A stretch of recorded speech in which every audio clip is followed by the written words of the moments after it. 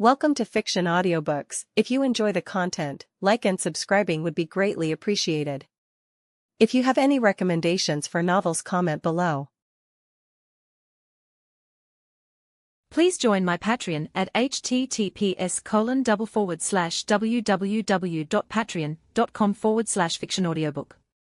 Chapter 385, Chapter 384 The Tarot Meetings Exchange Session. The Transaction Process in Tarot Club. After the fool Klein manipulated the world to complete the deal with the magician, the moon, Emlyn then said to the magician, "Furs. We have clues about the cursed objects and residual spirit of the ancient vengeful spirit. I can't give you the items directly, but I can provide you with information to tell you where the ancient vengeful spirit is near Backlund." More than a month ago, magician Furs announced his intention to make the deal. Odis then thought, Hugh is about to join the tarot club. From now on, we'll have another discreet way to contact Shio. Furs immediately asked, "How much is the reward?" £300. Deal. Furs breathed a sigh of relief. Finally, she had a clue. As long as she could obtain the cursed item of the ancient vengeful spirit, she would soon be able to advance to Sequence 6. For the apprentice path, Sequence 6 is the first qualitative change. Once she gains the ability to record, her strength will immediately increase significantly. At this point, Furs had already planned to invite Hugh to explore with him to ensure everything went smoothly. After a few seconds of silence, the trading session ended, and the discussion session of the tarot meeting began. Everyone's attention was first drawn to Little Sun because at last week's tarot meeting, Sun said that the problem with the former chief's tomb seemed to have become more serious. The son Derek didn't hide anything and told everyone. The Council of Six has designated the area around the former chief's tomb as a restricted zone and has arranged for a special patrol team. I heard from a friend who patrols the area that some hair seems to be growing out of the crack in the grave door. These hairs seem to be alive and will attack anyone who gets close. He paused for a moment and then said, "My friend also said that as long as you get close enough to those hairs, you will feel a strange sense of fear." Hearing this, everyone felt very curious and didn't understand what was going on. The hanged man, Alger, asked, "Does the Council of Six have any further measures in mind?" "Based on my observation, there doesn't seem to be a very good solution yet," Derek said. "However, the chief already has some plans." As he spoke, Derek secretly glanced at Mr. Fool, who sat at the head of the bronze table. Recently, Chief Collins spoke with him twice. The first conversation involved discussing the characteristics and uses of the time worm with Derek, and finally, Derek was told with certainty that the time worm could create advanced spells. After the conversation, Derek realized that the chief's words might have been a subtle reminder that Silver City needed the help of the person who had helped Derek resolve the issue of Amon's clone. But then the chief had a second conversation with Derek, this time about the extraordinary weapon, and they talked about the previous battle with the demon wolf. During this conversation, Derek understood that Chief meant that Silver City might also request help from the being who had dealt with the demon wolf. After careful consideration, Derek spoke with the Chief about creating advanced spells. This is tantamount to offering one's own advice to the Chief, who is inclined to ask for the Fool's help. Because Derek knew very well that the Fool was a god who liked fair trade, and the key was that even if Silver City couldn't provide what the Fool needed, it could still make a deal with the god's messenger, Mr. The World. On the other hand, there are too many uncertainties surrounding the Lord of Mysteries. In Derek's mind, the Hermit was a helpful person, and the god he worshipped should not be too bad. However, Derek was unaware of the specifics of the Lord of Mysteries, and did not know what price he would have to pay to ask this deity for help. Therefore, Derek ultimately suggested asking the Fool for help. Moreover, before the tarot session began, Derek had already reported this matter to the Fool and received Mr. The Fool's approval. After hearing Derek's answer, Odis said, "The potion recipe for Sequence 4 of the Death Path is called the Undead, and Sequence 3 is called the Ferryman. It is said that the Ferryman can make preliminary use of the power of the underworld and can send the souls of the dead to the underworld through the River of the Underworld, which is also called the River of the Dead. Derek expressed his sincere gratitude, and the other members also remembered the high-level intelligence revealed by the Hermit. Klein also manipulated the world and promised, "If you encounter any other problems, you can ask me for advice."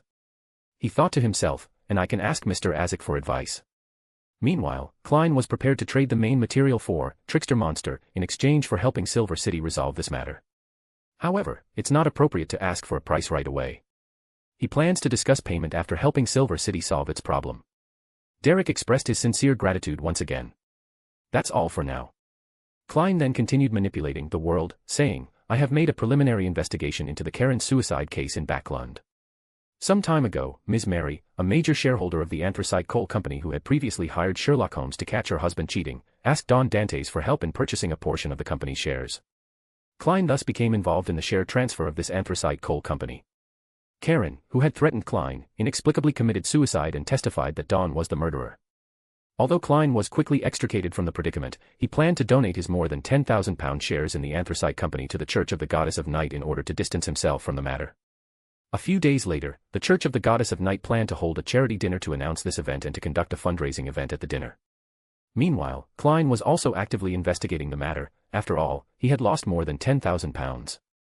The once relatively wealthy Don Dantes was now comparing prices for a few £100s of intelligence fees.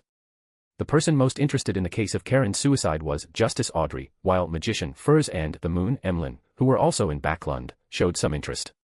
Odis thought about it carefully before remembering who Sharon was. The manipulator behind the scenes is most likely the royal advisor, Herwin Lambes. He probably also has another identity, a member of the Psychological Alchemy Council. He brought this up mainly to remind Miss Justice. Upon hearing this, Audrey naturally pictured a kind old man in her mind. This gentleman came from an aristocratic family, graduated from the University of Perth, possessed extensive knowledge and outstanding insights, had served as a royal advisor for over 10 years, and was a recognized scholar, good man, and gentleman. Then she was somewhat surprised, he was actually a member of the Psychological Alchemy Society's council. She then had a series of thoughts, realizing that politicians were dirtier than she had imagined. Odis then spoke up, I have received accurate information that the King of the Black Sea, one of the 4 kings of the sea, is one of the identities of the president of the Psychological Alchemy Society. Everyone was slightly taken aback, and after a moment's thought, they seemed to recall this king of the sea. Then everyone suddenly realized, no wonder they always overlooked this king without the Hermit's reminder, it turns out he was a demigod from the spectator pathway. Then everyone was somewhat surprised, because when they thought of this, they remembered that the Hermit had previously speculated that the King of the Black Seat was likely a high-sequence extraordinary being from the audience pathway. Similarly, before this issue was even discussed, everyone seemed to have forgotten about it. After a moment of reflection and recollection, Klein, seeing that he had achieved his purpose in reminding Chunas Kaljar, said to Justice, keep an eye on Chunas Kaljar for me. He is a Major General and Deputy Director of MI9. On the surface, he is only a rank 5, but in fact he is already a demigod of the Black Emperor pathway. Klein specifically noted, he has a very strong sense of inspiration and is very perceptive of how others perceive him. Audrey silently repeated the name Chunaskorg in her mind, but found that she didn't recognize the man. She immediately replied, okay. The hall fell silent for a moment. After a few seconds, Odis said, the witch cult may be planning something big in the raging sea recently. Those of you at sea should be careful. If you can avoid going ashore, do so for the time being. Stay as far away from dangerous waters as possible. Although Odis did not know the other party's specific plans, he could guess what they were roughly. First, it will definitely require a large number of lives to be sacrificed, possibly even the lives of an entire large island at once.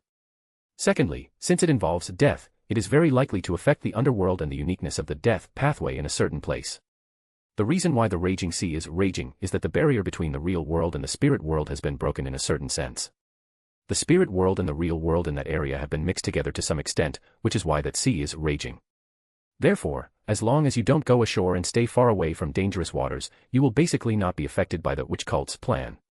They wouldn't be planning to sacrifice the entire raging sea, would they? Upon hearing Odis's words, the priestess Katlia and the hanged man Alger, who were at sea, immediately became interested. Alger asked, would you mind revealing exactly what they're planning to do? They claim they want to resurrect an angel from their sect, Odis said without hiding anything. But I suspect they have other plans. Katlia then asked, is it the angel we mentioned before, the one who fell in Trier? When Odis and Bernadette had dinner with her before, they didn't bring up the topic because they hadn't yet settled things with the witch cult. That's what they said, Odis smiled. The problem is that the angel fell in Trier, yet they're going to launch some operations in the raging sea. It feels very strange.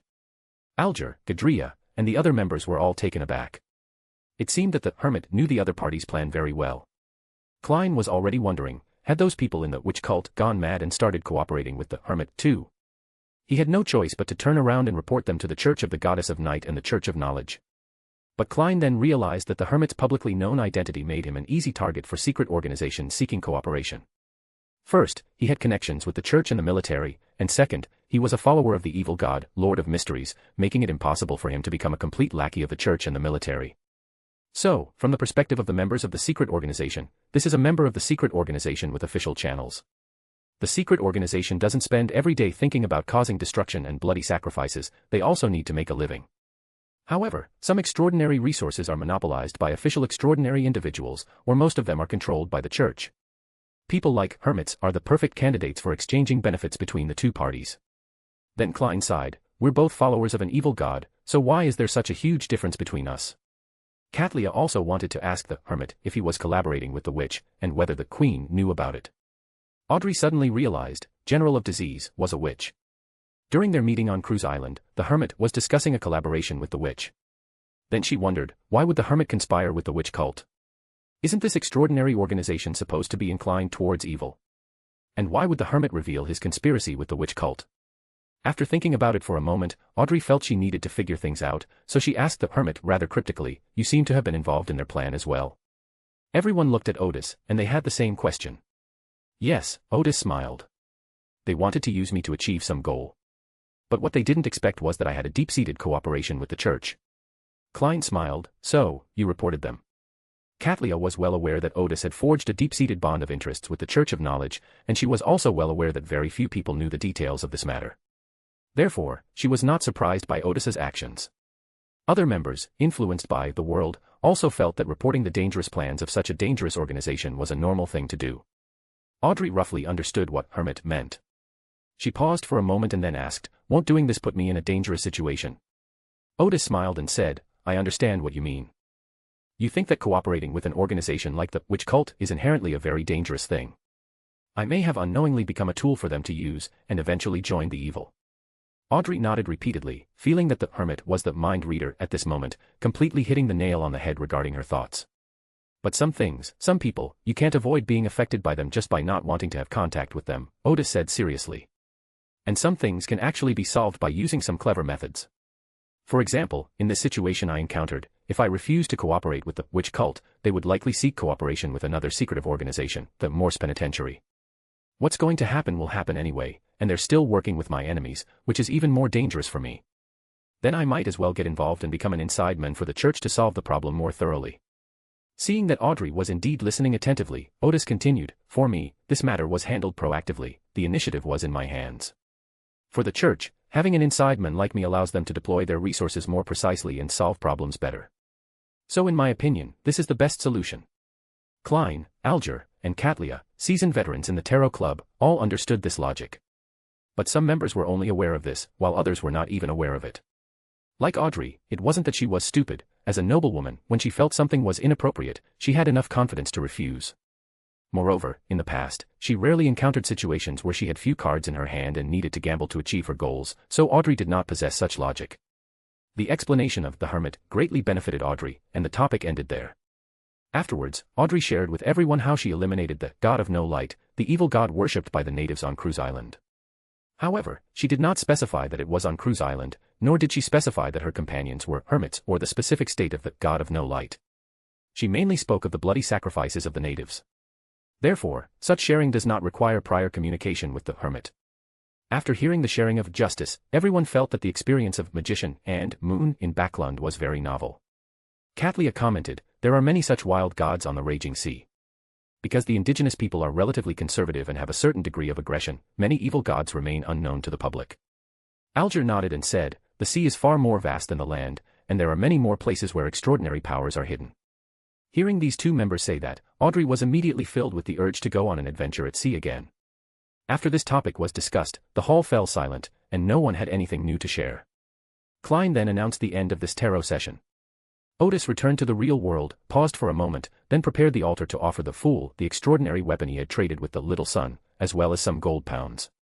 For this intelligence transaction at the tarot meeting, Odis will receive £4,700 as payment for the intelligence transaction, and Derek will pay her an additional £300 in cash in the form of extraordinary materials. Odis needs to pay Klein £8,000, of which £5,000 is payment on behalf of the son for the potion formula, and the other £3,000 is for the purchase of Hormick Hayden's puppet. Therefore, Odis needs to sacrifice another £3,300. Soon, Odis received a large amount of extraordinary materials from the son. Although the £5,000 of materials were delivered to Odis in 2 installments, Derek also traded extraordinary materials with Odis for extraordinary weapons every week. The total amount was quite large. Then there's the puppet that Klein traded with. Odis, who had seen Hormick in person, felt uneasy when he saw the motionless puppet. So he quickly put all of this into the wilderness of knowledge. Odis then began to consider how to deal with these extraordinary materials. Currently, Odis has 3 ways to handle these extraordinary materials: the Scroll Shop on Cruise Island, the Mysticism Research Society in Backlund, and the Information Exchange Society in Byam. This time, because so much material was obtained, the sales volume has exceeded that of the other 3 channels. So Odis decided to open up another route in Azhara, the capital of Lenberg, to quickly monetize his wealth while also making contact with more wild extraordinary individuals. Having finished the follow-up work for the tarot meeting, Odis had nothing else to do today. She ate dinner early, read for a while, and then went to rest. The following morning, as planned by Odis, Bernadette returned to Backlund. According to the intelligence Odis received, the military will transport the mummy to the port of police tonight. Tonight, we'll ambush the demigods of the Rose School. Just as the two were discussing tactics, Odis's secretary came in and said that Miss Hall had sent an invitation. Odis opened it and saw that it was an invitation to a charity gala hosted by the Church of the Goddess of Night 3 days later. Odis thought back and realized that it must have been the party where Klein donated his shares. Although Earl Hall was not the main figure of the party, as an important believer of the Church of the Goddess of Night, Earl Hall would certainly help the church invite some wealthy people or nobles. So Audrey could send out some of these invitations. Odis thought for a moment before saying, "Please thank Miss Hall for me and tell the servant who sent the invitation that I will definitely attend on time." After the secretary left, Bernadette, who was out of sight, asked, "Who is Miss Hall?" Odis casually replied, "A noblewoman." Then he seemed to realize something. To be precise, she was a young noblewoman with little experience, whom I had met a few times at the ball. The reason they sent me the invitation is probably because they hope the Remberg embassy will also donate.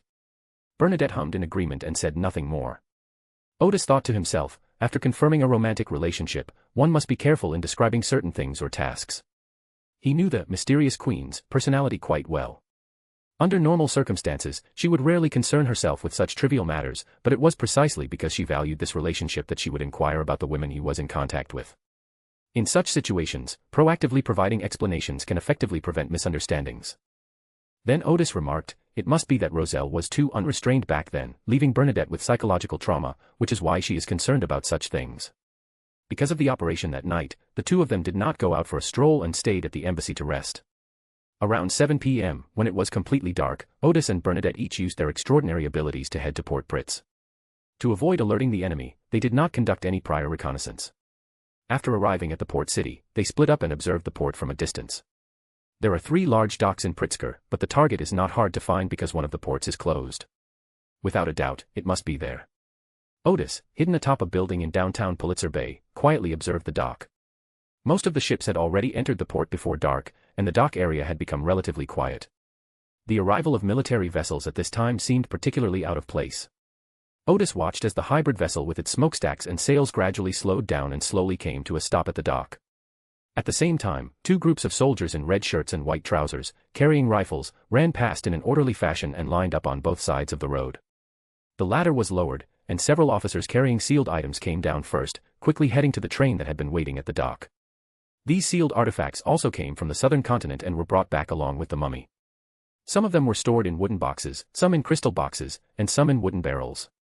This made Odis remark, "The military has gained quite a bit this time. Rather than plundering the gold and silver of the southern continent, the royal family should be more concerned with sealed artifacts and extraordinary plundering."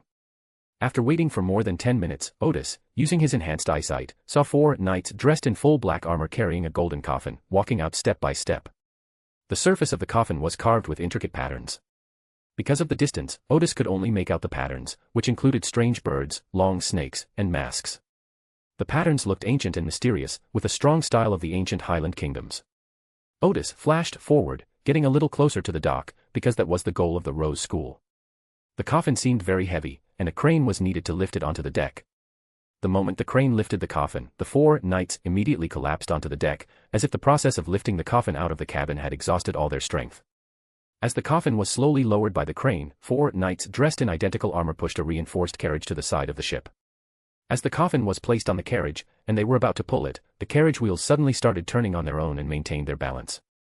With a sudden turn, they knocked down the 4 knights and sped off in the direction away from the train and ship. The demigod of the Rose School has arrived. Odis once again secretly used his teleport ability to reach the building outside the dock, ready to act at any moment. From the direction where the train was parked, a very penetrating voice suddenly rang out, "Attaching items here is prohibited. The military's demigods have made their move." The other party's prohibition took effect immediately, and the galloping carriage suddenly lost power and came to a stop. At the same time, a figure suddenly appeared in midair. He was wearing a white robe inlaid with gold thread, his eye sockets were obviously sunken, and his face was very thin. This middle-aged man, of mixed North and South Chinese descent, had an uncontrollable malice and madness in his brown eyes. His thick lips were sealed with finely patterned gold studs, giving him an eerie and terrifying appearance. This is an important member of the Rose School, one of the leaders of the Highland Resistance, and a Sequence 3, silent disciple. As soon as McCams appeared, he turned his gaze to one of the carriages and raised his hand to his mouth, causing the golden nails that had pierced his upper and lower lips to fly out simultaneously. The silent disciple then opened his mouth. Odis heard no sound, but the entire carriage quickly twisted and turned into a sheep in the blink of an eye. With a pop, the sheep's stomach burst open, and a piece of meat rolled out, adorned with a white wig and a dark cloak. A beam of light suddenly burst forth from within the flesh, and all the chaos and evil quickly subsided, the writhing flesh rapidly returning to its original form, a man wearing a wig and a cloak. He had a square face, thick eyebrows, and large eyes, bearing a resemblance somewhat to the figures on playing cards. He wore leather shoes with long toes, his attire out of step with the times. This is Grove Augustus, Prince of Sonia of Loon, a Sequence 3, Chaos Hunter. As the other party returned to normal, Mihamus raised his palm, and all the guns and cannons aimed at him were raised and fired into the air. Then he took out a rag doll. The doll appears to be made of old cloth, stained with obvious dirt and blood stains, and its eyes have been gouged out, leaving 2 empty holes. As soon as it saw the light, its face began to change, its shape became square, a wig appeared on its head, and it was transforming into the appearance of Grove Augustus. At the same time, a semi-transparent mouth, several meters long, suddenly appeared on the side of the golden coffin containing the mummy. This was a spirit creature. It suddenly opened its mouth and took a deep breath, creating a terrifying gust of wind that swept up the coffin and carriage. But the moment the other party appeared, a sea of light suddenly appeared in midair, and this light quickly fell, engulfing everything around it.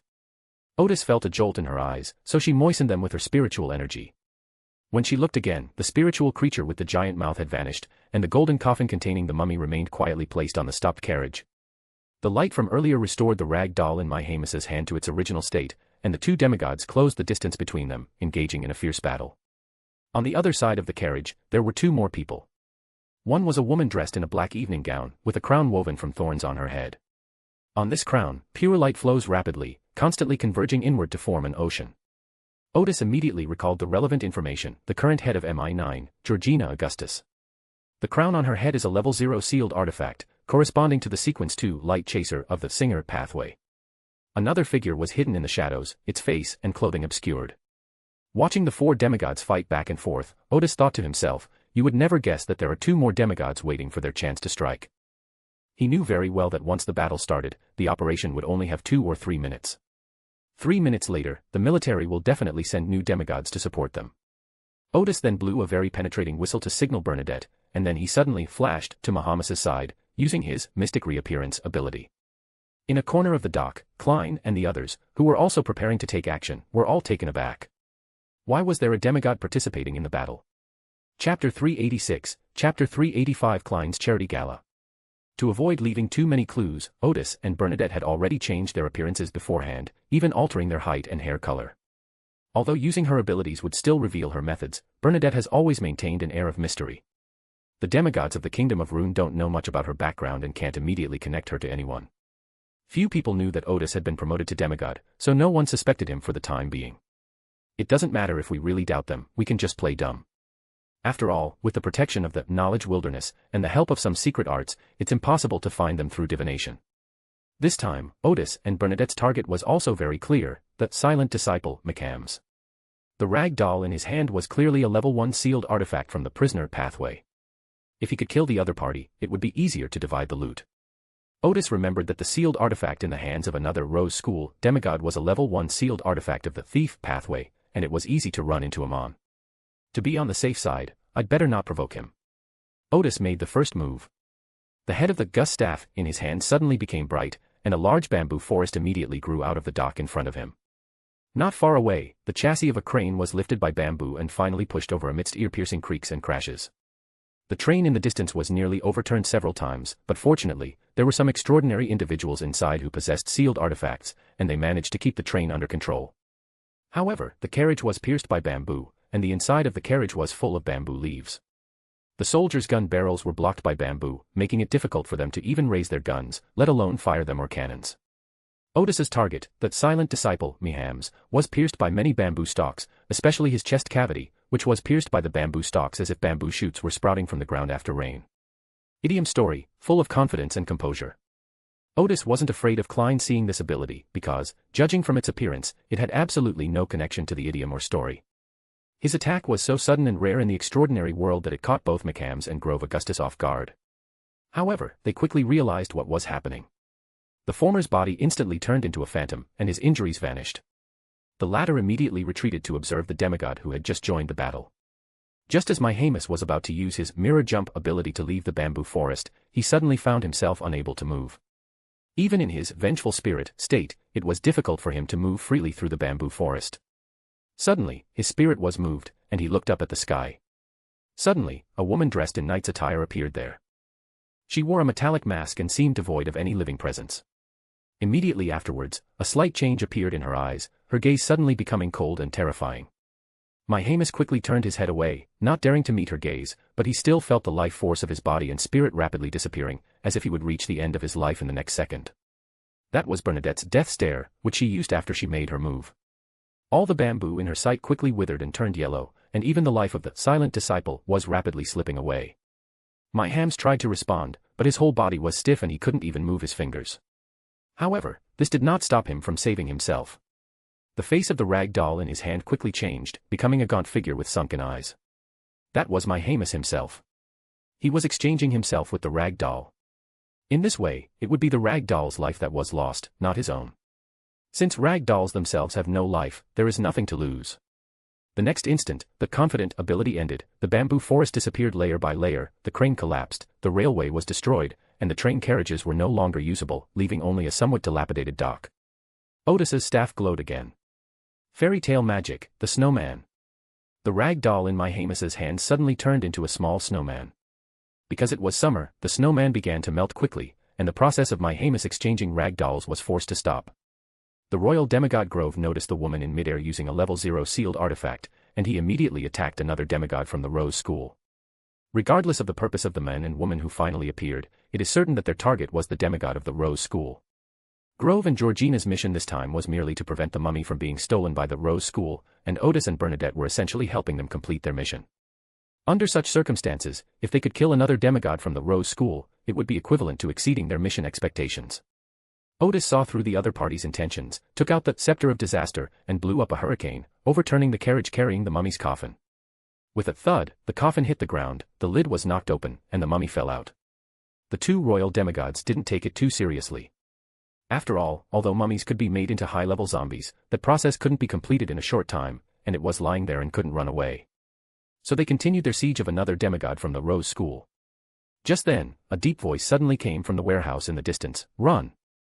The mummy, which had been lifeless and was lying upside down on the coffin, suddenly stood up as if it had suddenly come to life and ran wildly toward one of the warehouses. The two royal demigods were stunned, but soon, as if their spiritual senses had detected something, they looked together toward the warehouse, where something seemed to be attracting the mummy. On the other side, Odis thought to himself, the Azek bronze whistle is really useful. As he thought this, he sent bolts of lightning striking Mihams. The lightning summoned by the Scepter of Disaster could also cause considerable damage to Mihams, and he was still unable to make any move to dodge it. When the lightning stopped and Mihams finally felt he could catch his breath, he suddenly felt something tug at him. Immediately afterwards, he saw a middle-aged man holding a rag doll appear in front of him. "Isn't that me?" Mihams belatedly realized that his spirit had been dragged out by forces from the underworld. In fact, once they reach the level of vengeful spirits, the boundary between the physical and spiritual bodies of extraordinary individuals who have reached the prisoner pathway becomes very blurred. After reaching the level of demigods, the physical body becomes even less present. But now, before Mihams could even utter a curse, his spirit was dragged out. Then, things became illusory before Mihams, and the edge of the underworld invaded the real world. An irresistible force dragged him rapidly toward the illusory underworld. Bernadette, suspended in midair, stared silently at the demigod. The pale death on her face was 2 sequences higher than that of Mihams, completely overwhelming the silent disciple. The mummy was still running away when Georgina raised her hand, "May the dead here rest in peace." The mummy collapsed to the ground, but the next second, it jumped up and ran towards the warehouse. Georgina used the reconstructed order to lighten herself and quickly float into the air. She saw that in the direction the mummy was running, a vengeful spirit was using mirror jump to escape quickly, and at this point the spirit was already out of her range. However, the magical item on his body continued to attract the mummy. On the other side, Odis raised his staff, and a large cluster of starlight gathered in midair, then fell and struck Myhamus's body. The seemingly unreal body instantly shattered, and the rag doll in his hand fell to the ground and rolled far away. Odis teleported over and first placed the sealed artifact into the wilderness of knowledge. At this point, Myhamus simply stopped resisting and instead made his way to the underworld. Because of his extraordinary nature, he was inside a spirit body, so even if he entered the spirit world, his strength would not be greatly affected. At the same time, he could use the spirit world to escape. Bernadette stared at him coldly, then suddenly drew the Gus staff from her waist. The next second, Myhamus felt his mind rapidly becoming sluggish. Oops. Having a good understanding of the abilities of the death pathway, Myhamus immediately realized that the other party was actually transforming his soul. This is the power of the death god pathway at the angelic level, which allows any life form to become his slave as it slowly dies. However, the prisoner pathway is also highly spiritual, and the key spirit is extremely powerful. Theoretically, Myhamus can withstand Bernadette's transformation for a period of time. After all, Bernadette used a sealed artifact, not the real Pale Emperor. Of course, Myhamus was still powerless to fight back during this process, he could only buy time. Even if it only delays them for a dozen seconds, the royal family of Rune might send another demigod to their aid. The leaders and angels of the Rose School also have a certain probability of noticing that Myhamus is in danger and extending a helping hand. To Myhamus's surprise, the conversion process was about to end before he even began to resist.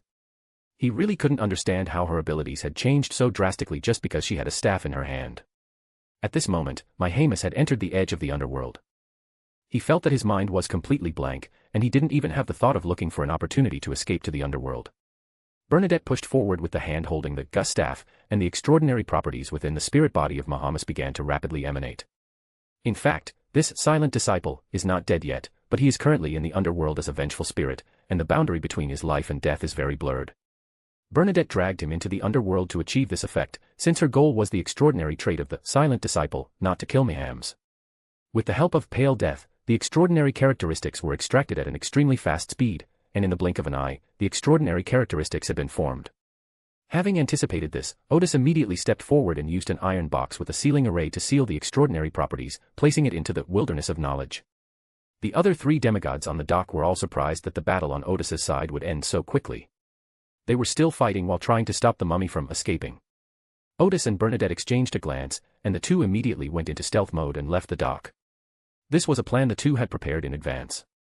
With Bernadette's strength and Odis's assistance, it wouldn't be difficult for them to take down the other demigods of the Rose School. But the two demigods in the military certainly wouldn't want that outcome. After Odis and Bernadette eliminated another demigod of the Rose School, their next target might be them. Therefore, these two demigods will most likely attack Odis and Bernadette in order to maintain a tactical balance.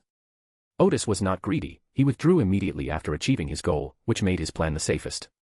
With the disappearance of Pale Death, the connection between the underworld and the real world was severed, and Myhamus, having regained his senses, desperately ran towards the real world.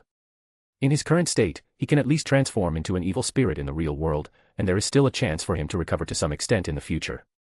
However, if he enters the underworld, the special environment there will quickly assimilate him, eventually turning him into a spirit without any extraneous thoughts. No. The underworld disappeared too quickly. Despite Myhamus's unwilling shouts, he was ultimately left behind in the underworld and vanished completely. In that brief moment, a figure suddenly appeared beside the carriage with the golden coffin. He grabbed a handful of spiritual liquid made up of the mummy's brain and bodily fluids and smeared it on a book with a leather cover. The timing was perfect. Odis and Bernadette had just left, Myhamus was dead, and the other three demigods were all chasing the mummy.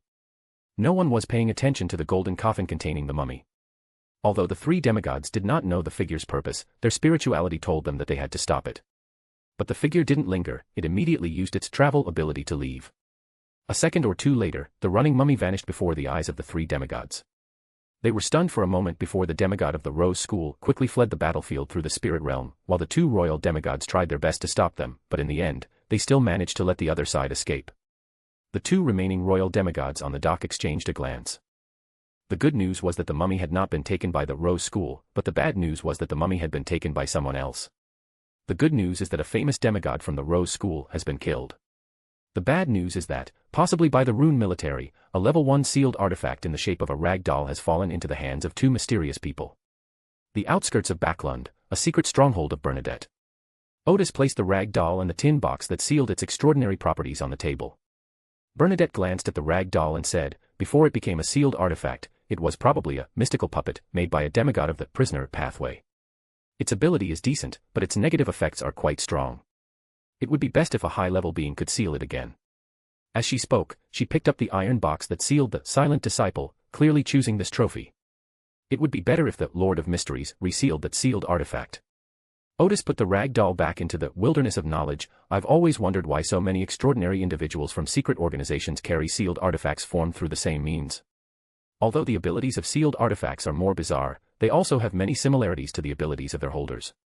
The key question is, the Rose School has angels, so why not choose to shatter the seal and allow other members to ascend to new demigods? Because secret organizations have too few channels for accumulating sealed artifacts, Bernadette said. Churches, for example, have accumulated them over thousands of years. So when they encounter extraordinary individuals from the same path who die and become sealed artifacts, they usually shatter them to cultivate new extraordinary individuals. In addition, they use sealed artifacts from other paths to enrich their methods. However, secret organizations do not have the authority to handle extraordinary cases, and the probability of obtaining sealed artifacts in extraordinary battles is not high. Therefore, even sealed artifacts formed by extraordinary individuals from the same path are valuable. Furthermore, demigods already possess considerable authority within secret organizations and have their own power base. They would carry the same type of sealed artifacts with them and use them until their trusted confidants could be promoted. She paused for a moment and said, to put it bluntly, it's still a matter of scarcity. Since the Fifth Age, let alone battles between angels, battles between demigods have become quite rare. You're quite lucky, because in the recent operations I've been on with you, we've obtained several demigod-level spoils. And you should know that in the past, it might have taken me several years or even more than a decade to have a chance to obtain demigod-level spoils, and I might not even be able to get them in the end. Odis slowly nodded, which could be interpreted as, there are no other sealing artifacts available, so we'll use whatever we have. He did not react to Bernadette's praise. The operation was a great success. Bernadette took a bottle of fine wine from the base's wine cellar, and the two of them raised their glasses in celebration. Bernadette still had matters to attend to in Vaude, so she returned directly to Vaude. Odis returned to the embassy, washed up, and rested in bed. He pretended to be asleep, but actually entered the wilderness of knowledge to examine the sealed artifact. As Bernadette said, the negative effects of this sealed artifact are quite significant. It possesses a certain degree of activity and can randomly curse those around it at any time. If left alone for a long time, it will transform into the appearance of the nearest person, who will immediately die a gruesome death from the most vicious curse. Odis took a deep breath.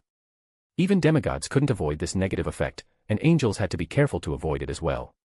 As for its abilities, they are quite good. It can transform into the appearance of the target according to the holder's wishes. When it is 4 or 5 parts similar to the target, it can use the ability to curse the target, and the target cannot avoid it. If it is 7 or 8 parts similar to the target, it can use vicious curses such as death. If the holder makes the puppet look like itself, it can take the damage from the enemy in place of the holder.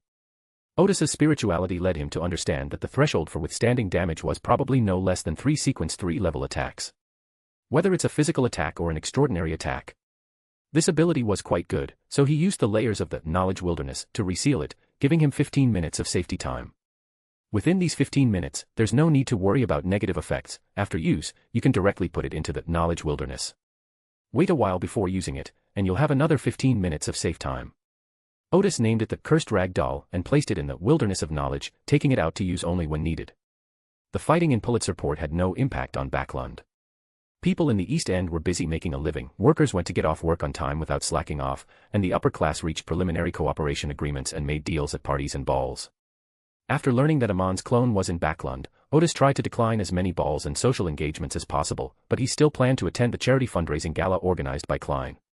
Because Ambassador Odis of Rembrandt and the wealthy Don Dantes had almost no overlap in their social circles, Odis had been in Backlund for some time but had not encountered Don Dantes at the parties.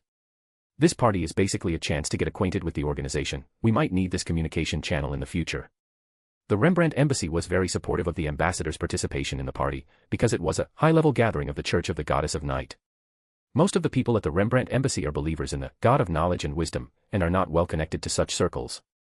The embassy granted Odis a limit of £5,000, which he could use to build connections when needed. Oedipus, of course, wouldn't miss such a good opportunity to spend public funds. He dressed formally, took his checkbook, got into his carriage, and left. The event was held near the Church of St. Samuel. The venue was decorated in dark colors and featured many stars and moons, reflecting the tranquil style of the Church of the Night Goddess. The food and drinks were not as extravagant as those at a noble party, though of course they were of a higher standard than communion. Most importantly, there was a strange sense of quiet.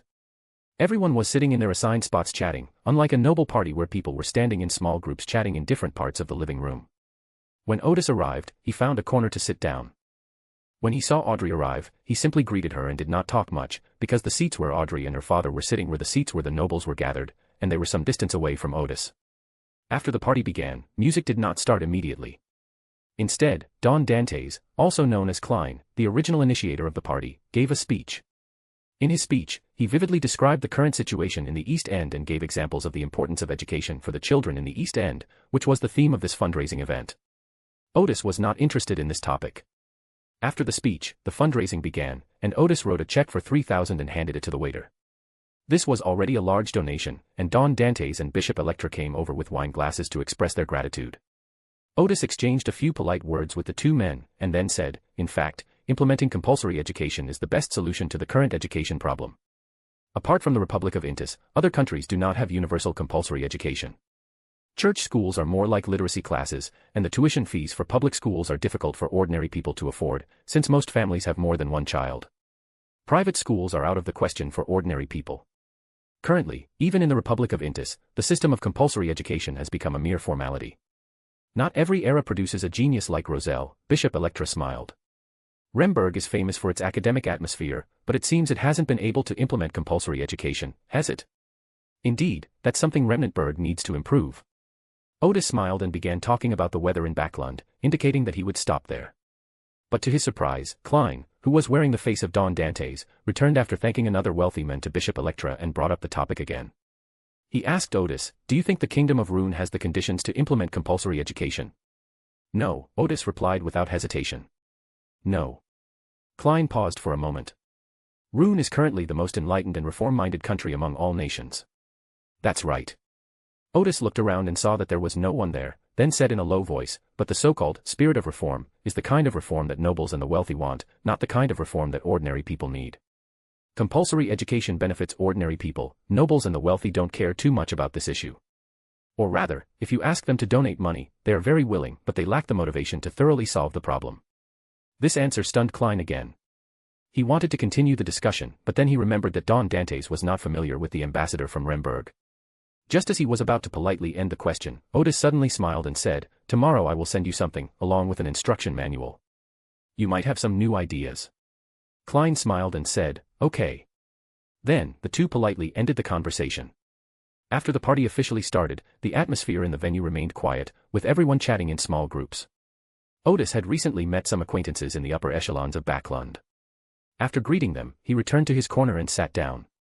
Until Audrey came over and asked with a smile, "Why do you always like to sit in the corner when you attend parties?" "I don't really like this way of communicating," Odis said with a smile. Then Audrey asked in a low voice, "What did you talk about with Dantes just now?"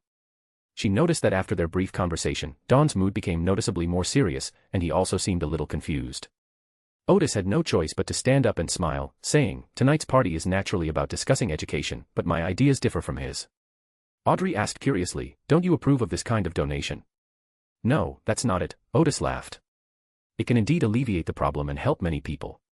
But the problem remains, this approach can only help a limited number of people, and every year many new people in need of help emerge."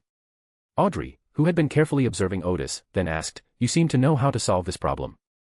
"This problem may never be solved," Odis said, shrugging. "Or rather, it's almost impossible to achieve a complete balance in educational resources. Achieving relative fairness would already be quite good." Then Odis added, "One of my inventions might solve this problem." "Well, I'll send you a sample and an instruction manual tomorrow. Consider it a thank you gift for sending me the invitation." Just as Audrey was about to refuse, Odis said, "After seeing that thing, you might have many new ideas about education." He took a sip of his drink and said, "The extraordinary have never intended to help ordinary people. I personally believe that we should make better use of the power we possess." This piqued Audrey's curiosity, and she became somewhat eager to see what it was. Soon, the party came to an end. After everyone prayed to the goddess of the night for 3 minutes, the party officially ended. 160 Berklund Street. Early in the morning, Klein began another day of life as a wealthy man. He had just finished breakfast when his butler told him that Ambassador Lenberg had sent a package. Klein was also curious, what would the Hermit give him? He had his personal male servant bring the package into the study. When the package was opened, it contained a helmet inlaid with crystals. Klein paused for a moment, then took out the instruction manual and started reading. He then learned that this was called a smart helmet, which could actually impart knowledge to a target. It can cover everything from how to spell words to geography, history, philosophy of life, work methods, and so on. However, after acquiring knowledge, the target needs certain guidance to help them adapt to that knowledge and guide them on how to use it. Of course, this equipment is not a panacea. It requires knowledge of logical deduction, such as calculation, as well as design knowledge that requires innovative ability. It can only impart knowledge points, how to use it still depends on individual talent. Klein was overwhelmed with emotion. This was exactly the brain implantation technology he remembered. This will greatly save time and cost in learning, and if this helmet becomes widespread, illiteracy will no longer exist. But an even more serious problem arose in Klein's mind: this technology could very well be used by criminals. This equipment can not only instill knowledge, but also things like memories. If used properly, it could cause the target to completely lose their sense of self. As Klein pondered this question, his personal servant found another letter in the package. Upon opening the envelope, there was only one phrase on the letter: use with caution. Klein breathed a slight sigh of relief. Fortunately, the inventor of this device understood the potential negative consequences it might cause. He then fell into deep thought. Just as the Hermit had said, this was something that could change the education model and solve the root causes of all problems in education. Future. He seemed unable to understand what the future would be like with such equipment. Odis changed her appearance and came to the chapel of St. Samuel's Church, where she informed the goddess of the night of the new developments in the witch cult plan through prayer. He also stated that he was willing to act as an inside agent to take the opportunity to strike at the witch cult and the spirit cult. Soon, an unprecedented sense of tranquility descended through the medium of the symbolic symbol of night. The goddess of the night gave instructions: pray to me before you begin your plan. Chapter 387. Chapter 386 requires a demigod as a sacrifice. Queen's Road, inside Earl Hall's luxurious villa. Upon receiving Odis's package, Audrey immediately instructed her personal maid to open it. She also received a smart helmet and instructions for use. After understanding the purpose of this extraordinary item, Audrey was initially amazed, but then she realized that if the church introduced wisdom helmets in large quantities, the children in the East End could also learn knowledge quickly. Or rather, knowledge will no longer be an obstacle for those children. With that in mind, Audrey was already thinking about how to recommend this extraordinary item to her father so that it could be promoted as quickly as possible. At this moment, the personal maid found an envelope in the package containing 2 pages of paper. The first page read, "The wisdom helmet must not be widely used in Rune." Audrey was taken aback, and was just about to write a letter to ask the Hermit why. Then she brought out the second sheet of paper, which read, "Because of the lack of a competent oversight structure, there may be some mental plagues. Moreover, this will threaten the educational advantages of the upper class, which will be deliberately smeared and suppressed." Audrey thought to herself, "Am I the psychologist, or are you the psychologist? How do you know so much about my thoughts?" But then she sighed and admitted that the Hermit's concerns were valid. It's hard to imagine the wave of opposition that would erupt when the nobles learned that their educational resources might be significantly reduced compared to those of the children in the East District, and that they would no longer have a clear advantage. At that moment, she suddenly recalled that at yesterday's ball, when the topic of education was discussed, the Hermit had hesitated to speak. Because achieving educational equity would inevitably infringe upon the interests of the nobility and high society, and the entire kingdom of Rune is currently run by the nobility and high society, they would never approve of such a change and would even try their best to obstruct and oppose it. She was a member of the nobility, so there were some questions the Hermit didn't know how to ask. Audrey took a deep breath and suddenly realized that the problem was more complicated than she had imagined. A few days later, in the afternoon, Bernadette has returned to Backlund, and Odis will be heading to Byam tomorrow. The witch cult's operation is about to begin. They plan to team up again and pull off another heist. Odis even joked, "Why is our relationship developing more and more like that of extraordinary robbers? There's less time for romance, but more opportunities to join forces against other demigod organizations. Perhaps it's because we've built mutual trust and are now willing to take some actions." Bernadette analyzed seriously, then laughed. "It's definitely developing in a strange direction." Odis said, "How about we give ourselves a bandit name, like Mr. and Mrs. Odis? We are not husband and wife yet. Then let's call it Deadly Couple. That sounds awful. It sounds like the name of one of those killer organizations you see everywhere on the street." Bernadette looked at the useless and playful Odis and said, "Don't waste your time on this. Let's talk about your plan again." Odis leaned back on the sofa and smiled. "The plan, of course, is to use the power of the Church of the Goddess of Night to acquire 1 or 2 more level 1 sealed artifacts." Next, the two began to discuss the details of the plan. That evening, Odis returned to the Church of St. Samuel and told the Goddess of Night that the witch cult's operation would begin the next day. After receiving the goddess's reply, Odis returned to the embassy and went to Bernadette's room, intending to chat with her for a while before getting some rest to prepare for tomorrow's operation. Just as the two had exchanged a few words, an unusual fluctuation suddenly occurred in the spiritual energy of the room. The moment the two became alert, a figure was quickly printed out in front of them, as if by a printer. This is a woman with long, black hair, ordinary features, and wearing a simple long robe. Odis paused for a moment before asking hesitantly, "You are?" Judging from her attire, she appears to be Ariana, the abbess of the Night Monastery under the Church of the Goddess of Night. "You can call me Ariana." The other party briefly introduced herself, and then said, "The goddess has put me in charge of this operation. I'm here to have a brief discussion with you and get some details." "Really?" "It might be because it involves the spiritual cult, the Church of the Goddess of Night, or perhaps the Goddess of Night takes this matter very seriously." Odis took a deep breath. "Should I call you Dean, or Your Highness?" In the Church, people usually address the saints as His Holiness, the angels as His Highness, and the Pope as His Holiness. Like the Church of Storms, there is no Pope, only a monarch, who must be addressed as His Majesty. Although Ariana said that, she couldn't really call an angel by his name, could she? Ariana glanced at Bernadette before saying, "The Dean, perhaps." "Okay, please have a seat," Odis said with a smile. After the three of them sat down on the sofa again, they began to discuss the plan for this operation. Basically, it proceeded according to Odis's plan, with him acting as an undercover agent to send a signal to the Church of the Goddess of Night when the time was right, so that both sides could work together to sabotage the secret organization's plans. Now, command of this operation is in Ariana's hands. She will send a demigod to secretly follow Odis so that timely support can be provided. Then he gave Odis a black crystal with starlight. "They will not notice this crystal, but I can sense its location at any time. When you quietly infuse spirituality into the crystal, I will sense the corresponding changes and use this as a signal to begin my actions." Odis nodded. "Okay.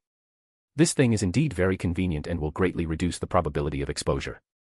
Ariana added, "After you ruined the great smog that was going to appear in Backlund, the witch cult seems to have been brewing something." After saying this, he stood up and, without saying goodbye, his figure disappeared as if erased by an eraser. Odis and Bernadette exchanged a glance before Odis said, "They failed to complete the sacrifice last time, and now they want to do it again. And to be on the safe side, they won't target Backlund anymore. It seems that George III still needs a large workforce." Bernadette said, "I never imagined that one day I would be frequently disrupting the operations of some clandestine organizations." Then she couldn't help but glance at Odis. It was after getting to know this guy that Element Dawn, an organization that was neither evil nor particularly benevolent, gradually became an organization that leaned towards justice. Bernadette herself also felt that she was about to become a semi-official, extraordinary person. Odis smiled and said, "That's a good thing. After all, we may become official extraordinary beings in the future, so let's just consider this a transition period." Now that they knew the Church of the Goddess of Night had dispatched angels, they were truly confident of victory. The two exchanged a few more words, mainly discussing how to divide the spoils with the church. The next morning, Odis arrived at Byam's Sea Lion Bar as promised. After buying a beer, she told the bartender that she had been introduced by the mermaid. There weren't many customers at the moment, so the bartender led Odis to the backyard, stopped in front of a room, and gestured for her to enter. Odis knocked on the door politely but cautiously, and a voice from inside said, "Come in." Pushing open the door, one finds a somewhat frail-looking young man dressed in local Byamian attire, who smiles and asks Odis, "Are you Mr. Gar?" Odis answered simply, "Yes. Please follow me." The other person put on a hat, led Odis out of the Sea Lion Bar, and disappeared into the alley. After walking for more than 20 minutes through the messy alley, I entered a room through a small door that was not well lit and was a bit damp. The thick curtains inside were drawn, making the room very dark. In the center of the room was a large, unadorned, ancient-looking standing mirror. The young man, somewhat nervous yet expectant, took out a clump of black hair and wiped it on the mirror. Soon, the mirror surface rippled like water, revealing a graceful and beautiful figure, the white saintess, Katerina Pell. The young man stared at his reflection in the mirror, seemingly oblivious to Odysseus's presence behind him. Katerina smiled and said, "This is your reward." She glanced at the young man seemingly casually, and he immediately let out an extremely pleasurable cry, fainting in extreme pleasure. Then Katerina gestured for Odis to come in. "Please come in." Odis nodded slightly, as if passing through a thin film of water, and entered a dimly lit space that seemed vast but was actually quite small. It appears vast because the edge of this space is not visible to the naked eye, but Odis's spirituality clearly knows that the space within is actually not very large. "Follow me." Katerina led the way, walking through the mirror world. They passed through a series of passages, some narrow and some wide, each with a mirror-like surface like ripples on water. These mirrors depict the reflections of the real world in each other, but Odis could not make out the specific appearance of those reflections. Those outside couldn't even see the figure that flashed past in front of the mirror. After walking through the mirror world for more than 10 seconds, Odis arrived in front of a large mirror. Passing through the water film-like mirror again, Odis found herself in a large room made of stone bricks. For a moment, he was unsure of his current location. Lieutenant General of Disease, Tracy was already waiting in the room. Katerina smiled and said, "As we agreed, I'll take you to see your reward first. Once you receive your payment, Tracy must stay by your side at all times. If you deliberately leave her sight, it will be considered a breach of contract." Odis smiled and nodded, "No problem." Katerina continued to lead the way, with Odis and Tracy following behind. The ageless witch casually said, "I heard from Tracy that you know an exceptionally beautiful lady."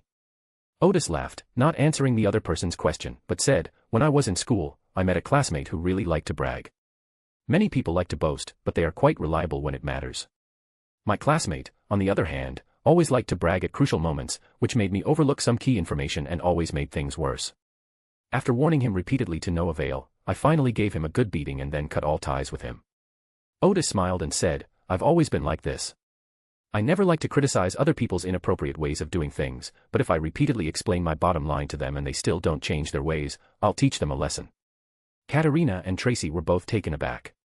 They could tell, of course, that Tracy's way of communicating with him was somewhat inappropriate.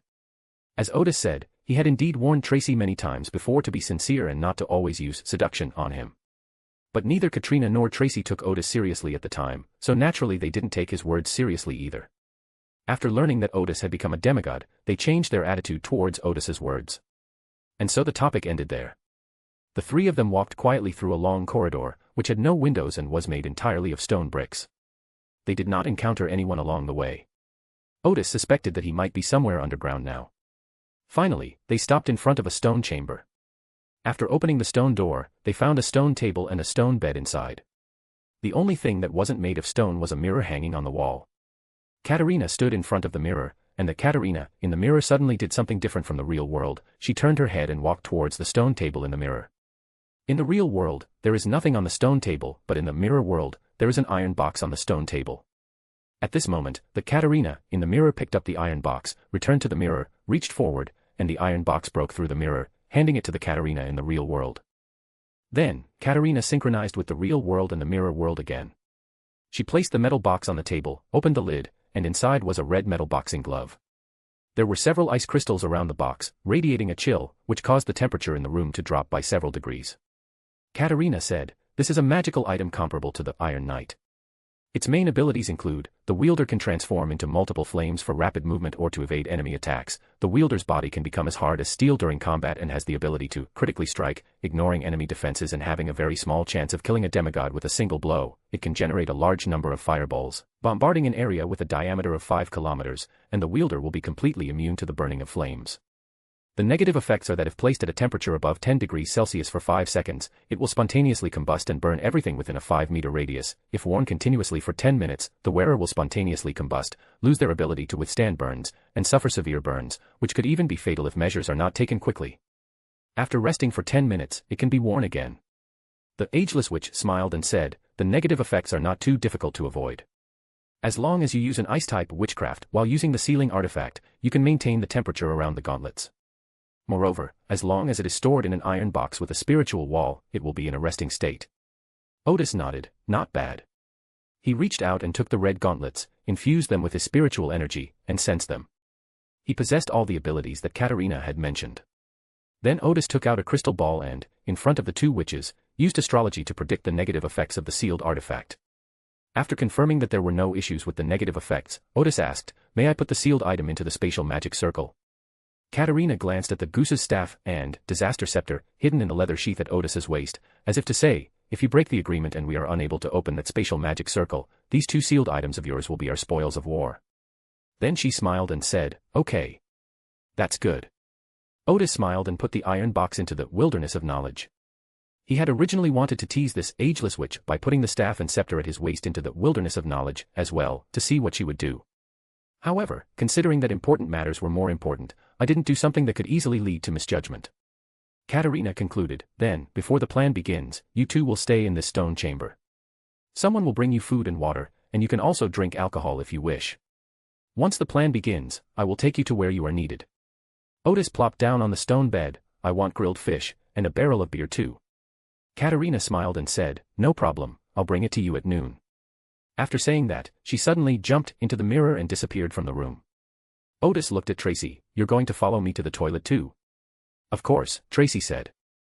If you're under pressure and can't pee, I can become invisible. Odis smiled and said, it's not that bad. Then he asked, isn't it amazing how it feels to become a woman? Tracy paused for a moment before answering, it's all right. But Odis then asked, after you became a woman, in your erotic dreams, were you having sex with men or women? Tracy took a deep breath. If you're bored, we have chess and cards here. We can play chess or cards. Odis smiled and said, your heart is too weak. As he spoke, he half reclined on the stone bed, took out a small, spirit storage crystal from the knowledge wilderness to brighten the room, and then took out a book to read. Upon hearing Odis's assessment, Tracy was taken aback. She didn't know why, but the other woman always managed to provoke her with just a few words. Then, the stone chamber fell silent. At noon, a servant brought grilled fish and beer, which Odis ate alone, as if Tracy did not exist.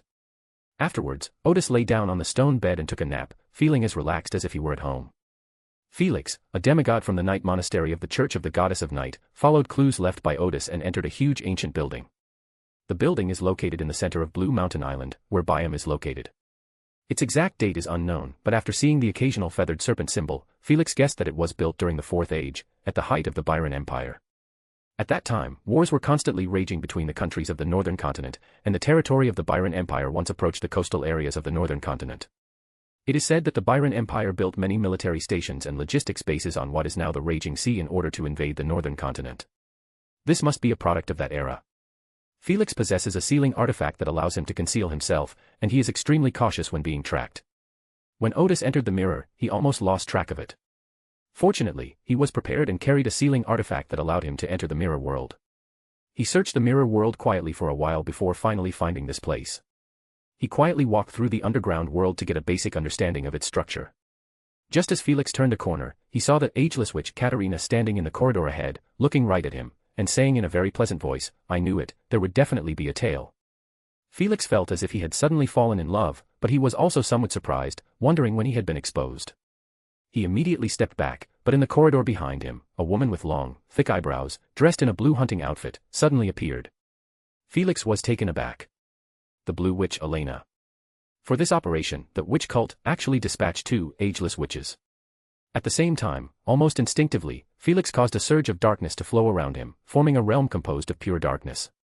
At the same time, he brought misfortune upon the 2 ageless witches. Just as Felix was about to fight and retreat, an ancient mirror suddenly appeared in front of him. The mirror was completely dark and contained nothing. The next instant, Felix was surprised to find himself in the underground corridor, with Katerina and Urena walking towards him step by step. He was surprised to find himself inside the mirror. Who are the people in the real world? At this moment, the real world Felix raised the corners of his mouth, revealing an evil smile. He first ended his control over the dark area, then raised his hands in a gesture of surrender. Felix in the mirror mimicked the same action. Suddenly, out of the corner of his eye, he saw a cold hand touch his wrist. It was Katerina, in the mirror, her face full of malice. In such an environment, if it were an evil spirit or a skeleton that touched him, Felix wouldn't think much of it. But such a beautiful person with a sinister smile is truly chilling. The next second, Katerina's hair flew up and surged like a tide, binding Felix and finally turning him into a cocoon with only his head showing. In the real world, Katerina waved her hand, and Felix's gaze shifted, returning him to the real world. And then, Felix, with his wicked smile, appeared in the mirror. It quickly disappeared into the antique mirror, and then the antique mirror itself disappeared as well. Katerina used her hair to pull Felix forward at a leisurely pace. Felix tried to break free, but the hair was as hard as steel bars and tightened the more he struggled. He tried to use his extraordinary abilities, only to find that the spiritual energy he generated was instantly absorbed by his hair, rendering him unable to use them. Finally, Felix simply stopped struggling. Katerina led him through a long corridor and into a huge underground space. In the center of this space, there is a solemn altar with 3 levels. At this moment, on the top level of the altar, there is a withered old man walking around the altar while chanting incantations. He was very thin, like a mummified corpse that could move on its own, but on his back grew clumps of white feathers with some yellow stains on them. In the center of the altar, there are three things: a skeleton that looks like a giant spine, a black garment with the aura of the southern continent, and a scepter that looks like a leg bone. As Felix was wondering what kind of ritual this was, a voice suddenly entered his ears. Felix. Felix glanced in the direction of the sound and saw a man with a high nose, deep-set eyes, and distinctly Fusak facial features hanging in the corner of the vast space. It was actually the demigod Yachikov from the Church of the God of War. As longtime rivals, the Church of the Night and the Church of the God of War have demigods who, while not exactly familiar with each other, do know one another. Like Felix, Yachikov was also entangled like a cocoon, with a clump of hair hanging from the roof. Felix had a bad feeling. When Odis woke up, he took out his pocket watch and looked at it. It was already past 4 in the afternoon. He asked Tracy, "When exactly does it start?" "I don't know," Tracy replied simply. Odis yawned. "The stone bed is too hard. If we want to spend the night here, we'll have to put down 2 mattresses." Tracy asked, somewhat puzzled, "As a demigod, how can your physique be so fragile?" "This is not a question of whether we are fragile or not," Odis said. "It is a question of our attitude toward life." Just then, Katerina suddenly leaped out of the mirror, smiling at Odis, and said, "The ceremony has begun. Please follow me." Odis stretched. "Luckily, I don't have to spend the night here." Katerina then looked at Tracy. "You should leave here on your own." Before Tracy could nod, Katerina added, "Be quick." Tracy paused for a moment, then quickly used the sealing artifact to leave. Odis said, "I heard that's your child." Katerina led the way. "Yes. It looks like this place is going to be very dangerous in a little while." "That's right," Katerina said. "But you don't need to worry too much. You should have plenty of time to leave here." Odis hummed in agreement, then asked, "Our deal is that after I reappear as Death, you'll protect me and allow me to leave, right?" Katerina nodded. "That's right." Odis hummed in agreement again and said nothing more. The two quietly passed through several long corridors and finally arrived at the huge underground space. As the ceremony continued, an illusory underworld appeared on the front of the altar. The silence of the underworld permeated the entire space, making everything here seem unreal. Odis recognized the withered old man on the altar at a glance as Bradrick, the priest of death, and the scepter on the altar was the scepter of the dead that he had taken from the city covered in black stones. At the same time, after seeing the feathers on the other person's back, Odis thought of another person. About 4 or 5 months ago, Odis and Furs explored the ruins of an Abraham family, where a person was hidden among the puppets in the hall. The specific situation seems to be that, for some unknown reason, the other party's physical body and spirit became incompatible, so he had no choice but to store his physical body there and exist as a spirit. Although Bradrick on the altar bore little resemblance to that person, Odis's spiritual senses told her that it was indeed him. At the time, the witch cult seemed to want to release the other party so that they could carry out a joint plan. In the corner, there were 2 black cocoons. Just a moment ago, their heads were sticking out, but now even their heads were entangled in hair. Odis didn't know who was inside. "Those were 2 offerings," Katrina explained. Then she said, "In a moment, the 3 offerings on the altar will fly toward you. You must step on the spine, wear that coat, hold the staff, and use the ability of reappearance. In that case, we will definitely be able to recreate the Emperor of the Underworld. Odis thought to himself, this sounds very dangerous. However, he still agreed, saying, "No problem." At that moment, Bradrick on the altar suddenly glanced at Odis. Odis suddenly felt her whole body stiffen, as if she had turned into a zombie. Katerina smiled and said, "It's the final moment. To be on the safe side, we need to restrict your movements. You shouldn't make any effort. Unless you become more powerful than the underworld, you won't be able to end this state." Odis was taken aback, suddenly realizing that even his spirituality was no longer usable. However, he could still speak, so he shouted something to the underworld that Katerina couldn't hear, and some of the sounds sounded like birdsong. Katerina scrutinized Odis, preparing to gag him as well. Odis replied, "I can't even control my spirit anymore, so what's wrong with cursing a couple of times?" Katerina smiled and said, "It's nothing, feel free to curse me." She realized that if she couldn't use her spirituality, she wouldn't even be able to utter curses, but she could still hurl insults at will. At that moment, Bradrick seemed to understand the meaning of Odis's words. His chanting suddenly became louder, and Katerina quickly moved aside. The 3 items on the altar flew toward Odis one after another. First, the massive spine hit the ground, like a small platform laid out on the ground.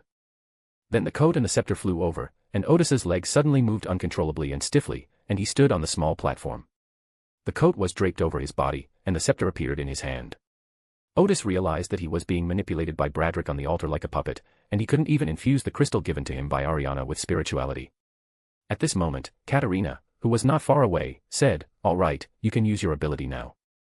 Odis suddenly smiled and said, "I'm sorry, I've changed my mind. At the same time, a bronze gate suddenly appeared in the underworld, and someone was about to come out from there. Chapter 388, Chapter 387 Death's Last Struggle.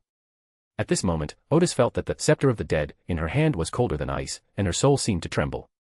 She tried hard to restrain herself so as not to show any sign of submission to Bradrick on the altar. Odis, pale-faced, suddenly smiled and said, "I'm sorry, I've changed my mind." The ageless witch Katerina said expressionlessly, "You still don't understand. You have no chance to back out. Bradrick will make your soul submit and use the ability of reappearance. Odis realized, "You never intended for me to leave alive, did you?" "Yes, this is a necessary sacrifice," Katerina said earnestly. At that moment, the illusory underworld suddenly began to shake noticeably, and a bronze gate, symbolizing the entrance to the underworld, appeared. Both Bradrick and Katerina on the altar were stunned, wondering which being had suddenly descended upon them. Squeak. The gate of the underworld, with its intricate patterns opened, and a woman dressed in knight's attire and wearing a metallic mask stepped out. "That's the mysterious queen, Bernadette." Katerina wondered how she found her. This was the plan for Odis and Bernadette to reunite before Ariana gave them the crystal. Odis knew that the witch cult's scheme would definitely involve the underworld, so the two of them discussed having Bernadette come from the underworld to join them. The words Odis uttered after his movements and extraordinary abilities were restricted, words that even Katerina couldn't understand, were the lost, Phoenix language. Like the language of giants and dragons, the language of the Phoenix is also divided into two types. One is the language used in daily life, which later evolved into the language of Dutton, which is completely different from the language family of Old Fussac. Currently, most people in the southern continent still use the Dutton language. Another type is language used in the field of mysticism to manipulate the forces of nature. The underworld was created by the Phoenix ancestor, and in ancient times, the language of the Phoenix was mainly used to leverage the power of the underworld. Odis's words just now essentially provided Bernadette with a coordinate, allowing her to quickly don the pale death and find him in the shortest possible time. Upon seeing Bernadette's mask on the altar, Bradrick immediately prostrated himself on the ground, not daring to move an inch. Taking this opportunity, Odis looked down at the Gus staff tucked into her waistband. Suddenly, the tip of the staff provided Odis with a touch of spirituality, and the stiffness in Odis's body immediately lessened. In addition to physical activity, spirituality also gained a certain degree of liberation. He first infused the crystal provided by Ariana with spiritual energy, then jumped off the massive spine, discarding his coat and the scepter of the dead. Odis tried many times, but her hands remained stiff and she couldn't let go. At that moment, Katerina's hair surged like a tide, trying to entangle Odis. Odis quickly used his other hand to pull out the Staff of Gus, a story known as the Chinese idiom, waiting for a rabbit to run into a tree stump. Katerina's tidal wave of hair came to a sudden halt, she was waiting for Odis to pounce on it and tie herself up. At this moment, Bernadette emerged from the underworld and looked coldly at Katerina, whose soul was immediately severely damaged. Whoosh! At Katerina's location, a shattered mirror appeared.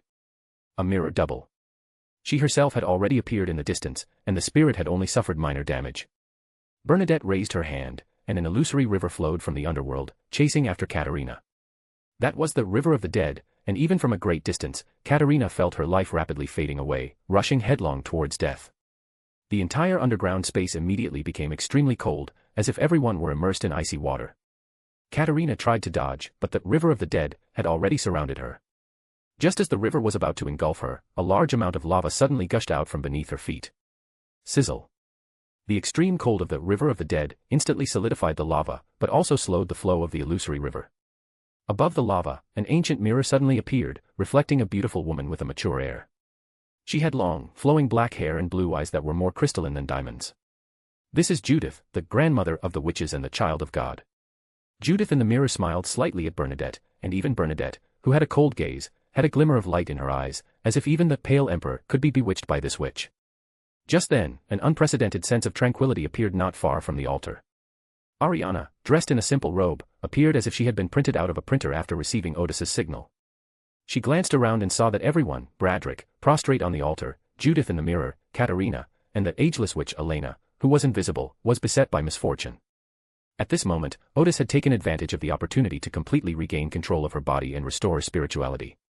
At this moment, he was finally able to let go of the scepter of the dead in his hand, so Odis quickly used his spirituality to materialize the secondary array of the spatial magic circle. After he can set up an array with a single thought, he no longer needs to carry a pre-drawn secondary array. He can simply use his spirituality to create the array on the spot when needed. Odis believed that this scepter of the dead was an important item in the ongoing ritual, and that putting it into the wilderness of knowledge as soon as possible would end the ritual early. Just as Odis was about to pick up the scepter of the dead from the ground, the scepter suddenly slid away on its own and flew towards the altar. At this moment, on the altar, Bradrick, who was prostrate on the ground, suddenly had his stained feathers grow thicker. Then, a surging force tore open his back, and a pale white ball of light emerged from it. The ball of light quickly solidified, transforming into a feathered serpent with a human head. The face clearly had facial features of the southern continent, and looked like a middle-aged or elderly man. It dared to look directly at Bernadette, who was wearing pale death. Beneath many of the snake's scales grew a white feather. With the feather slightly open, it flew toward the scepter of the dead. Only one corpse remained on the altar, as if all its nutrients had been drained. Odis had a bad feeling, and he immediately used Flash to block in front of the scepter. He reached out and was about to grab the scepter, but the scepter's flight trajectory suddenly veered off course and continued flying towards the feathered serpent from one side.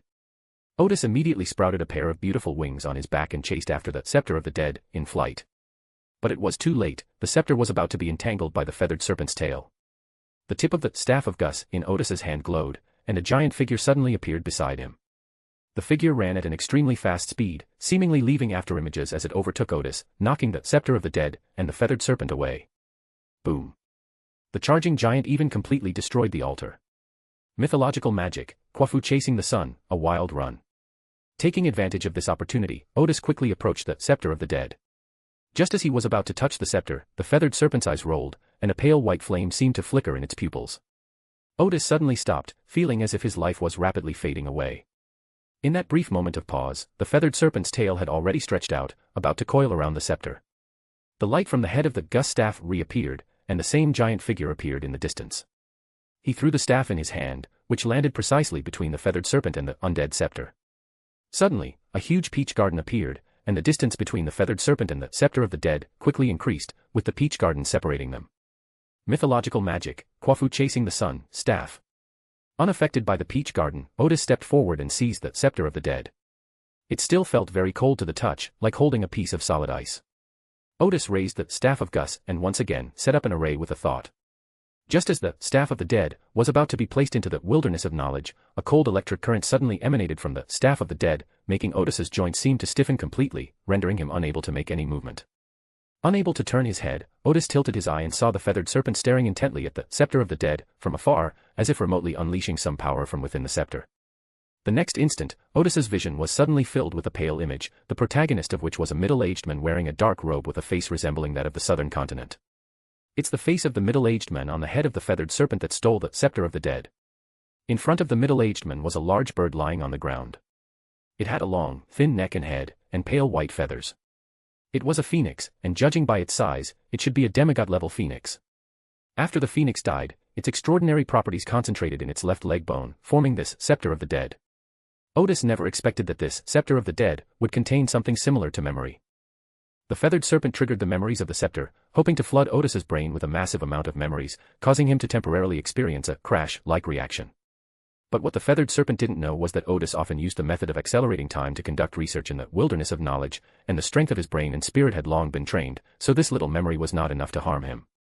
At the same time, after Odis received these memories, his brain processed them at top speed. For a moment, Odis had the illusion that time had stopped around him. In reality, it was an illusion that his brain was processing too much information in an instant. Therefore, Odis digested the memories of the formation process of the scepter of the dead, and the memories afterward in an instant. While digesting them, he also had time to express his own opinions. The memories provided behind the scepter are all images of that middle-aged man participating in battles while wearing it.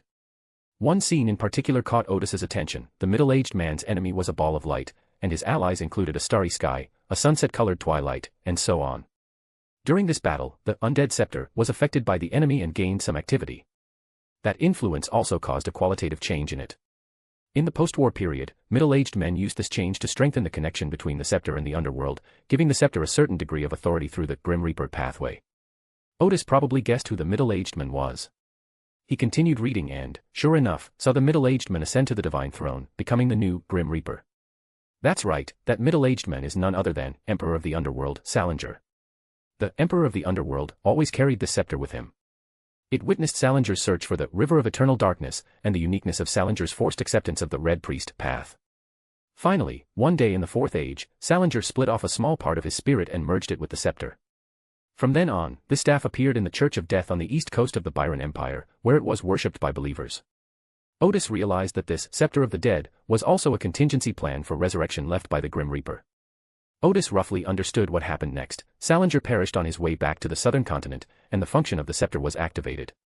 It first affected Bradrick, the city's chief priest, causing him to sacrifice the city, opening a portal to the underworld in the real world, and transforming the part of the city covered in black stone into an environment similar to the underworld. This was to provide a living environment for Salinger's incomplete spirit. After the Grim Reaper's physical body perished, the fragmented spirit could not survive for long in the real world. Salinger's fragmented spirit gradually eroded Bradrick's soul, and eventually they formed a psychic stitched monster. Because his spirit contained a part of death, Bradrick's spirit underwent a qualitative change. His original body could not contain such a powerful soul, so his spirit and body experienced an extremely strong rejection phenomenon. The Underworld Emperor, Salinger, had already considered this point. During the Fourth Age, he secretly ordered Bradrick to collect the corresponding high-grade materials, which were the most special feathers from the progenitor of the Phoenix. They eventually found what they needed in the northern continent, but unfortunately, when they entrusted the Abraham family to deliver it to the southern continent, Abraham suddenly perished. The family was then attacked by other extraordinary forces, and in a very short time, they withdrew their power back to the territory of the Tudor Empire. The feather had been stored in the warehouse of the Abraham family that Odis and Furs had previously explored. Bradrick couldn't leave the sacrificed city for long, and after searching for many years with several short trips, he finally found a corresponding teleportation array and used it to find the warehouse. However, the Abraham family was highly skilled in spatial arrays, and even though Bradrick had some of Salinger's memories, he couldn't find the warehouse. So the warehouse ended up looking exactly as Odis and Furs had when they explored it, with scratches all over the stone walls, not a single spot intact, and even many large pits dug out. But it's no use, if you can't find it, you can't find it. Therefore, Salinger's resurrection plan using the Scepter of the Dead has been delayed until now.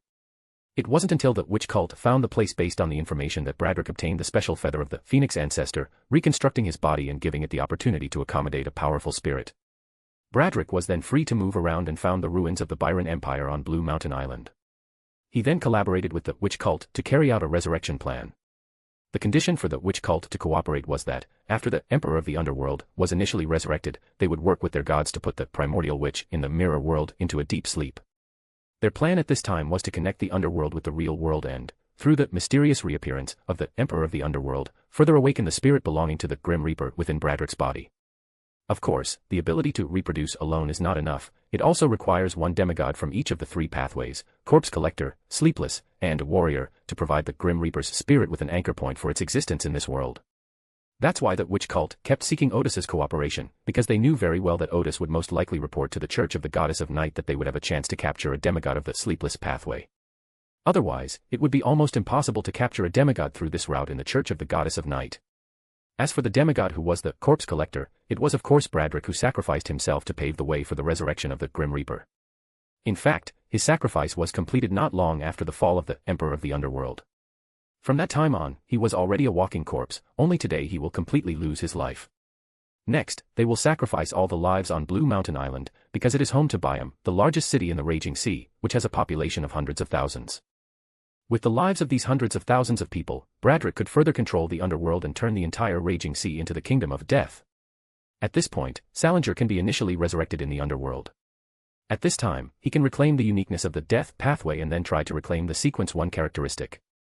The implementation of this plan is currently very risky, but Salinger's remnant soul has no choice but to do so. He has noticed that a characteristic of the Death pathway Sequence 1 seems to have been acquired by the Goddess of Night. Moreover, the other party seems to have their eyes on the uniqueness of the Grim Reaper pathway. If we don't hurry, we may not have another chance to be resurrected. Odis saw all the memories in the blink of an eye. His vision returned to normal. At this time, the peach orchard had not completely disappeared, and the feathered serpent with Salinger's face was still trying its best to get there. Odis also realized that it wanted to take control of the Scepter of the Dead, and use the authority that the Emperor of the Underworld had once given it to forcibly take back the pale death that Bernadette wore on her face. At that time, it will be able to possess the power of Sequence 1 in a short period of time, and achieve the effect of the ritual more quickly.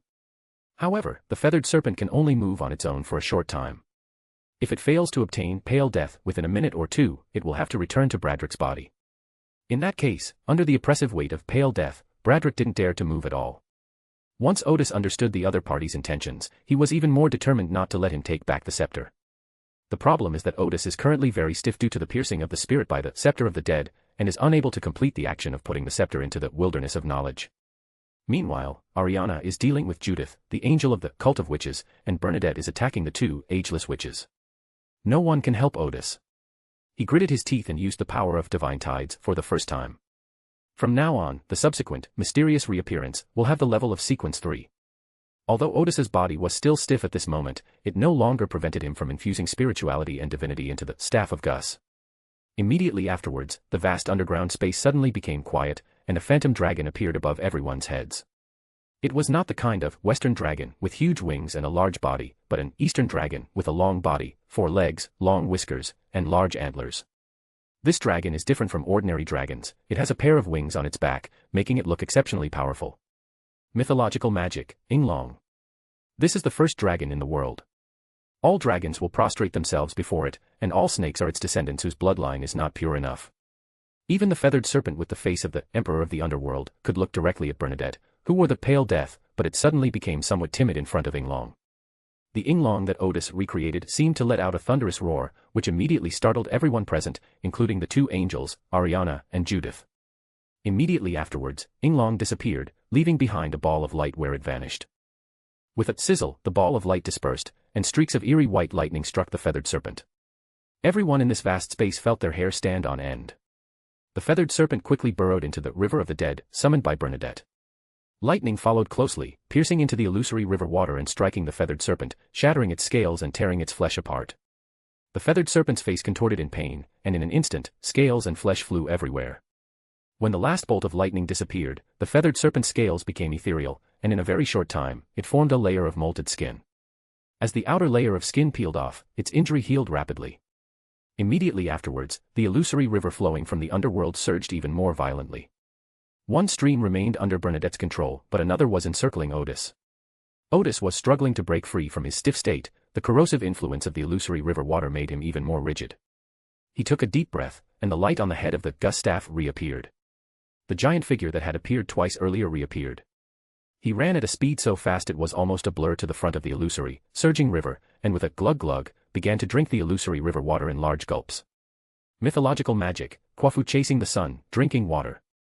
In the blink of an eye, the illusory river flowing from the underworld was completely drunk up.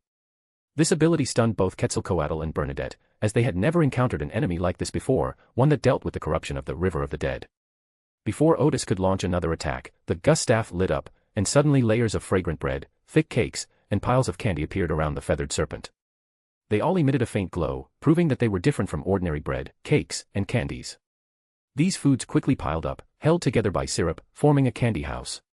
The feathered serpent tried to break free, but it was always blocked by countless loaves of bread, cakes, and candies. Fairy tale magic, the candy house. Taking advantage of the feathered serpent being temporarily trapped, Odis used all his strength to loosen his grip, causing the scepter of the dead to fall, which immediately freed him from his stiff state.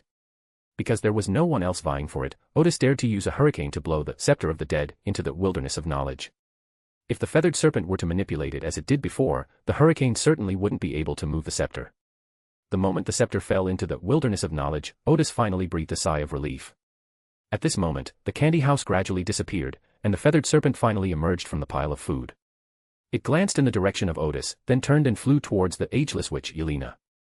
At this moment, Bernadette, using pale death, was able to completely suppress the two ageless witches. Quetzalcoatl suddenly attacked Yelena, catching not only the blue witch off guard but also everyone else. Suddenly, the feathered serpent transformed into a phantom ball of light and entered Yelena's body. Yelena immediately collapsed to the ground, letting out a shrill scream. Then, white, stained feathers quickly grew on her back. Judith, the disaster witch, turned cold and, abandoning Ariana, suddenly appeared above Elena's head. She then transformed into an ancient standing mirror, in which was reflected a feathered serpent with its mouth wide open, devouring Yelena. Or perhaps it was the feathered serpent devouring Yelena's spirit. Judith appeared in the mirror, beckoned to Yelena, and the feathered serpent instantly appeared in the mirror world. Yelena breathed a sigh of relief, and the dirt and feathers on her back quickly disappeared, finally preserving her spiritual body. Odis couldn't quite understand Quetzalcoatl's actions, nor did he understand why they had suddenly started fighting amongst themselves. But now was the perfect time to take down Katarina. Odis and Bernadette exchanged a glance, and immediately shared a common goal. Whoosh! But before they could do anything, the mirror formed by Judith shattered. Soon another mirror formed not far away. Whoosh! The mirror shattered again. However, Odis saw clearly this time that the feathered serpent that Judith had dragged into the mirror world had bitten Judith's shoulder. The disaster witch hoped to use her mirror substitute ability to get rid of Quetzalcoatl, but she failed twice. Judith's gaze gradually became numb, and she even stopped using the mirror double, letting the feathered serpent bite her and coil around her body. Odis paused for a moment, then suddenly realized that the purpose of the feathered serpent's attack on the ageless witch was actually to get close to Judith. This surprised him somewhat. He hadn't expected that the feathered serpent would even dare to attack angels. Then Odis was a little confused as to how the feathered serpent had made Judith give up resistance. At that moment, Judith and the mirror suddenly disappeared, only to reappear on Bernadette's head in the next instant. Odis realized that the feathered serpent's ultimate goal was still pale death, and it was probably making a final desperate attempt, using the power of the underworld to briefly subjugate Judith's spirit through the remaining authority of the king of the underworld. Then, with Judith's help, they took away pale death. The reason why the feathered serpent did not return to Bradrick's body was mainly because pale death was very unfavorable to this ferryman, and if it returned to his body, it would be difficult to accomplish anything. Thinking of this, Odis quickly reminded him, it wants to take the mask. Bernadette did not reach out to steady the mask, instead, she immediately drew the Gus staff. The next second, the pale death on Bernadette's face appeared on the face of the feathered serpent in the mirror, but then the metallic mask became illusory and somewhat unreal. Bernadette's mask remained perfectly intact, seemingly unaffected. This indicated that Judith's attempt to seize the mask had failed. At the same time, the Gus staff in her hand emitted a soft light, strengthening the connection between Bernadette and pale death. At this moment, it was as if Bernadette was a pale emperor. As Odis stepped forward, she recreated an antique full-length mirror, which faced Judith's mirror. The mirror that was reproduced spoke, "You are the most beautiful woman here." Fairy tale magic, the magic mirror. According to Odis's design for this magic, Judith would laugh and feel proud after being praised by the magic mirror. But the truth is that Oedipus was 2 levels below Judith. Judith neither laughed nor gloated, she simply temporarily severed Bernadette's connection with the mirror world. Bernadette quickly removed the pale death and completed the seal. In that instant, the magic mirror that Odis had reappeared vanished.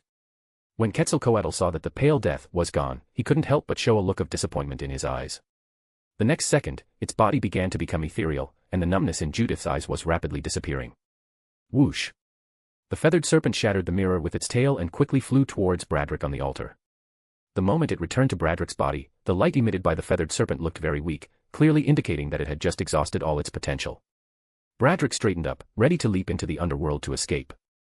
Bernadette's Gus staff suddenly glowed, and the running Bradrick instantly turned into a string of bubbles. Fairy tale magic, the Little Mermaid. Odis, who had already reached the vicinity, immediately blew up a hurricane, causing the foam to return. Then the magical bubbles disappeared, and Bradrick's figure reappeared. Just as Bernadette and Odis were about to continue their attack, and Bradrick was about to continue his escape, black flames suddenly burst forth from Bradrick's body. Everyone was taken aback. Odis looked up and saw Judith staring coldly at Bradrick, clearly not intending to let him leave today. Chapter 389, Chapter 388 The Sermon of the Lord of Mysteries. On the raging sea. The surging waves rose higher and higher, the wind howled, blowing the seawater up and splashing it onto the sea surface, while lightning flashed and thunder roared in the sky. The Azure Avenger sailed through the raging storm, nearly capsizing several times. Fortunately, being a ghost ship, it possessed an excellent balancing system and eventually managed to navigate smoothly through the terrifying waves. Captain Alger, sitting in the bridge, looked at everything before him and loudly issued commands. The Blue Avenger was sailing safely on its course, but the sudden storm put the ghost ship in danger. This reminded Alger of the warning given by the Hermit at the tarot meeting. Although the Hermit's advice was simply not to go ashore and not to approach dangerous waters, Alger still planned to temporarily sail away from the raging sea. However, due to a mission assigned by the church, he only left the raging sea yesterday and has been sailing along a safe route ever since. Just now, for some reason, the safe shipping lane suddenly became so dangerous. After battling the raging wind and rain, the situation improved. Alger's spirit seemed to sense something and looked up at the cloud-covered sky. Click. A bolt of lightning illuminated the sky, revealing 2 enormous, ethereal bronze gates behind the dark clouds. Alger immediately recognized it as the bronze gate that symbolized the gateway to the underworld. Although he was not good at divination or deciphering, he could still deduce from these appearances that the underworld seemed to have established a certain connection with the real world of the raging sea. This made Alger wonder, was this really an operation planned by the witch cult? Blue Mountain Island, within the underground ruins of the Byron Empire. The battle situation changed significantly at this point. Bradrick suddenly had an internal conflict with the witch cult, which gave Odis's side, who had been at a slight disadvantage, the best opportunity to counterattack. Just as Bernadette and Odis joined forces to deal with Bradrick, Ariana suddenly attacked Urena, whose spirit body had been damaged. Darkness surged in like a tide, enveloping the legs of the ageless witch. Yelena quickly tried to use a mirror substitute, but suddenly discovered that she couldn't switch places with any mirror.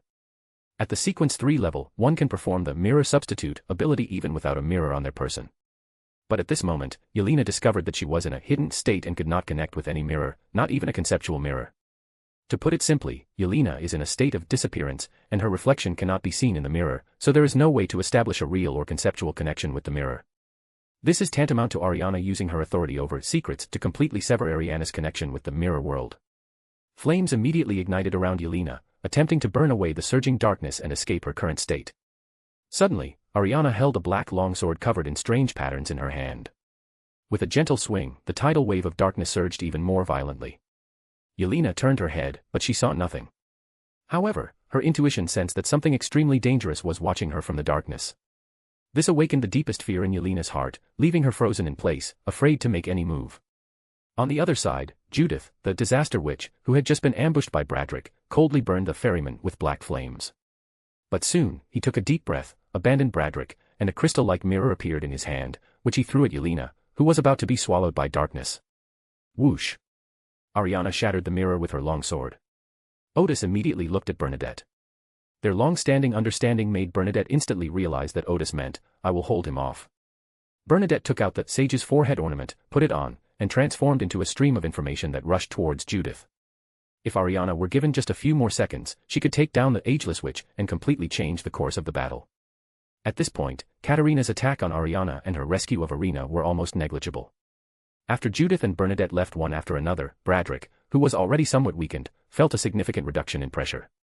With the Scepter of the Dead taken away by Odis and the failure to seize the Pale Death, the plan to resurrect the Emperor of the Underworld had completely failed. Although the remnant soul of the Emperor of the Underworld can still linger within Bradrick's body, it has lost the conditions for further revival. Unless he finds something to replace the Scepter of the Dead, he cannot restart the same ritual. So Bradrick is now determined to leave this place. If he can escape to the Underworld, he will still have a chance. Pfft. Suddenly, a tremendous force ripped Bradrick's head and spine out, leaving him hanging in midair. The headless body paused for a moment, then touched its neck with both hands, as if to confirm that it was headless, before collapsing to the ground. Bradrick strained to turn his head and saw Odis staring intently at him, her staff, emitting a soft glow, pointing at him. Idiom story, pulling up seedlings to help them grow. A second or two later, the upward force finally disappeared. Bradrick quickly regained his balance, got up from the ground, caught his spine and head, and quickly put them back in place. After regaining control of his body, he continued his journey to the Underworld.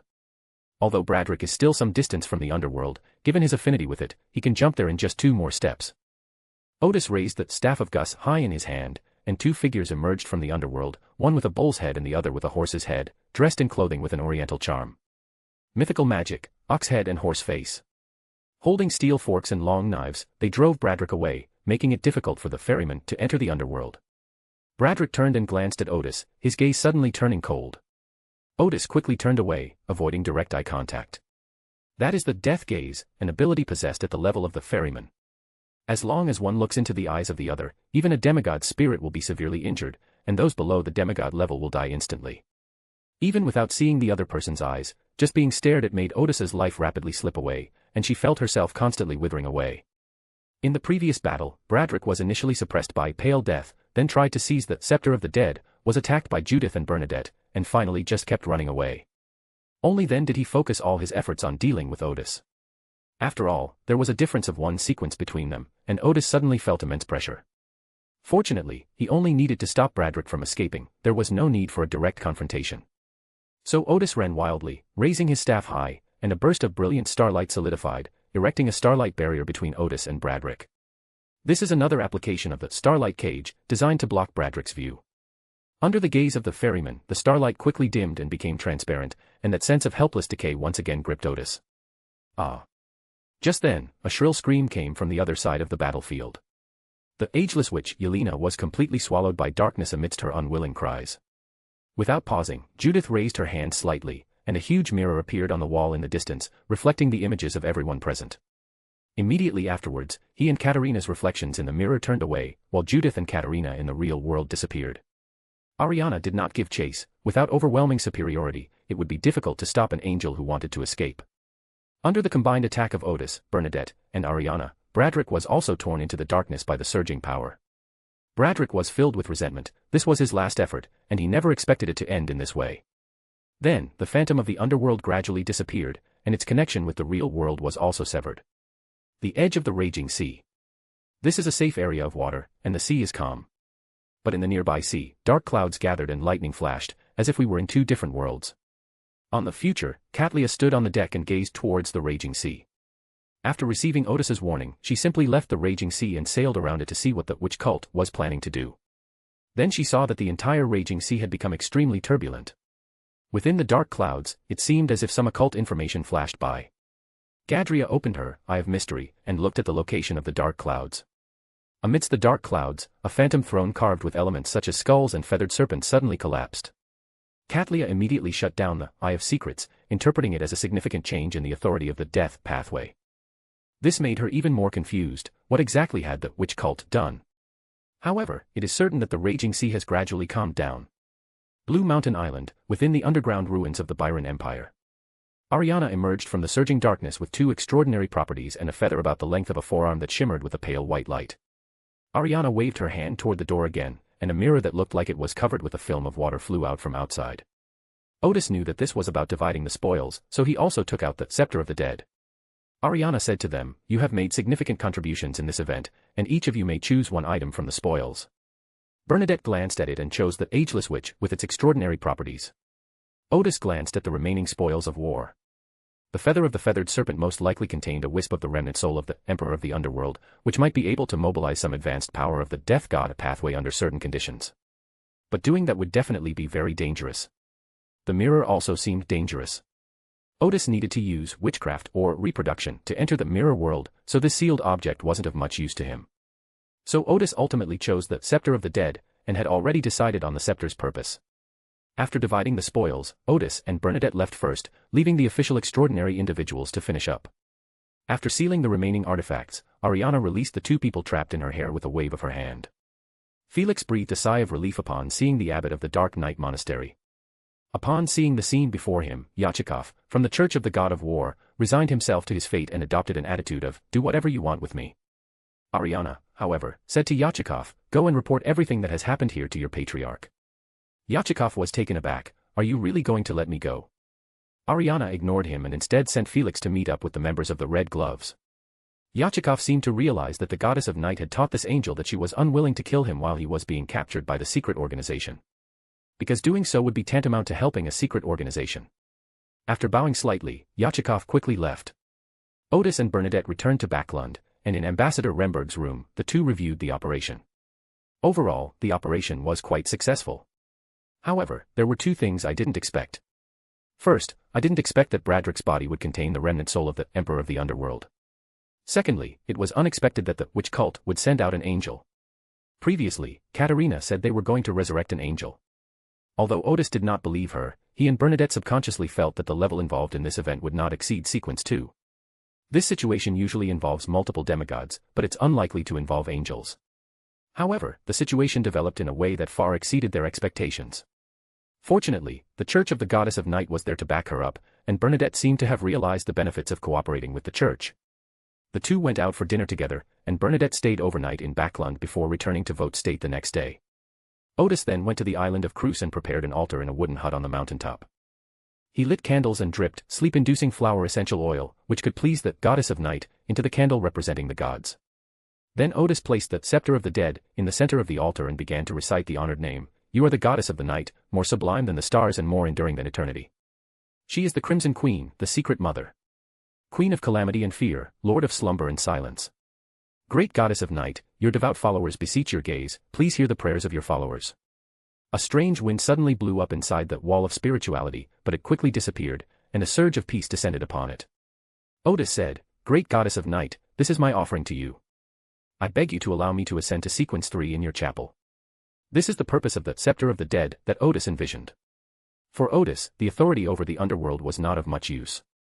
However, the arrangements of the God of Steam and Machinery have not yet surfaced.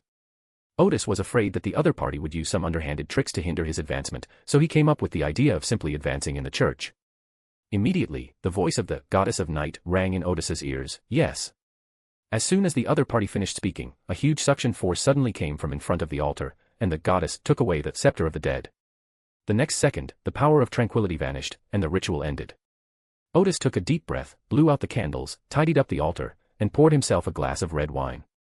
Most of the obstacles to his advancement had been cleared. As long as the advancement ceremony achieved the desired effect, he could quickly complete the advancement. Etc. Odis's hand holding the wine glass froze. There was still one auxiliary material she hadn't received. Then Odis slapped his forehead, realizing he had forgotten to ask the goddess if she had any of the auxiliary materials he needed. But Odis soon realized that he was now a demigod and it was virtually impossible for him to forget anything. I had overlooked this matter just now, perhaps because my own spirituality was reminding me, the goddess didn't have this auxiliary material. The most awkward thing about asking a deity for something isn't forgetting to ask, but asking and then finding that the deity doesn't have it. Not only were the gods embarrassed, but Odysseus was also embarrassed. However, Odis had two other options to try: first, the demigod of the ascetic order of Moors, and second, asking the messenger. After a period of observation, Rosalind Ray, the demigod of the Moss Ascetic Order, is in much better condition than before. This means that the path pointed out by Odis is correct, and the true meaning of asceticism is not just about shutting yourself in and meditating, but also about observing the world and participating in it. Since the other party's situation has improved, it means that now is the best time to win them over. Rosalind has now moved from Pulitzer Bay to the east end of Backlund, where she tirelessly drives her mobile library every day to teach the children in the East End alphabet and phonics, and to explain some of the questions in the books to adult readers. Odis planned to contact the other party first to see if she had any relevant materials. If not, Odis would seek the help of a messenger. Because the closer it got to such a critical period, the less Odis trusted the messenger. After all, she was the sister of the goddess of steam and machinery. Back in Backlund, Odis found a letter on his desk. He opened it and saw that it was from Iceberg General Edwina. Odis had previously written to her, saying that he had obtained the extraordinary property of a prophet, and asked her if the Church of Knowledge would be willing to exchange it for a seal of the same level. Of course, it wasn't just a matter of replacement. Odis had an additional condition: this property could only be used by Edwina, and once Edwina became a demigod, she had to protect Odis's interests at sea. Odis's current focus is on Backlund and Remnantburg, so he is unlikely to appear on Cruise Island frequently. However, his most profitable businesses are all on this island, and his future expansion of power at sea will require someone to provide him with demigod-level support at all times. Odis then thought of Edwina, who, although she belonged to the Church of Knowledge, was one of the more agile members. Simply asking Edwina to protect his interests at sea is not an unreasonable request. After all, most of her operations were already at sea, so protecting Odis's interests was just a side job. At this point, Edwina finally replied, expressing her hope to speak with Odis the next day. Odis replied with a simple letter, and then began to ponder how to communicate with Rosalind.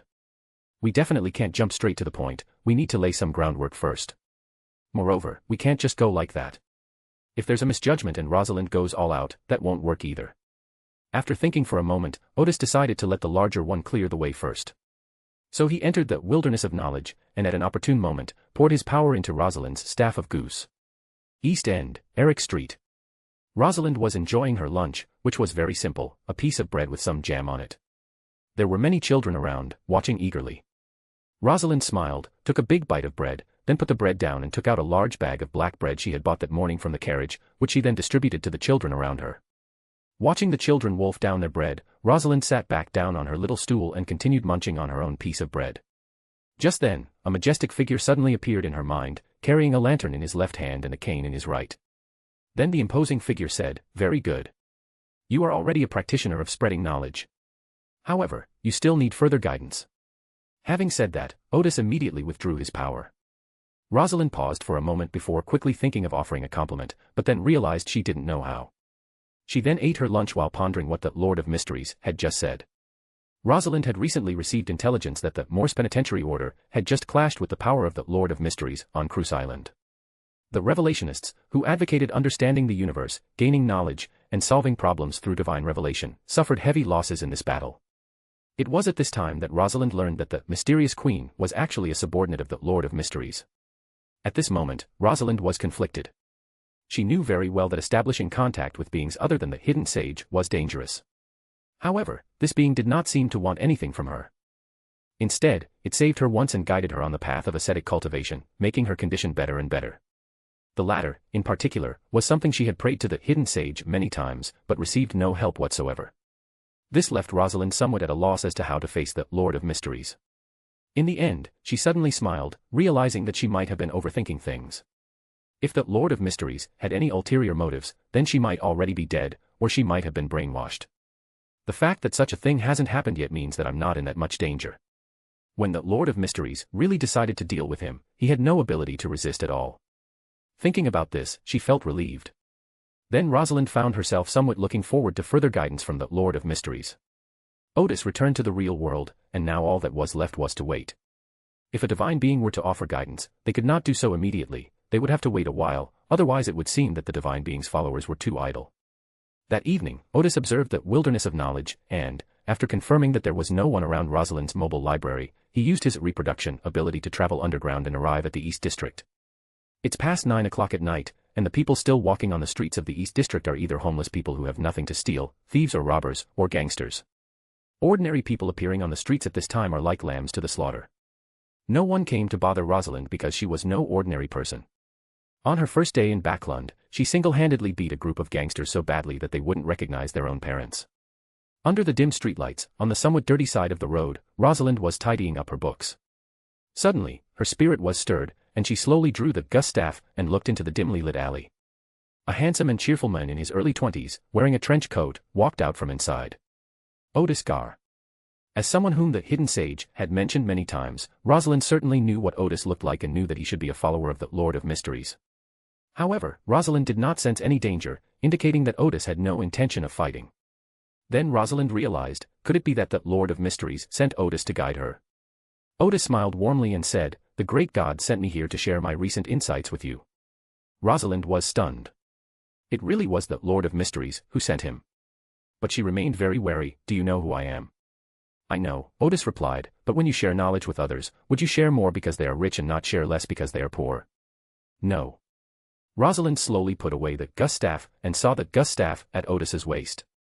At this moment, she was completely certain that Odis must be a follower of the Lord of Mysteries, and that ordinary believers could not possibly obtain such a high-level magical item. Rosalind pointed to the small stool opposite the bookstall and said, "Please sit down." Odis sat down and casually flipped through a book in front of him. Not bad, it's a children's picture book." Rosalind sat on another stool. "Most of the people who come here are kids from the East Side." Odis put down her book, looked at Rosalind and smiled. "What are your feelings after interacting with these ordinary people?" "Although I've been very busy, I've figured out a lot of things." Rosalind decided to voice the questions that had been accumulating in her mind, hoping the other person could help, but then some new questions arose. For example, sometimes my self-awareness suddenly becomes a bit blurred, and I can't tell whether I am a highly advanced extraordinary person or just a free lecturer on the street. Odis thought to himself, "Thank you, ancient thinkers." This question can easily stump some people with philosophical thinking, especially extraordinary scholars like Rosalind who like to think about the essence of things. They can easily be troubled by such a simple question. Rosalind's question leads to a whole host of other questions, such as, am I extraordinary? Or just human? Should I be an upright person? Or a humble one? Ordinary people wouldn't be troubled by this kind of question. Only after seriously considering concepts such as the nature of humanity and the nature of the extraordinary, as well as the nature of integrity and the nature of humility, would they have such doubts. Odis, like a missionary, said, "To dispel your doubts, I will tell you a story." In ancient times, a wise man and his disciple went on a journey. When they came to a hillside, they saw that almost all the trees there had been cut down, except for some crooked trees with burls all over them that had not been felled. The story told by Odis has been modified in many ways because there were some nouns that he could not use and had to use other things to refer to them. This allowed Rosalind to understand his meaning, and it conformed to the basic logic of common sense in life on the North Continent. For example, trees covered in burls might have been cut down to make bracelets in the country before Odis traveled there, but in the Northern Continent, such trees would only be used as firewood because they have little value, so basically no one in the forest is willing to cut them down. Odis continued, "The wise man asked his disciples, 'What comes to mind when you see this scene?' The disciple replied, 'You must disguise yourself and make yourself appear as if you have no talent, so that you can live a long life.' The sage said nothing and continued onward, arriving at a restaurant to try their roast goose. The restaurant owner immediately picked up a knife to catch the goose, but the disciples noticed that when the restaurant owner chased after the flock of geese, one goose broke away from the group and showed no intention of running away. The restaurant owner didn't try to catch it at all, instead, he chased after other geese. The disciples were very curious, so after the boss caught the goose, they went to ask him, 'Why didn't you catch the goose that didn't run away?' The restaurant owner said, "We'll keep it because its call is so beautiful." Rosalind listened intently, and by then she understood that Odis was making an analogy between useful and useless, and she suddenly felt that Odis had found the root of the problem. In fact, the root of her current mental dilemma lies in the concepts of useful and useless. Is the identity of an extraordinary being useful? It forces me to constantly fight against madness, to always be aware of my own condition, and to never let my guard down for a moment. But is it useless? In such an extraordinary world, ordinary people are like lambs. Is an ordinary free lecturer useful? If someone is truly an ordinary person, they simply cannot complete the process of disseminating knowledge. This mobile library would have been looted long ago, and I would probably have been sold to some dance hall to work as a streetwalker. Are free lecturers useless? They showed me the true nature of the world, helped me understand many things, and improved my overall well-being. The real problem Rosalind faced was how to view the useless aspects of herself, and how to choose the useful ones. She knew that the story was about to get to the point, so she listened even more attentively. The sage then asked his disciples, "What are your thoughts?" Odis continued, "Some disciples said, 'Display your talents, and you will live long.' The wise men laughed and said, 'You are both right and wrong. If you are in the wilderness, you should be like a lizard, living among the roots, soil, and rocks, eating insects and grass to survive, and hiding your sharpness. If I were in the sky, I would be a giant dragon, soaring through the clouds, enjoying the worship and offerings of the people, and fulfilling my ambitions.' This is what is known as the dragon-snake transformation." At this point, Odis looked at Rosalind with a smile. Rosalind began to ponder, and then entered a state similar to an epiphany. Half a minute later, she suddenly breathed a sigh of relief, stood up, bowed deeply to Odis, and sincerely thanked him. Odis nodded. "It seems you understand." "Yes, I understand," Rosalind said. "The extraordinary is me, and the grammar teacher on the street is also me. They are just different faces I present to different environments. That's all me. There's no need to agonize over which one is the real me, nor is there any need to worry about what face I should wear when facing different people. Just wear the right face at the right time." Odis nodded in satisfaction. "Do you have any other questions?" This time, Rosalind truly got into the discussion. "I've also encountered a problem that's frustrating for me, but I really want to solve it. I felt the children in the East District's thirst for knowledge and their desire for a better life. But I am very clear that what awaits them in the future is that they will have to enter factories at around 10 years old and work in harsh conditions. Most of them probably won't live to be 20, won't live to meet the person they love, and won't live to have their own children born. I am increasingly realizing that I cannot ignore these issues. I can't always be a passerby and ignore people's misery." Odis nodded and said, "You have indeed made considerable progress and can now teach others how to run a mobile library." "Teach others?" Rosalind's eyes lit up. "Yes, my own strength is limited. When more and more people get involved in this cause, we will eventually find a solution to the problem. What I mean is, you've reached the point where you can guide others onto the same path," Odis said seriously. "As for the solution to the problem, I can show you my thoughts on this issue and my methods for solving it tomorrow afternoon. This might be helpful for you." He paused for a moment and then said, "Today I will only discuss the theoretical aspects of this matter with you. Many things we encounter in life do not have fixed answers, and some questions do not even have a general direction for the answer. At this point, we can't wait until we have a mature idea before we do it. Instead, we have to do it first and think about it as we go so that we can find the right answer. This is an application of the concept of unity of knowledge and action." Odis had long discovered a phenomenon. What he considered to be a simple intellectual problem had stumped some scholars from the northern continent. It wasn't that those scholars were too stupid, but rather that Odis brought his own cultural archive, with principles like the transformation of the dragon and the snake, and the unity of knowledge and action. Even without having heard those stories or read the corresponding ancient texts, one could still receive the relevant education in daily life. For example, when Odis was talking to Mandy and the others about guerrilla warfare, Odis simply explained the concept of, when the enemy advances, we retreat, when the enemy retreats, we harass, when the enemy is trapped, we attack, and Mandy and the others praised him as a tactical genius. Of course, the person who came up with this tactical idea was indeed a tactical genius. What's truly remarkable is the extent to which this tactic is so widely known. Even someone like Odis, who had never served in the military, understood these tactical concepts. Although he might not necessarily use them, he certainly knew them. This puts Mandy and the others far ahead. The same principle applies now. What is a commonplace theory to Odis is a precious treasure and a manifestation of wisdom to Rosalind. So after Rosalind pondered for a while, she thanked Odis again for resolving her inner conflict. Odis stood up and said, "Let's stop here for today. I'll come pick you up at 1 o'clock tomorrow afternoon." "Okay." Rosalind watched as Odis disappeared into the ground. She stared blankly for a while before continuing to pack her books, feeling a little excited about tomorrow's itinerary. Odis returned to his office, lay back in his armchair, and thought to himself, being an evil god is relatively easy, but being a follower of an evil god is exhausting. Then he thought, Klein doesn't seem too tired. Thinking about it that way, there aren't any difficult guys among the Fool's followers. The Fool's followers are lucky. After resting for a while, Odis read for a bit and then went to rest. The next morning, after having breakfast, Odis reappeared as Vermilion Bird and went to the captain's study of the Golden Dream. Because the Vermilion Bird was too fast, the other crew members didn't see Odis at all. So this time there were no crew members cleaning outside the captain's study. With her oval face and intellectual beauty, the iceberg general, Edwina, was already waiting in the study. Watching the Vermilion Bird disappear rapidly, she asked curiously, what kind of creature was that? How could it be so fast? This seems to be an extinct species. Odis suddenly felt that this was not quite accurate, so he said, at least it was an extinct species in the northern and southern continents. Edwina said, it looks a bit like the phoenix in some murals, except the color is completely different. Could it be a mutated phoenix? Odis laughed and said, I'm not entirely sure either. He thought to himself, I guess the phoenix is the mutated species. Edwina didn't continue the discussion but instead asked, would you mind telling me where the extraordinary properties of that prophet came from? Odis didn't hide anything. Do you remember those extraordinary demigod-level properties that we saw at the bottom of the ancient sun god church that weren't recovered? I believe this prophet property is one of them. He then recounted how he destroyed the god of no light. There's no problem with its origins, Edwina said. The church has agreed to your proposal. As for the level 1 sealed artifact to be exchanged, we provided you with 2 options, you can choose one. Chapter 390, Chapter 389 The Sage's Plan. Currently, Odis has a deep collaboration with the Church of Knowledge. Firstly, Gar runes are already internal reading material of the Church of Knowledge. Taiwanese novel website.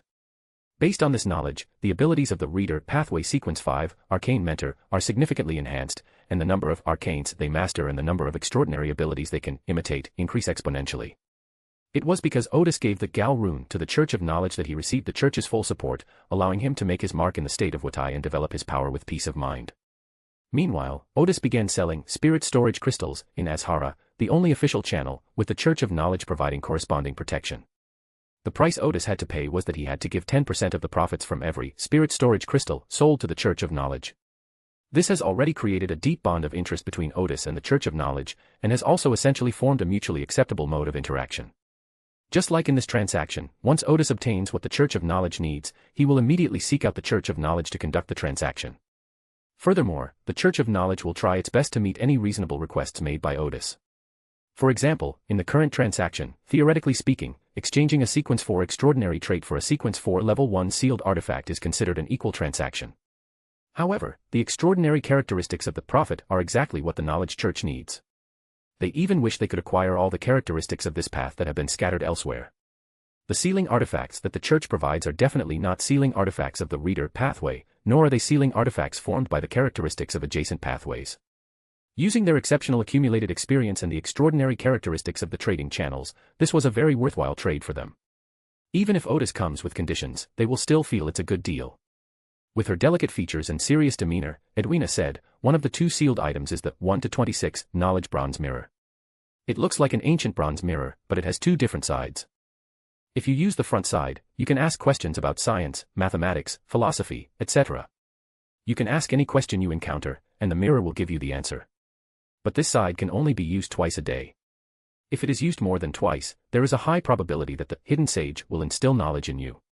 If you are not an extraordinary person through the Secret Seeker pathway, it is easy to lose control in this process. The reverse side can answer questions about extraordinary knowledge and extraordinary history. If the user also possesses the knowledge that the bronze mirror has, they can use the bronze mirror to use the ability of mysterious reappearance based on that knowledge. If the knowledge is possessed by the bronze mirror but not by the holder, then the holder will surely receive a knowledge infusion from the hidden sage. If the knowledge is possessed by the holder but not by the bronze mirror will randomly take away a portion of the knowledge from the holder. The holder will only regain this knowledge after 12 hours. If you choose the sealed item, it will come with a list of the occult knowledge that the bronze mirror possesses, which has been discovered. Odis nodded slowly, feeling that the Church of Knowledge was quite sincere and was prepared to complete the transaction with a sealed artifact comparable to that of the Mystic Scholar. Moreover, the negative effects of the sealed artifact are relatively easy to avoid. On the positive side, it only needs to be used twice or less. On the negative side, as long as there is a corresponding list, some mysterious reappearance abilities can be designed. Of course, Odis could also crush it at some point in the future to cultivate his own extraordinary power, since there were already a large number of extraordinary individuals among his subordinates who had passed the secret seeker pathway. However, even after being taught the playing method, most of them were still low-sequence, extraordinary individuals. Odis was already inclined to want the sealed artifact, but he didn't stop there and continued listening. Edwina continued, the second sealed item is 1 to 42, the craftsman's roar. It looks like a palm-sized brass horn. After wearing it, you can use its extraordinary properties to create magical items. If the magical items you create don't have many negative effects, the brass horn will play a piece of intermittent music. If the magical item created has a significant negative effect, a middle-aged man's roar will come from the loudspeaker, and this roar will seriously affect the spirits and mental bodies of those around him. Just listening to it once in a while can cause irritability or mood swings, and will make the holder's condition not very good for 1 to 3 months. If you hear shouting 3 or more times in a month, you will easily lose control. The probability of having minimal negative effects when crafting magical items below the demigod level is about 70%. The probability of crafting a Tier 4 magical item without being roared is only 20%. The probability of crafting a Tier 3 magical item without being roared is even lower. According to our calculations, the probability is probably only around 3%. Then there's no need to hesitate, Odis said. I choose the first sealing artifact, the Mirror of Knowledge. The craftsman's roar is far less useful than the alchemist's glasses. Edwina then asked, are you planning to take me to Azhara today to complete the transaction? Or will we complete it here tomorrow? Odis said, let's go to Azhara today. He felt that it was best to complete the extraordinary deal as soon as possible. Edwina then asked, you said you wanted me to provide some protection for Cruise Island. Does that mean I have to be stationed on Cruise Island for a period of time every year? Or will I only be allowed to go there when there is a need? Odis corrected, it's about protecting my interests at sea, and it may not just refer to Cruise Island. Edwina hummed in agreement, okay. After pondering for a moment, Odis said, after you advance, I can study some secret techniques with you, so that you can have the ability to travel through the spirit world. Here's another crystal ball that allows you to contact Cruise Island over long distances. You can go there whenever you need help. Odis had previously discovered that the secret arts of the Reader pathway were somewhat similar to the magic of the Secret Seeker pathway, and that he could try to invent some secret arts based on the Gar runes. However, the compatibility between secret arts and witchcraft still requires further research. Moreover, Odis had previously possessed the Ring of Travel, so he had not studied witchcraft that allowed him to travel through spirit realms. In theory, once you reach Sequence 5, you can try to use witchcraft to enter the spirit world for a short time. However, it is certainly not as convenient as travel, and it lacks the necessary protection when traveling in the spirit world. Each time it is used, it may also require the consumption of some high-level spiritual materials. However, if there is no travel ability seal, it is still okay to use it occasionally. After agreeing on the details of the terms, Odis reappeared as Suzaku and brought General Iceberg to Azhara. At St. Chester Cathedral, I met Archbishop Douglas and, under his witness, completed a Sequence 4 transaction. Afterwards, Odis chatted with Archbishop Douglas about the recent political situation in Remberg. The political situation in Rembrandt is currently stable, and there seem to be no major conflicts. This puzzled Odis. Did the radicals not intend to carry out the assassination? Since Odis wasn't sure if his guess was accurate, he didn't mention that Enoch Alex, who was suspected of being a radical, had once consulted him about divination. The two then chatted about the scenery of Backlund, when Douglas suddenly said, I went to Witai State a few days ago and saw a construction site there. I was deeply impressed. He smiled and said, it seems your application of Gar runes is to create tools that ordinary people can use. This was the first time the two had discussed this matter, and Odis knew that in order to avoid misunderstandings in the future, he had to make his intentions clear at this moment. He leaned back in his chair, as if lost in memories. Those were some thoughts I had when I first came into contact with Extraordinary. Odis smiled and looked at Bishop Douglas. You should have heard that I spent 3 years at Sequence 9. I've told many people about it, and many don't believe me. He paused briefly and then said, I used those 3 years to complete a lot of basic research, so now I only need to focus on advancing my level. It is precisely because of the Sequence 9 level that I can still come into contact with a large number of ordinary people every day and observe their lives from the perspective of an extraordinary person. One day, I suddenly realized something that seemed very strange to me. The world has existed for 5 eras, but ordinary people are still a group beyond the extraordinary. Douglas and Edwina listened intently, knowing full well that this would be a frank and in-depth discussion that could even influence future cooperation models. In fact, after some investigation, the Church of Knowledge was already considering whether to invest further in Odis. The content of this conversation will be an important reference for the Church in deciding whether to make further investments. At first, I also thought that the number of extraordinary qualities was limited, and that this was something that could only be participated in by a few people, Odis said. But when I was studying spirituality, I suddenly realized that my previous ideas were going in the wrong direction. We should not think that every ordinary person possesses extraordinary qualities, but rather that the extraordinary can bring convenience to everyone.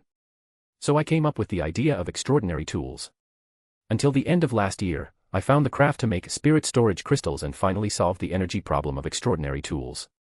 That energy is spirituality. Spirituality is like ocean waves, sunlight, it's even like gravity, electromagnetic force, as if it's a force that the universe itself possesses. There must be a huge and extraordinary secret here, but right now, it's still unclear where the source of spirituality comes from. Odis originally believed that spirituality should originate from the chaotic sea because, according to his research, spirituality seemed to spread outward from the earth like waves. But then I felt that it was more reasonable to say that spirituality originated from the source castle, but the source castle is not like the chaotic sea, and there is no entrance in the real world. How exactly is spirituality spread to the real world? This became a new question. It wasn't until Odis advanced to sequence 4 that he saw a lot of advanced information in the wilderness of knowledge and learned about the special nature of the chaos sea and the source castle in the source matter. Odis seemed to have figured out that there was likely some abstract connection between the chaos sea and the source castle, and it was those connections that allowed the spirituality supplied by the source castle to appear in the real world to a certain extent through the chaos sea. However, there was no need to tell Douglas about these thoughts. Odis continued, then I had a bold plan to use the wealth created by these extraordinary tools to build my own power, and then use that power to promote the extraordinary tools. Until everyone in the world benefits from it. But in the early stages, this plan was destined to earn the wealth of the extraordinary and bring convenience to ordinary people. Therefore, I must find a sufficiently powerful and extraordinary force to cooperate with. At this point, he looked at Douglas with a smile. Douglas and Edwina both understood that this was the fundamental reason why Odis sought cooperation with the Church of Knowledge, because only the Church of Knowledge could immediately grasp the importance of the Gar runes. They will also invest significant resources in research and collaboration with Odis. Of course, the Steam Church was well aware of this, but Odis was clearly unwilling to cooperate with them. With the discussion concluded, the direction of future cooperation became clear, and Douglas was certain that the Church would continue to invest in Odis. So he asked, when do you plan to go back to Remburg? In Backlund, although Odis could also gain the support of the Church of the Night, there were 2 other churches in that country. If Odis really wanted to develop his own power there, he would have to go through a long period of tug-of-war over interests before he could make any progress. In countries like Remnantburg, where there is only one faith, things are much easier in this regard, as long as they are willing to support Odysseus, the king dares not say anything. Soon, Odis smiled. I'm waiting for an opportunity. An opportunity to legitimately enter the core of Remnantburg. Douglas nodded slowly, you can follow your own plan. If you need the church's support, come to me. Okay. The two then discussed the differences between the Lenberg and lone nobles, but this was less interesting than their previous conversation. After talking for a while, Odis got up to take his leave. Douglas escorted Odis to the door, and only after watching him leave with extraordinary abilities did the Archbishop say, no wonder the Oracle said that Odis Gard came to reshape the world and would be the principal founder of the Sixth Age. Edwina, who was standing to the side, was stunned. She hadn't expected the Oracle to describe Odis in such a way. She had no doubts about the Oracle, not only because her faith was in the God of knowledge and wisdom, but also because she had seen those extraordinary tools and knew what changes they would bring to the world. Edwina also looked in the direction Odis had left, and finally understood why the church valued Odis so much. The sooner they invested in Odis, the sooner they would welcome the Sixth Age. Then she took a deep breath, feeling for the first time how close the new era was to her. Odis returned to Backlund and placed the Mirror of Knowledge he had obtained into the Wilderland of Knowledge. He then glanced at his level 1 sealed artifacts and realized that he already had several. He should assign these sealed artifacts a number. So he sorted out his level 1 sealed artifacts, and the Disaster Scepter that he used the most was numbered 1 to 81. The reason it is 1 to 81 instead of 1 to 1 is mainly because it is based on the design of 3 battalions and 3 companies. If you only have one company but hold the title of regimental commander, you can name that company 3rd Battalion, 3rd Company, as if you actually have a regiment. The alchemy glasses, numbered 1 to 82, are used primarily in the Wilderness of Knowledge. The puppet dagger, seized from the Rose School, is numbered 1 to 83. There is also a level 1 sealed artifact that Odis obtained from the Moss Ascetic Order. Because its ability is somewhat useless, Odis has never named it. At this time, it is only given the number 1 to 84. Next are 2 recently acquired level 1 sealed artifacts, also cursed ragdolls seized from the Rose School, numbered 1 to 85. The sealed artifact, which was just obtained from the witch cult and is comparable to the Iron-Blooded Knight, is named Iron-Blooded Gauntlets and numbered 1 to 86. When the spoils were being divided, no one asked about 1 to 86, so Odis did not bring it out to participate in the division. This is tantamount to Ariana and Bernadette both tacitly acknowledging that it was the result of Odis's risky undercover operation. After a brief review, Odis instructed the intelligent puppets in the wilderness of knowledge to register them in a list. Next, they registered the level 2 and level 3 sealed items, determined which ones would be kept for use, and assigned them numbers. Those with names were also recorded, while those without names were recorded only for their abilities and negative effects. Some properties that are confirmed for sale are not included in this statistic.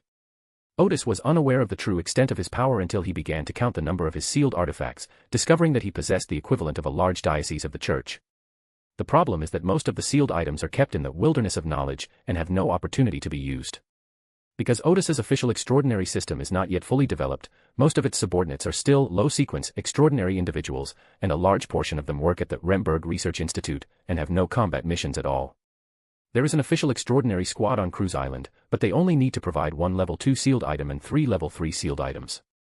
The problems they can't solve are difficult to resolve even with the use of sealed artifacts, and they might need to ask Grocer and the Ascetic Snowman for help, as these two sequence 5s do not require the use of sealed artifacts.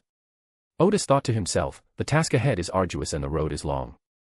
The next major task is to strengthen our own extraordinary power. The strategy remains to cultivate and recruit. Although recruitment is currently difficult, Odis has already sent his subordinates to scout out potential wild extraordinary individuals in Azhara and Bernadette. There is no rush to recruit wild extraordinary individuals now, the important thing is to get to know more wild extraordinary individuals. Once the war begins, we can recruit these wild extraordinary individuals. In that time of widespread panic, we are sure to be able to recruit quite a few extraordinary individuals. Odis took a deep breath, rested for a while, and after having lunch, he was about to check on Rosalind's condition. Just then, a mature and dignified messenger dressed in hunting attire suddenly appeared and delivered a letter. Odis casually asked, "Who sent it?" The messenger replied, "An elf." Odis was taken aback, guessing it might be Vice Admiral Hel Constantine, but when he opened it, he found that it was signed by Shadas and Mobert. Although the letter was signed by two people, the tone of the writing was that of Kaltas alone. She said she was currently in the elven habitat and explained that they planned to hold their wedding there, inviting Odis, Grocer, and a few others to attend. Finally, it was explained that the invitation had been communicated with the elves, who were willing to receive Odis and the others. However, after attending the wedding, the elves' spectator, extraordinary individuals would hypnotize them, making them forget the location of the elves' habitat. On the back of the letter was a wedding invitation with an exotic flair. Seeing this, a smile gradually crept onto Odis's face. He had just been worrying about his extraordinary power, and now this opportunity had come knocking on his door. Just as he took out the letter to reply, he noticed that the messenger had not yet left. Sometimes the messenger wouldn't leave immediately after delivering the letter, he would wander around the area, so Odis didn't pay much attention. This time, however, the other person wasn't wandering around, instead, they were staring at them. So Odis asked, "Is there anything else?" The messenger said, "You seem to be preparing for a promotion." Odistanu immediately became somewhat wary, "Yes. Let me know when you are promoted," the messenger said. Yugs will definitely take advantage of your promotion to plant a series of enlightenment seeds in your body, and then detonate them after your promotion. It's not enough for me to be here alone. At least one being at the level of an angel king needs to be present to ensure your smooth advancement. Hugo Stiano is the real name of the god of steam and machinery. Odis was taken aback before saying, "Will he be able to attack me directly then?" "Theoretically, he can't attack you before you become an angel," the messenger said solemnly. "But when a perfect one is at sequence 2, he can use his authority to influence extraordinary ones in adjacent pathways. He is simply using those influences to completely ignite your cognition, reshape your memory and thinking, and turn you into his devout believer. There will be no indication of this beforehand, and you won't notice anything. And the moment you drink the sequence 3 potion, YGGS will immediately receive the information and affect you instantly." Odis twitched his lips, "That's ruthless. In that case, it would be better to kill him." Then Odis thought of Roselle's second son, Bernadette's brother, Benova Gustav. The other party seemed to be in a state of being a devout follower of the god of steam, whose humanity could not be awakened even by his old father and sister. Odis had actually had similar conjectures before, but he thought that would happen after he was promoted to angel, and that it would only make his condition worse. Unexpectedly, the other party was so vicious that they even wanted Odis to become their follower. At the same time, Odis realized why the hidden sage had reminded her, because without his reminder, she certainly wouldn't have thought of going to the church of the goddess of night to ascend, and in that case, she would have been completely unprepared. Odis glanced at the messenger. This time, he trusted the messenger's advice more, because the God of Knowledge and Wisdom had previously given him some advanced information about the Perfect One pathway, including that the Perfect One's authority at Sequence 2 was actually biased towards the adjacent pathway. After thinking for a moment, Odis simply asked, "Why did you choose to help me? I know very well that Yugos has no chance of winning." The messenger smiled helplessly and sighed, "I have warned him many times, but he has not listened at all." Odis frowned. "I had no idea about this unless you reminded me." "Even if I don't remind you, the Hidden Sage will," the messenger said. "And even if you make no preparations, the Hidden Sage will choose to confront Yugos directly to ensure your successful advancement." Odis could hardly believe her ears. "He will protect me." "Yes," the messenger said earnestly, "because your ascension to angelhood is of great importance to him." Odis noticed a detail, when the messenger addressed the God of Steam and Machinery as he, which seemed normal, given that the messenger was the God of Steam's sister. However, when the messenger refers to the Hidden Sage, he uses the word he.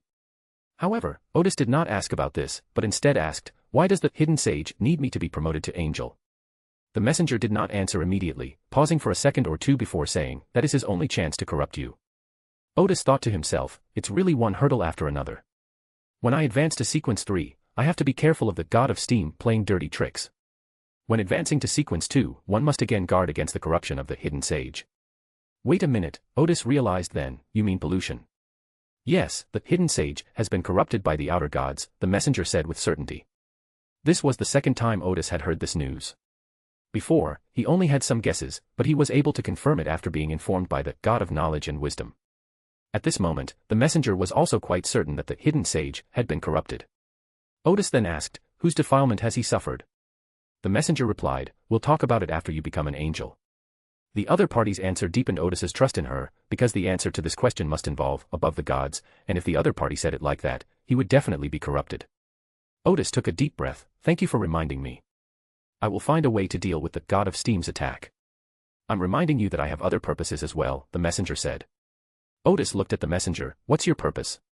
"If in the future you regain the uniqueness of the Perfect One pathway and the Sequence 1 properties, I hope you will not kill Yugos," the messenger said, taking a deep breath. Odis asked, "You really don't hate YGGS at all? After all, he once caused your downfall.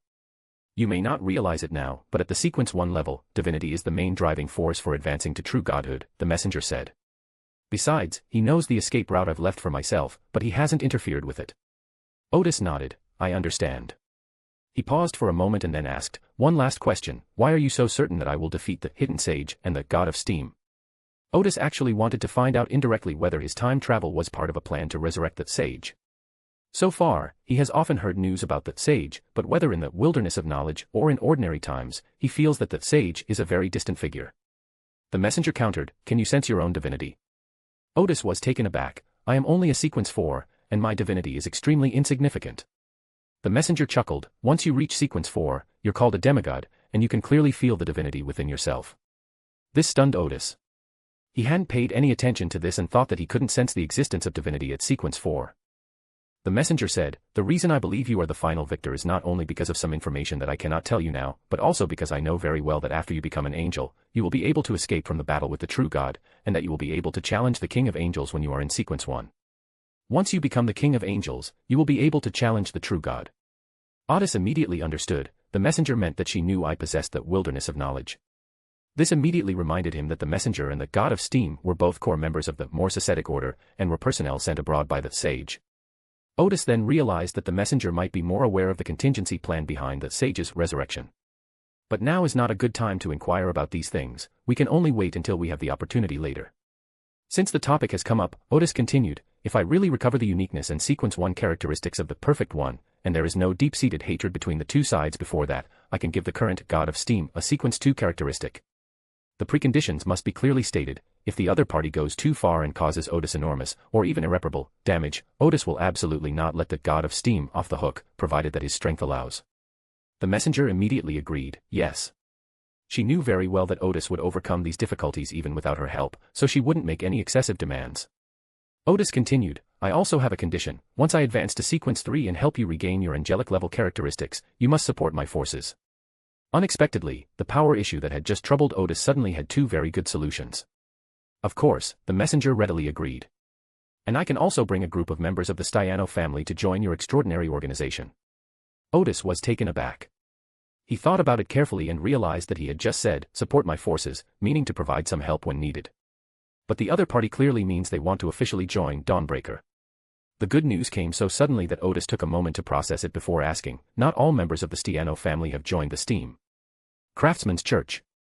The messenger said, back then, some members of the family had strong opinions about what YGGS did. Is it because he killed his own sister?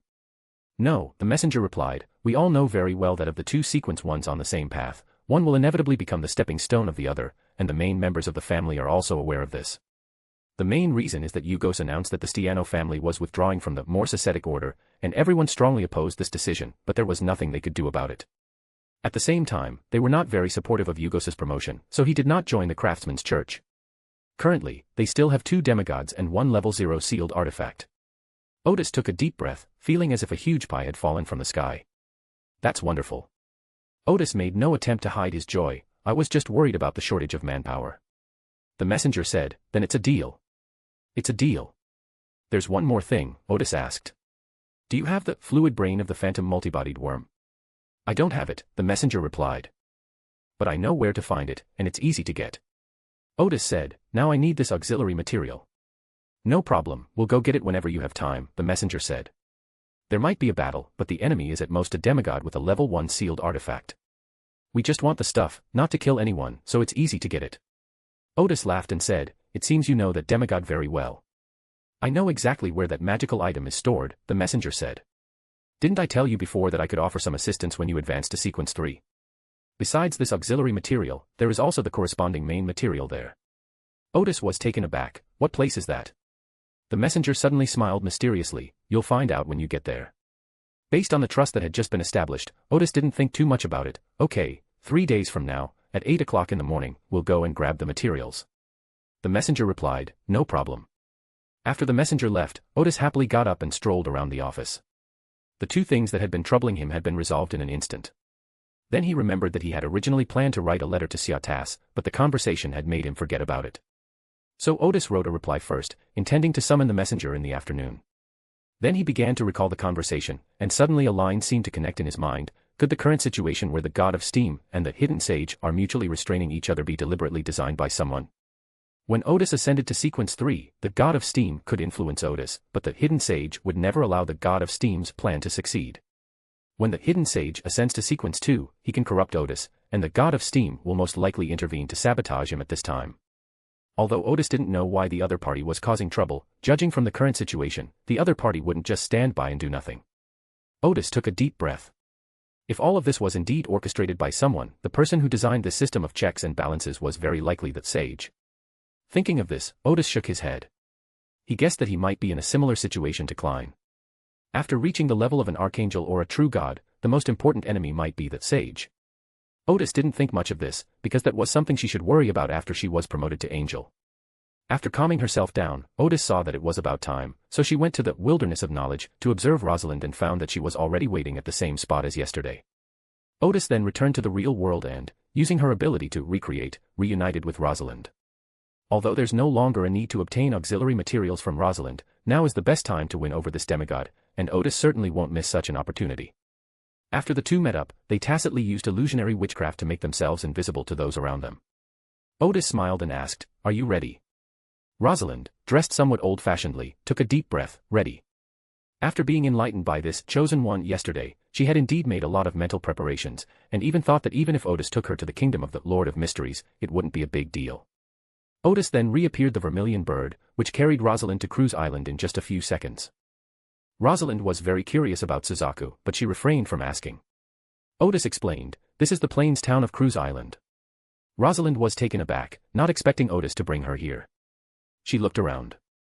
The town wasn't big, it only had 2 streets, one running horizontally and the other vertically. However, the pedestrians here are mostly dark-skinned natives, which is somewhat unusual, because in the colony, the residents of such towns are mostly from the North Continent. Odis led the way without saying a word, and they arrived at the town's school. There were 2 rows of classrooms.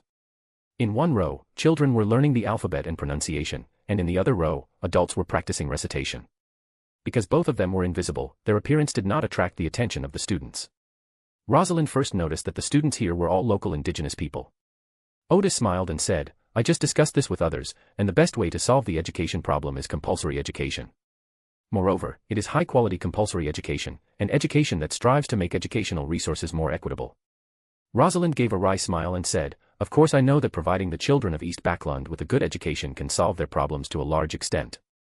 But I can't do this, because the Rune government can't, and a demigod in Backland can't change much." Odis replied, "I know the Rune government can't do it, but have you ever thought about overthrowing the Rune government and the Rune royal family?" Chapter 391, Chapter 390 Fellow Villagers Meet. Rosalind was taken aback when she heard Odis's words. As a member of the secret organization, Moss Ascetic Order, she never even considered overthrowing the Rune government.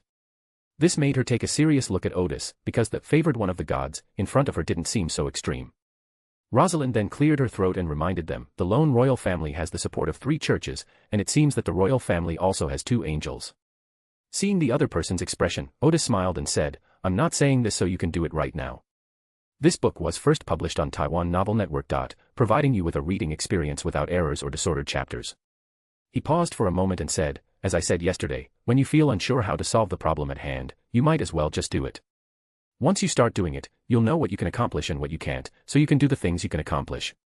Rosalind pondered for a moment before asking, "So your solution for helping the world's underprivileged is to open schools and do some construction work on this remote island?" Odis shrugged and said, "At least the fate of the natives on this island has been changed, their lives have improved, and they have entered modern society. Without my appearance, they might not have been able to complete such a change even hundreds of years later." Rosalind asked, "Can this model of compulsory education be sustained for a long time?" "Of course," Odis said. "The case of Cruise Island is somewhat special, it earns a lot of money from the pirates every week.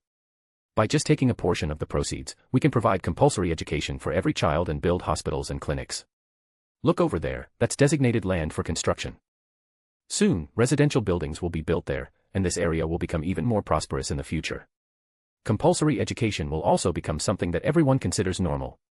Rosalind sighed. Indeed, such a model would be difficult to replicate in the northern continent. "It's not that difficult," Odis said. "You should have heard that I served as governor of Wutai for a period of time. Currently, compulsory education is being popularized throughout the entire Wutai state. The teaching environment will definitely be a bit worse at first, but as it becomes more widespread, the situation will get better and better." Rosalind realized, "You're using the revenue from Cruise Island to develop Wutai state." "Yes, I did indeed draw a great deal of wealth from Cruise Island," Odis smiled. "You're probably thinking that this will make Wutai an isolated case, right? But I can tell you that I have a certain plan for this development model and direction. The initial accumulation of wealth in a region is a huge problem in terms of development. By using the pirates' money to develop the power in other places, I am just solving the problem of initial accumulation.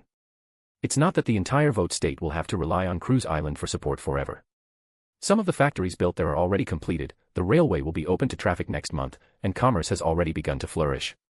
If I hadn't provided the initial capital, this process might have taken more than a decade to complete. I have the ability to skip these past 10 years or so, why not use it?" Rosalind looked at the children reading in front of her. "So, Wutai State can currently support its compulsory education expenses on its own." "In the beginning, conditions were very difficult," Odis said again. "I've heard that there are places where classes are held outdoors, but once we get started, things will gradually improve." Rosalind then asked, "Can this model be promoted throughout Remenberg?" Can it be promoted throughout the entire northern continent?" "Yes," Odis said. "Even the southern continent is acceptable." He shrugged and said, "With initial capital accumulation, the problem of compulsory education is really not as difficult as imagined." Odis paused for a moment, then said to Rosalind, "The main problem facing the northern continent right now is that local governments have too little control over local resources, or rather, too many privileges are being used to divide up the benefits from the local areas. For example, the royal family, nobles, and the church, basically, the best assets in every place are in the hands of these 3. Fortunately, there are gods in this world. Apart from maintaining its own operations, the church's assets are used to carry out some public welfare projects such as almshouses, church schools, and church hospitals. If gods are merely conceptual gods, rather than actual beings, then the church must be the biggest money-making group. It is precisely because of the existence of the church that the royal family and nobles dare not go too far." Rosalind listened attentively. These were questions she hadn't really considered before. In addition, she was somewhat unfamiliar with the conceptual god that Odis mentioned, but she could understand what he meant. Of course, with the completion of the Industrial Revolution in several major countries, the situation is much better now than before, Odis continued. Many millionaires and super-rich people have emerged in society. But once they have accumulated a certain amount of wealth, most of them use their wealth to buy a noble title and start spending money to enhance their influence, striving to become local councillors or members of the House of Commons. There are almost no exceptions to this, because once their wealth reaches a certain scale, if they do not want their wealth to be plundered, they can only have a certain voice in the political arena. This process is actually moving closer to the royal family and the nobility, because they have privileges that local governments are powerless to stop. Rosalind realized, so you think the problem in the northern continent lies with the royal family and the nobility? You could say that, Odis said. However, I'm not too optimistic about the parliamentary system either. When a country is prosperous, its members of parliament will demonstrate a high level of professionalism. However, when a country begins to decline, its members of parliament will definitely accelerate the process. The former is because everyone can share in the benefits, everyone is highly aware, and they strongly defend their country. The latter was because there weren't many benefits to be shared, so they had to resort to certain means to obtain the benefits they wanted. The problem was, everyone thought that way at the time. Rosalind then asked, if the nobles and the royal family are overthrown, will the problem be solved? The Republic of Intis is a good example, Odis smiled. The problem has not been completely solved. The councillors and the wealthy have divided up the privileges of the former royal family and nobles, forming a new privileged class. Or rather, this problem is fundamentally unsolvable. As the old privileged class falls, a new privileged class will emerge. Rosalind asked, you can't solve it either. My current power level is not yet at the stage where I need to deal with the privileged class, Odis said with a smile. However, I have some ideas. Since there will always be privileged classes in any human society, we should not try to eliminate these classes, but rather impose certain restrictions on them. For example, if someone does something that goes against the basic national policy, the privileged class should be kicked out. There are also issues involving people's livelihood, economic entities, the right to life, and equality of personality, etc. Draw a line for them. As long as they don't cross it, we can use them to boost the economy and let them enjoy some privileges in normal times. After all, they have contributed a lot to this, so this can be considered a reward for them. But if they cross the line, we will eliminate them immediately. Rosalind paused for a moment, because this seemed like a very mature idea. Moreover, this idea is quite unique. If you can't eliminate it, then make use of it. Then, an unprecedented sense of pragmatism filled her mind, making her understand many of the questions that had previously troubled her. Rosalind was happy for a moment, but soon said with some helplessness, unfortunately, this world is dominated by extraordinary power. I support your idea and am even willing to help you. But we are still too weak. Odis smiled slightly. He knew very well that Rosalind had been successfully turned the moment she said we. But these things are best left unsaid, they can't be explained too explicitly. Don't underestimate yourself, Odis said, but don't put too much pressure on yourself either. We are demigods, so we should just focus on solving problems at the demigod level. Higher level problems can be solved by people at a higher level, or we can solve them when we reach a higher level. Rosalind smiled and said, this is also about doing and thinking at the same time. Yes. Odis paused for a moment, then added, however, we can discuss this issue when we have time. Having an idea first, then putting it into practice, and finding solutions in practice is also a good approach. Rosalind took a breath and smiled, I always feel like no problem is a problem for you. Odis laughed and said, don't think of a problem as a wall, but as a door. Find a way to push the door open, and you can pass through it. After chatting for a while, Odis and Rosalind returned to Backlund and agreed on a time to continue their conversation. Rosalind looked at the spot where Odis had disappeared, and felt that this trip to Cruise Island had been very fruitful. Then she began to consider what she could do at the moment, based on her actual situation. Overthrowing the ruined government is an unrealistic goal, but we can learn from Odis's experience, find a suitable location to completely control the area, establish effective rule, and put Odis's theories into practice. And in the process, we will summarize and learn, and when our strength allows, we will expand further. To achieve this goal, we first need sufficient manpower and initial capital. Rosalind plans to first reorganize her subordinates, and as for the location to establish effective rule, she can find a place on the southern continent or on the edge of the raging sea. As she pondered, the framework of a plan emerged in her mind. Finally, she realized that she could tell the two other 10 Pillars members who shared the same views that they should also try to use the mobile library to break the deadlock in their thinking. When the time is right, they can also be brought into your plans. Odis returned to the embassy and first reviewed the process of turning the enemy into a fugitive, feeling that it was quite successful. However, Rosalind's power cannot be used right now, so maintaining the status quo is the best course of action. It's not too late for the Lord of Mysteries to receive this power when he is confident enough to confront the hidden sage. At that time, it would be a natural thing for Rosalind to join the Lord of Mysteries, and perhaps some of her friends would also rise up together. Odis considered his recent plans and other important matters. There are two important things to do right now. The first is to get promoted as soon as possible. Even if I don't become an angel, becoming a prophet master will significantly improve my ability to cope with various pressures and allow me to do more things.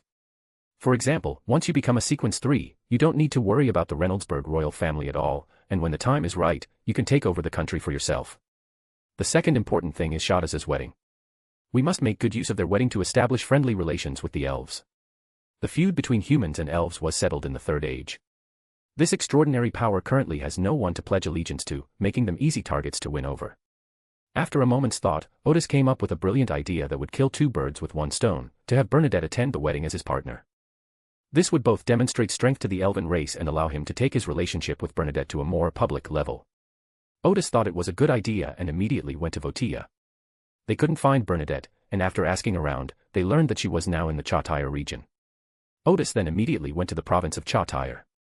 Once he arrived, he wasn't in a hurry anymore. He leisurely strolled around the streets and inquired about the current situation in the state. He soon learned that Long Zaire had basically resolved the local power issue, eliminated a large number of bandit groups, and was now working on establishing a state government. Mandy brought one of his subordinates from Backlund, who became the governor of the state of Chatyre, while the former head of the security force became the deputy governor, still in charge of security work. This security team captain is quite legendary.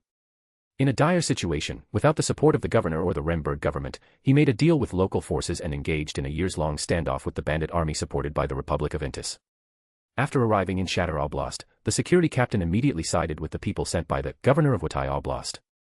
It turned out that he had already heard about the changes in Watai province and had long hoped that Odis could intervene in the affairs of Shadow province.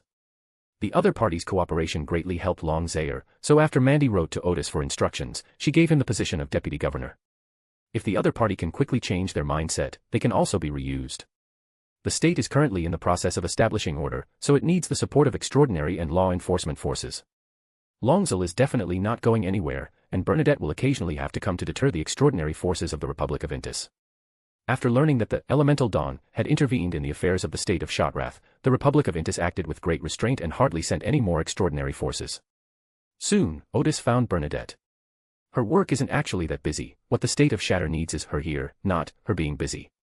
Odis's sudden appearance surprised Bernadette, who was wearing a white shirt and trousers. What's the matter? Odis smiled and said, of course I've come to see if the mysterious queen is holding her post. Bernadette sat in her chair, a slightly amused smile on her face, and said, you don't pay me a salary, yet you expect me to stay at my post. Odis sat down next to her and said seriously, I'm here to see if you've kept up your post as Odis's girlfriend. Bernadette was taken aback. How can we defend this? She doesn't flirt or chat with other men. Bernadette chuckled, you mean those men with brains like pigs? Odis nodded slowly, I'm relieved to hear you say that. Bernadette seemed to only now realize, I'm not trying to prove anything, I'm just stating the facts. I understand. Odis raised his chin. In your eyes, I must be the wisest and most special one, right? Narcissist. Bernadette couldn't help but laugh. Let's get down to business, Odis said. Do you remember those 5 characters from the book that I told you about? The elves and nobles of the Fourth Age are to hold a wedding ceremony among the elves. Odis briefly explained his idea of winning over the elven race. Bernadette considered for a moment before asking, can ordinary people accept living with elves? At that time, some of the elves will inevitably appear on Cruise Island. Those elves will have 2 options. They don't need to leave their accustomed habitats, Odis said. Alternatively, we can designate an area for them to live in, separate from the ordinary people. What I want to do is, when I am powerful enough in the future, publicly declare that elves and giants have normal civil rights. Bernadette nodded and said, doing so would indeed win over the elves, but we would also need to appease the common people and explain things to the Church of Storms and the Church of War. The people are easy to appease, Odis said. The difficult problem is the Church of Storms. He took a deep breath and said, I have 2 ideas. The first is to recruit the extraordinary powers of these elves and have them serve as the official extraordinary beings of Lenberg, preventing them from appearing at sea. Secondly, we must ensure that they are within the sphere of influence of the Church of Knowledge. This way, we won't need to explain anything to the Church of Storms, we can simply inform the Church of Knowledge. Bernadette laughed and said, the resources of the Church of the True God are being used to their fullest extent. Odis waved his hand, a partnership, nothing more than a partnership. Then he said, I need your help with this. I've come to ask you for your assistance. Bernadette frowned slightly, her beautiful brows furrowing, although my forces have always been in the raging sea, I have never had any dealings with the elven forces. I know, Odis finally got to the point, I hope we can attend Chateauroux's wedding together. Bernadette immediately understood Odis's intention. Very well, our relationship should indeed be gradually made public. Odis hadn't expected things to go so smoothly. What kind of expression is that? It's nothing, I just suddenly thought about what kind of dress I should wear, Odis said. Actually, he was thinking, this is the advantage of having a mature girlfriend. There's no need for feigned shyness or repeated tugging in this kind of situation. This communication method is simple and effective. The two then talked about the situation in the state of Shadir. As they talked, Odis leaned his chair close to Bernadette's and put his arm around her to continue the conversation. Bernadette also cooperated by bending down slightly and leaning on Odis' shoulder. The two of them were now quite used to this intimate gesture, and Odis began to try to put her hand inside his clothes to caress him. The firm skin felt very nice to the touch. Bernadette's incredibly graceful figure, with its full curves yet without any excess fat, instantly ignited Odis's desire to explore. Bernadette had been somewhat resistant to Odis's previous attempts, but this time Odis's exploration went much more smoothly. Occasionally pinching her skin as a gesture of interaction would elicit bursts of laughter from Bernadette. So the next goal is to conquer those two soft mounds on her chest. Odis was not in a hurry. He knew very well that he needed to give Bernadette time to adjust her mindset. A mature girlfriend can be very easy to talk to on some issues, but Odis is also very considerate of his feelings in other ways. If a strong woman like Bernadette is too impatient, she may not be able to adjust her mindset or her self-esteem may not be able to accept it. So Odis took things slowly and patiently, and enjoyed the process. After spending some time being affectionate with Bernadette, both of them still had work to do, so they could only agree to have lunch together at a cabin on Cruise Island the next morning. Odis returned to Backlund, first sending a letter to Chateauroux, then making preparations to attend a reception as the Remburg ambassador. After finishing his social engagements, Odis saw that the night sky above Backlund was unusually clear, with a not-so-bright moon hanging in the air. The pale moonlight shone into the room, and the phrase, bright moonlight by the bedside, had reached Odis's throat. He took a deep breath, sat down in the chair, and stared at the slightly blushing moon in silence for a long time. After watching for a full half-hour, Odis finally got up from his chair, wrote a letter to Klein, and invited him to have a drink on Cruise Island. In the early hours of the morning, Hugh Deerchaw, dressed in his knight's uniform, was still quietly waiting in a dark corner of an alley in the East End. She was waiting for a wanted criminal with a high bounty. Actually, she rarely did this kind of surveillance work anymore, but the person she was surveillance for before was discovered by the criminal, and the clues almost went completely out of control. Considering the bounty on this wanted criminal, there is no doubt that he must be an extraordinary being, because he has strong spirituality and counter-surveillance capabilities that are stronger than ordinary people. So after finding the other party's location again, Hugh personally came to keep watch. The other person didn't come home all night. They might have gone to see a prostitute or been drinking at a bar. But Hugh was certain that the other party would return to rest in the early morning, because that was the safest time for the bounty hunters. The streets were not deserted. Many homeless people were fast asleep on the streets. Every 1 or 2 hours, the police would use batons to drive them away. Although being woken up by the beating was unpleasant and they were easily injured, they had nowhere else to go. Then the police arrived, shouting and driving away the homeless people. Some children living in the houses on both sides of the street were also awakened by the noise and started crying, clearly frightened by the police's voices. Then came the sounds of parents, some scolding, some comforting. Hugh watched all this quietly. The homeless were driven away, but 3 of them did not get up. The police went up and kicked it a few times, but it still didn't move, so they cursed at it. Look closely at the faces of those 3 people, they are already dead. It is summer now, but people still die on summer nights, from exhaustion and hunger, though the death toll is slightly lower than in winter. The body must be taken away the next morning, otherwise it will easily smell bad once exposed to the sun. But those are things to be dealt with tomorrow. After the police chased the homeless people away, they went back to rest. Soon, the streets fell silent again. Shio continued to keep watch, seemingly without any reaction. At this moment, 2 thin, simply dressed men walked quickly over. They seemed to be chanting something in a low voice and squatted down in front of a corpse. One of the men made the corpse sit up, while the other man held the corpse's head in his hands, and his 10 fingers suddenly emitted a faint light. Hugh frowned, not understanding what they were doing. At this moment, the man holding the corpse's head shook his head, and the 2 men threw the corpse on the ground and moved on to the next corpse. The same procedure was followed. One man helped the corpse sit up, while another held the corpse's head, their fingers emitting a faint light. Suddenly, the corpse twitched. Something's not right. Hugh paused for a moment, her intuition confirming that the homeless man had already died.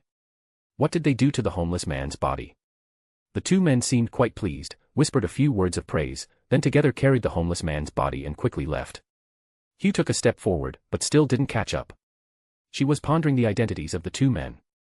First of all, they were definitely not kind-hearted people helping to bury the homeless man's body.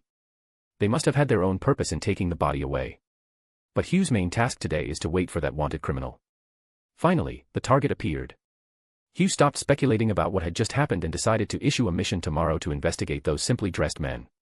Then, she calmed herself and entered a hunting state. The docks on Cruise Island are quiet at night. The pirate ships that arrived at the island had all docked around the afternoon, and it was now dinner time, so the pirates on board had already gone to eat. Odis paced back and forth on the dock. Finally, a figure suddenly appeared from the illusion. It was Gehrman Sparrow, dressed in a formal suit, wearing a silk top hat, and with a cold expression. Or rather, it's Klein wearing the face of the strongest pirate hunter. Upon seeing Odis, he asked in a rather cold tone, "What do you want with me?"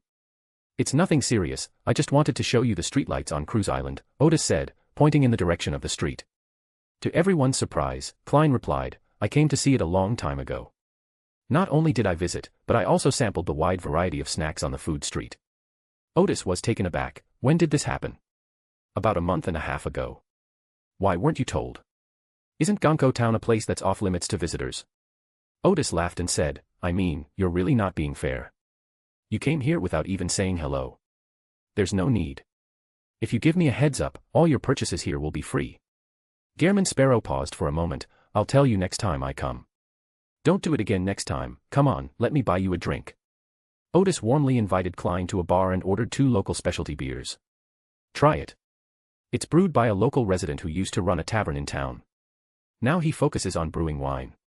The surrounding area, which had been quite lively, suddenly fell silent as the patrons recognized them as Mysterious General and Strongest Hunter. Could this mad pirate hunter be here to hunt down the mysterious admiral?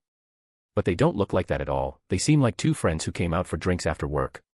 Unfortunately, even if you were right next to them, you couldn't hear what they were talking about.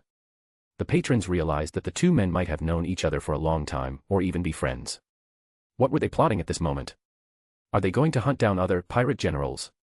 Klein took a sip of beer. It does have a very rich flavor. Then he asked, "What do you want from me?" Klein felt that Mr. Gar was not the kind of person who had the leisure to drink in a bar. Odis looked at the other person. "Are you tired?" Klein was taken aback. Although he didn't quite understand what the other person meant, his words touched him deeply. The wealthy man's servants worried about whether they had served Mr. Don Dantes well, and the new friends he made at the party were most concerned about how many pounds in the pockets of this former adventurer and outlaw. There are many people on the high seas who care about Gehrman Sparrow, but most of them are only interested in his bounty. Miss Sharon and Marich would seek help from Detective Sherlock Moriarty when they encountered difficulties. Over the past year, Klein had been switching between these roles without feeling anything amiss, but when suddenly asked this question, his instinct was to say, "Not tired," but he opened his mouth and didn't say it. Odis smiled and said, "Look, you're feeling pretty tired too, aren't you?" He took a sip of wine and said, "To achieve your goals, you need to advance, digest the magic potion, advance again, keep digesting the magic potion, keep advancing. Even though we are already very powerful extraordinary beings, we have less and less free time. Finally I have some free time, but I don't know which friend to hang out with. I'm okay, at least I have a girlfriend. You're all alone, you must feel lonely sometimes, right?" Klein glanced at Odis. "It sounds like you're showing off your girlfriend. Isn't it something to brag about?" Klein almost lost his composure as Gehrman Sparrow. "Are you trying to make yourself feel better by making me feel even worse?" Odis smiled and said, "Now, do you want to chat with me for a while?" Klein didn't speak, but he also didn't get up to leave. Odis took another big gulp of wine. "Do you miss home?" Klein looked at Odis with a strange expression. "I am a ruthless bounty hunter and a crazy adventurer. Is it polite for you to ask me such a question?" Odis laughed and said, "I've met Gehrman Sparrow, but I've also met Sherlock Holmes. I know very well that Gehrman Sparrow is an actor you played. Besides, even a bounty hunter should have a home. Can it just be a rock, falling from the sky? In this world, very few people would say things like, came from a rock." Klein opened his mouth again, hesitated for a moment, and then said, "Sometimes. For example, when you see the 2 Chinese characters for hometown." Odis laughed and said, "That's right, it's just casual conversation after drinking, don't be so serious." Chapter 392, Chapter 391. Are you sure this is robbery? On the food street of Cruise Island, a gentle sea breeze blew, making the pirates enjoying their meals feel as if they had rediscovered the feeling of living a normal life. For a moment, they didn't want to speak, because if they did, they would have to swear and wouldn't be able to enjoy this brief peace. On the entire food street, there is only one bar, which is getting more and more customers, but it is very quiet. It was the bar where Odis and Klein were drinking. The patrons were quiet, hoping to overhear their conversation. Unfortunately, they were disappointed. Odis casually used witchcraft, making it impossible for anyone to hear their voices or even read their lip movements. Having already each had a few drinks, Odis and Klein finally relaxed and began chatting. They first talked about their previous battle against the Apostle of Desire in Backlund, then about the great smog of Backlund, and the helplessness of ordinary people in the face of the extraordinary. Being extraordinary has its advantages, Odis said, holding up his wine glass. For example, I am no longer worried about the loyalty of my subordinates, nor do I have to worry about whether they will hide anything from me. Because they know that many things can be predicted, they won't try to fool me. But in the world of ordinary people, this is very difficult to do. As a manager, I have to spend most of my energy dealing with the struggle of human nature. Klein agreed, divination is indeed quite useful. After hearing what Odis said, he realized that the followers of the Church of the Sea God really dared not disobey the Sea God or hide anything from him. This is indeed an advantage that comes with being extraordinary.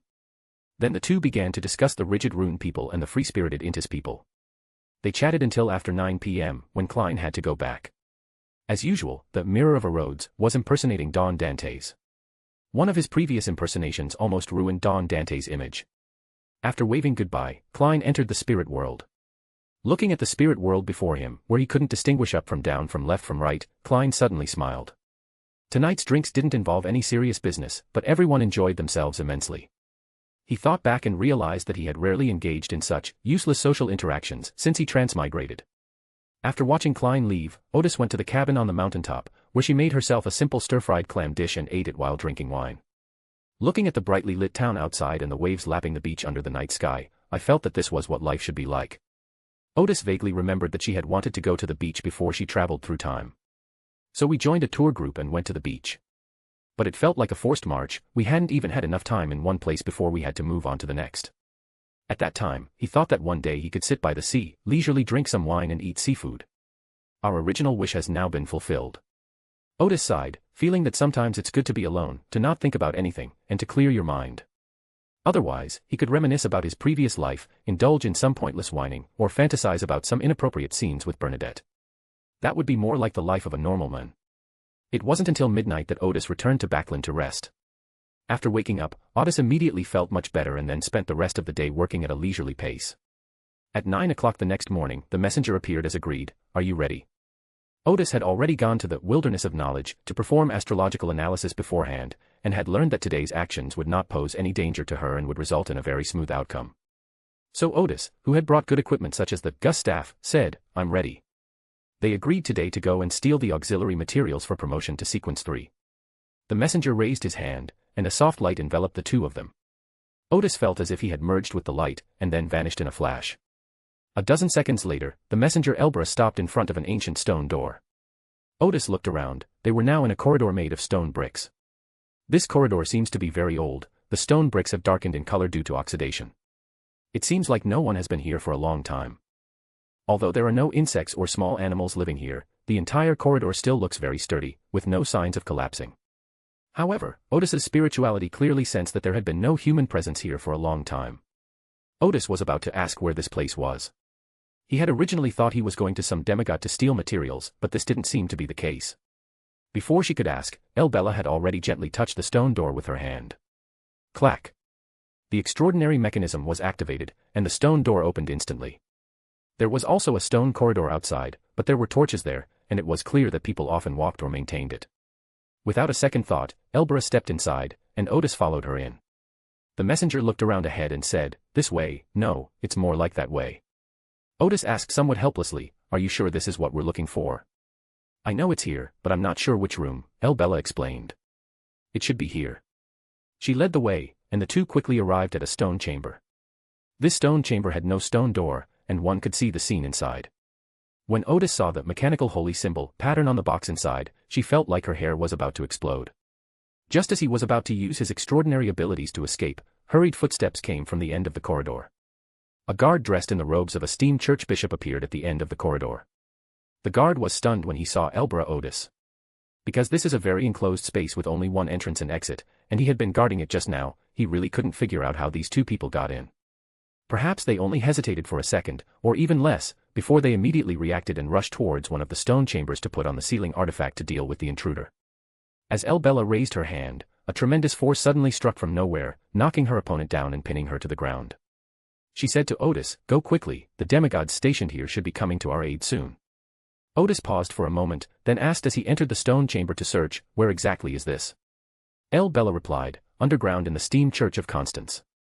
Constance is an important industrial city in northern Loan, with a large number of believers in the god of steam and machinery, and the steam church also has a large church here.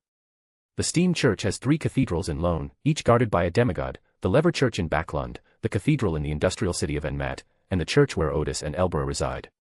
As Odis searched, he asked, "Why didn't you say you were here to steal materials from the steam church?" "You didn't ask." Odis thought to himself, "How the hell would I have thought you were going to rob the steam church?" At the time, from Bella's tone, it seemed like he was going to steal materials from a demigod, but he never imagined that the demigod would be the archbishop of the steam church. However, Odis realized that the god of steam and machinery could not attack him directly. Today's action seemed dangerous, but if he acted quickly enough, he would only face the obstruction of a demigod at most.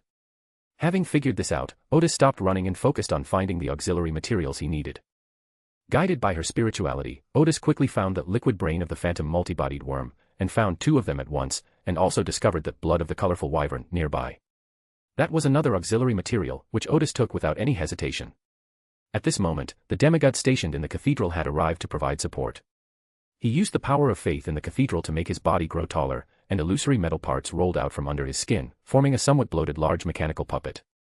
Odis was slightly taken aback by the design. The mechanical puppet had a strong industrial aesthetic for the time, with its gears, springs, and levers appearing very precise. The large mechanical puppet clenched its fists and slammed them together in front of it, producing a soft, gray light with a thud. Odis felt that the life force of the entire corridor was being rapidly drained away. Bella flicked her gleaming index finger, as if writing something rapidly in the air. In the next instant, a wall of light formed in front of her, blocking that feeling of being detached from life outside the wall. "Let's go," Odis said, taking out the staff of Gus. "Do not use any magic to escape from here," Elbera said as she returned to the stone door and opened it again. Upon arriving at the seemingly deserted corridor, Bella quickly closed the stone door before saying, "Use any escape magic inside, not just magic, but any extraordinary ability to escape from there, and your ultimate destination will be the headquarters of the steam church." Then she transformed into a ray of light once more, taking Odis with her as she departed. Instead of returning to Backlund, the 2 men went to a wilderness. Bella smiled and said, "The operation was a great success. Next time we have such an operation, we must discuss the destination," Odis said seriously. He was thinking to himself, "I thought you were going to take me to the steam church and hand me over to their angels to be imprisoned." Odis was deeply annoyed, feeling he shouldn't have trusted Bella so easily and had made such a serious misjudgment. He was also very puzzled as to why the astrological predictions made in the wilderness of knowledge were all inaccurate. "I know that place very well," Bella smiled. "It used to be a secret hideout for the Stiano family, and almost no one knew about the secret door." Odis was taken aback. "The god of steam doesn't know either." "He knows," Bella said. "It is precisely because he knows that I am certain that the auxiliary materials you need are there." Odis suddenly realized, perhaps the god of steam is the one who most supports my promotion. According to Elbera, only when Odis is promoted to sequence 3 can the god of steam take the opportunity to influence him. Moreover, the god of steam obviously guessed that if Odis couldn't find those key auxiliary materials elsewhere, he would definitely seek the help of the messenger, who would most likely take him to the underground of that cathedral to try his luck. After all, for Bella, going there was as easy as going to her own backyard. Thinking of this, Odis said to Bella, "Next time, you should make things clearer." He thought to himself, otherwise it would be really scary. "For you, it's just a sister going to her brother's place to get something, but for me it's like going to my mortal enemy's house to rob him."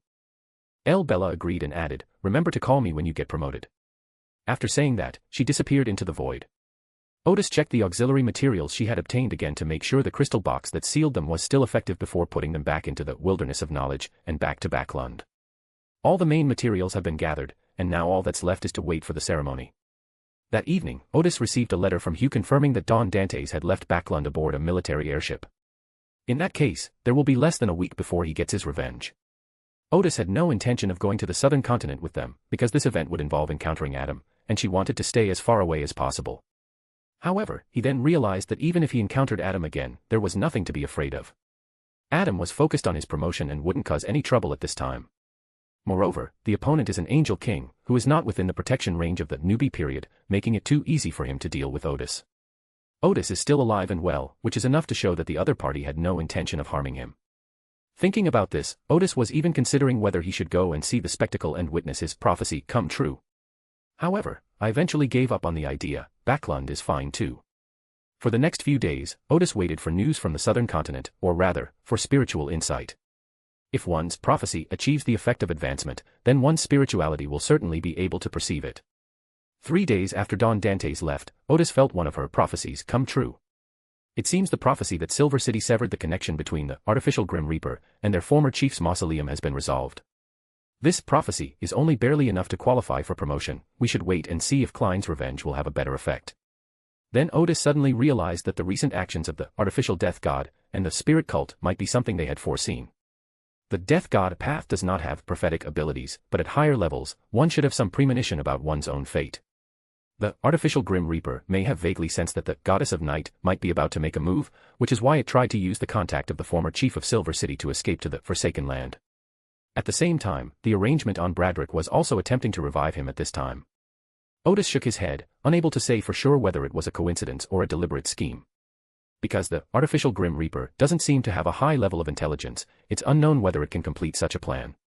2 days later, around 9 o'clock in the morning, Odis appeared in his office as usual, seemingly doing embassy work, but actually reviewing letters and documents sent by messengers from his subordinates.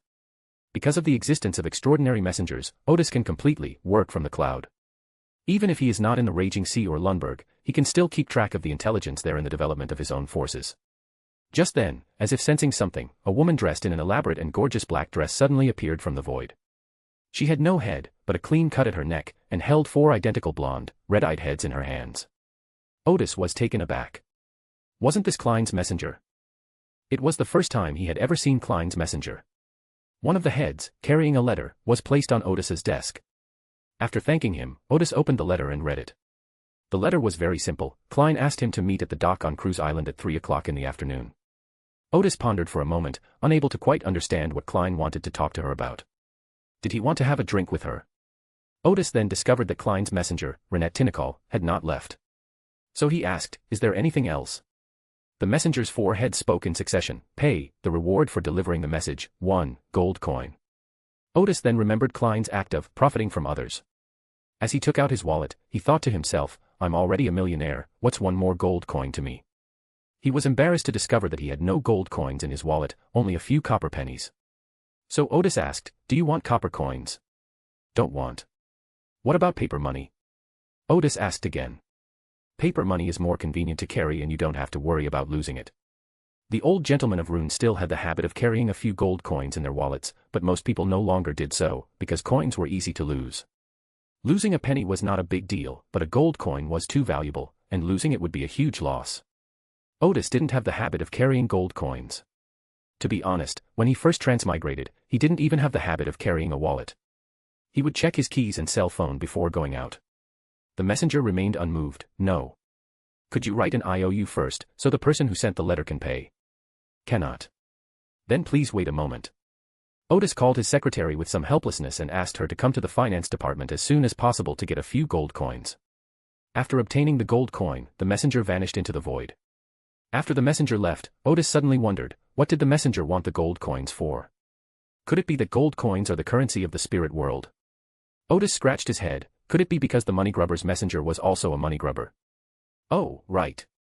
Odis thought of the 5 gold coins that possessed the special aura of the Fool. The messenger girl seems to have a knack for sensing that she can obtain a special gold coin from Klein. Thinking of this, he smiled and began to wonder what Klein wanted to talk to him about. But he didn't think too much about it, because he remembered very clearly that Klein's revenge this time, although it was 3 mid-level beings fighting a demigod, had Adam as the referee and the help of the goddess of night, so the whole process went relatively smoothly. The only regrettable thing is daily sacrifice. At this moment, Odis was also wondering if he should save her. After all, it would be very easy for him to beat up a sequence 4. 0-08 is a problem, but Odis remembers that Adam will help deal with this level 0 sealed artifact. Thinking of this, Odis shook his head and decided to go with the flow and help if he encountered someone, even if it was Adam's arrangement. If we don't run into each other, then so be it. Odis then thought, perhaps in the afternoon, if Klein wants to see me for help, I can give him a few scrolls of demigod level. Odis no longer needs this high-level scroll. He originally intended to reward his subordinates with it, but there haven't been any major actions lately, so he can't give it away legitimately. Therefore, he still had more than a dozen high-level scrolls in his hand, all of which could damage demigods. So Odis stopped wasting time internally and continued working. Around 3 o'clock in the afternoon, Odis arrived at the dock on Cruise Island. The place was quite lively at the moment, with many merchant ships and cargo ships unloading their cargo. These were not legitimate merchant ships and cargo ships, but rather the spoils of war of pirates and the goods they were selling. Because merchant ships and cargo ships were too slow, most pirates would choose to sell them cheaply. After acquiring Cruise Island, it will be sailed to the port near Plains Town, where it will be painted and slightly modified before being sold at a high price. You've earned so many gold pounds, your safe can't hold them all, can it? Klein suddenly appeared beside him and said. Today, he still meets with Odis under the identity of Gehrman Sparrow. Odis laughed and said, then let's buy a bigger safe. He then said, everyone knows that the business of selling stolen goods is profitable, so many people are eyeing Cruise Island. Even the navy that provided protection for the Sword of Dawn was no exception. Some officers even went ashore and openly demanded bribes from me. Klein was taken aback, but then said, I've also heard that most of the revenue from all the channels for selling stolen goods at sea eventually ends up in the navy or the governor's office. I'm not finished yet, Odis laughed. I didn't give them any, and I made it very clear to them that either I would help them hold off the navy of the Kingdom of Feniport, or occasionally do some dirty work for them. Either I stop fighting the navy and pirates, but I can offer them bribes and let them choose for themselves. Odis shrugged, we can't have them all, can we? Klein concluded, the navy will definitely find a way to deal with you. And they did just that, Odis smiled. I just told them that after the military in Feniport sent 3 sequence 5s and they still couldn't kill me, they were already actively talking to me about cooperation. So without exception, they all chose to have me continue targeting the navy of the Kingdom of Feniport. For them, those are achievements, the capital for promotion. They care more about their official rank and career advancement than money. Klein nodded slowly, surprised that Mr. Gar had such a power struggle with the navy. The two chatted as they walked to the beach. This time, Odis used a spell that granted him invisibility, so no one around could see him or Klein. After walking a few steps on the beach, Klein got straight to the point, I've come here to seek your help. Just a few days ago, he accompanied Mr. Ascetic to explore a tomb, where they encountered an artificial death god, and a deity that seemed to be the goddess of night. Mr. Ascetic was forced into a deep sleep, which deprived Klein of a trusted high-level assistant. If the only problem to deal with is the murderer of Captain Dunn, the traitorous bishop in Zangwill, then simply asking the messenger for help would suffice. However, Zangwill also possesses a level 0 sealed artifact, making the messenger's words somewhat inadequate. In addition, considering the old man inside Leonard's body, it's possible to take a gamble, but it would be safer to ask Odis, the demigod, for help as well. After all, finding Zangwill's trail is no easy feat, so we must do our utmost to defeat him. Odis asked knowingly, what help do you need? I have an enemy, the kind of enemy that I must kill, Klein said. As far as I know, he was promoted to demigod at the end of last year, while I am currently only at sequence 5. Odis asked, is it sequence 4? Yes. Odis laughed and said, leave this to me. He has a level 0 sealed artifact.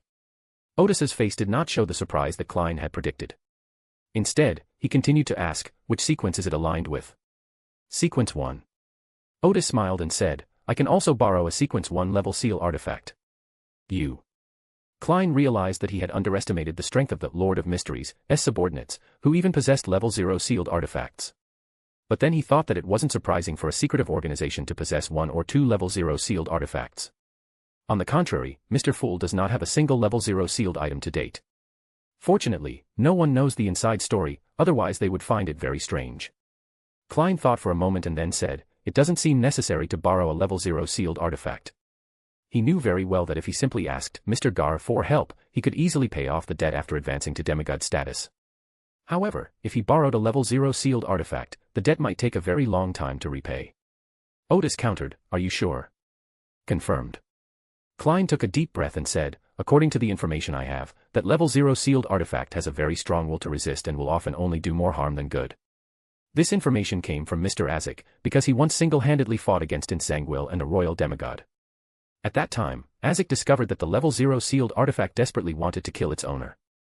Klein also learned from other sources that stories written using 0-08 should be as logical as possible. If an emergency occurs and illogical plots appear, then the 0-08 will be even more determined to kill the holder's will. These conditions give Klein enough room to maneuver, or rather, making good use of the negative effects of the enemy's sealed objects is also an important way to strike the enemy. However, the prerequisite is that there must be sufficient information about the corresponding sealed artifact. So Odis asked, what kind of help do you need? Please wait around the battlefield, Klein said. If I cannot stop the enemy from escaping, please intervene.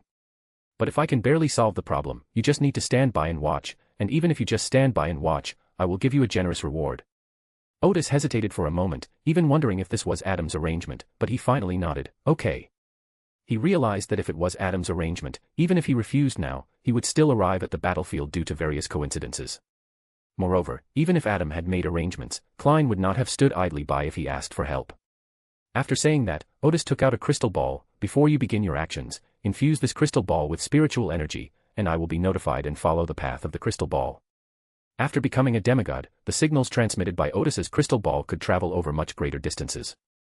However, given the vast distance between the southern and northern continents, real-time communication using a crystal ball is impossible. Only a weak signal can be transmitted, but that is sufficient. Klein breathed a sigh of relief and said, okay. If there is anything else I need your help with, I will write to you again. After finishing their business, the two chatted for a few minutes and then went their separate ways. Back in Backlund's office, Odis smiled, never expecting that he had gone from being an observer to a participant. But it's all good, this way we can save Daly. But what made Odis somewhat uncertain was whether Daly needed her rescue. Perhaps sacrificing herself in revenge would be a relief for her. After thinking it over for a moment, Odis decided to rescue the other party first. If the other party still chooses to commit suicide for love, he won't care. If the other party intends to live, then it's none of his business. After that, the waiting began again, and Odis made some preparations while dealing with work-related issues. 2 days later, the crystal ball in Odis's hand finally reacted. He put on the Gus staff and the Disaster Scepter, and took out the 1-86 Iron Blood gauntlets for later use. Immediately afterwards, Odis recreated Suzaku and flew toward the location of the crystal ball. A few seconds later, Odis landed on the ground.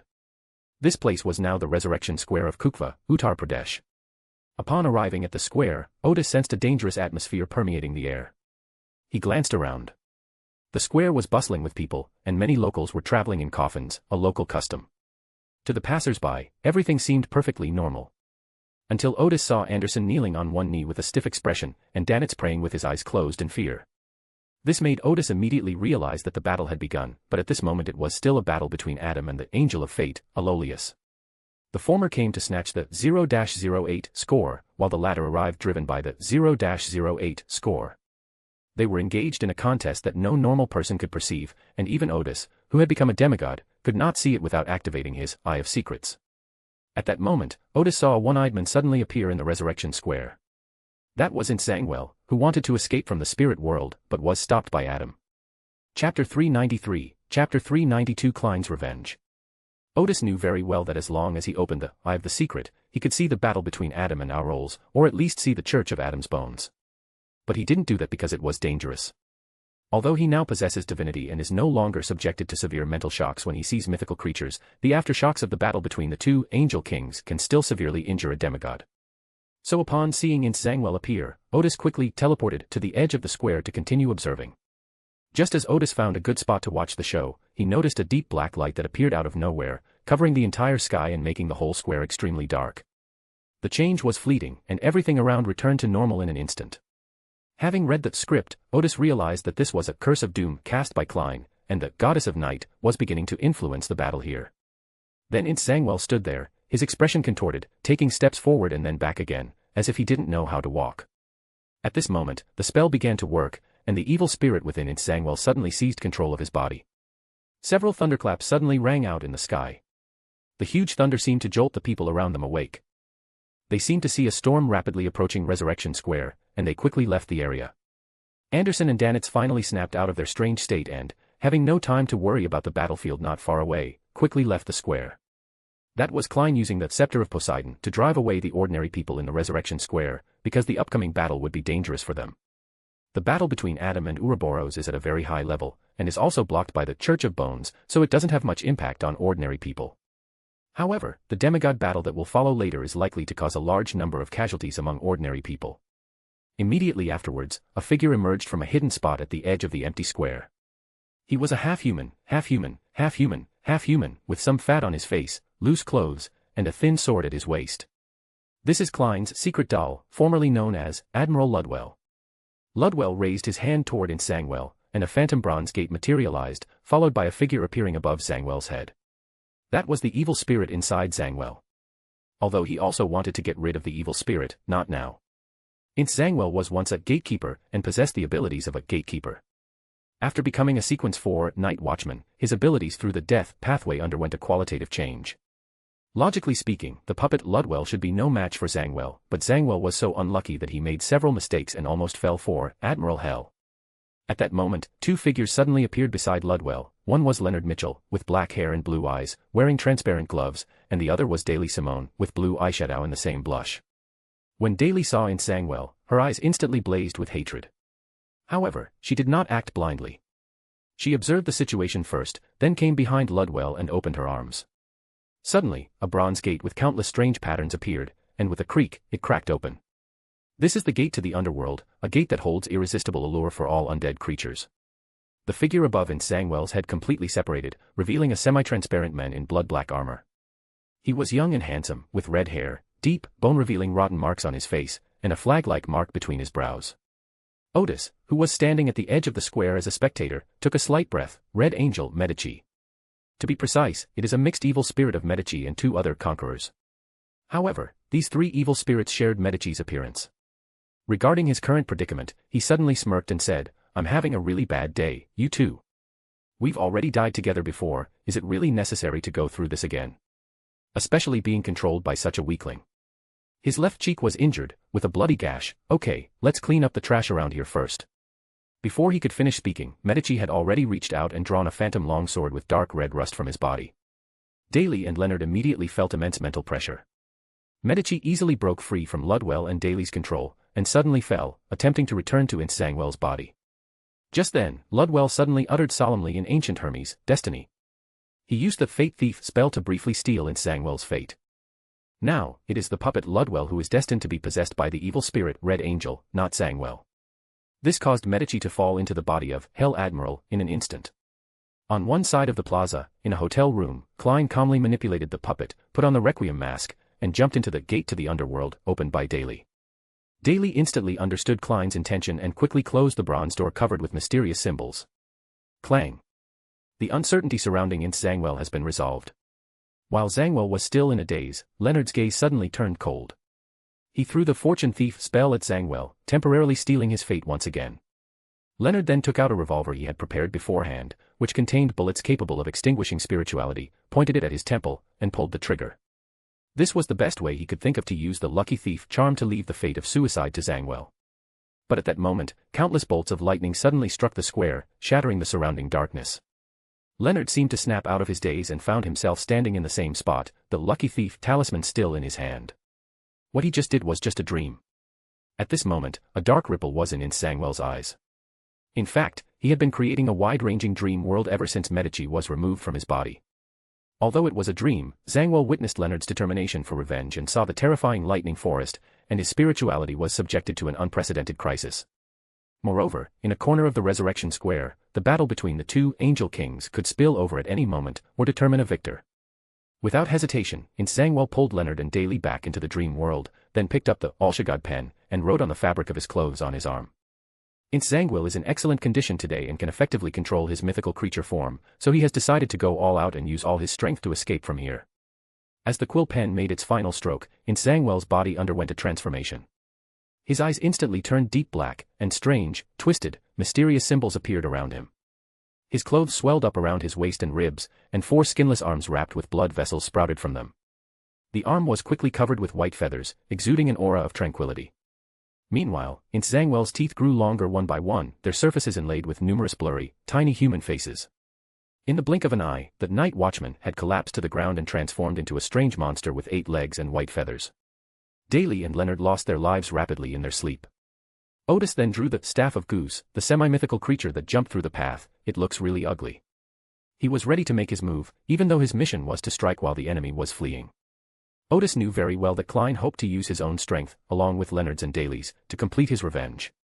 But what follows will be very dangerous for them, as Odis plans to attack Zangwell head-on, creating an opportunity for Klein and the others.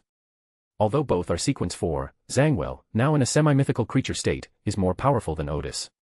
Moreover, Zangwell had already written illogical plots twice in a row using 0-08. The first time, he even had an Angel King suddenly appear in the Resurrection Square without leaving any foreshadowing.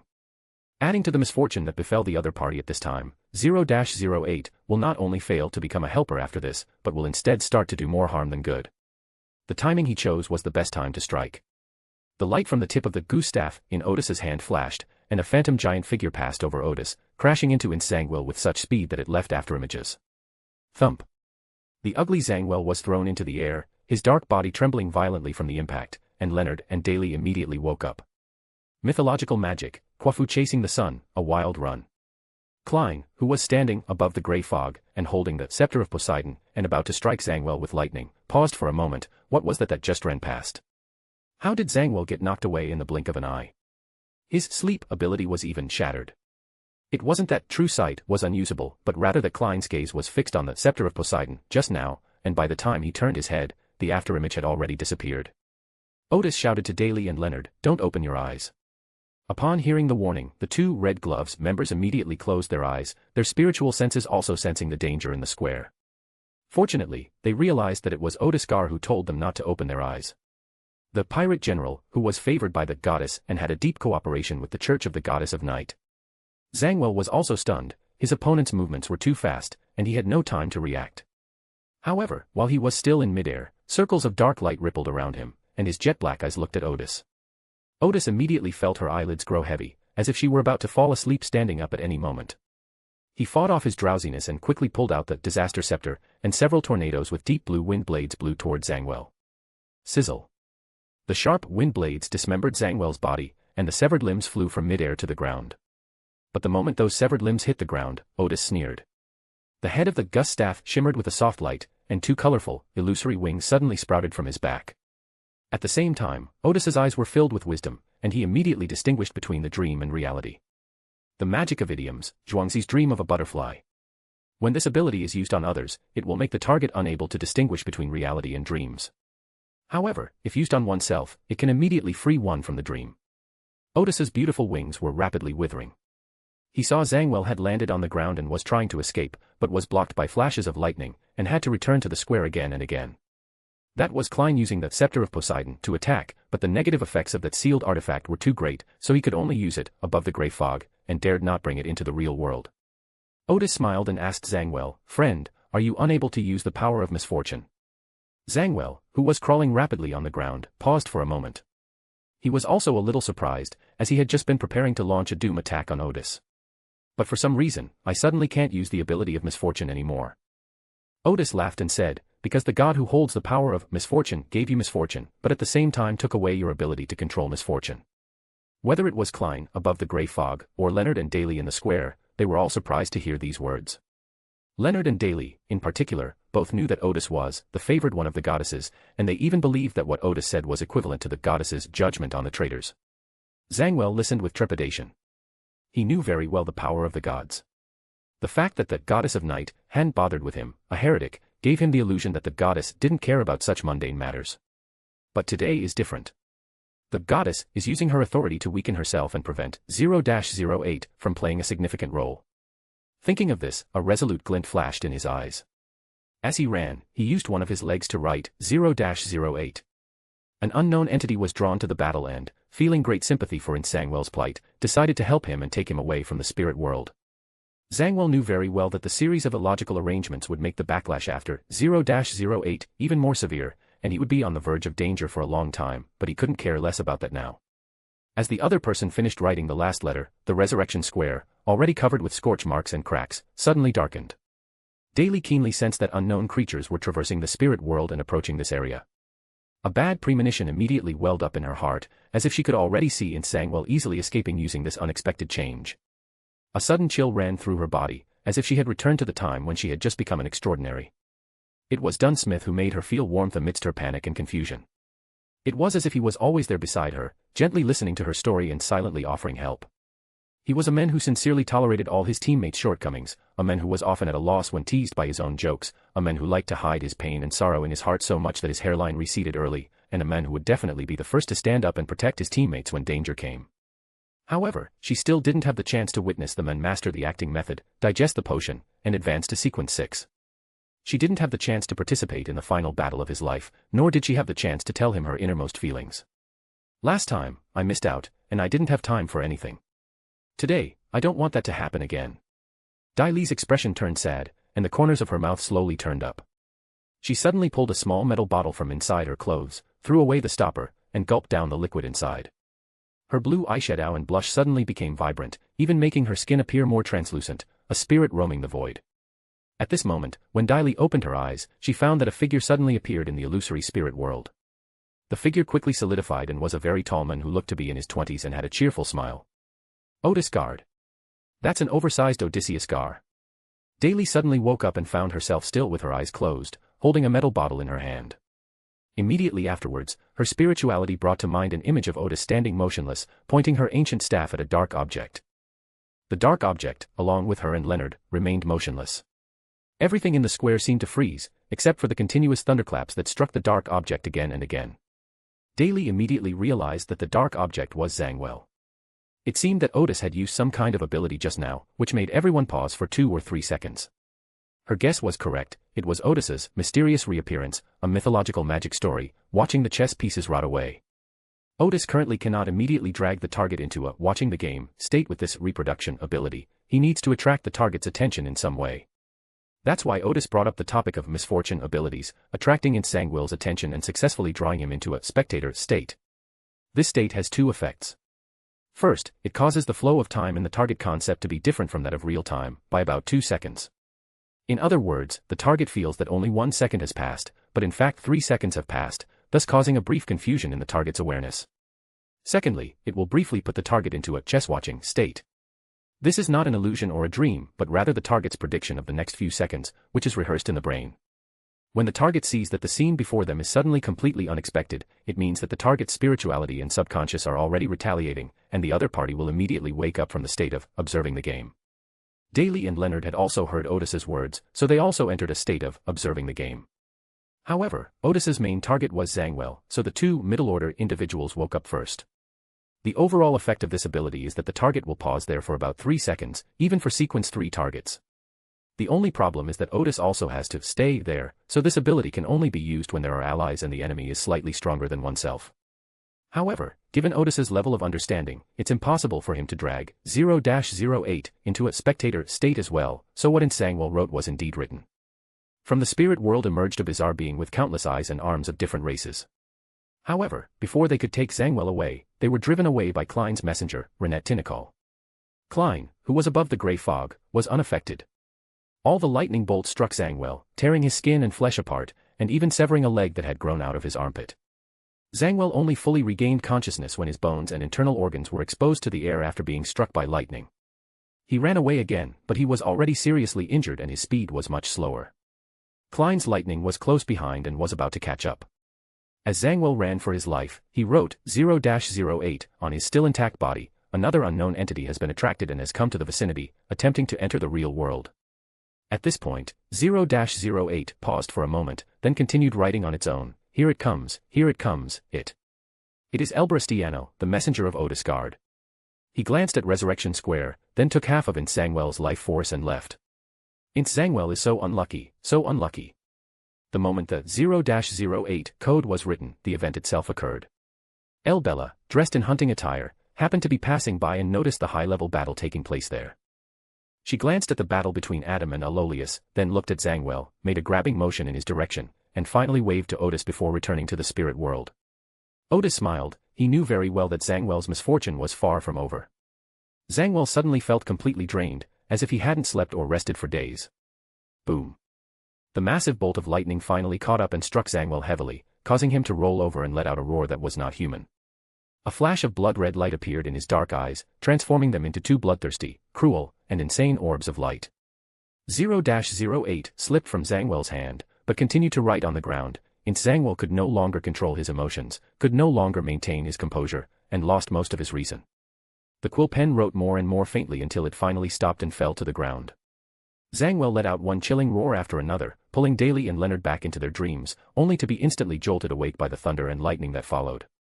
Odis gradually retreated to the edge of the square, once again becoming a bystander.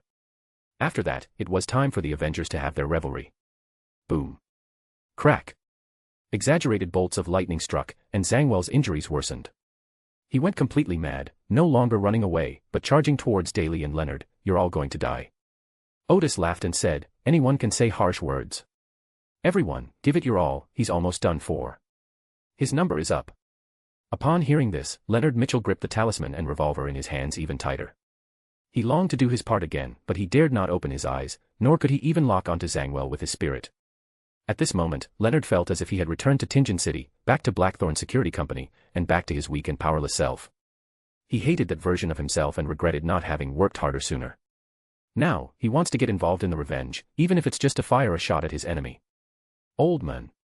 Leonard called out, but received no reply. Pale Zoroaster had fallen into a deep sleep because the process of splitting the time worm was too difficult. A name suddenly popped into Leonard's mind, and he hesitated whether to seek help from that mysterious being. At that moment, he seemed to see Captain Dunn's figure, and he seemed to hear the other person say, I forgot. He took a deep breath and made a decision. Leonard absolutely refused to stand there like an idiot at this moment. He will never be able to forgive himself when he thinks about this again. So he murmured in ancient Hermetic, fools who do not belong to this age. The mysterious ruler above the grey fog. The king of yellow and black, who holds the key to good fortune. As soon as the prayer ended, a strange image appeared in his mind. Ince Zangwell, who appeared to have transformed into a spider or a feathered wolf, was running quickly to avoid lightning strikes and occasionally trying to attack himself or Daly. Unlike normal images, Ince Zangwell's figure is quite blurry in this picture, and can only be used to identify his location. Leonard was taken aback for a moment, then laughed. The next second, without hesitation, he threw out the fortune thief talisman, Destiny. He shouted, Die, Ince Zangwell. Tears streamed down his face. He had waited for this sound for a very long time, rehearsing it countless times in his mind. The moment the lucky thief charm left Leonard's cane, it vanished into thin air, dimming the positions of both him and Ince Zangwell. Leonard immediately felt a tingling sensation on his skin, as if lightning was flashing across it, causing a needle-like, slight pain. Bang. Leonard, who had prepared the revolver, fired a mindless bullet that struck his temple, ripping off half of his skull. His cheeks were streaked with tears, but he slowly collapsed to the ground with a carefree smile. But in the next instant, their swapped fates returned to each other. Leonard's head quickly recovered, while Ince Zangwell's skull was flipped open, and part of his brain and brain matter spilled onto the ground. Zangwell lay on the ground, struggling to get up several times but failing. He gritted his teeth and cursed, Damn it. I should have killed you when you were unconscious back in Tingen. Bang. Another shot rang out, and a pale golden bullet struck Zangwell, making him jump. Then, tarot cards flew over and landed on the ground around Zangwell. A figure wearing a silk top hat, dressed in a black suit, and carrying a long-barreled revolver walked out. He had black hair and brown eyes, and exuded a scholarly air. It was Klein Moretti. You, it really is you, you're still alive. Zangwell roared weakly. Bang. Another shot landed on Zangwell's head. Klein said in a deep voice, This shot is for Ms. Daly. Then he pulled the trigger again, This shot is Leonard's. He closed his eyes and pulled the trigger again and again, This shot is for the Blackthorn Security Company that you destroyed. This shot was fired by all the Night Watchers. This shot was my own. At this moment, Zangwell was no longer breathing, his body was covered with scorch marks and wounds, half of his head was gone, and his semi-mythical creature state quickly disappeared. Klein's spirit sensed that there was no danger in the situation, so he opened his eyes, raised death knell, and fired another shot at the already dead Zangwell. This shot was fired by the captain. He then took the remaining tarot card from his pocket and threw it at Ince Zangwell. It was a reversed star card. At that moment, a figure appeared not far away, bent down and picked up the 0-08, shaped like a quill pen. The figure was dressed in a simple white robe, with a pale gold beard that covered the lower half of his face, and a silver cross pendant hanging on his chest. It was Adam, the King of Angels. He glanced at the tarot cards on Zangwell's body and smiled, Every gift of fate has already had its price secretly marked on it. He looked at Odis, Isn't that so? Odis was taken aback, I'm here to play as a foreign aid player, why are you asking me? However, he still politely replied, If you say so, then it is. Just as the battle was about to end, he was planning to leave to avoid direct contact with Adam, but suddenly, he felt like seeing the ending of the story. When Adam spoke to him, he couldn't help but wonder, could it be that Adam wanted me to stay? What was his purpose? Adam chuckled, Your attitude is good. Odis thought to himself, I, a demigod, meet you, the King of Angels, and you haven't made me bow and scrape, perform a striptease, or do anything else shameful. I'm already incredibly grateful. A good attitude is the most basic courtesy. Thinking of this, he noticed Adam staring at him, and it was as if he suddenly came to his senses, damn it, he saw all my thoughts. He was also a little puzzled. When he last met Adam, he was always mindful of restraining his thoughts, but this time he didn't have that mindset. Adam maintained his gentle smile, then turned and disappeared step by step into the ruined square, leaving behind a chant-like verse. Under the watchful eyes of the audience, Klein already completed a magnificent drama, thereby digesting the potion and having excess power to attempt a promotion as the drama came to a close. The glory of knowledge will return to the earth, and what he prophesied will eventually come to pass. Since ancient times, he has been a master of prophecy. Klein immediately felt the potion completely digested, while Odis's spirituality realized that she could advance. Chapter 394, Chapter 393. 2 new members of the Tarot Club. After seeing Adam leave, Odis was in no hurry to go either. Reflecting on his encounter with Adam, he realized he didn't feel any nervousness whatsoever at all, even inwardly complaining. Adam must have observed all of his complaints. This must be due to Adam's influence, which lowered his guard and prevented him from controlling his thoughts. But Odis couldn't quite understand why Adam would do this. Surely it wasn't just to listen to her complaints. Then Odis realized that Adam's last words should help her digest the Sequence 3 potion more quickly. Previously, Odis had prepared for 6 to 9 months after advancing to Sequence 3 to digest the Master of Prophecies potion. In the worst-case scenario, he would need to prophesy the outcome of the Divine War in order to digest the potion. He knew very well that because he knew a lot of hidden history, the Mystic's potion was digested almost immediately. However, the potions of the Master of Prophecy cannot be digested so easily, because these sequences of potions require a prophecy before they can be digested.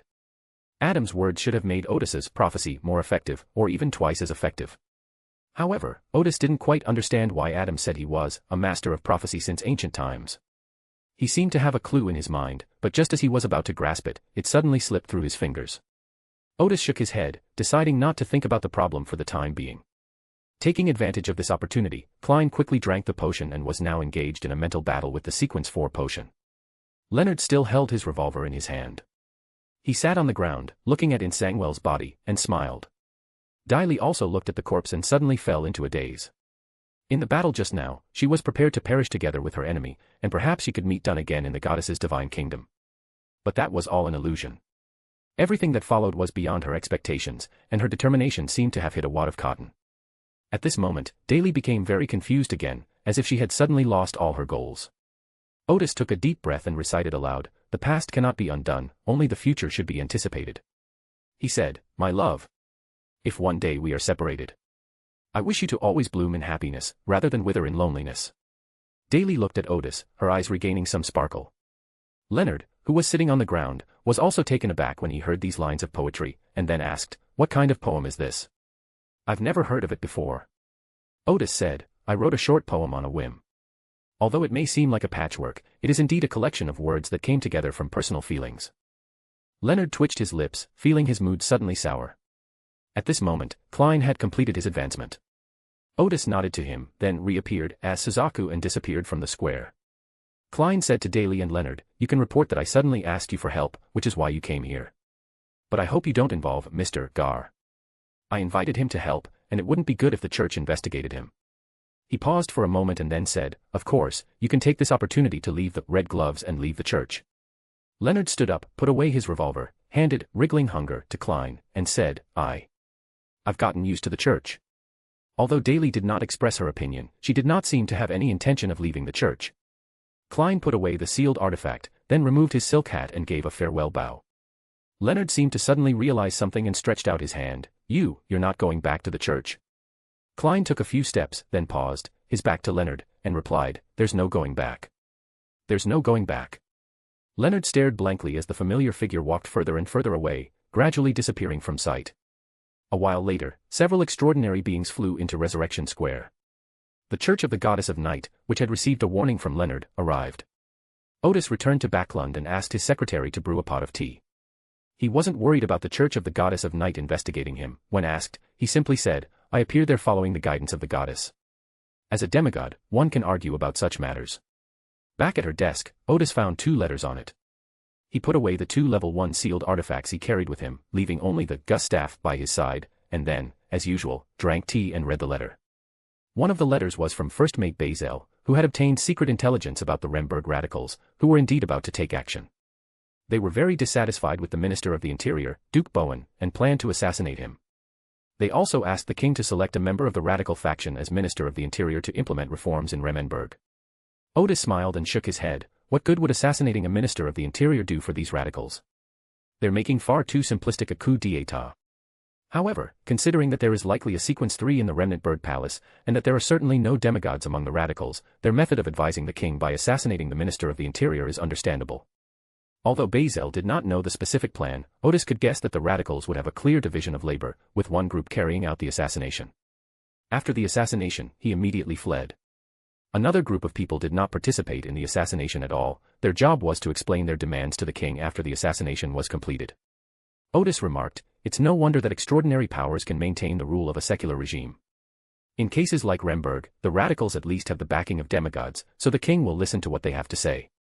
As they continued reading, Bazel learned that there seemed to be differing opinions within the radical faction regarding the assassination attempt. Some believed it would be ineffective, while others were determined to proceed with the preparations. It seems that the two sides finally reached an agreement recently. Odis concluded that the assassination attempt would fail and the radicals would suffer a heavy blow. However, this may not necessarily be a bad thing for Odis. He could have used this opportunity to recruit his own political team. Barzel's letter had several pages left, all of which described the situation of the radicals, and it seemed that he had captured an important figure in the radicals. According to the intelligence obtained by Bazel, almost every noble family in Remenberg has several radical members. The king was aware of their existence and his attitude toward them was basically to use them cautiously, using them to eliminate some forces and put pressure on the conservatives, while not giving them too important a position. Therefore, the radicals have never been a match for the conservatives. These contradictions have accumulated to the point where assassination is the only solution. The current radical faction has 3 leaders, 2 of whom Odis knows. One leader is the governor of Salathu, Kelt, who is a pragmatist who believes that local power should be taken over and that new policies should be implemented during his term. One of the leaders was Enoch Alex, who had consulted Odis.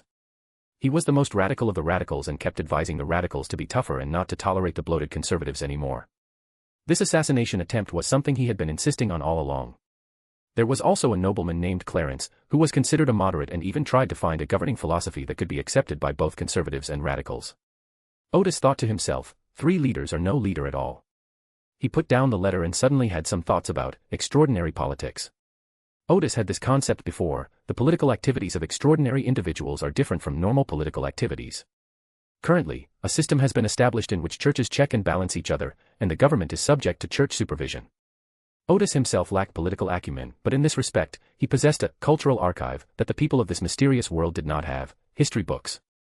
Anyone who has attended junior high school and boasted to friends, even without having formally studied history books, has a general understanding of Chinese history. They know those famous historical scenes by heart.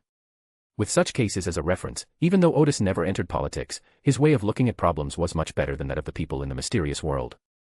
In his mind, the main contradictions and games in political activity seemed to be the contest between the central government and local governments, while that central government, in the world of the extraordinary, could maintain its dominance with extraordinary power. After thinking along this line of thought for a while, Odis went to look at the second letter, which was from Hugh. She had recently investigated something very strange. A small cult seemed to have emerged in the eastern part of Backlund. However, they do not harm normal people, they only occasionally collect the bodies of homeless people, and it is currently unknown what they want from these bodies. Hugh said he would continue to investigate the matter and report back to Odis if there were any new findings. When Odis arrived in Backlund, he instructed Hugh to keep an eye out for any strange occurrences in the city. Later, with the help of the goddess of the night, the hidden sage's plan was initially thwarted. Odis once again reminded Hugh to pay attention to the movements in the eastern district of Backlund. He guessed that the escaped, intelligent entity was likely hiding in the East District, where there was a large population but the government and official extraordinary beings were severely lacking in management, making it a suitable hiding place. Odis then wrote letters to Bazel and Hugh, praising Bazel and his team and awarding them merits or bonuses. In his letter to Hugh, he emphasized that she should not reveal herself and should investigate slowly. After replying to the letter, Odis summoned the messenger and first thanked her for her help in the Resurrection Square. Then he told her who the 2 letters were for, and finally said, "I plan to be promoted next Tuesday morning, in the Church of the Goddess of Night." "Good idea." The messenger smiled. "I'll come ahead of time." After saying that, she disappeared into the void and went to deliver the message through the spirit world. Odis took a deep breath, then used a magical artifact to change his appearance, and went to the Church of St. Musel to tell the Goddess of Night when he planned to ascend to the rank of Ascension. After receiving a yes reply from the Goddess of the Night, Odis went to the province of Chitair to tell Bernadette. Bernadette could hardly believe her ears. "You're getting promoted again." Odis laughed and said, "What do you mean by again?" Bernadette examined Odis and, after confirming that he was indeed in good condition, said, I never expected that you would advance so quickly after becoming a demigod. She paused for a moment and then said, if you're confident, then go for it. Odis hummed in agreement, my messenger will also be at the promotion ceremony. You need to keep a close eye on her for me. This is my final test for her. Only if she can withstand this test will I provide her with some assistance in the future and accept some people recommended by her. Bernadette nodded slowly, okay. After explaining the matter, the two chatted for a few more minutes before Odis returned to Backlund. In the following days, Odis prepared for the promotion, mainly by adjusting his condition. After all, the promotion to demigod was no joke and he had to be in the best possible condition to be promoted. On Saturday, she suddenly received a letter from Hugh, saying that she and Furs had encountered danger while exploring outside the city. It seemed to be an ancient castle built by vampires, with a thick stone door. Behind the stone door, there seemed to be something terrifying, and she and Furs were affected without realizing it. The influence seemed to be a special kind of erosion, not only eroding the physical body, but also the spirit and mental body. In his letter, Hugh asked Odis what exactly that erosion was, and what was behind the door. Odis thought to herself, the next tarot gathering will have 2 more new members. He thought for a moment and picked out the parts he could say in his reply, the vampires are an ancient race, and there are rumors that they once received a mission to guard against the pollution from the earth. Those erosions are extremely advanced, do not attempt any exploration before you become a demigod. As for the so-called underground pollution, I don't know the specifics. I only know that sometimes the pollution is very serious, and sometimes it seems to have entered a dormant period, with little impact on the outside world. When pollution is severe, there must be extraordinary forces guarding the area, driving away all living beings that try to approach the pollution, lest they be corrupted. This should be the origin of the vampire castle. Once the pollution enters a dormant phase, the extraordinary forces there may have withdrawn. After sending the letter, Odis soon received a reply from Hugh expressing his gratitude. Odis smiled, somewhat looking forward to Monday's tarot session. Monday arrived in the blink of an eye, and Odis, as usual, prepared in advance and lay down in her armchair early. At exactly 3 o'clock, his vision was covered by grey fog, and in the blink of an eye, in the magnificent and ancient palace, he saw a short figure appear beside the priestess Catlia. Then he tilted his head and, sure enough, saw another new member below the moon. As soon as Justice Audrey regained her senses, she prepared to rise from her seat and bow to the person at the head of the bronze table. At this moment, she realized that there were 2 more members at this gathering than last week. One of them was a man, sitting to the right of Mr. Moon, and the other was a woman, sitting to the left of Ms. Priestess. Audrey was initially pleased with the growth and expansion of the Tarot Club, but then, following her professional instincts, she quickly made an observation. She first glanced at the row of men opposite her. They had black hair, weren't wearing coats, and wore vests with shirts. Their posture was a bit awkward, as if they didn't usually like sitting so formally, and their demeanor was somewhat casual. Audrey suddenly realized that this gentleman looked a lot like the Red Gloves member she had met before, Mr. Mitchell. She then recalled that she had noticed something special about the men at the time, and that the Hermit had confirmed it. Is it because he believes in Mr. Fool that I find him somewhat special? At this point, she was certain that the new member was most likely Mr. Mitchell. This made Audrey exclaim, she never expected that among the extraordinary ones in the church, there would be members who believed in Mr. Fool and joined the Tarot Society. She was about to look at another member when she suddenly noticed that the man was quickly looking around. There's nothing wrong with such behavior. Anyone who comes to such an unfamiliar and private place will subconsciously look at the other members, trying to get a general idea of the situation and calm themselves down. The problem is, this gentleman's eyes moved too fast. His gaze swept over the members, including the moon and the hanged men, without lingering on them. For Audrey, this meant that the man wasn't scrutinizing the other members, but rather searching for someone. She then concluded that the other party must be looking for Mr. the Hermit, and Audrey even believed that this new member, Mr. Mitchell, had joined the Tarot Club through the introduction of the Hermit. Because she clearly remembered that when they solved the 7 Priests of Death incident together that day, judging from the conversation and interaction between the Hermit and Mr. Mitchell, the two were very familiar with each other. Furthermore, from some of their conversations, it was learned that they had indeed carried out an operation together and were considered comrades in arms. Audrey resisted the unseemly act of rubbing her hands together and quietly observed. Sure enough, the other person paused for a moment when their gaze fell on the Hermit. But what puzzled Audrey was that she only paused for a moment, as if she was somewhat confused. But then, the new male member's gaze continued to move, finally settling on the bottommost character, World. He is Mr. World. Audrey felt that she hadn't enjoyed this ultimate feeling of being an audience in a long time. The new member was friends with Mr. the World, and the new member knew that the World was a member of the Tarot Club, but was not sure if the Hermit was a member of the Tarot Club. This suggests that, at least in the real world, the new member is more familiar with Mr. World. This left Audrey unsure whether the new member was Mr. Mitchell, but it excited her even more, making her feel like she had discovered their secret. Audrey didn't continue observing, but stood up and addressed the person at the head of the long bronze table. "Good afternoon, Mr. Fool." As soon as the greeting ended, she noticed that Mr. Fool had undergone some subtle changes compared to before. This great being seemed to blend more harmoniously and uniformly with the grey mist of the entire palace, and its aura became even more lofty, as vast as the sea and the sky. She guessed that this must be because Mr. Fool had been further resurrected and regained more authority over the kingdom of God. Then, Audrey went to observe the new female member. After seeing the woman's height, Audrey instantly understood. Hugh had finally passed the test and joined the party. Meanwhile, Alger the Hanged Man, Catlia the High Priestess, and others also saw the two new members and noticed that the woman was short and had a secret interaction with the magician. She seemed both unfamiliar with and familiar with the Tarot Club. Unlike the men in the white shirt and black vest, who hurriedly stood up only after everyone had begun to bow. Then they noticed that the female member glanced at the men's row and her gaze immediately settled on the Hermit. This made Gadria take a closer look at the new member. Did she know the Hermit in the real world? Unfortunately, I couldn't see her face clearly, and I didn't know whether I should ask the Hermit man. I could only continue to observe and see. Hugh learned from first that the leader, or rather Mr. Gar, was also a member of the gathering, codenamed the Hermit, and that he knew the other's location. So she looked at the Hermit almost immediately, and the Hermit seemed to recognize her, smiling slightly as a greeting. Audrey wasn't surprised by Hugh and the Hermit's reaction. During her several encounters with Hugh, Audrey had learned indirectly that the Hermit seemed to have handed over Backlund's intelligence network to Hugh. Moreover, Audrey also noticed during the party that the Hermit and Furs knew each other. On the other side of the bronze table, after confirming that the person sitting at the lowest seat was Klein, Leonard looked to his left again, skipping over the handsome men in the middle and looking at the gentleman dressed casually in a rune-style shirt.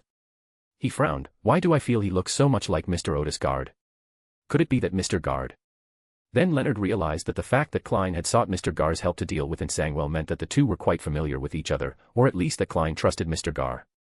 Leonard hadn't noticed this detail before, but now he realized that it was very likely that both of them were members of the mysterious Tarot Society, which was why Klein sought Mr. Gar's help. At this moment, the fool Klein casually pointed and introduced, "This is Star, and this is Judgment." Leonard said with some helplessness, "Star always makes me feel like it's a woman's code name." Then he began to observe the other members one by one. Miss Justice seemed to be a young girl. Mr. Hangman, rugged yet reserved. After observing each other for a few seconds, the priestess Catlia bowed to the head of the bronze table and said, "Honorable Fool, we did not receive Roselle's diary this time." Didn't receive it? Klein wondered to himself, what has Bernadette been up to lately? The mysterious queen, Bernadette, has been very busy lately, fighting alongside someone against an evil organization while also confronting Intis's official extraordinary beings day and night. Moreover, the results were remarkable. They killed a demigod of the Rose School, prevented the resurrection of the Grim Reaper, and dealt a blow to the witch cult. Klein then calmly replied, "Let's begin the transaction." Immediately afterwards, he manipulated the world and said, "Respected Mr. Fool, I wish to speak with the Hermit alone." Odis was well aware that the other party wanted to discuss payment with him. Several days have passed since the killing of Insangwell, and Klein has not contacted Odis to discuss the reward. Odis guessed that Klein intended to discuss this matter at the Tarot meeting, so he said, "Okay." So Fool Klein created a private communication environment and manipulated the world to say, "Thank you very much for your help in the previous battle. Without your help, that victory would not have been so easy. The three of them would have to make huge sacrifices to have any chance of killing their enemy." Then World continued, "I've been thinking about this for days, but I still don't know what to pay you, so I can only ask what kind of reward you need." Odis said, "I don't have any needs lately. Now that you've been promoted to demigod, consider it a favor you owe me. When I need you in the future, help me fight once more. The level of danger will not exceed this time, and the enemies you face will not exceed sequence 4. Klein secretly breathed a sigh of relief and thought to himself, sure enough, after becoming a demigod, some debts that seemed difficult to repay at sequence 5 are now easy to settle. He manipulated the world and said, "Okay, I owe you a favor." Just as they were about to end their private conversation, Odis said, "Didn't you get your revenge? Why do you still look so upset? Is there?" Klein was taken aback. After advancing to sequence 4, he felt that his ability to hide his inner thoughts and emotions had been enhanced. How did Odis see through it? He cleared his throat, manipulating the world, and said, "Something else has happened." Odis was able to see it because she remembered that after Klein became a demigod, he knew he was one of those hanging on the portal of light and didn't know if he could go back. Therefore, he was very disappointed and needed righteous psychological treatment. "I'll treat you to a play in the next few days," Odis said with a smile. "It'll be like taking you out for a stroll to relax." Just as Klein was about to refuse, Odis added, "That's a major event in Rembrandt that could determine the course of the country.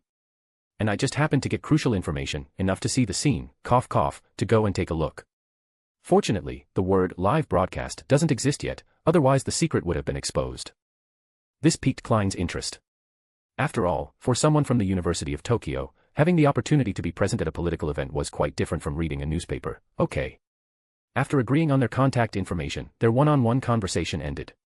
Leonard, no longer as nervous as he was at the beginning of the party, said, "I need a magical item." After using Klein's crawling hunger before, he felt the power of a sequence 5 level seal, so he wanted to have one of his own. Odis responded promptly to avoid an awkward silence. "What type?" Leonard made an sound and subconsciously responded, "I don't know." He only has this idea in mind, he hasn't thought about the details yet. Klein, who knew Leonard's nonchalant and casual attitude quite well, suppressed a laugh and thought to himself, doesn't he know? He must be an idiot.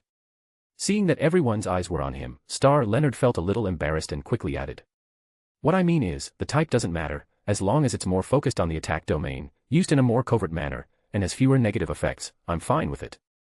After finished explaining, the hangman Alger asked, "What level are you looking for?" Leonard, in his usual tone as an official extraordinary being, described it as the more powerful kind of 2-level sealed artifact, comparable to Sequence 6 or Sequence 5. At this moment, everyone except for Odis and Klein, 2 acquaintances, and Sun and Moon, keenly realized that Mr. was an official extraordinary, or at least had been. Because in the gatherings of extraordinary beings, the trait of such magical items would specify the corresponding sequence number, rather than describing them in the way that the Church classifies sealed objects. Alger grunted and said, "A magical item at Sequence 5 level costs at least £9,000, and if it meets your requirements, it could normally cost more than £12,000. Leonard nodded, "I understand." The fool Klein nearly covered his face, then sighed inwardly, wasn't this just showing his hand to the hanged man?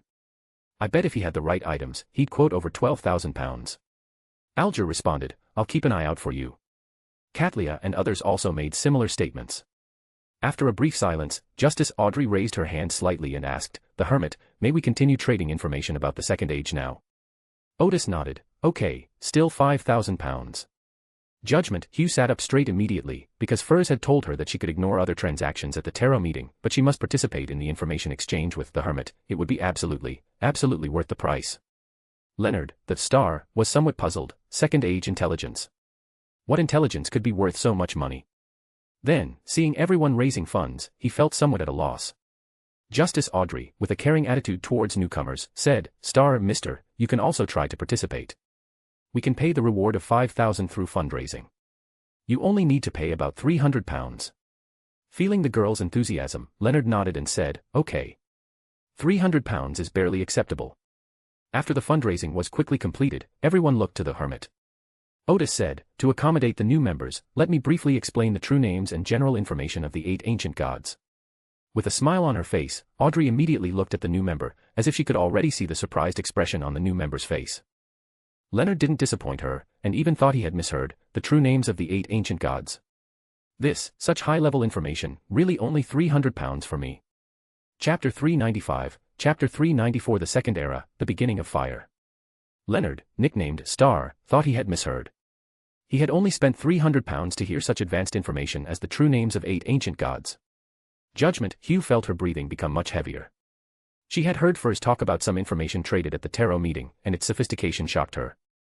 Today I finally got to participate in person, and I didn't expect to receive such important news right away. She had been running the Mysticism Research Society for more than half a year and was well aware of the scarcity and value of this type of information.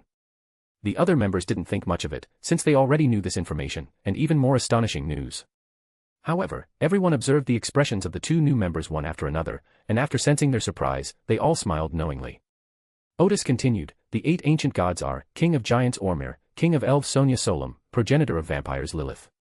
As the true names of the ancient gods were spoken one by one, Leonard immediately felt the high level of the Tarot Society.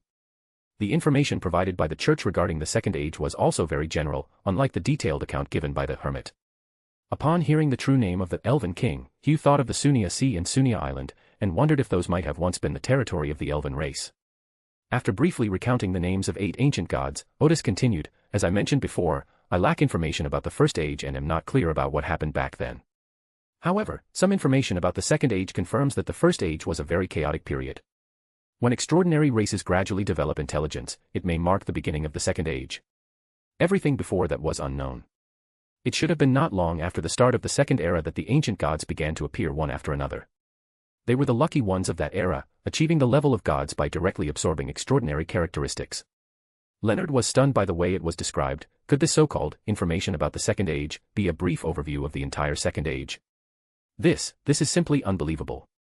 He then noticed that the other members were already used to it, meaning that such high-level transactions were frequently conducted in the tarot. However, he quickly put aside his thoughts and continued listening attentively. Everyone has probably heard some legends about that era, Odis said, trying to be considerate of the new members. Let me briefly explain what happened back then. At the beginning of the Second Era, they advanced almost entirely through instinctive devouring. At that time, larger creatures had an advantage because they had a higher chance of surviving when they advanced to higher levels.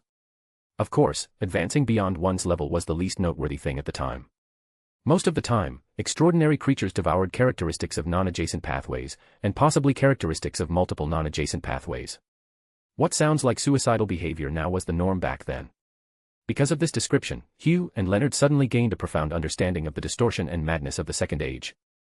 Although the other members already knew about it, this description quickly put them into the mood, allowing them to experience the chaos of the Second Age.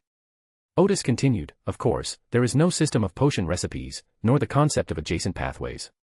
However, the laws governing extraordinary characteristics do exist, which is why I say that the ancient gods are lucky. They are mainly divided into two types. One type possesses the primary characteristic of adjacent pathways, such as the vampire progenitor and the demon king. There are also a few ancient gods who, although they have two non-adjacent pathways in their bodies, are fortunate enough not to lose control on the spot, but still retain a certain degree of rationality, such as the destruction wolf and the phoenix ancestor. No matter what, they are lucky. Alger, the hanged man, immediately understood the meaning of the Hermit. In the early stages of the Second Age, there may have been more than 8 beings at the level of gods, but only these 8 possessed a sliver of reason, thus surviving and becoming the ancient gods. The others, however, perished for various reasons, such as the chaotic nature of their internal characteristics. Other members had similar thoughts, and the fool Klein thought to himself, that was truly an era that overturned our understanding. Then he had a strange feeling. Perhaps the extraordinary races of the Second Era were also very surprised after seeing the situation in the Fifth Era. No, they might not have been surprised, but they should still be very curious about how these extraordinary beings were making such efficient use of their extraordinary characteristics. Odiston paused for a moment and then said, the era in which extraordinary races developed intelligence is known as the Early Age. It must have taken a long time for the ancient gods to stabilize, and for the various extraordinary races to establish their own territories. This is a process of moving from chaos to stability, and also a process of forming the initial rules. It is unclear whether there was any belief in the ancient gods at that time, but the ancient races must have had a sense of worship for the ancient gods. This gave the extraordinary races a sense of cohesion. It can be said that this is a manifestation of the extraordinary races having thought and consciousness. Seeing that the crowd didn't seem to understand, he said to them, have you ever thought about the nature of faith, the worship of gods, or even the worship of totems? Everyone fell into deep thought, feeling that this topic was a blind spot in their thinking. Isn't faith in gods an innate instinct? Why do we need to consider its essence? A few seconds later, the priestess Katlia took a deep breath and said, I hadn't thought about it before, but your reminder makes me realize that the essence of faith in gods is the power of the gods, and a kind of herd mentality. At this point, she shrugged and said, I don't know what words to use to describe my thoughts. It's quite remarkable that you could think of this level in such a short time. Odis first lavished praise on him, then smiled and said, I have thought about this issue in depth. In order to better understand the situation in the Second Age, I will now share my views. Because Odis himself is an atheist, he has pondered these questions. Of course, his atheism does not mean he doubts the existence of gods, but rather that he understands gods quite well and therefore knows that gods are not omnipotent. Or rather, Odis admired, appreciated, and envied the gods, and even feared some of them, understanding how terrifying their abilities were, but he did not blindly believe in them. Leonard opened his mouth. Weren't we supposed to be discussing the extraordinary history of the Second Age? How did we suddenly start talking about philosophical issues? But he was also very curious about it, so he listened very attentively. The first thing we need to determine is that people's faith in gods is largely due to the gods' power, Odis began to describe. After all, even though we are now in the Fifth Age, there are still some people who have witnessed the power of the gods. Because of factors such as the worship or fear of power, the worship or fear of the unknown, and the need for oneself, it is easy to form a belief. Klein, behind the grey fog, thought to himself, hey, don't be so blunt, okay. Doesn't anyone believe in gods because of divine favor? But he had to admit that Odis was right. Bestowing favors on a person does not necessarily generate faith. on the contrary, it may lead to endless demands. Faith can only arise when the one who bestows grace is powerful enough and awe-inspiring enough. New members Leonard and Hugh were both at a loss. They kept glancing at Mr. Fool out of the corner of their eyes, afraid that Mr. Fool would wave his hand, cough, or not react at all and the hermit would disappear. Disappear from this world. Seeing the reactions of the two new members, Odis smiled and said, "You don't need to be so nervous. As long as you have reverence and gratitude for Mr. Fool and the purest faith in him, there's nothing wrong with discussing such issues. The Fool is an enlightened deity, a deity who encourages us to speak freely." At this moment, Mr. Fool says, I'm not, don't talk nonsense. But Klein breathed a slight sigh of relief. Although Odis's words sounded somewhat fake, they maintained the positive image of Mr. Fool, so he didn't have to think about whether to punish Odis. After hearing the hermit's praise, the other members were also inclined to praise the Fool as well, but suddenly realized they didn't know what gestures or words to use to praise him. So he could only awkwardly say, "Praise be to Mr. Fool." Justice, Audrey belatedly realized, could it be that the deity the hermit worshipped wasn't the Lord of Mysteries? And besides, I clearly remember his pious praise of the goddess. Alger, the hanged man, thought to himself, I've learned something new. I never imagined that praise for the gods could be expressed in such a way. Ah, no wonder Mr. Fool was so lenient with the hermit, repeatedly making blasphemous remarks without getting angry. Seeing that his words had worked and the atmosphere in the room was quite good, Odis also gave Mr. Fool a ladder to fall down, and then continued, the other eras were basically the times when gods walked on the earth. However, in the Fifth Age, most people had never seen the power of the gods. Even when they prayed, although they established a mystical connection with the gods rarely responded, and most people could not feel the greatness of the gods. Then why is faith still so strong today? Everyone listened very attentively, even the fool Klein, because he realized that it was contrary to common sense for faith to arise solely from the power of the gods. It seems there is a force supporting everyone's faith. This force does not come from external intimidation, but rather from some kind of internal drive within each person. Klein would not have noticed this at all if Odis hadn't mentioned it. Odis continued, this involves a conceptual question. We can conduct a thought experiment where a giant witnesses the power of the king of giants and describes it to other giants who have not seen such power. Although you have never seen the king of giants, do you have a concept of what the king of giants is after hearing the description? From now on, whenever the king of giants is mentioned, even if the king of giants is not present, the giants will immediately realize that the king of giants is their king. The other members seemed to understand something, with Audrey, who followed the audience approach, understanding it most clearly. It was a psychological activity, a worship of a concept. This example is easy to understand, but certain extraordinary characteristics are what interfere with this thought experiment, Odis said. Because high sequences in the same pathway have a certain degree of influence on low sequences. Let's take ordinary people as an example again. Of course, if you want to use extraordinary abilities to make ordinary people have faith, that's not difficult. But the missionaries in the church are only describing the power of God and the stories of God to everyone. Do you think that in the Fifth Age, everyone who hears these stories would believe them? The other members were stunned for a moment. Although they were reluctant to admit it, they had to admit that many people were just listening to it as a story, otherwise there wouldn't have been any cases of people changing their faith. Odis said, at this time, what people believed in was actually the concept of gods, a combination of reality and psychological activity. For example, in creation myths, the eternal sun is the sun, one of the eyes of the creator, and the sun is something that everyone can see. In ancient times, and even in modern times, most people don't understand why the sun brings warmth and sunshine to the earth. Why does it rise and set every day? When you can't understand something, you develop a sense of awe for the unknown. At this point, the missionaries of the eternal sun link their deity with the sun. Of course, there is indeed a connection between the two, but people are unaware of this connection. At this time, when ordinary people hear the missionaries preaching, they will transfer their awe of the sun to the eternal sun. He paused slightly and then said, this is a belief that comes spontaneously from believers, not a belief that someone forces them to have. The concept of gods that people believe in is not limited to associations with nature. For example, when Rune first colonized the southern continent, the people of the southern continent who believed in the goddess of night could receive many benefits, so many people converted to the faith and became believers of the goddess.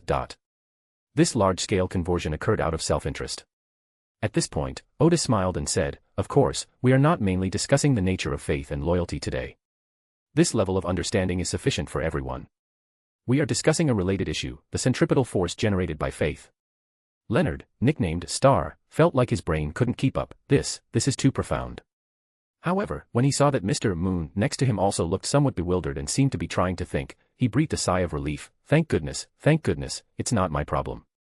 The other members, including the son Derek, also felt a bit confused, while the magician, Furs and the judge, Hugh felt they could barely keep up with the hermit's train of thought. The fool Klein, Justice Audrey, the hangman Alger, and the priestess Katlia had already understood why the hermit wanted to explain this matter clearly. Katlia sighed, "For us fifth-age people, we've been exposed to faith in deity since childhood, and we all consider it perfectly normal. But for the people of the second age, for extraordinary beings, the concept of faith is still quite foreign. The hermit is using a thought experiment to show us the process of faith formation." Klein also realized that the key to this problem was actually the emergence of concepts. After all, the old gods couldn't possibly display their power in front of every member of the tribe at all times. And when the old gods weren't present, what the tribe believed in, or rather, feared, was actually the concept of the old gods in the minds of the tribe members. Besides having the first two ideas, Audrey also thought, this is actually a question about consciousness. With faith or worship, people, no, extraordinary races have a reason to unite. Having explained this conceptual issue, let's return to the topic of extraordinary races, Odis continued. First and foremost, it is very important that extraordinary beings possess intelligence. Only after gaining intelligence can one have an understanding of concepts and consciousness. Let's take the King of Giants and the Giants as examples again. It was because of the worship of the King of Giants that the Giants developed a concept of race, and thus they developed a certain degree of centripetal force. The foundation of all this is, firstly, that the Giants developed intelligence, and secondly, that they gained an understanding of themselves. Without these foundations, they can only rely on instinct to judge friend from foe. Judging friend from foe is relatively easy, after all, there is a considerable difference between giants and dragons. Relying on instinct, they can basically determine which one is the enemy. However, the ability to judge right from wrong is very difficult to accomplish through instinct alone. Seeing that everyone looked a little confused, Odis smiled and said, "Let's take another example. For instance, when the giants of a village are attacked by a dragon, they can judge which ones are the enemies by instinct or just by their appearance. The same village of giants, after being attacked by a dragon, sent its villagers to the surrounding villages for help, and the surrounding villages immediately came to their aid. This is how to judge right and wrong. This process requires conceptual and conscious thinking, because the giants in other villages did not see those dragons, but they still judged them to be enemies. What supports this judgment is the concept and impression of dragons, as well as the understanding of the giants as a whole. This kind of judgment is difficult for wild animals to make, only groups with intelligence and a certain level of thinking can make it. Then, going a step further, if people develop worship or faith in the King of Giants, then even if the giants' villages are not attacked by dragons, if someone shouts, "Fight for the King of Giants," or "The King of Giants commands you to fight," wouldn't that be enough to rally warriors? Leonard, nicknamed Star, couldn't help but shift his posture. These concepts and theories are enough to publish an academic paper. Is this really a mystical gathering? Then he breathed a sigh of relief. This line of thinking is so clear that it has given me a more detailed understanding of the underlying logic of this world. Hugh thought to himself, it's been a long time since I've heard such a thorough analysis from the leader. Odis continued, as I said before, the model of the ancient extraordinary races was more like that of tribes. Everyone should have heard of some primitive tribes on the islands of the South China Sea or the ocean. First of all, they have a leader, and secondly, they have a certain organizational ability. The 8 ancient gods at that time were the undisputed leaders in the very beginning. Their main subordinates could organize the members of their tribe to carry out things like war. This is roughly what it was like in the early days of budding. The alliance of the ancient gods afterwards marked the beginning of the age of the first flame. Leonard couldn't help but scratch his head. The ancient gods. The ancient gods even formed an alliance. He was not yet used to the Tarot Club members' understanding of deities. In his mind, the ancient gods were all mysterious beings high above. Alliances, on the other hand, are a more human concept, and their application to a mysterious entity seemed rather strange to him. However, the other members didn't think much of it. Besides knowing this information beforehand, they were also used to it because of the influence of the Hermit. Odis continued, as we mentioned before, there were 2 main factions at the time, the Panhuman faction, which consisted of the Giant King, the Elf King, and the Vampire Progenitor. And the non-human faction consisting of Dragon of Imagination, Progenitor of the Phoenix, and King of Aliens. The 2 factions are not only fighting against each other, but their members are also working together to fight against the corruption of the demonic wolves and demons. I also mentioned another piece of information before, humans had almost no say in this era. In fact, the extraordinary races of that time viewed humans from a perspective similar to how humans view animals like monkeys and baboons today. With these 2 pieces of known information, has anyone realized a problem? Why are those 2 factions called the Panhuman faction and the non-human faction? Most of the members were taken aback and didn't think there was anything wrong with the title. Klein and Gadria seemed to have figured something out, but they seemed a little unsure. After seeing everyone's reaction, Odis continued, you may not quite understand what I mean, so let me give you an example. 4 countries in the northern continent have come into conflict. Run allied with Intis against the alliance between Fenaport and Fussac. The name of their alliance could be the Northern Faction, or the Western Faction, or something like that, but could it be called the Guerrilla Faction and the Non-Guerrilla Faction? The other members immediately understood the meaning of Hermit, and then understood the meaning of the previous question about Hermit. At that time, the mainstream of the extraordinary world was extraordinary beings, while the status of humans was not high. But why use humans to distinguish between the 2 different camps? Suddenly, everyone felt that there must be a huge secret involved, so they all stared intently at Odis, waiting for him to continue. Odis said, regarding this matter, I have obtained an astonishing piece of information that should be accurate, but currently lacks sufficient evidence. Over the long years, there have been other versions circulating. Let's discuss this issue in detail. Whether or not to believe the information I have is up to you to decide. Audrey, Alger, and the other old members immediately sat up straight. Usually, when a hermit says something like this, it means he is about to reveal a big secret. There's a theory that goes like this, Odis said. The reason there are descriptions of pan-human camp and non-human camp is because this is the history recorded by humans. We've discussed this issue before. During the tertiary period, humans became the main players in the era. So, is the history of the second period that we are seeing now recorded from a human perspective? Some creatures that resemble humans are called pan-humanoids. The other members thought the theory made sense, but they felt that things might not be that simple. At this moment, Emlyn, the moon, fell into deep thought. He seemed to have thought of something, like finding a loose thread in a tangled mess of yarn, but what was this loose thread? He couldn't quite put his finger on it. Odis smiled again and said, fortunately, our Tarot Association has a member of an extraordinary group, Mr. Moon. What are the records of the vampires regarding these 2 factions? Leonard, nicknamed Star, turned his head and carefully examined the member sitting next to him. Handsome appearance, red pupils, indeed in line with the characteristics of a vampire. Emlyn snapped out of his reverie, cleared his throat, and said, it seems they also use the descriptions of pan-human and non-human. Then he shook his head and said, perhaps my level is not high enough to obtain information from too far back, but I haven't heard of any other descriptions. Everyone took a deep breath. This was probably the biggest problem. Odis said, let's assume that the extraordinary races at that time also used pan-human and non-human to distinguish between the 2 camps, and none of the races at that time felt anything was wrong. Isn't this a big problem? The other members held their breath, knowing that the hermit had reached the most crucial point. Odis also took a deep breath. The reason for these names is that giants, vampires, and elves are all mutations caused by extraordinary human characteristics. So these 3 races basically acknowledge that they are pan-human. For a moment, the entire venue was so quiet that not even a breath could be heard. The other members seemed to be under attack from the words of the dead, sitting there stiffly. It was as if I had been struck by lightning, with a loud boom in my ears. This statement is absolutely astonishing. Unheard of. This is unheard of. But what sends chills down everyone's spine is that it seems there's no reason to refute it for the time being. 3 or 4 seconds later, everyone finally exhaled the breath they had been holding in their chests. Even Klein, Gadria, and Alger, the 3 learned and calm members, were momentarily confused, unsure of what to make of it. At this moment, Emlyn, the moon, suddenly stood up and said, no. It's impossible, there must be some mistake. Vampires are an ancient race, they are. We live much longer than humans. Is this also a mutation brought about by extraordinary characteristics? Why don't other types of characteristics have similar mutations? And then there are giants, they're twice the height of humans, or even taller, this. At this moment, Derek, the son, said, I've heard that the semi-mythical creature state of the warrior pathway is to become as tall as a giant. Emlyn, as if all his strength had been drained, slowly sat down. What about the vampires? What about us vampires? This should be attributed to the transformation of the vampire race by the ancestor of the vampires, Odis said. This ancient god holds authority over life and spirituality. Not to mention transforming a race, she could even create one.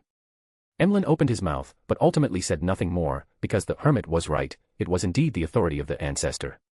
However, he still found it hard to accept this fact for a while. He had always felt that the vampire's life form was superior to that of humans. They had long lifespans, accumulated vast wealth, and lived a life of luxury. They have ample time to contemplate life, explore their hobbies, and enjoy the pleasures of life, unlike humans who rush through life without ever having time to consider the meaning of life. Today, someone suddenly told him that vampires are actually a variant of humans, which Emlyn finds hard to accept.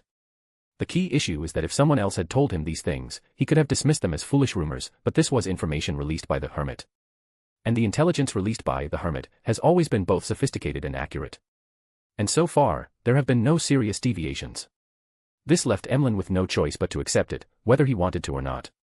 At this point, Justice Audrey asked, the Hermit, since these three races all acknowledge that they belong to pan-humanity, why do they still enslave humans? Why don't they treat humans kindly? Odis countered, have you heard of evolution? Audrey nodded, that was one of the major contributions of Emperor Russell to the scientific community. Klein, the fool behind the grey fog, suppressed the urge to twitch his lips, too exhausted to even complain. Odis cleared his throat, feeling somewhat uncomfortable. A key argument in evolution is that humans and chimpanzees share a common ancestor, and this is a widely accepted consensus. But have you ever seen anyone treat a chimpanzee as a human being? Some people may indeed treat chimpanzees as friends, but human society generally does not do so, and there is no such consensus. On the contrary, with this understanding, humans will also use chimpanzees for drug testing, as well as other research that can be applied to humans. Audrey took a deep breath, I understand. Odis smiled and said, you don't need to feel any moral burden. Our ancestors overcame countless obstacles and spent countless generations to finally enable us to make significant progress and acquire higher intelligence. If we continue to treat chimpanzees as our own kind, it is tantamount to trampling on the efforts of our ancestors, which is an irresponsible act. Therefore, all we need to do when dealing with chimpanzees is to have the most basic humanitarianism. Audrey paused for a moment, feeling that before she had even started to struggle with it, the knot in her heart had already been untied. Odis said, let's continue our previous topic. What I just said is not that there is no evidence, but that evidence is basically a single piece of evidence. Everyone adjusted their posture again and entered a state of listening. The evidence is that there is no reproductive isolation between the three extraordinary races and humans, Odis said. The term reproductive isolation may sound unfamiliar to everyone. The general idea is that there is reproductive isolation between different species. For example, cows and sheep cannot mate effectively. This is common knowledge, which is reproductive isolation. Whether it's a hunting dog, a sheepdog, or a corgi, they can all mate and have offspring. Even dogs and wolves can have offspring, because dogs were originally wolves domesticated by humans.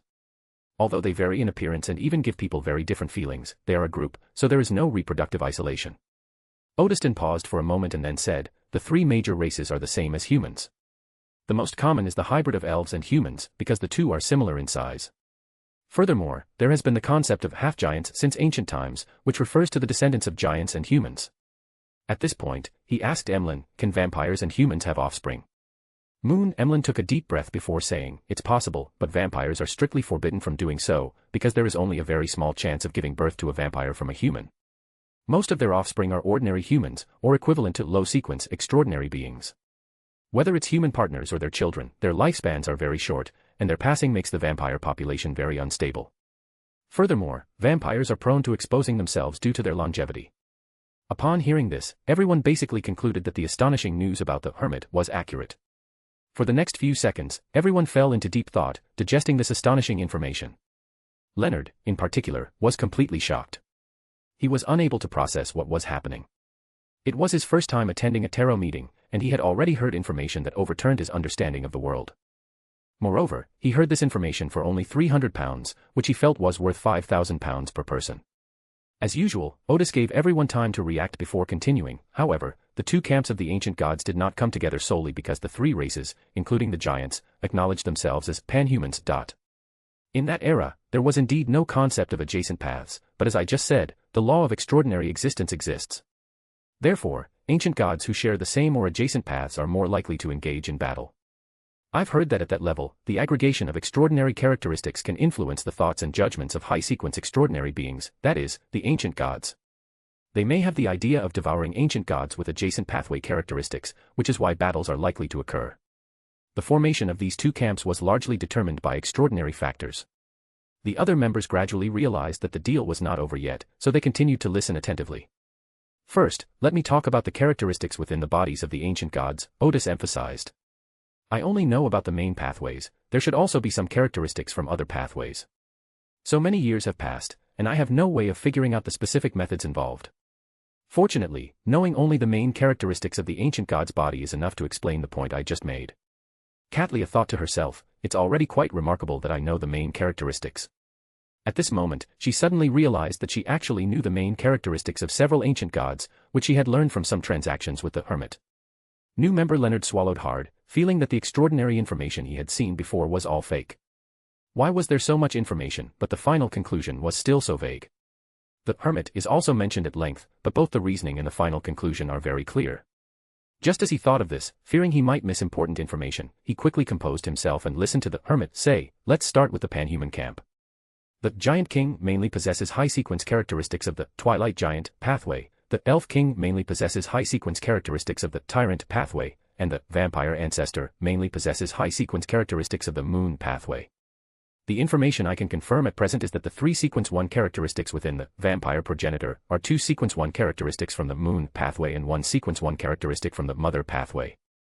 Seeing that Leonard looked confused, Odis explained, "According to a reliable source I have, only by collecting all 3 sequence 1 characteristics of a pathway, along with uniqueness, can one attempt to ascend to the level of a true god." Leonard swallowed hard. This. Doesn't Mr. Fool care? And also, why is such high-level intelligence being presented so casually? He then realized that the other members were used to it, and that the Hermit had explained it because he was afraid the newcomers wouldn't understand. Thank you, Leonard quickly said. Odis smiled slightly, graciously accepting the other party's gratitude, and then continued, "Among the 8 ancient gods at that time, the Vampire Progenitor and the Demon King were in the best condition because their main characteristic was the adjacent pathway. Although the process of the ancient god's ascension was very brutal, relying on devouring uniqueness and extraordinary characteristics to complete the ascension, and I want to reiterate that they had no concept of extraordinary paths, the law of aggregation of extraordinary characteristics has always been in effect. For example, if the progenitor of the vampires has the high sequence characteristics of the Moon pathway in his body, then the probability of him encountering opponents with the same pathway will greatly increase. So if you're lucky, you might encounter a situation like the Vampire Progenitor, whose main characteristic is adjacent pathways. Of course, there must be other characteristics in his body, but what exactly they are is impossible to verify. The progenitor of the vampires himself is still alive, but he may not answer such questions. If you consider him the progenitor of the vampires, you will most likely be silenced." Chapter 396, Chapter 395 Adam's final step towards godhood. Tarot readings, the transaction process. The members are trading information about the early Second Age, and now the Hermit is describing the main pathways mastered by the old gods. At this point, the new members, Star, Leonard and Judgment, Hugh, were already feeling that their brains weren't up to the task. Because they lack many fundamental pieces of information, such as the concept of uniqueness, and the idea that, only by possessing the characteristic of 3 sequences can one become a god. Hugh was a little better off, as Furs had already told her some relevant information and described in advance the approximate identities and personalities of the different members of the Tarot Club. Leonard, however, was a complete novice. When he saw the Hermit describing the ancient gods as if he were describing his neighbor, he felt an unprecedented shock and awe. In fact, influenced by the old man, pale Zoroastrian within him, he also had a basic understanding of the fact that gods were also high-level extraordinary beings. However, in Leonard's view, the gods are still high above, mysterious and inviolable beings. Hearing such a straightforward description of a hermit is a bit disconcerting. At the same time, he was well aware that even though he couldn't understand some of the information the hermit was saying, he knew it was highly advanced information. So he held his breath and listened attentively, trying to remember all the information, and then asked the old man about anything he didn't understand. The Hermit Odis continued his unhurried narration. The Giant King and the Elf King were not as lucky as the Vampire Progenitor. For example, within the body of the Elf King, one of the sequence 1 characteristics is likely a characteristic of a non-adjacent pathway. Of course, it is also possible that the 3 sequence 1 characteristics are adjacent pathways, but at the same time possess some higher-level characteristics of non-adjacent pathways. The situation of the Giant King and the Elf King was similar. In the early days of the Fire of the Beginning, they were not in as good condition as the Vampire Ancestor. Later, through the efforts of the 2 queens, their condition improved somewhat. At this moment, Klein couldn't help but glance at Leonard. You would never guess that the eldest son of the King of Giants is now the God of War, and the Queen of the King of Giants is now the Mother Earth Goddess. Leonard, however, was pondering why it was the efforts of the 2 queens that improved the condition of the Giant King and the Elf King. He quickly came up with an idea: have a child.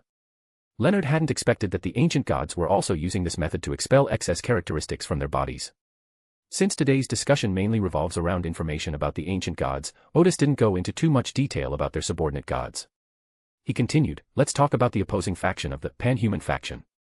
The main characteristic of the Dream Dragon is the Dreamer, which is the advanced characteristic of the audience pathway. I cannot determine the specific advanced characteristics of other pathways within his body, but it is highly likely that there are also characteristics of adjacent pathways, as well as characteristics of non-adjacent pathways. The characteristics within the Phoenix Progenitor mainly come from 2 pathways, Death God and Gate, which are the Corpse Collector and Apprentice pathways, respectively. The main characteristic of the Alien King is the Bound One, which is an advanced characteristic of the Prisoner pathway. Judging from the fact that the Demon King has a Sequence 1 characteristic of the Bound 1 pathway, in addition to the two Sequence 1 characteristics of the Bound 1 pathway, the Alien King likely also has a Sequence 1 characteristic of a non-adjacent pathway. Odis continued without pausing. Finally, there are the Destruction Wolf and the Demon King who did not form an alliance. I can also confirm the situation of the Demon King. His body mainly contains two Sequence 1 characteristics of the Demon pathway and one Sequence 1 characteristic of the Bound 1 pathway.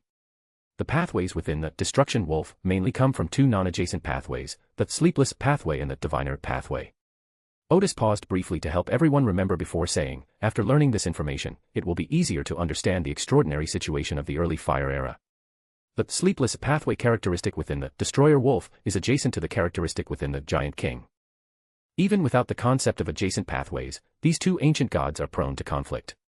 Moreover, the Destroyer Wolf and the wolf race he leads do not belong to the panhuman race, so the three ancient gods, including the Giant King, will not accept him as an ally. Furthermore, the characteristics of the two pathways within the Destruction Wolf and the two pathways within the Phoenix Ancestor are adjacent, so these two ancient gods are also prone to conflict. Furthermore, the non-human camp will not accept this ancient god. Or rather, the non-human faction can only choose between the Phoenix Ancestor and the Destruction Wolf. It is said that both of these ancient gods are very destructive, but the Destruction Wolf is slightly stronger, so the imaginary dragon and the Alien King ultimately chose to become allies with the Phoenix Ancestor. Justice Audrey recalled the scene when she traded information about the Fourth Age with the Hermit, and it was so detailed that it suddenly made her feel that she had a high level and profound understanding of the history of that era. Leonard instinctively reached into his jacket pocket, where he usually kept a pen for taking notes. Only after touching his shirt did he realize that he had taken off his jacket before attending the party, and now he was wearing a vest, which had no pockets.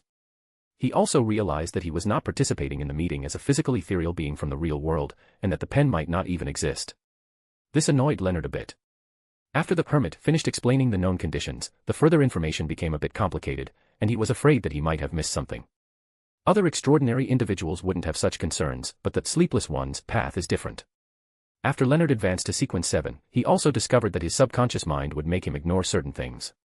Although not as forgetful as the captain, he still sometimes needs the help of rituals when recalling details. What's most frustrating is that even extraordinary individuals on the Sleepless path aren't good at rituals. Although Leonard has mastered some rituals, his success rate is low. Amidst his jumbled thoughts, Leonard tried his best to concentrate and memorize the information described by the Hermit. The other party continued, and the Demon King is a rather special existence. We all know some of the characteristics of demons. This is an extraordinary race, and also a general term. For example, if a human is bewitched by a demon and completely corrupts himself, then the demon can also become a demon after undergoing a certain transformation. Whether it's humans, giants, dragons, elves, or any other race, they can all become demons through this transformation. So basically all races will resist demons, and other ancient gods are not very willing to have an ally like a Demon King. One more thing, the main characteristics of the Demon King and the Alien King are adjacent pathways. If the non-human faction chooses the Alien King, they will not choose the Demon King. And demons are not a race of panhumans either, and the races of the panhuman camp do not welcome them. Odis said, the final conclusion is that neither of these ancient gods had any allies. On the surface, the priestess Katlia remained calm, but inwardly she was quite moved. This argument was more reasonable. She had previously read a document that stated that the Demon King and the Destroyer Wolf did not ally with other ancient gods because they wanted to overthrow all order and corrupt all living beings. At the time, Katlia felt that this description seemed too general, but it made sense. If the Destruction Wolf was extremely twisted and crazy, what it did might be subverting all order. And the demon has been corrupting all living beings. Today, after hearing the Hermit's description, Gadria realized that the Hermit's deduction was the deeper reason why the two ancient gods did not form an alliance. Odis gave everyone a few seconds, then continued, in addition to the concepts of panhuman and non-human, the influence of extraordinary pathways also played a role in the other two opposing camps. For example, the Giant King and Phoenix Ancestor are adjacent paths, and the Elf King and Imaginary Dragon are adjacent paths. This probably determines that the two factions are in conflict with each other. Furthermore, according to the Sun, the giant's mortal enemy is the dragons, and when the Elf King chooses allies, it is unlikely that he would choose a dragon that is on an adjacent path. When the Phoenix progenitor chooses its allies, it is unlikely that it would choose a titan from an adjacent path. Thus, the framework of two factions was created. Since the vampire progenitor and the alien king do not need to consider the issue of adjacent paths when choosing allies. The vampire progenitor will most likely join the camp of the giant king and the elf king. Odis paused slightly and then said, when we were trading about the pivotal war of the gods in the middle of the Second Era, we talked about how the war of the gods at that time was probably a battle between two factions, and there were likely three different battlefields. The battlefield between the vampire progenitor and the alien king was just one of them. Could this battle between the two ancient gods be a regular occurrence? The other ancient gods, giant king and imaginary dragon, are more likely to clash due to their long-standing conflict. It could be a battle between the elf king and the dragon of imagination, or between the giant king and the phoenix ancestor. In any case, whether from the perspective of racial hatred or from the perspective of adjacent paths, it is more likely that these four gods will fight each other. The progenitor of the vampires fought against the king of aliens for a long time. In that pivotal divine war, both sides continued with their previous tactics. Everyone nodded in agreement, finding the speculation reasonable. Odis took a deep breath and concluded, this era is called the Age of the First Flame because extraordinary things became relatively stable during this period, and it was the first period of stability. In such a twisted and bloody situation, 8 ancient gods appeared in succession, marking the first glorious period in extraordinary history. However, I cannot empathize with the glory of the 8 ancient gods. Compared to their glory, I prefer to study this history itself. Upon hearing what the Hermit said, the other members all looked at the moon as if by unspoken agreement. Sure enough, one could see a great deal of pride in the vampire's expression. Odis added, that concludes all the details of this transaction. The other members all looked away, and the hall fell silent for several seconds as they processed the information they had just received. A few seconds later, the son Derek broke the silence by conducting his usual transaction with Odis for extraordinary weapons and materials. No new transactions occurred after that, and the gathering moved into a free-flowing discussion. The son Derek said first, the problem of the former chief has been basically resolved. According to the information I have heard, as everyone expected, the former chief failed to be promoted to ferryman. Although he was not completely out of control, it was beyond repair. Under the leadership of the chief, and with the cooperation of the other 2 elders, the problem was successfully resolved. I also heard that the reason things were resolved so easily was thanks to the talisman made by performing a ritual for Mr. Fool and praying for his power. As he spoke, Little Son stood up and sincerely thanked Mr. Fool. Alger the Hangman keenly realized that Mr. Fool had begun to interfere in the affairs of Silver City. Having previously used the world to seize the faith of the sea god, was he now going to seize the faith of the ancient sun god? In that instant, he thought this must be a contest between gods. Derek added, I heard that some unknown black tubes were found on the former chief. Does anyone have any clues about this? Alger had already come to his senses and listened carefully to what Little Son had just said. He stated bluntly, what you've described is too general, it's impossible for us to make an effective judgment. Derek scratched his head habitually, but the information I received was very vague. This information was provided to him by Chief Colin. Chief could only confirm that those unknown black pipes were connected to somewhere, possibly even somewhere outside the Forsaken Land. However, the chief could not make an accurate judgment on where it was connected, so he could only provide such general information. Just as Alger was about to try to make some guesses, Odis spoke first, this makes me think of some of my recent experiences. The son Derek quickly turned to the side and looked at the Hermit. Leonard, the star, listened intently. He wasn't sure if the Hermit was Mr. Gar. If the recent encounters the other person mentioned referred to were the battle that took place in the Resurrection Square in Uttar Pradesh, then it must be Mr. Gar.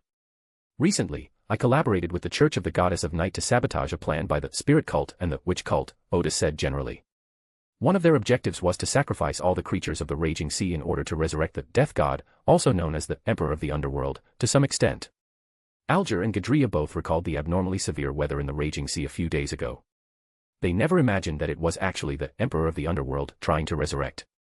The other members were stunned, not expecting that Mr. Hermit had done such a big thing in the past week. What interests her most is the trial of Hugh. She hasn't heard anything about the leader in a long time, and she really wants to ask about the whole story. Leonard couldn't help but frown, how come I haven't heard of this news? But then he remembered that he was currently in the southern continent and his information network was not very efficient. Moreover, he couldn't rule out the possibility that this was an operation at the demigod level, and without the Red Glove's help, he would have a hard time obtaining the relevant information. Audrey, who still subscribes to the Ross Daily News, asked, Mr. Hermit, was the severe weather that had been plaguing the entire stormy sea recently related to their plans? It should be related, Odis replied. Because an important part of their plan is to establish a close connection between the underworld and the Raging Sea, turning the entire Raging Sea into the kingdom of the God of Death. At that time, the underworld briefly appeared in the real world, which should have caused some reactions in the Raging Sea. Fool, Klein thought to himself, how come they seem even crazier than the Aurora Society? They don't usually cause trouble, but when they do, it's a huge one. Audrey thought to herself, luckily it was stopped, otherwise the consequences would have been unimaginable. Odis did not continue the discussion on this topic, but instead said to Little Son, during that operation, I obtained some information about death and spirit order. As we discussed before, spiritual order is just a general term. They are divided into many factions, the main ones being the royal faction and the church faction. Not only do they not cooperate, but they also often hinder each other. I heard that the church faction has a plan to create an artificial Grim Reaper, which aims to awaken the remaining divinity of the Grim Reaper through interactive methods such as unique sacrifices to the Grim Reaper, thereby allowing the Grim Reaper to be resurrected in the initial stage. In fact, Odis did not obtain this intelligence during that operation. He merely used the operation to release this intelligence, in order to give Little Son a general explanation of what the black tubes on the former chief of Silver City were all about. Sure enough, no one doubted the source of this intelligence. However, they had another question. Klein, manipulating the world, asked, do you know their specific operations? I'm not sure either, Odis said. But the general approach is to make the uniqueness of the death pathway active through some interaction. The activity it possesses is probably the divine aspect of death. The magician Furs was stunned, it made a lot of sense, but he didn't understand the meaning of Hermit. Klein roughly understood the meaning of Hermit and manipulated the world to say, the artificial death god faction may have such ideas because of their ideology.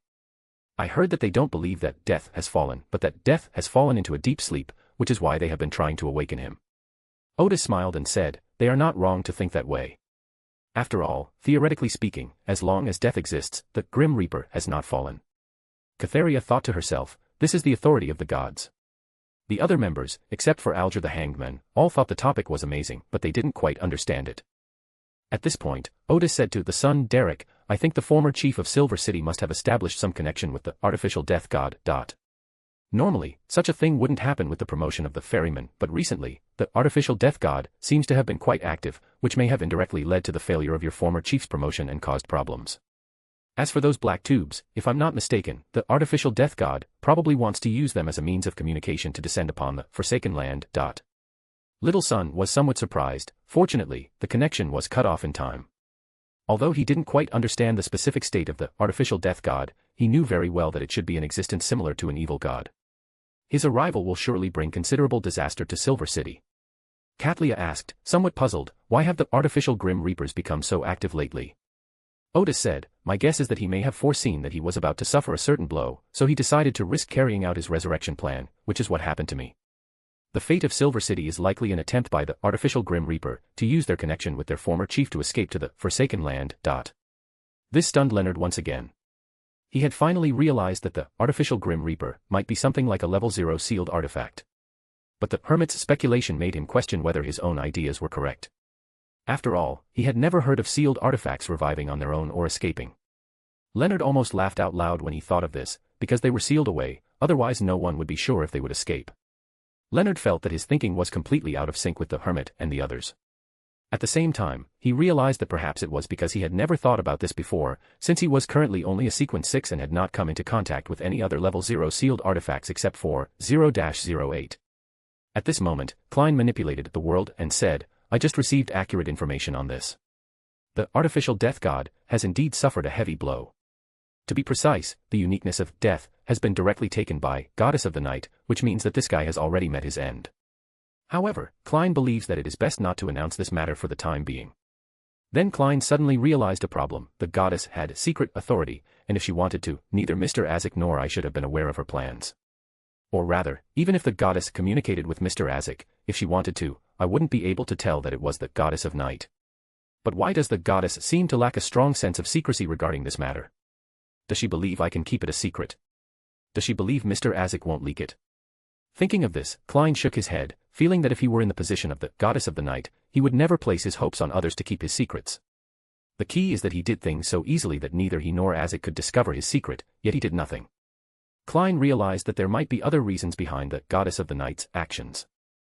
The corroboration from the world allowed everyone to understand the full picture of this matter. Artificial Death realized that it was about to suffer a heavy blow, so it risked resurrection while trying to erode Silver City. However, the former was destroyed by the Hermit in conjunction with the Church of the Goddess of Night, while the latter was suspected to have been destroyed by Mr. Fool. This made Audrey reflect, if the artificial Grim Reaper hadn't taken these actions, perhaps it wouldn't have suffered such a heavy blow. Or perhaps the harm caused by its bad premonitions was all caused by its actions. Klein thought to himself, no, even if he doesn't take any action, he will be taken away by the goddess. If he does take some action, there might still be some hope. Katlia added, fate is inherently shrouded in mystery. Odis thought to himself, actually, this is like a fish on a chopping board that is still unwilling to give up and wants to jump one last time. That was the end of the topic. After a few seconds of silence in the magnificent hall, son Derek continued, after that, I participated in an operation with the chief, and now I have returned to Silver City. The chief told me that after a while, we would begin the initial exploration of the Giant's Court. That mission was to help the world hunt down mystical monsters. Leonard, the star, turned his gaze with some surprise to the boy going through puberty, the Court of Giants. An exploration of the Court of Giants. According to his common sense, the Kingdom of Giants was destroyed as early as the Second Age, and Pallas Zoloas also said that the Kingdom of Giants had disappeared into the long river of history. The son of the Tarot Club is going to explore that place, and none of the other members are surprised. Yes, not a single person was surprised. At this moment, the fool Klein saw Leonard's astonishment and also noticed that the new member Judgment was quite calm, which made him involuntarily examine himself. After Leonard joined the Tarot Club, I stopped following him and didn't write to him to introduce the club's general situation. Compared to women, men are far too careless in handling these details. Thinking of this, Klein was about to manipulate the world to explain to Leonard when the moon Emlyn, who was standing next to Leonard, spoke first, the Court of Giants is in the Forsaken Land. Leonard's mind was immediately filled with the terms, the land forsaken by God, and the Court of Giants, giving him the feeling that mythology had come to life.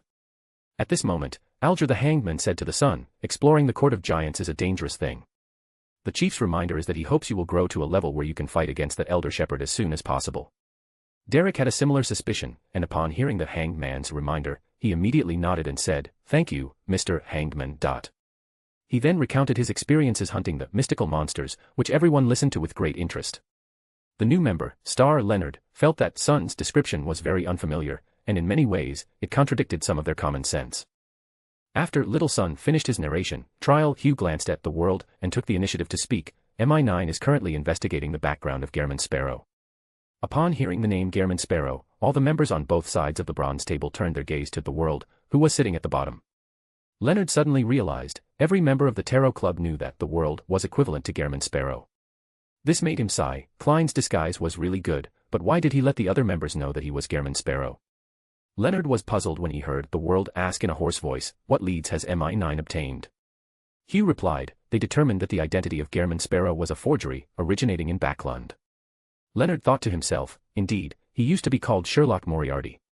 He then looked around and found that while the other members weren't particularly surprised, they didn't seem to have any sudden realization either, so he concluded that they only had a superficial understanding of Klein.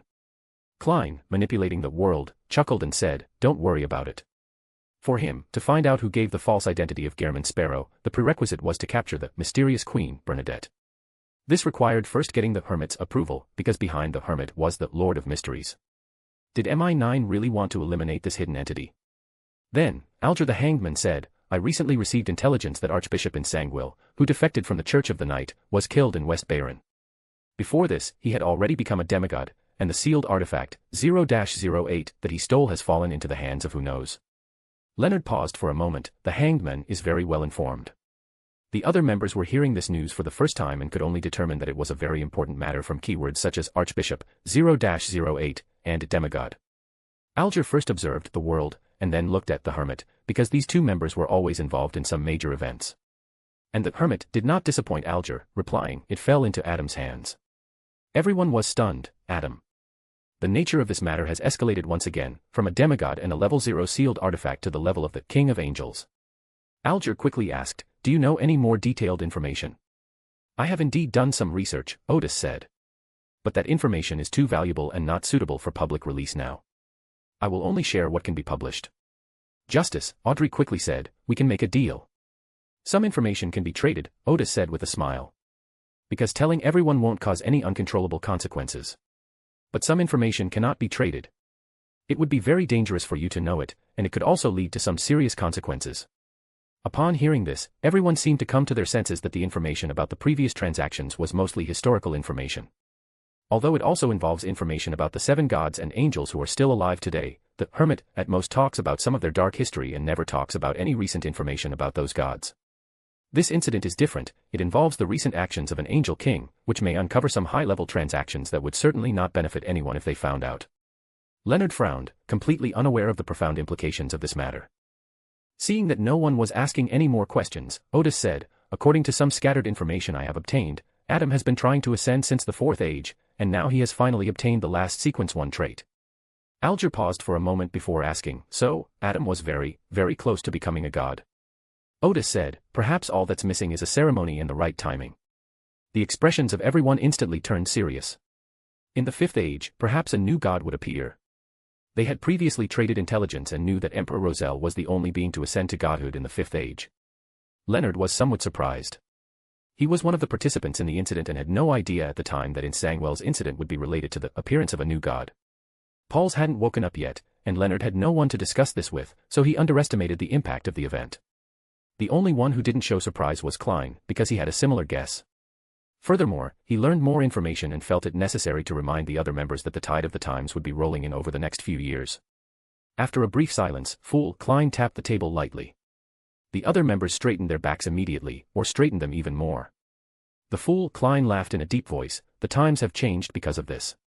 Did this change the times? This assessment is on a higher level than the news that a new god has appeared. Everyone immediately realized why the Hermit was unwilling to trade the relevant information. He must have deduced even more astonishing news or a major event that might occur in the near future based on that information. Only beings at the level of fools are qualified to participate in such events and know the full picture. The most surprised of them all was Leonard.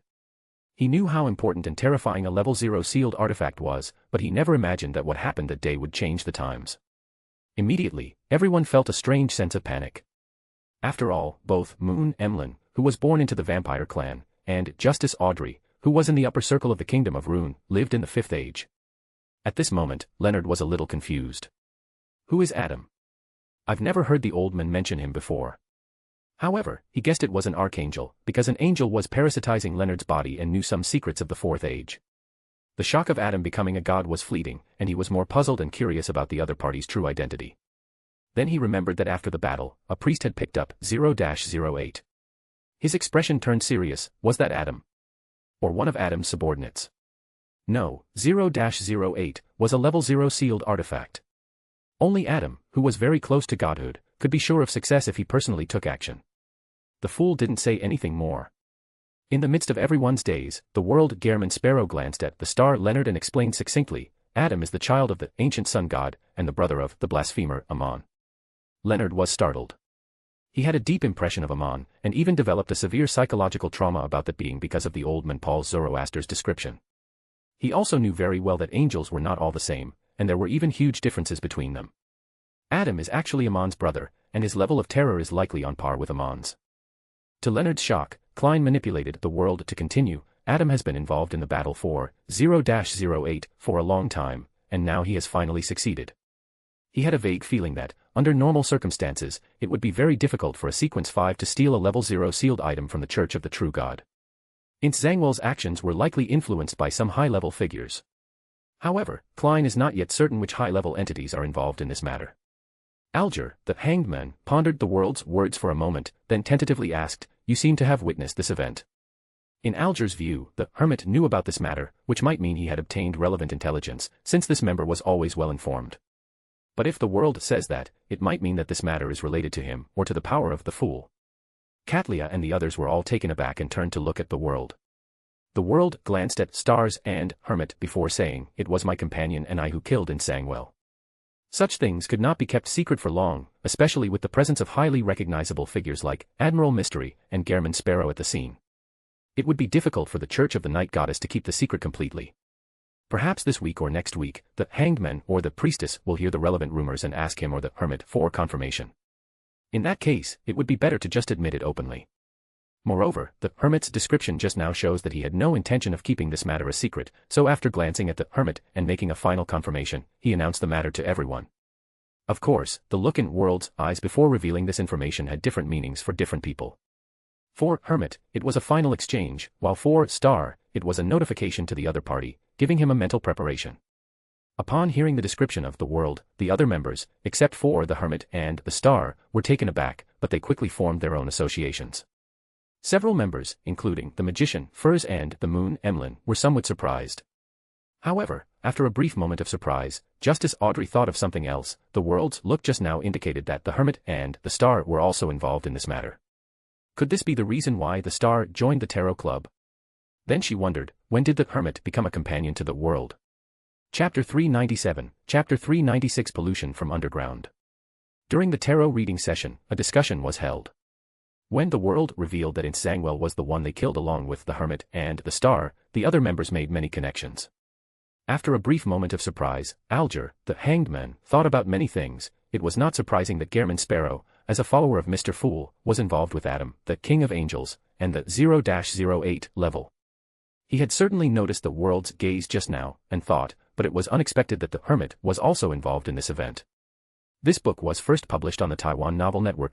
Providing you with a reading experience without errors or disordered chapters. Perhaps it would be more reasonable to think of it from the other side, that this was a scheme involving imaginary angel, Adam, the Fool, and Lord of Mysteries. These three mythical figures, who existed before the Great Cataclysm, secretly came together, some for the sake of revival and others for a further step. Then Alger had another thought. Since Adam obtained 0-08 and opened the door to the throne of God, what about Mr. Fool and the Lord of Mysteries? What benefits did they gain from this? Instinctively, Alger the Hanged Man turned around and looked at the head of the bronze table. He dared not look directly at him and was very cautious. The moment the Fool appeared in his sight, Alger realized that Mr. Fool was different from usual. In the past, Mr. Fool was profound and unfathomable, but that was all. Unlike now, even though he did nothing, he seemed to have merged into the entire space. Alger took a deep breath, becoming increasingly certain of his guess. Indeed, the collaboration between Mr. Fool and the imaginary angel had further revived Mr. Fool. At the same time, he was very curious about what benefits the Lord of Mysteries would receive. Alger had witnessed the Lord of Mysteries, in action, effortlessly dispatching 2 demigods, a feat many angels would struggle to achieve. He wondered if his power had increased further, and to what extent. Meanwhile, Leonard, nicknamed Star, increasingly felt that the matter of Insangwell was more complicated than he had imagined, believing that besides Adam, there must have been other important figures of the same level at that time. He then recalled that the evil spirit that Klein had taken to the underworld was not simple either, and could not be described by the term hunter.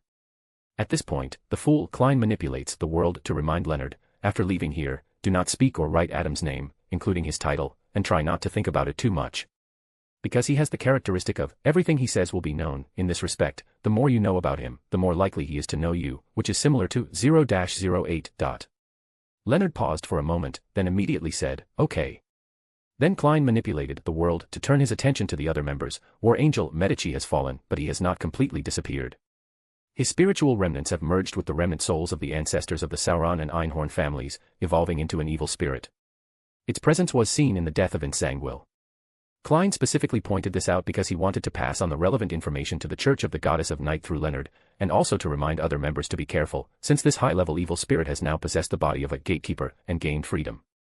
Upon hearing this news, the members other than Star immediately thought of the deal they had made with Hermit regarding the King of Angels. The Hermit had said that the Red Angel would eventually fall in Backlund, but I never expected there to be such a sequel. After a brief moment of surprise, Leonard immediately realized, such an evil spirit, under the influence of the Lucky Thief spell, had actually been sent to the underworld. The old man's status might be higher than I had previously imagined. The treasure-stealing charms, used by him and Klein were both made from the time worms that split from pails. The Hanged Man references the events in Bansi Port, because based on previous transactions and exchanges, everyone knows that Medici has descendants who remain in Bansi Port. He had also landed at the abandoned port, and now that he knows of the existence of such an evil spirit, he plans to never go near the port again. After the world finished sharing the message, the meeting room fell silent for a moment before the Moon Emlyn said, a great figure from our clan is about to arrive in Backlund and has specifically requested to see me. How should I deal with him? He was also an angel. Leonard felt a little numb. Then, his mind, as an official extraordinary being, made him think, vampires. Could he be Emlyn White from the Harvest Church? Before going to Tingen to dig up the grave, Leonard had done a lot of research on Sherlock Holmes, and of course noticed the vampires who were very close to Klein's identity as a great detective. However, realizing that the other party would not cause much harm, and considering that the other party was a servant of the Church of Mother Earth, he did not report it to the church. Thinking of this, Leonard couldn't help but take a few more glances at the Moon's profile and figure. The more he looked, the more familiar it seemed, and he could almost confirm his guess. This is the third member of the Tarot Club I've met. Just now, when the world was describing in Zangwell, he noticed that Klein had exchanged glances with the Hermit before saying that he and his companions killed Zangwell. This convinced Leonard that the Hermit was Mr. Odis Gard. However, he did not expect that Mr. Gar was so learned that he had such profound knowledge of the extraordinary history of the second period. Moon Emlyn noticed Star's scrutiny. Did I say something wrong? Star seems a little surprised. Does he know me in the real world? He subconsciously twitched his nostrils, trying to catch a whiff of the new member next door, but the grey fog blocked his view, and he got nothing. Justice Audrey also noticed Star's reaction. During the intelligence deal with Hermit, the fact that Moon was a vampire was exposed, but at the time, Mr. Star did not show any surprise. After a moment's thought, she realized the key information revealed in Mr. Moon's words, Backlund. Upon learning that Mr. Moon was in Backlund, Mr. Star quickly connected the dots to Mr. Moon's identity in the real world. Then Audrey made a further connection. Mr. World and Mr. Star know each other, and Mr. Star knows Mr. Moon, so could Mr. World also know Mr. Moon? After a few seconds of thought, Alger, the hanged man, turned his head to look at the Moon and carefully said, "The fool said that times have changed. Although the big shots of your vampire clan may not know the details of the matter, they should have some awareness of it at their level and be preparing to deal with it. That important person specifically asked to see you. It's both a test and an observation. Just behave as usual, but there might be some challenges and tasks later." Odis thought to himself, look at that, down with the political commissar, that's some skill. First, he restates the leader's speech, then he uses that as a starting point to expand on it, and finally he offers his own conjectures and opinions. The process is so smooth. Emlyn, the Moon, nodded slightly and said to the hanged man, "Thank you." He thought to himself, just as I guessed, the second test and task has arrived. Seeing that Mr. Moon's question had been answered, Furs, who had been holding back for a while, took the initiative to speak. "Mr. Moon, the information you provided about the abandoned castle is very problematic. There are indeed 2 ancient vengeful spirits there, but there is also a door underground. Behind that door is sealed a powerful corrupting force. As long as you enter the area where the ancient vengeful spirits are located, you will be corrupted by it." Emlyn, the Moon, frowned slightly. As a refined and noble vampire, Emlyn never wanted his mistakes or oversights to cause loss or harm to others, and he was quite sensitive about it. After thinking for a moment, he solemnly said, "I will investigate the source of the intelligence and give you an explanation." Furs hummed in agreement, indicating that he would wait for the result. After listening to their conversation, Justice Audrey asked with a mixture of concern and curiosity, "Do you know what kind of corrupting force it is?" The magician, Furs, couldn't help but glance at the Hermit before shaking his head and saying, "I don't know." Hugh had written to Odis asking about it beforehand, and Furs had certainly read Odis's reply. The glance he gave the Hermit was purely an instinctive reaction. Even the Hermit wasn't entirely clear on what the pollution was, which made Furs and Hugh realize that the matter might not be as simple as they had imagined. It wasn't that Odis didn't know, but rather that he couldn't tell Furs and Hugh that, protected by the wilderness of knowledge, Odis wouldn't be corrupted when discussing the chaotic sea in the real world. But Furs and Hugh are different. Once they learn about the source matter, they will definitely be corrupted. Audrey noticed Furs's reaction, which didn't surprise her, as she already knew that Furs and the Hermit knew each other in the real world. It was perfectly normal for Furs to write to a knowledgeable and well-informed Hermit for advice after encountering a problem.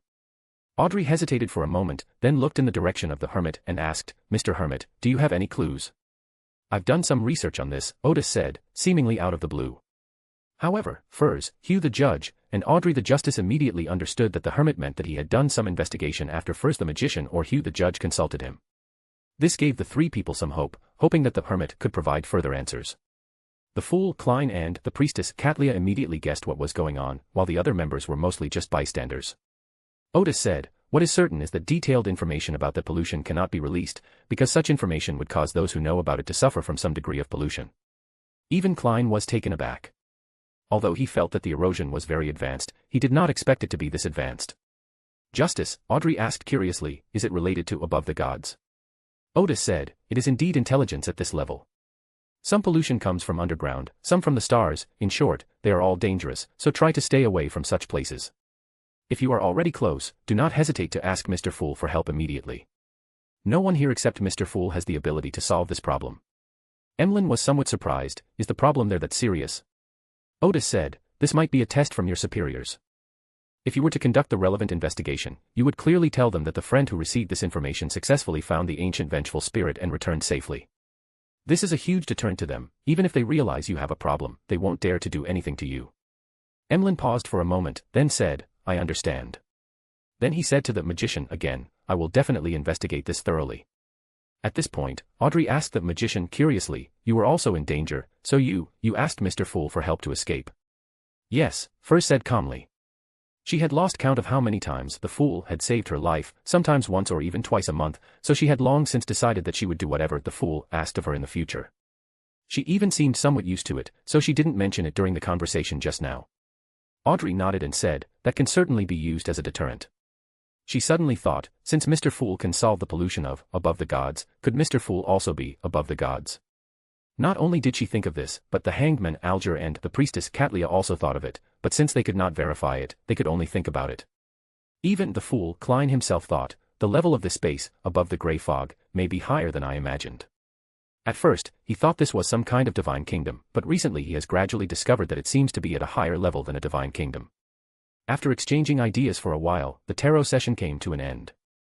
Leonard suddenly asked the Hermit how to give him the reward for the intelligence transaction. Klein then manipulated the world and described to him a transaction involving sacrifices to Mr. the Fool. Leonard paused for a moment, feeling something was off about offering £300 in cash to Mr. Fool. Klein eventually announced the end of the gathering. In the clergy quarters of the Church of the Goddess of Night, located in the central city of Vertek, in the eastern part of the southern continent, in the eastern part of Byron. Leonard felt like he had instantly returned to the real world. Just then, a slightly aged voice suddenly rang in his mind, whose dream did you just visit? The old man woke up. Leonard was initially delighted, then breathed a sigh of relief. He did not immediately answer pale Zoroastrian's question, but said, Amon's brother, a certain angel king, appeared during the day's revenge against Insangwell. Just as I expected, Paul said. Things related to 0-08 will always attract Adam at some point.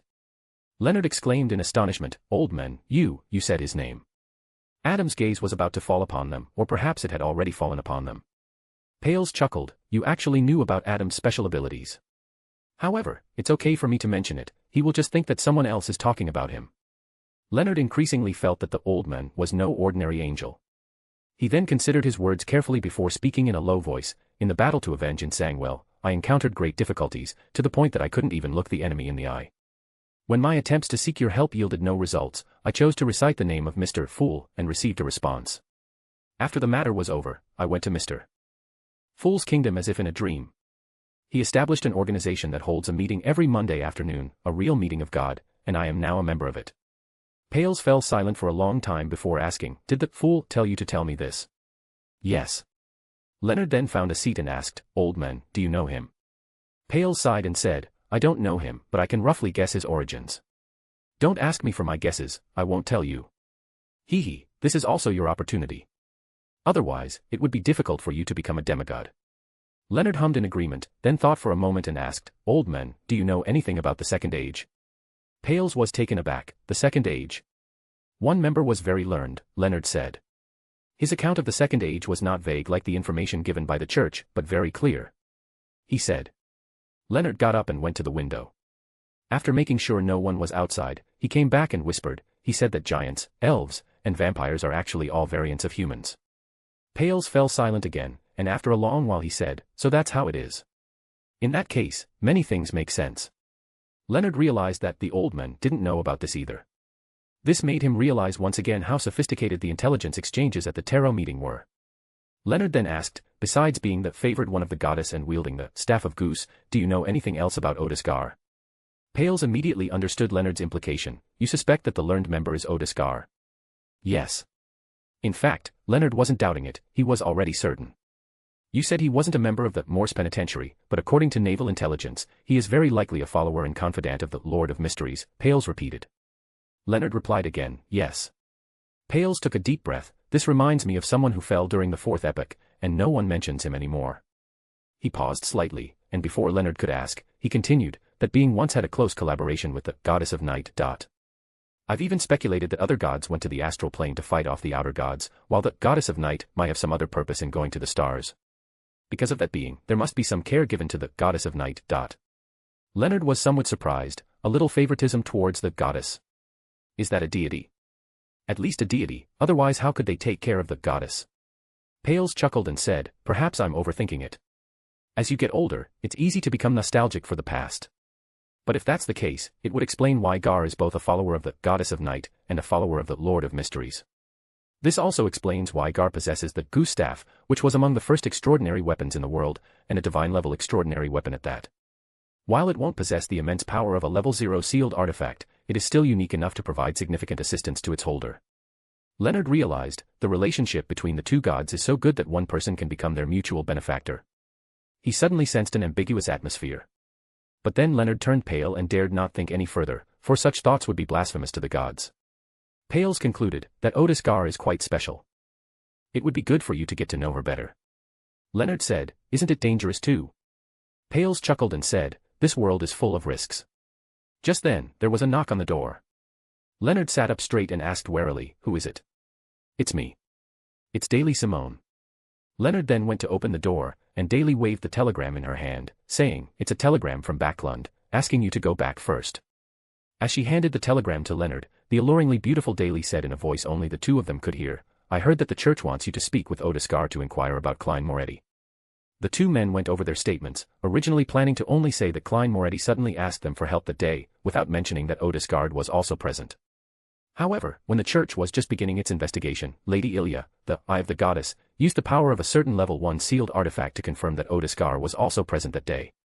Fortunately, they hadn't been isolated for questioning yet, so Leonard and Daly exchanged glances and told each other that Odis Gard was also present. Soon, members of the Red Gloves speculated that it might have been Klein Moretti who had asked for help, and that Leonard was now going to inquire about it. This operation, seemingly intended to have Leonard, who had a relationship with Odis, inquire, actually aimed to ensure that Odis would not conceal anything, since Leonard was also one of the participants in this matter. Leonard and Daly both sensed the importance the church placed on Odis from this action, because if Archbishop Anthony had conducted such an inquiry, it would have been an interrogation. Sending Leonard would send the message that this is just a normal exchange. At the same time, Leonard suddenly remembered that the reward for exchanging information with the Hermit had not yet been offered to Mr. Fool. Backlund, Remberg Embassy. Odis waited a long time before finally receiving the reward she received for trading information at the tarot meeting. A total of £4,700 in cash, as well as many extraordinary materials. After becoming a demigod, Odis no longer needed cash as much. Or rather, the income from the entire cruise island is already enough to cover his expenses, and the investment in Vaud Estate has already begun to generate profits, with additional income expected there in the future. While lost in thought, Odis placed the cash and extraordinary materials into the wilderness of knowledge. Just then, a messenger dressed in hunting attire delivered a letter. Odis glanced at it. It was sent by Bazel. Just as he was about to open the envelope, the messenger asked, which church are you planning to be ordained in tomorrow? Odis smiled and said, I'll know tomorrow, and I'll let you know then. When the Goddess of Night agreed to his ascension in the Church of the Goddess of Night, he deliberately did not specify which church. He planned to confirm the exact location with the Goddess of Night before his ascension the next day. After all, it seems that many people are watching Odis's promotion this time.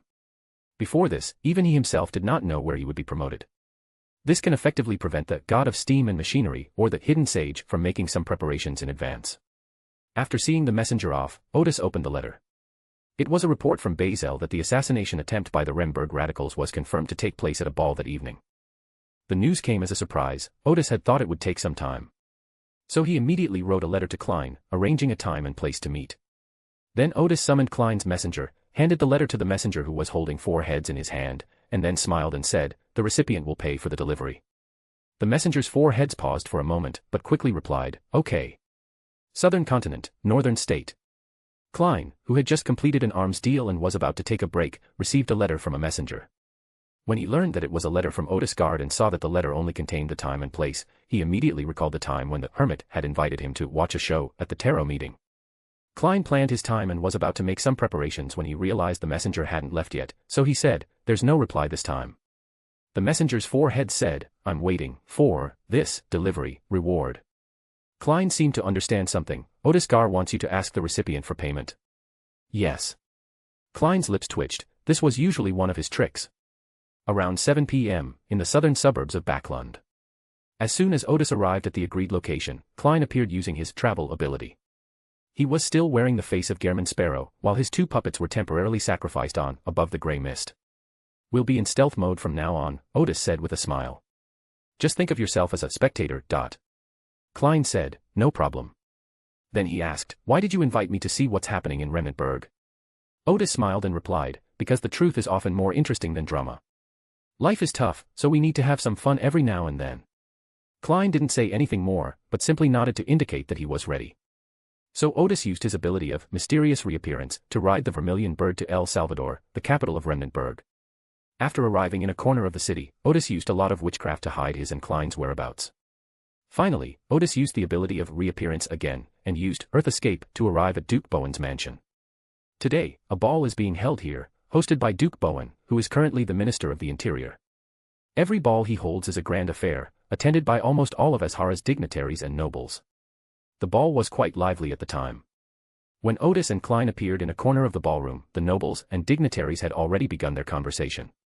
Odis looked around the crowd and pointed to Duke Bowen, who was talking to a few people around him, and said, "He's the main character today." If it were in the royal palace, Odis's invisibility would likely be discovered, since it was the territory of the royal demigods. But this is Duke Bowen's residence, and even if there were sequence 4 demigods among the guests at the ball, it would be difficult to discover them unless Odis and Klein harbored ill will towards him. Odis searched for a while longer and finally found Enoch Alex by the door. That's another protagonist. He smiled and said, "Let's wait patiently for Enoch to get closer to the target." After waiting a minute or two, Klein suddenly asked, "Why do you plan to invest in Rembrandt instead of Rune, with whom you already have some connections?" "The royal family of Rune is too powerful," Odis replied. "Moreover, the Church of the Goddess of Night is only one of the 3 churches in Rune. Even if I get their help, I can only establish a secret organization. In that case, some of my plans would require cooperation with secular governments, which would be very uneconomical and involve too much uncertainty." Klein then asked, "Another point that I find rather strange is that the secret seeker path does not require the rule of the secular world, so why does your plan revolve around secular regimes?" Odis glanced at Klein and could clearly sense that Klein was much more at ease when talking to him alone now, and would even discuss some more profound topics. "Because the work I'm doing is inseparable from secular political power," he sighed. "I'd like to do some research and inventions, but that's about it. But the interests involved in those inventions are too great. If my own extraordinary power and the power of the secular regime are not strong enough, we can only cooperate and compromise continuously. When I get my share of the benefits from my inventions, I may have to consider other people's opinions, and I may not have the final say on how they are used. In the end, I will end up in a very dangerous situation, and I may even end up in a rather embarrassing one. There are too many examples like this. I can even see that I will be targeted by many people, and I may have to keep hiding my tracks. The greater the benefit, the more misfortune I will attract. This situation may only improve after one becomes an extraordinary being with a high sequence." Odis smiled and said, "If a secular government is established, it will be different. I will only need to establish close ties with one of the churches. The entire Remburg is my sphere of influence, and I have enough space here to put some of my ideas into practice. Moreover, the church is more at ease investing heavily in me because I may run away, but my influence cannot. On the contrary, when the church cooperates with me, no matter how talented I am, they will always be wary of me being poached by other forces. Surveillance and control are just the most basic operations, and at critical moments, they may put me in a dangerous situation due to some concerns. I may even become a bargaining chip or a discarded pawn." Klein hummed in agreement and didn't continue the topic. He realized that his development path was very different from Odis's. Just then, the two looked in the direction of Duke Bowen, their spiritual senses indicating that the show was about to begin. Sure enough, a young man who had approached Duke Bowen suddenly pulled a pistol from his pocket, pushed aside the person in front of him, and fired 3 shots at Duke Bowen. The opponent's movements were clean and efficient, indicating that they must have rehearsed many times. But the Duke of Bowen was clearly prepared. A man in his 40s with a mustache, dressed in a suit, raised his hand, and the 3 bullets he fired at the Duke of Bowen suddenly changed trajectory and hit the ceiling.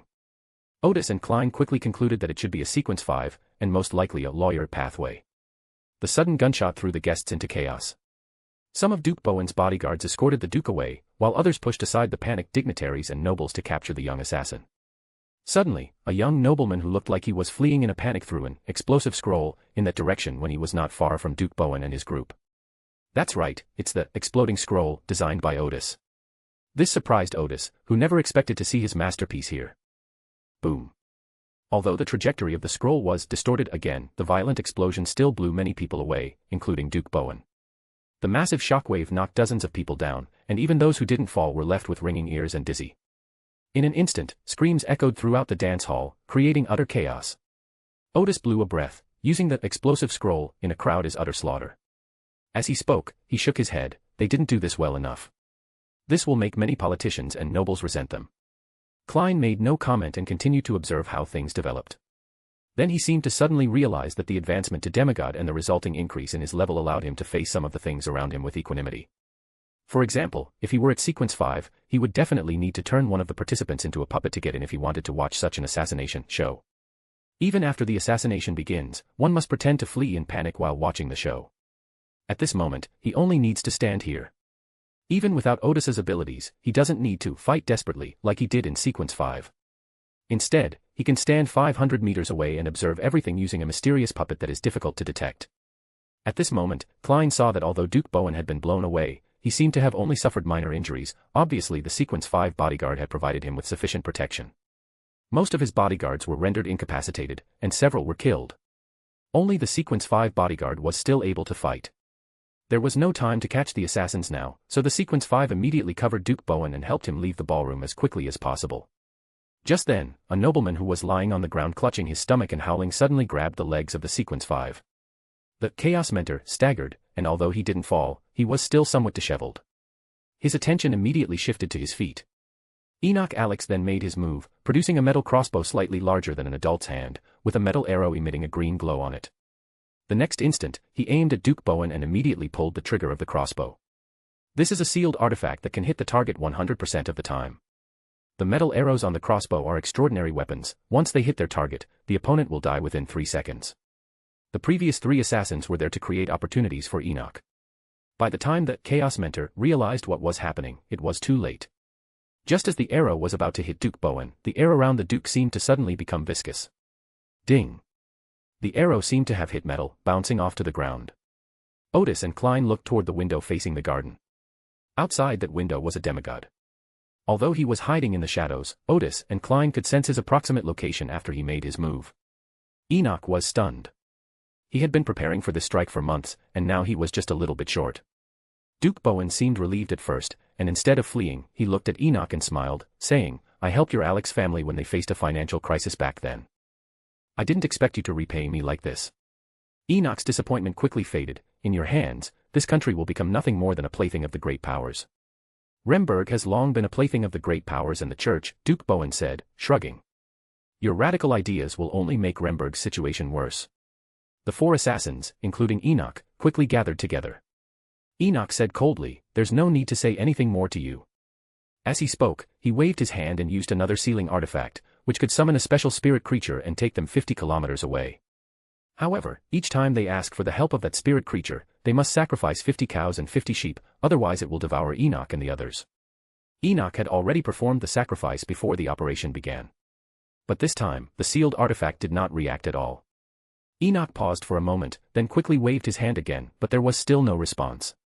Duke Bowen laughed heartily, "I've made thorough preparations. Once the assassination begins, you won't be leaving here." Enoch's eyes turned cold, but he turned and walked away, while the other 3 assassins rushed toward Duke Bowen.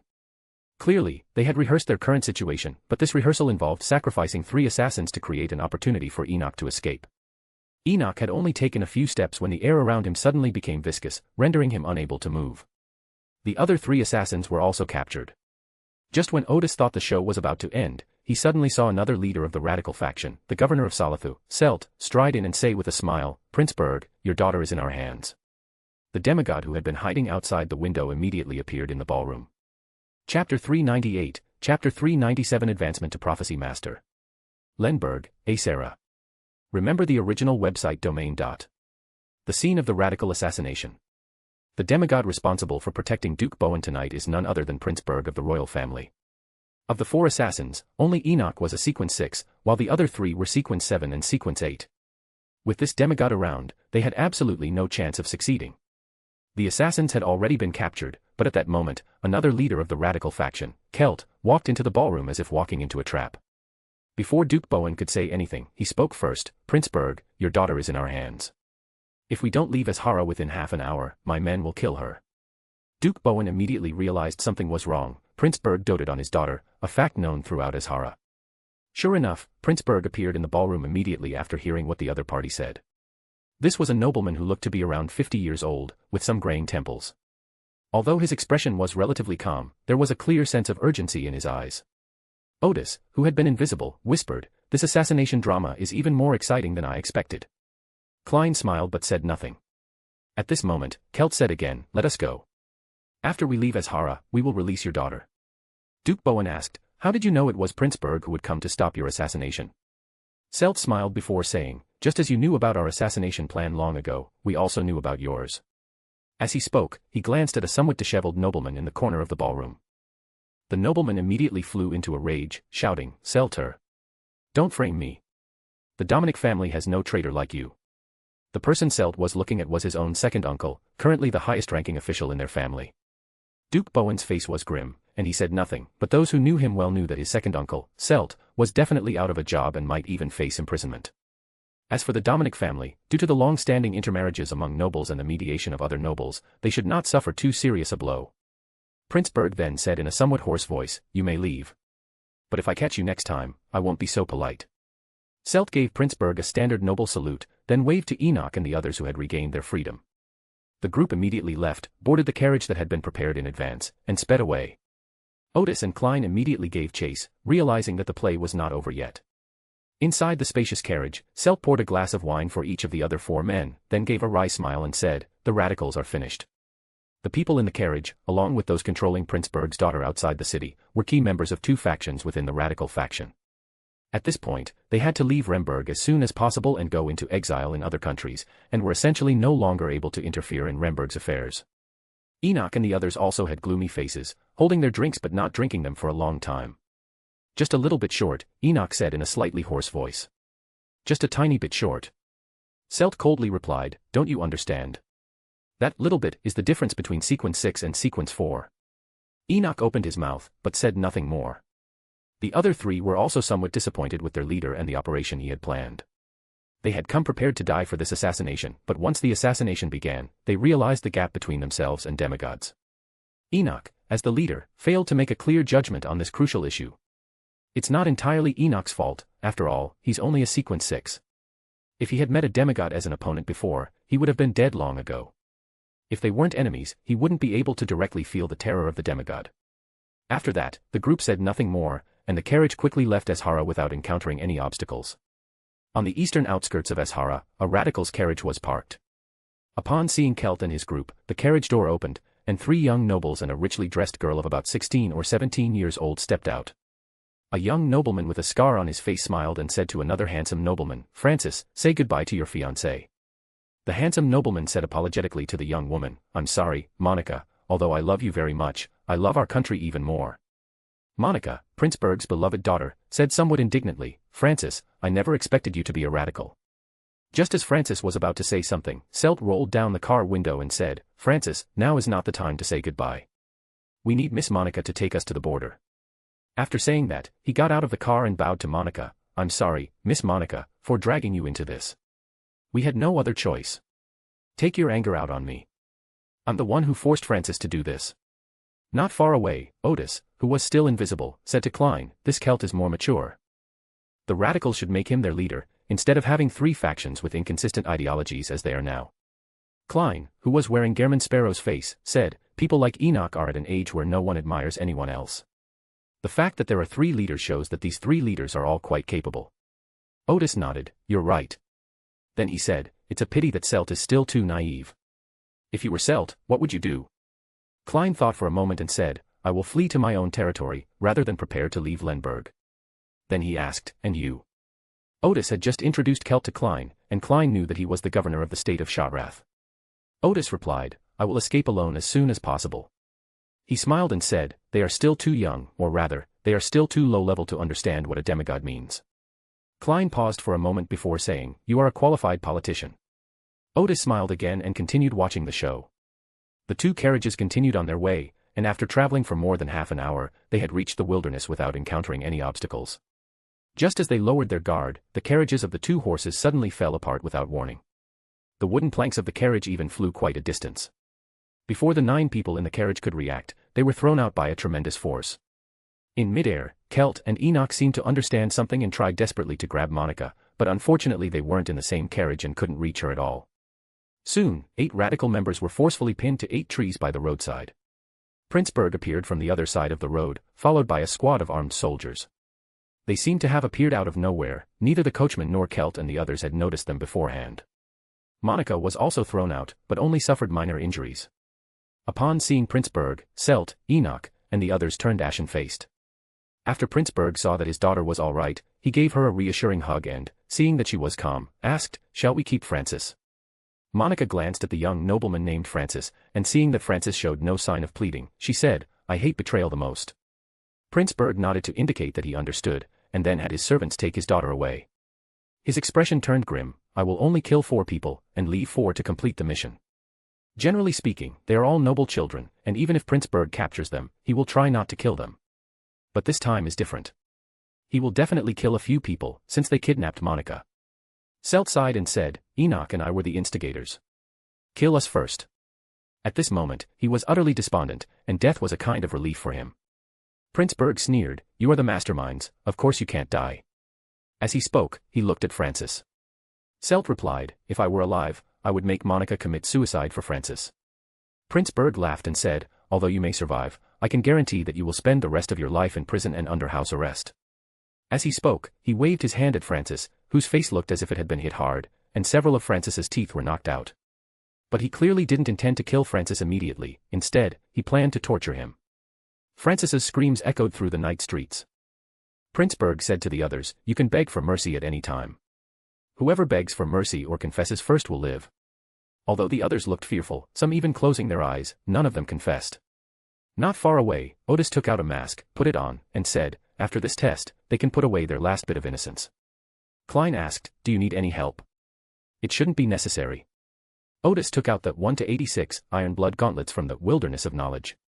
As he spoke, he suddenly looked at Prince Berg, his eyes no longer showing the leisurely air he had before, and a flame seemed to suddenly ignite in his pupils. Prince Berg immediately sensed the presence of a demigod and released Kelt and the others, looking in the direction of Odis. Selt and the others immediately lost the immense force that had pinned them to the tree, and their feet touched the ground, while Francis, who was already in a semi-conscious state, lay directly on the ground. Immediately afterwards, Kelt and the others saw countless fireballs suddenly appear in midair, illuminating the entire night sky. Whoosh boom. These fireballs were like heavy bombs, covering an area of several kilometers around. Kelt and the others couldn't help but raise their hands. It was an instinctive reaction, even though they knew they were powerless to stop the fireballs. But they soon discovered that the fireballs seemed to have eyes, completely bypassing them. Not only did they bypass them, but although the ordinary soldiers were immediately thrown into chaos, they were also spared from the fireballs. All the fireballs were aimed at Prince Berg, blasting a crater more than 3 meters deep around him, and flames raged for several kilometers around him. But Prince Berg managed to escape the fireballs by imprisoning himself.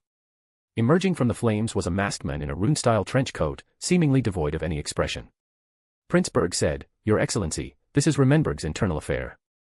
Odis gripped his gauntlets tightly and charged forward. Prince Berg quickly raised his hand, "Exile." His spiritual senses indicated that the gauntlet was extremely dangerous. Odis was driven away by the power of exile, as if he were getting further and further away from the real world. He drew the scepter of disaster from his waist, and a hurricane blew open the door to the real world, violently blowing Odis toward Prince Berg. Just as Prince Berg was about to use his death ability, Odis used teleport to appear in front of him. The punch that could ignore all defenses still hit Prince Berg. This is the critical strike ability that comes with the iron-blooded gauntlets. Prince Berg was hit in the cheek and sent flying. However, he quickly regained his balance and landed on the ground, but his entire chin was almost knocked off, and his face was severely deformed. Although it wasn't a fatal injury, he glanced at the iron gauntlets and the disaster scepter, and then turned and left. Prince Berg realized that the opponent's attacks all came from sealed artifacts, and the opponent had not yet used their own abilities. He knew he was no match for them, so he decided to leave quickly and seek support. The soldiers had been terrified by the fireball bombardment and fled in panic, many even abandoning their weapons. Kelt and the others looked at the mysterious man in front of them with some awe. Just as they were about to speak, a hurricane suddenly came from all directions and blew them together. Immediately afterwards, Odis pulled out the Staff of Gus and reappeared the Kuinpin. A large fish that looked somewhat like a whale appeared under everyone's feet. Its body was covered with green, blue and white patterns that formed an oriental charm. Its fins are very large, spreading out like wings, and on its back are 2 huge wings almost as big as its body. These wings, brightly colored and shrouded in mist, constantly emitted a sacred and radiant light. In the blink of an eye, they were already hundreds of kilometers away. Although the Kuinping disappeared immediately, Klein was able to see its appearance clearly and felt that this extraordinary creature seemed to have a unique oriental charm. However, he did not associate it with the Kuinping, because there are many magical creatures in the spirit world with all sorts of strange appearances, so he did not immediately make an association with the mythical creatures of the East. Klein remained invisible throughout, and Kelt and the others were completely unaware that there was a demigod among them. Upon arriving at their destination, Odis immediately took out the sealed artifact and began to heal Francis's injuries. Francis's wounds were almost completely healed in no time, and he was out of that semi-comatose state. Selt then said, "Thank you for your help. How can we repay you?" He knew very well that the person in front of him was a demigod, but he did not know what a demigod needed. Odis then removed his mask and smiled, saying, "I told you, I would provide some protection to the radicals." Selt breathed a sigh of relief, at least he knew he wasn't in a more dangerous situation now. Then he was somewhat surprised, because he never expected that Odis was actually a demigod. Enoch also recognized Odis and recalled Odis's previous astrological prediction that his mission was doomed to failure, but that he and his companions would be rescued by a mysterious figure in a moment of crisis. He had no idea that the mysterious person was the astrologer who had been standing in front of him. Then, after hearing Selt's introduction, Enoch realized that this was the governor of Wutai. Odis added, "You radicals owe me a personal favor." Selt immediately replied, "Of course, I will seriously consider how to repay this favor."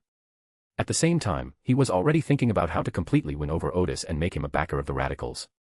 Today's experience made him realize that only with the support of a demigod could the radicals in Remenberg have a basic voice. Then Odis asked, "What are your plans after this?" The group fell silent, realizing that the key issue now was not their plans, but Odis's attitude. If Odis expressed support for the radicals, then they wouldn't need to flee at all, they could simply hide their tracks. But if Odis did not support the radicals, they would continue their escape. Finally, Kelt said, "We plan to hide for now." We can go to Salathu. I've been operating there for so long, even if I'm not the governor anymore, hiding there shouldn't be any problem. Odis shook his head and said, "That's not a good idea." Selt immediately asked, "What do you think we should do?" "Go and take control of Salathu, and immediately declare that Salathu will no longer accept any decrees from the current Minister of the Interior," Odis said. "You must find a way to let the officials and nobles of Azhara know that you are not opposing the king, but the current Minister of the Interior." And he said that a Home Secretary should be chosen that is also approved by the radicals. "As long as you keep the State Guard under control, you are safe for the time being." Selt was stunned, with the military strength of an entire state. At this point, he immediately thought of the tense international situation in recent years, with most of Lenberg's troops stationed on the northern and southern borders to defend against a surprise attack on Azhara by the Kingdom of Fenaport and the Republic of Intis. This is why they intend to allow several states in the western provinces to be autonomous, because they simply have no troops left to deploy. Then Selt asked, "And then?" "Then you must adopt a very resolute stance and express your political views to the king." Odis smiled and said, "Of course, your use of the explosion scroll in the ballroom tonight has caused a very bad influence. However, you can describe this in another way, that you had already guessed that Duke Bowen was prepared, which is why you used the explosive scroll. But unexpectedly, Duke Bowen did not rescue everyone, which is why such a large number of casualties occurred." Selt and the others were stunned, they hadn't expected the matter to be explained this way. They knew very well that although such an explanation seemed like sophistry, it would definitely cause many politicians and nobles to question the Duke of Bowen and cause dissatisfaction. Klein, who was invisible, thought to himself, "Are you sure you didn't drink the instigator potion?" "Of course, all of this is predicated on the protection of a demigod," Odis continued. "I can provide the protection, but not free of charge, including tonight's rescue." At this point, Kelt and the others became somewhat nervous, unable to guess what conditions Odis would offer. Selt took a deep breath before asking, "What do you need us to do?" Odis glanced at the young nobles before saying, "I will become the behind-the-scenes leader of the radicals, and you will all be under my command." This condition surprised everyone. But Selt quickly followed up with, "What are your political demands?" "Let Remenberg achieve the separation of royal power and political power," Odis said. "Our political demands are actually quite similar, except that my goal is to realize some of my ideas more quickly and bring Remenberg into a completely new phase. Because of the experiment in Wutai State, it is certain that Lundberg will become stronger after going through this process. Although many new problems may arise then, it will certainly be better than the current situation." Selt immediately replied, "I have no objection." As he spoke, he looked at Enoch. He made his decision so quickly because he had witnessed the rapid development of Vorte and the new tools and weapons invented by Odis. In the past, he probably wouldn't have agreed, but now that he knew Odis was a demigod, he agreed almost immediately. Because he knew very well that under such circumstances, Odis becoming the leader of the radicals would allow the radicals to have a longer-term development. Enoch had only heard of Vaudia's achievements and knew only that he was a very capable governor. However, since they hadn't had much contact before, he wouldn't hesitate to pay for saving his life, but he couldn't accept the sudden need to acknowledge Odis as the leader. At this moment, Selt said to him, without the secret support of the demigods, we can only continue to run away, because Prince Berg only needs one person to go to Salathu and wipe us all out. Enoch paused for a moment, then suddenly realized that even if he didn't accept Odis as the leader of the radicals, he would most likely have to obey him if he wanted his support. So he stopped worrying about it. I have no objection either. Selt added, there is another faction of radicals, but they did not participate in tonight's operation. The leader of that faction is Clarence of the L family. We will write to him to tell him our decision, but we can't make the decision for him. It's all right, Odis smiled. As long as he's willing to continue cooperating with you. He paused for a moment and then said, so, as the new leader, my first order is that Enoch will henceforth obey Kelt, because Kelt performed very well in tonight's operation. Enoch was somewhat reluctant, but quickly replied, okay. He had to admit that he was able to escape as Hara today thanks to Kelt. Odis hummed in agreement and then said to Kelt, I'll give you a crystal ball. As long as you infuse it with your spirit, I can sense it and appear in the shortest possible time. Do you know how to summon a messenger? Yes, an extraordinary messenger. If it's not too urgent, you can write to me. Selt carefully put away the method of summoning the messenger and the crystal ball. Odis then said to everyone, the specific cleanup operations will be arranged by Kelt. As he spoke, he used an invisibility spell and disappeared from their sight. Selt and the others were stunned for a moment, as if they were just realizing that their new leader had already left. While invisible, Odis and Klein watched them discuss their next move. After watching for a few minutes, Odis said, I don't know what's been going on with you lately that makes you so down. The purpose of inviting you to see this play is to let you see the potential power of this world.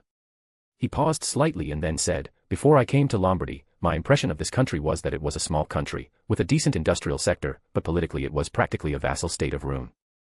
At the time, I thought this must be a lifeless and stagnant country. After meeting the political figures here, I realized that this country also has its own unique vitality. Some people hope that this country will become better and are working hard to make it better. When I feel a little tired, I think of them, and suddenly I realize that I am not the only one working hard in this world, it also has its own vitality. Klein looked at the people in front of him and was somewhat moved by Odis's words. Before this, apart from a few people who were close to him, he always felt that everyone else was an NPC. Of course, he was well aware that his thoughts were wrong, but he just felt that those people's life trajectories were far removed from his own. He had this thought because the way of life in this world was very different from the life he remembered, which made it difficult for him to empathize with it. As Odis said, after witnessing the assassination today, he suddenly realized that regardless of whether he had traveled through time or how much influence he had on this world, the world was still moving forward. He took a deep breath, and instead of feeling discouraged, he felt a surge of power welling up inside him, as if he could suddenly face any challenge and overcome any difficulty. Thank you, Klein finally said. He didn't know why Odis had suddenly become different from before, but he could sense the others' goodwill towards him. Odis smiled and said, all right, it's getting late, we should head back. Actually, he hadn't intended to have any in-depth contact with Klein before. He was different from Klein, he had been here for more than 2 years longer and had already come to regard this place as his second home. It was only after seeing the word hometown that a wave of homesickness washed over him, which sparked his desire to get to know Klein better. After returning to Backlund, the two went their separate ways. When Odis returned to the Remberg embassy and was about to rest, he suddenly thought that he could record the recent experiences of Kelt and Enoch as part of his observations on their fates and as supplementary material. So he went to his office and spent the night recording his observations about the two men. It was almost midnight when Odis returned to his bedroom to rest. He lay on the bed and took a deep breath, feeling that he had handled the radicals very well that day, and from then on he had a political base in Remmenberg. The next morning around 7 a.m., Odis got up and, after confirming that he was in good condition, went to the church of St. Musel. The church was not yet open, but Odis used his teleportation ability to enter the empty chapel and pray to the Black Knight emblem, asking which church he should ascend to. Odis was given instructions, go to the Church of Tranquility. Odis took a deep breath. That was the headquarters of the Church of the Goddess of Night, said to be on the site of the former Deep Dark Heaven. So Odis first entered the Wilderness of Knowledge, and made some arrangements, then went to find Bernadette and came to Backlund together, and then summoned the messenger. This wasn't the first time Bernadette and the messenger El Bella had met, but they still sized each other up. Next, Odis recreated Suzaku and arrived deep in the Amanda Mountains of Winter's Hire. The three of them appeared on a mountain peak covered with deep sleep flowers, and before them lay an eternal night. The sun had already risen, but they were still in darkness, as if the sunlight could not dispel the starry sky there. At the boundary between night and sunlight, there is a small city, the final destination for devout believers of the Church of the Goddess of Night, and once the capital of the Kingdom of the Goddess of Night. Halfway up the mountain in the darkness, there stood a magnificent Gothic church, their destination, the Church of Tranquility. This church was built in the former Kingdom of the Goddess of Night. Although the goddess's kingdom has now entered the astral plane, it still has an influence on the surrounding environment. The three then flew to the Church of Tranquility. As soon as they entered the night, they immediately felt their power weaken. Moreover, this weakening became more pronounced the closer they got to the Church of Tranquility. But soon, a figure dressed in a simple robe appeared in the square in front of the tranquil church. That was none other than Abbess Ariana of the Night Monastery. With a wave of her hand toward the three of them, the obvious sense of weakening vanished instantly. After landing in the square, Odis removed her top hat. "Dean Ariana." Just as he was about to introduce Elbella said, "Long time no see, please give my regards to the goddess of the night." "Long time no see," Ariana said. "I'll pass on your greetings." She continued, "Come with me." As she spoke, she led the way. Odis then asked the messenger Elbella, "Do you know each other?" Elbella hummed in agreement. "During the Fourth Age, I spent some time in the Church of the Night as an outside helper." Upon hearing this, Odis sensed there must be a story behind it, but clearly now was not the time to discuss such matters. Ariana didn't reminisce with Elbera, but instead led them through a side door of the majestic church, down a very quiet corridor, to a room that wasn't very large. Quietness is the dominant color here. When Odis came in, she clearly saw many people going in and out of the church, but there was no noise from the church. The room where Odis and the others were located was very simple, with only a carpet on the floor and nothing else. At the top of the room is a huge, rather imposing emblem of the night. "This is the meditation chamber," Ariana explained simply. "Only the most devout ascetics can practice asceticism under the watchful eye of the goddess. Odis suddenly felt that this place was like a study room, and the goddess of the night was somewhat like a teacher maintaining order. Ariana added, "Once you're ready, you can be promoted." Odis smiled and said, "Let me prepare the potion first." As he spoke, he took out the auxiliary materials and extraordinary properties that he had prepared beforehand from the knowledge wilderness. Since there wasn't even a table in the room, Odis had to go to the windowsill to concoct potions. First, there's his observation of the fates of several people, Kelt and Enoch, Alexis, the son of Count Vincent, and a few ordinary people, Nicola and the Godfrey family. After setting aside the notebook used for observation and recording, Odis took out a clump of liquid that looked like a thin jelly, which seemed as if it could slip through her fingers at any moment. Gradually, the liquid seemed to form the grooves of the brain, eventually creating the shape of a brain. This is the liquid brain of the phantom multibodied worm, an extraordinary creature said to have multiple bodies in gaseous, liquid, and solid states, each corresponding to one of the three types of brains. The gaseous brain is the primary material for advancing to the Master of Prophecy, and there is only one gaseous body, while the liquid brain is an auxiliary material, and there are multiple liquid bodies. The other supplementary material is a small bottle of colored liquid, which is the blood of the colorful pteranodon, a species said to be a branch of the giant dragon that is now basically extinct. Once the two auxiliary materials are mixed, they immediately begin to stir on their own. Finally, Odis revealed the extraordinary nature of the Master of Prophecy, a nature that resembled a rolling mass of gas without substance, occasionally revealing its interior as it rolled, a small starry sky, or a pair of illusory eyes that seemed to see through fate. Place the extraordinary properties into a beaker and immediately stir silently. Odis noticed that the notebook containing the fates of several people, which was placed next to the beaker, seemed to move suddenly. Immediately afterwards, Odis's spirituality seemed to be triggered, and something seemed to be poured into the notebook into a potion. Odis guessed that it was probably a disturbance of fate for several people, but it was an illusory or symbolic supplementary material. In the end, Odis obtained a potion that resembled a phantom gas. The gases churned slowly at the bottom of the cup, as if ready to escape at any moment. Odis held the beaker, glanced at Bernadette, and saw only a hint of worry in her eyes. Because Odis didn't tell her that the god of steam and machinery would attack her during her ascension, he only said that she had here to ascend in order to avoid being found by the hidden sage. Therefore, Bernadette was not too worried about this promotion, because Odis had been in good condition and there shouldn't be any major problems with the promotion. Odis then smiled and recalled the ritual for becoming a Master of Prophecy. Based on the clues and conditions obtained, make a prophecy about the future world. The more accurate and clear the prophecy, the better the effect. His spirituality was so certain that his prophecy of Klein's revenge had achieved the effect required for his advancement.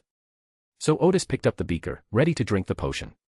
At this moment, Ariana raised her hand to Odis, who then disappeared from Bernadette and Elabella's sight as if erased by an eraser. Immediately afterwards, Bernadette felt an immense sense of oppression, and she quickly realized that the oppression came from the Black Knight emblem. The goddess of the night is watching this place. Bernadette was surprised and also a little confused. It was only to prevent the hidden sage from disrupting the advancement process that the goddess of the night needed to watch over it personally. The hidden sage is, after all, an evil god. Once Odis appeared in the Church of Tranquility, there should be no need to worry. At this moment, she realized that things were not so simple. Odis held the beaker and looked around as the scene around him dimmed considerably. he knew he was currently in the hidden world. At this moment, Odis felt a sense of oppression coming from above. He looked up and found that the symbolic emblem of night in the hidden world seemed to be surging with spirituality, making it seem as if it had a life of its own. As the oppressive feeling grew stronger, Odis knew that the goddess of night was beginning to watch over them, so he quickly looked away. Taking another deep breath, Odis brought the beaker to his lips, about to drink, when the ethereal mist at the bottom of the beaker eagerly drifted into his mouth. He felt a cold breath enter his chest cavity from his throat, causing a sharp pain in his chest and abdomen. But in the next second, Odis saw a phantom river before her eyes, composed of threads of fate that flowed forward unstoppably. A rather thick thread, with many points of light, suddenly emerged from a place like the river of fate. It was Odis's prophecy about Klein's revenge. When the prophecy corresponded to reality, the thread of fate surrounding the prophecy became extraordinary for Odis. This immediately reminded Odis of the circumstances surrounding the prophecy and his involvement in the event. Based on this, Odis immediately regained consciousness. Just as he was figuring out how to get out of there, a voice suddenly rang in his ear. "I've finally waited for you." Odis was taken aback. Who? The person you've been on guard against. The god of steam and machinery. Odis was somewhat surprised, unable to understand how the other party had entered the hidden world and affected him right under the nose of the goddess of night. Chapter 399, Chapter 398 New abilities gained after promotion. 7 or 8 hazy points of light appeared in the sky and suddenly drifted toward the tranquil church, quickly entering the meditation room where Ariana and the others were. Suddenly, the black night emblem glowed with an eerie light, and Bernadette and the others were immediately enveloped in darkness, as if they were suddenly placed under an endless starry sky. The hazy points of light vanished immediately, and the endless darkness dissipated as well. The two deities had no intention of directly confronting each other, they were merely projecting some of their power into the real world. Bernadette kept a close eye on Elbera, Odis's messenger. Odis had instructed Bernadette that his main purpose today was to keep an eye on this messenger. Elbella sighed and said, "He must have some other arrangements." Bernadette didn't understand who Elbella was referring to, but Ariana immediately asked, "What arrangement?" "I don't know either." Elbella smiled. "After all, I've never been a perfect person, so I don't know the qualitative change that comes with gaining uniqueness." She glanced at the spot where Odis had just been. Now we can only rely on Odis himself, but fortunately, the power he can display is quite limited. Bernadette probably realized that today Odis not only had to be wary of the hidden sage, but also had to deal with the god of steam and machinery. Elbella raised her hand, and a ball of light appeared in her palm. She said to the orb of light, "Don't go too far and make Odis hate you. This is your way out, and it may be your only way out." After saying that, Elbella threw the ball of light, which quickly flew into the sky and disappeared.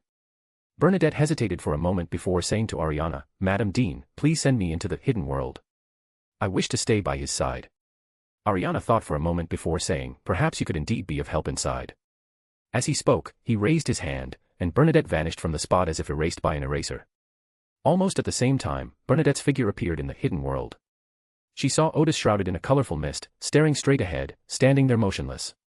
He was in good condition and had clearly passed through the frenzy period. After drinking the potion with relative ease, his body had been remodeled. But strangely, he had not yet regained consciousness. Bernadette said, "I don't know why the god of steam and the hidden sage are always fixated on you, but I'm sure that what attracts me to you is different from what attracts them to me." She suddenly took a deep breath. "I knew you must have been prepared, right?" At this moment, Odis, as if by the river of destiny, looked around but saw no one.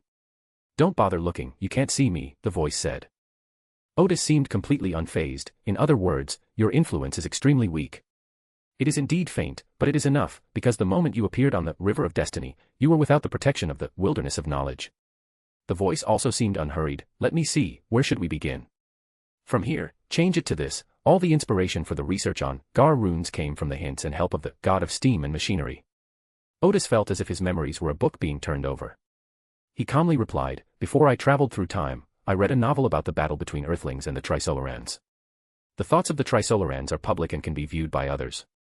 The god of steam spoke to Odis like an old friend, saying, "I've also read that novel, and it was very inspiring to me." Odis asked, "Are you also a time traveler?" "No," the other person replied, "I saw it through another channel." Odis continued, "When I learned that you had the ability to alter my memories, I immediately thought of the Wallfacer and Yun Tianming." The other person laughed and said, "Do you think you can shut your mind in front of me?" "I haven't finished speaking yet," Odis smiled. "I also realize that your influence on me may be very weak, but your level is very high, and I should have a hard time completing the defensive process. So I made some preparations in the knowledge wilderness. Well, I have to tell you about it. There are some puppets in there that obey my commands. The order I gave to one of the puppets was that if they discovered that my memories had been tampered with, they should hand over control of the Wilderland of Knowledge to the hidden sage. After a few seconds of silence, the other party said, your plan will most likely fail. The wilderness of knowledge is almost harmless to you, but you cannot master the hidden sage for the time being. Moreover, as far as I know, the wilderness of knowledge is very likely to reject the hidden sage, which will give me enough time and space to compete for it. Furthermore, the hidden sage is severely restricted and cannot become a true god, so he is no match for me. Odis asked, why does the wilderness of knowledge reject the hidden sage? And why is the hidden sage restricted? I can't answer that question, the other person said, because it's to help you. Odis took a deep breath before saying, my plan is not actually to let the hidden sage seize the Wilderland of Knowledge, but to use the Staff of Gus to manipulate the Wilderland of Knowledge and aggregate the uniqueness of the Hidden One's path.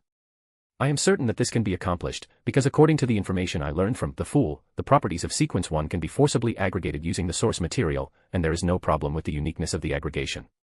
I didn't expect that the Wilderness of Knowledge might reject the Hidden Sage, but the Wilderness of Knowledge will not reject the uniqueness of the Hermit path. Although this would allow the Hidden Sage to take control of the Wilderland of Knowledge, he needs time. And after aggregating the uniqueness of the Hermit path, the puppet will immediately go on to aggregate the uniqueness of the Perfect path.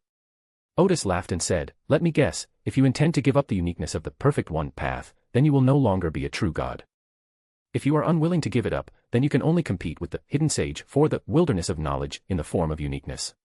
What will the Wilderness of Knowledge ultimately become? Perhaps you will become like Medici, a mixed mess. Perhaps you will continue to fight in the Wilderness of Knowledge. Odis paused for a moment and said, at this point, you will all realize that Odis Gard, the former master of the Wilderness of Knowledge, has become the key to the struggle. But as long as you let me come into contact with the Wilderness of Knowledge, it will trigger another arrangement I have made in the Wilderness of Knowledge. I will use the position in the Wilderness of Knowledge to distinguish which memories have been tampered with by you. In other words, don't expect me to help you. At that time, your battle will become a battle of the three of us. I also have some allies, such as the God of Knowledge and Wisdom, and the Goddess of Night, and the Fool is also rapidly recovering his strength. They are all willing to help me. And what kind of help will you receive? The God of Steam fell silent again, and after a long while he said, Dark Forest Deterrence. That's right. Odis smiled and said, since I can't beat you, I'll show you my determination to die with you. Well, to be precise, we won't perish together, because my future will only get better and better, while you might not even be able to maintain your status as a true god. The other party remained silent for a long time, and then Odis felt that he was going through his own memories again, as if to confirm the truth of Odis's words. Odis replied, you cannot see my arrangements in the Wilderness of Knowledge. However, you can take a look at my thought process for the whole plan. Finally, Odis heard a long sigh, perhaps Elbra is right. Odis felt as if he were being pushed back, and the River of Destiny was rapidly disappearing from his sight. He finally breathed a sigh of relief, clearly, the God of Steam had let him go. Soon, Odis felt a sensation of falling, and his consciousness finally returned to his body. The colorful mist around him immediately dissipated. When Odis came to her senses, the first person she saw was Bernadette. The other person's face was full of worry, but it was quickly replaced by relief. Odis opened her arms, and the two embraced tightly. Neither of them spoke, and they simply held each other in silence. Until the oppressive feeling from the dark emblem disappeared, Odis heard the poem again, O boundless universe. You are not just a pile of material possessions. It is also a collection of information and knowledge, and a chaotic leap of spirituality. The chaotic babbling is the language of the Creator. It resounds throughout the universe and has never stopped. Endless knowledge is the knowledge of the Creator. It operates the universe, and it never stops. Come to Canner. Listen, Master. Odis paused for a moment, not hearing much more this time. Then he realized that Canal seemed to be a place name, but he didn't know where it was. At the same time, Odis also felt the digestion of her own potion, and the digestion was much better than expected. Bernadette said, let's go outside first. Dean, Ariana and Elbella are still waiting outside. Odis hummed in agreement and released Bernadette, but suddenly they thought of something else, how to leave the hidden world. Fortunately, Ariana soon ended her maintenance of the hidden world, allowing them to return to the real world. Congratulations on your promotion. Elbella smiled and said, although I came, I wasn't able to help much. Odis smiled and said, your ability to anticipate the God of Steam's plan is the greatest help you can give me.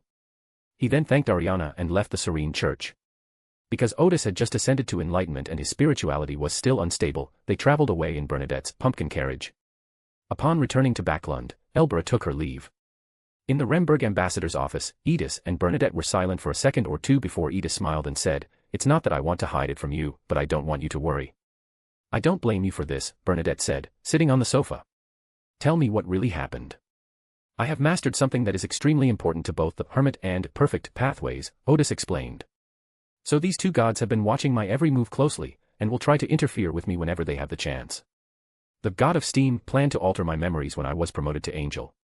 It is said that the hidden sage also had some schemes when I was promoted to angel. That's why I've been working with the Church of Knowledge and the Church of Night since very early on." Bernadette frowned. "Why don't you ask the Lord of Mysteries for help?" "Because the Lord of Mysteries is also very weak at this time." Odis struggled for a moment, but decided to keep this matter to himself, or rather, whether the Lord of Mysteries can recover further depends on whether I can continue to advance. Bernadette paused for a moment, realizing that the matter was more complicated than she had anticipated. But since it involved the Lord of Mysteries, she realized she couldn't ask any further questions. So she asked, "How can I help you?" "Just help me stay in shape," Odis smiled. "Your agreement to be my girlfriend and your willingness to make our relationship public, and our potential marriage in the future, would be the greatest help you could give me." Bernadette smiled and said, "In this respect, we help each other." She stood up from the sofa and said, "Let's stop here for today. You should quickly gather your spiritual energy and understand the new abilities you will gain after your advancement." Odis nodded, "Okay." After watching Bernadette leave, Odis had her secretary bring her a pot of tea and began to use her spirituality to sense her own condition. First, Odis sensed that the Master of Prophecies potion had been almost completely digested.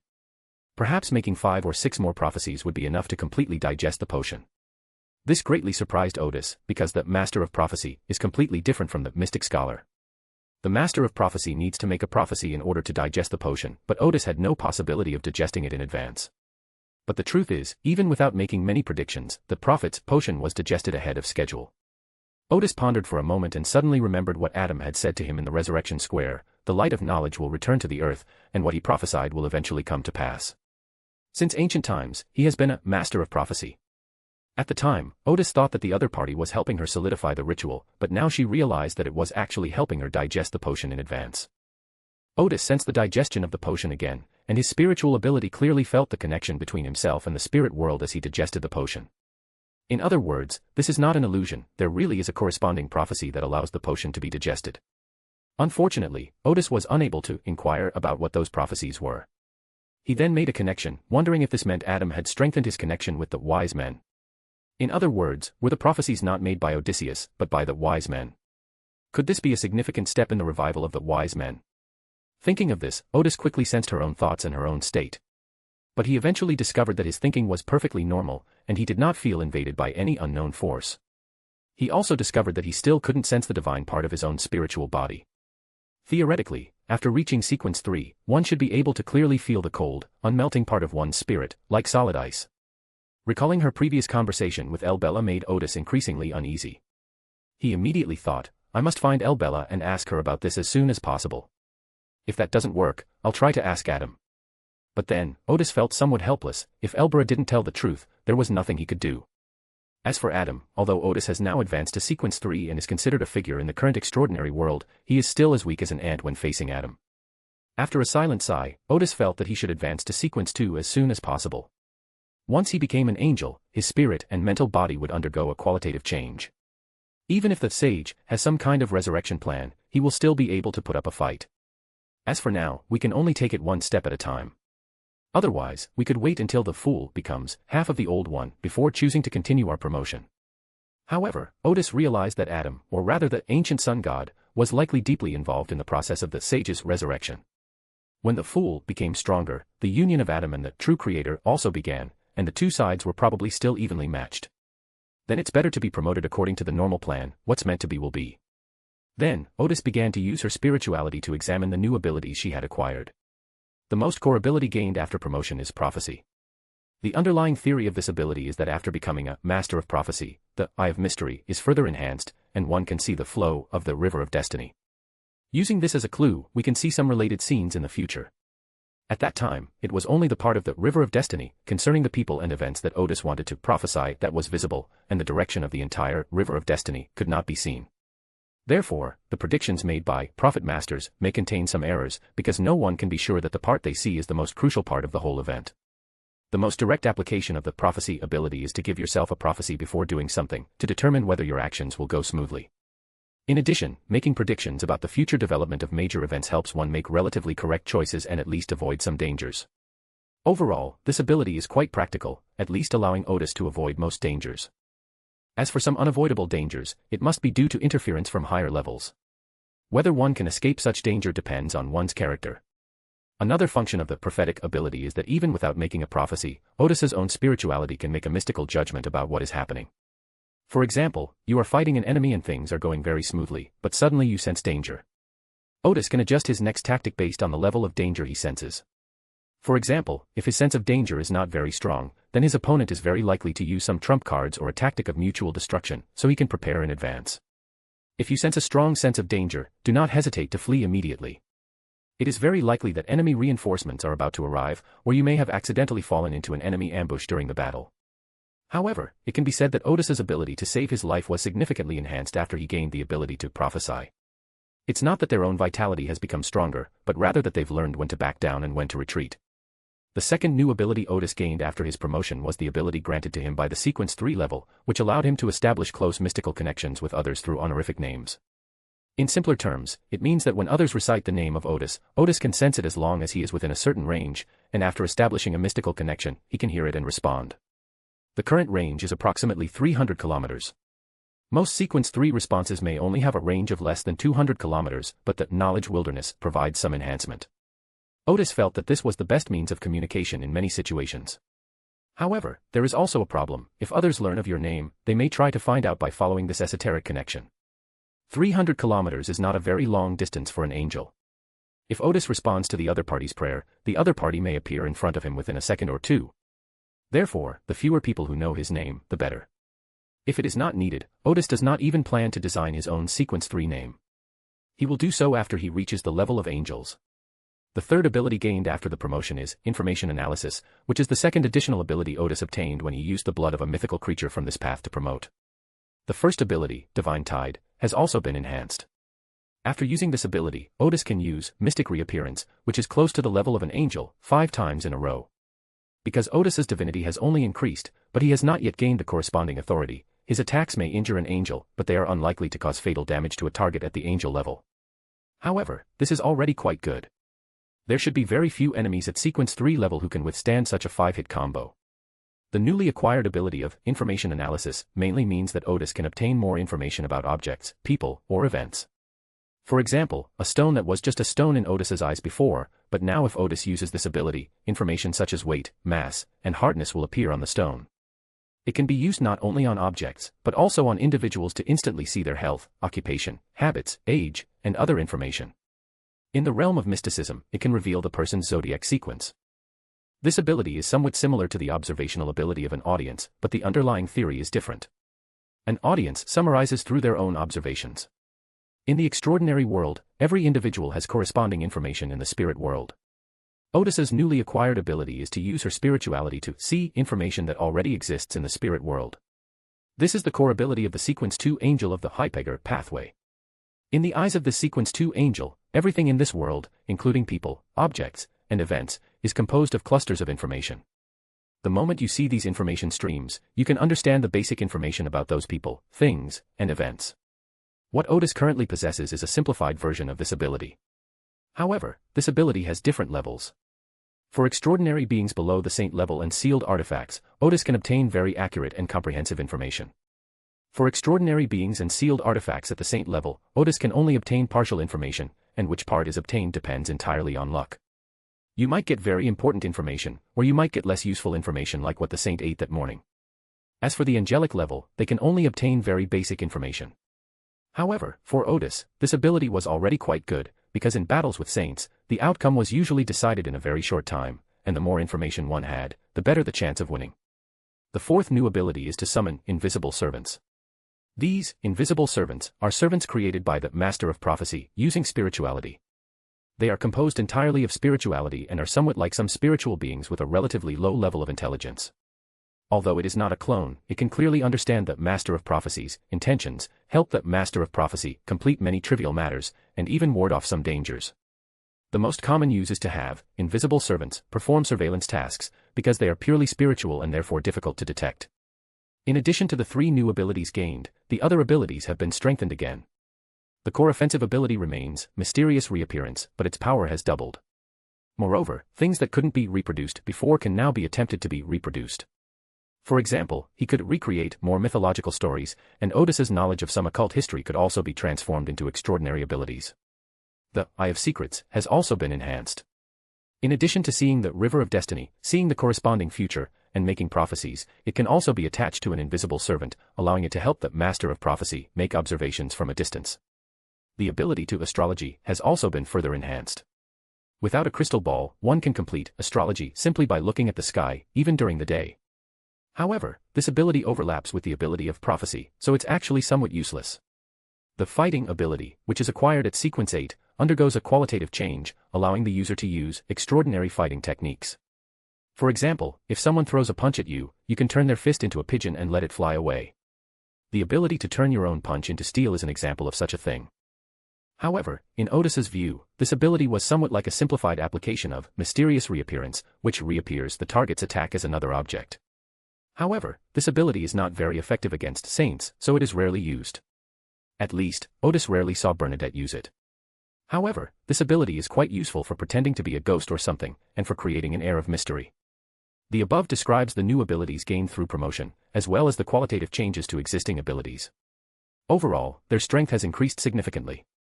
Odis then sat down on the sofa, pretending to rest, but actually entered the wilderness of knowledge to check the new abilities he had gained there after his promotion. Upon entering the wilderness of knowledge, Odis first sees an intelligent puppet, holding the Staff of Gus and the Hermit card, which is Odis's arrangement to deal with the God of Steam. Once it is in the process of advancement and is influenced by the God of Steam, this intelligent puppet will possess the corresponding authority of Odis and begin to use the source matter to aggregate the uniqueness of the Hermit path.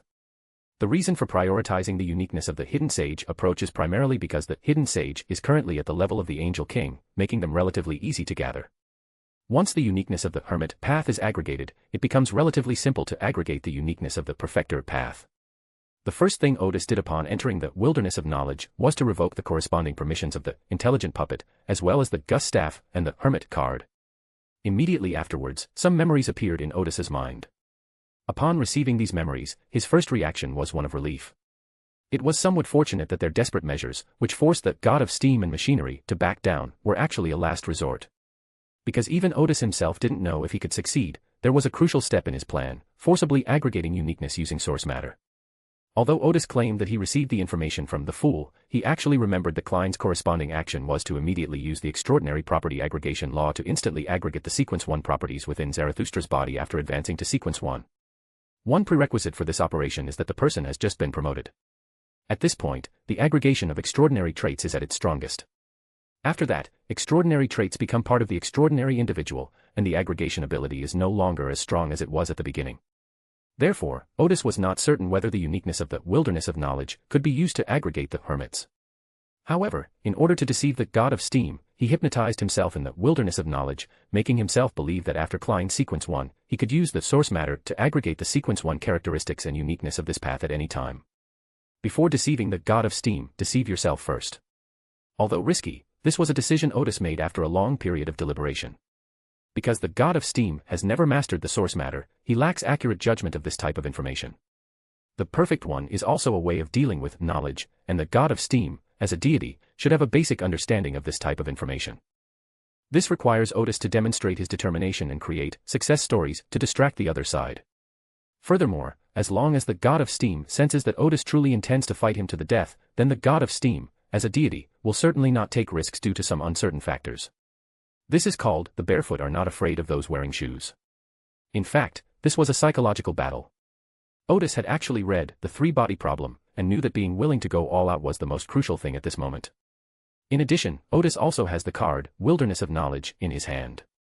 He anticipates that when the God of Steam is about to affect him, he will be in a relatively weak state and will not be able to appear in front of Odis at all. Therefore, Odis likely wouldn't have discovered his self-hypnosis in the Wilderness of Knowledge. Thus, the plan achieved its goal without any major incidents.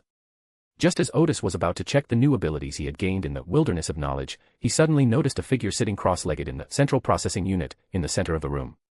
The central simulator was already there when Odis first mastered the wilderness of knowledge. It resembled a crystal ball and could be used to mobilize the power of the wilderness of knowledge to complete many complex operations. At this moment, a figure appeared in the central simulator of the crystal ball, growing from small to large and from far to near.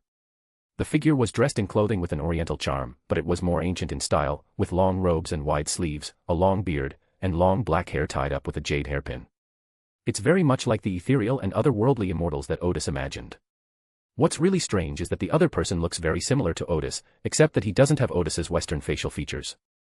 Odis instinctively took a step back, and the next second, the other party floated above the central simulator in a meditative posture. With a gentle smile and a mild voice, he said, "It seems you have advanced to sequence 3. We can finally meet."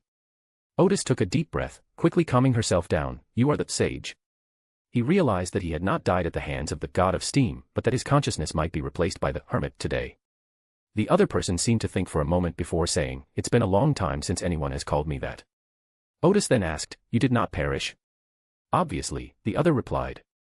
"The fallen mother goddess meticulously planned and launched an attack on the wilderness of knowledge in the western continent when I was at my weakest. What she didn't know was that it was part of my plan. I created the illusion of my downfall, but in reality, it was the beginning of my plan to rebuild myself. Everyone was deceived by me, even the fallen mother goddess thought that I had fallen and that only a wisp of divinity remained in the wilderness of knowledge. She also took advantage of this time to cooperate with the uniqueness of the Hermit pathway, and thus the hidden sage appeared." Odis felt something was off when the other person referred to the fallen mother goddess as she. Considering that during the Second Age, this person in front of him most likely fought alongside the ancient sun god against the fallen mother goddess, this title is not surprising. After letting his mind wander, he finally asked, "Are you planning to use me to reclaim my extraordinary traits, lay a solid foundation for yourself, and then replace me?" "I'm here today to explain this to you," the other person said seriously. "I know exactly what you're thinking, and if I don't explain it clearly, it will definitely affect your state of mind." Odis took a deep breath. "Go ahead and speak." "I don't need to use you for anything," the other person said. "You are you, and no one can replace you, not even me." Odis was taken aback again. "Then what exactly do you want to achieve by giving me the wilderness of knowledge and allowing me to advance so smoothly?" "My goal is what you are currently doing," the other person said in a gentle tone, "to popularize the benefits of mysticism, by whatever means necessary. You should have received information from my existence in the wilderness of knowledge. After thousands of years of contemplation, I finally realized that the best way to overcome divinity is to become divinity myself. It's not about merging with the other person, but about taking the initiative and becoming divine while retaining one's own emotions." The other person paused for a moment and then said, "This might be a little hard to understand. What do you think divinity is?" Odis seemed to understand what the other person meant, and he replied, "The laws of the universe are divine, and the power that can bring about qualitative changes in itself and the things around it is also divine. You could elaborate a bit more."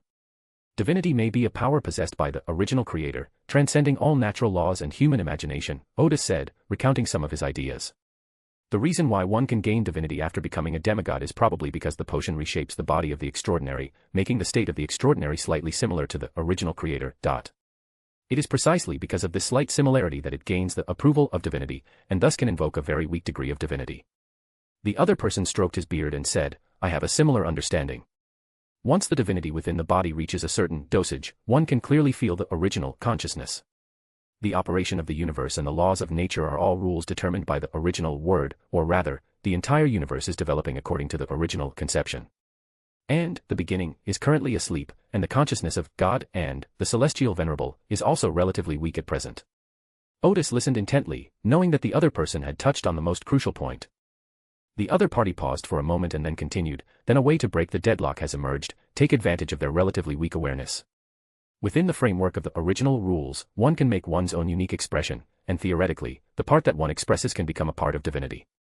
And in this process, one is not passively merged with the consciousness of the original, but can retain one's own emotions and feelings.